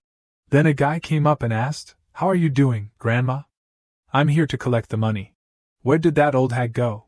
After going inside, he saw someone sitting there and said, This is the first time I've seen a customer here.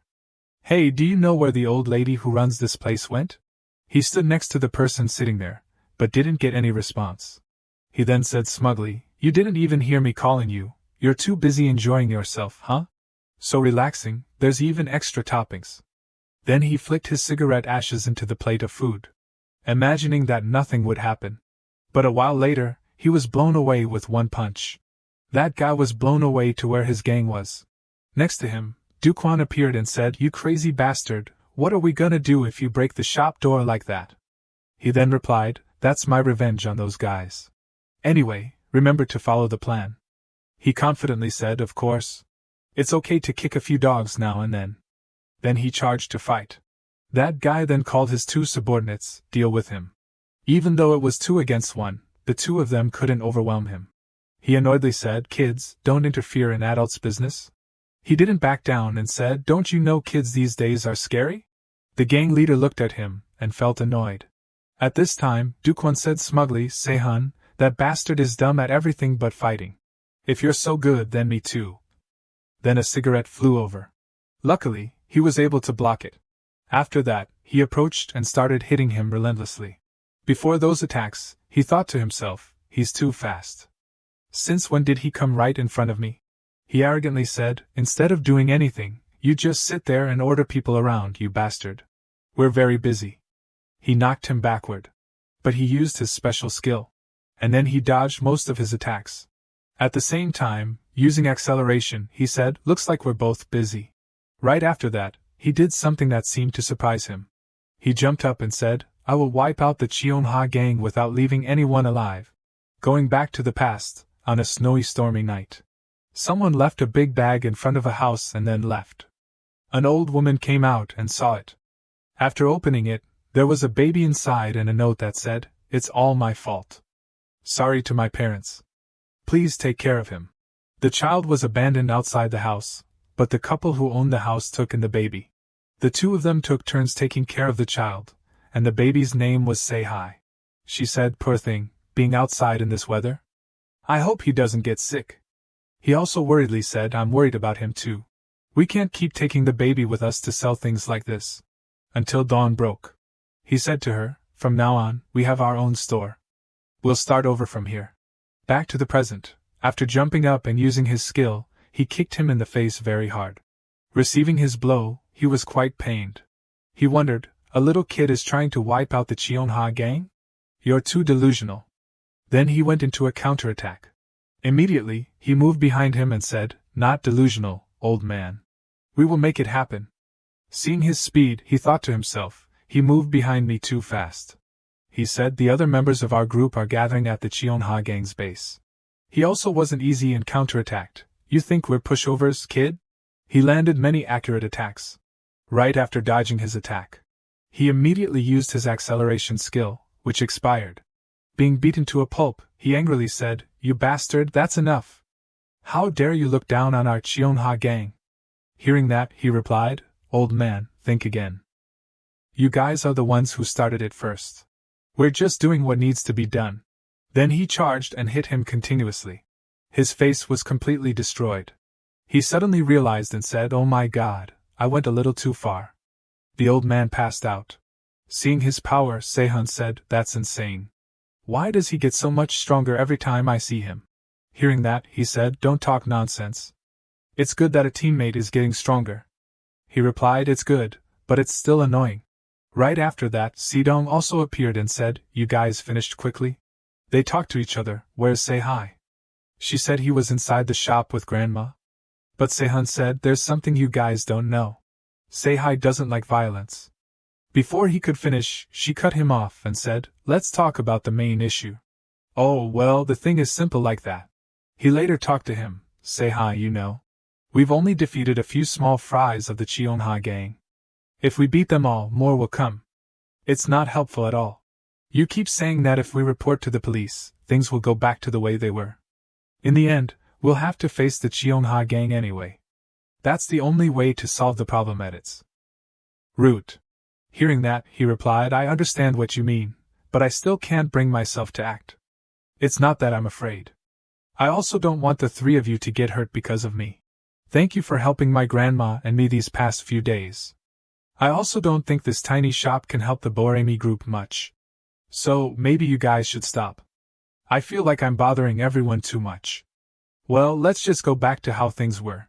Right then, the landlord stopped by and said, Everyone's having a good time. I just went to the bakery to buy some bread. Everyone, let's eat together. Sei-hai immediately went to thank him. Sehun said, That kid is like that. It's best to let him stay home with his grandma. It's less of a hassle. Let's go straight to the Cheonha gang's base. We've found their location after investigating for the past few days. Holding a business card, he said, Manhwa, that's the place. Hearing that, she said, Are you sure you guys will be okay? You're going up against the entire Cheonha gang. He then replied, Of course we'll be okay, right, buddy? Duquan immediately agreed with that. But a moment later he trembled and said, Why am I shaking so much? That's their base? It looks like a bar. I'm okay, but you should be careful. Hearing that, he said, What are you mumbling about again? The opponent this time is a gang. Once we go in there, I don't know if we'll be able to get out. Hearing that, Sehun asked, Are you scared? If you're scared, go back. I can handle it all myself. Now that we've seen it, let's just go in. Why are we still lurking around here? Duquan thought, Don't be hasty. Let's wait a bit and see what happens. We know they're there, but we don't know how many people there are. Charging in is like suicide. Finally, the quest notification appeared, requiring him to fight the Cheonha gang. No matter how many of them there are, they're just small fries. It won't be hard to win. Then suddenly, a call came from Sidong. He immediately asked her, Did those old men wake up? Sidong said, Yes. I saw him making a phone call. You two be careful. On this side, he immediately said, I know. It'll be okay. At this time, inside Manhwa, a guy saw a lot of dust on a shelf and said, Look at these stains. The cleaning seems to be sloppy lately. We're serving VIP customers. They're paying money to use the service like this? Do it carefully. A person hearing that immediately replied, I'm sorry. I'll have someone clean it right away. He said to the employee, There won't be a next time. What were you saying earlier? The other person let him know that we were defeated by another group. Hearing that, he replied, What? Weren't you collecting protection money? The guy, Desang, let him know, Yes, boss. They're just a few high school kids. Hearing that, he didn't believe it and said, Are you serious or kidding? The captain of the Cheonha gang was defeated by a high school kid. Not being able to believe what his subordinate said, he had to ask again, Say that again. That guy immediately said, Yes, boss. I was careless, just thinking, Please forgive me, boss. We can talk about me being defeated later, but listen to what I have to say. Those kids intend to go to our headquarters. According to what that kid said, it seems like quite a few people will be coming to you, and they might even use weapons. I heard him say that they're on their way there. You should be careful and take precautions. Hearing that information, he said, I understand. Hang up. A group of high school students, huh? What a nuisance. Well, there's nothing to lose by taking precautions. Have you guys arranged a place for the VIP customers yet? The subordinates immediately replied, Yes, we have. Back with the two of them, it seems they're going inside. They said, Can you see anyone? There's no one here. It doesn't hurt to be careful. You're too much of a scaredy cat, buddy. I can't see anyone. Well, I'll just kick everything down. It's strange. Where did the entire Cheonha gang go? Why can't I see anyone? Then the two of them met them. Then there were two bodyguards. This is the place where you bastards are causing trouble. The boss thinks a lot. A sip of this group will go back to the nursing home. Little bastard, you're not so small to be causing trouble, screaming here. No one will hear you. Don't even think about getting out of here once you're in here. I've warned you, no one can save you in here, little guy. He saw that they all had goods and worried, What the hell is going on here? Why are they all holding goods like that? You are already crowded. Do you want to play dirty? Duquan came up and asked him, "What's wrong? They have weapons?" He listened to it, and said, "Let's get all kinds of hot and cold." When he heard this, he remembered and said, "Oh well, it seems like I guessed right." At that time, he said, "All the members of our group are preparing to rush to the Chianha ice base. Be careful." I threatened them so that they would be prepared. While tying them, he told Sidong, "Tie these uncles so that they can still make phone calls. That's why I waited for them to call the gang. The main purpose is to get them to prepare weapons." But Sihun saw him holding something and asked, "Where did you get that thing?" He replied, "Near the door." He said, "Are you going to use it to deal with them?" Just then he called out, "Hey you uncles! Did you say that no one would know what happened?" Hearing these words made him panic. "It looks like he took a sword from them," he said. "With this skill, fighting will be easier. Today, the ice heaven here is officially wiped out." He used his sword and silver swordsmanship to prepare for the war.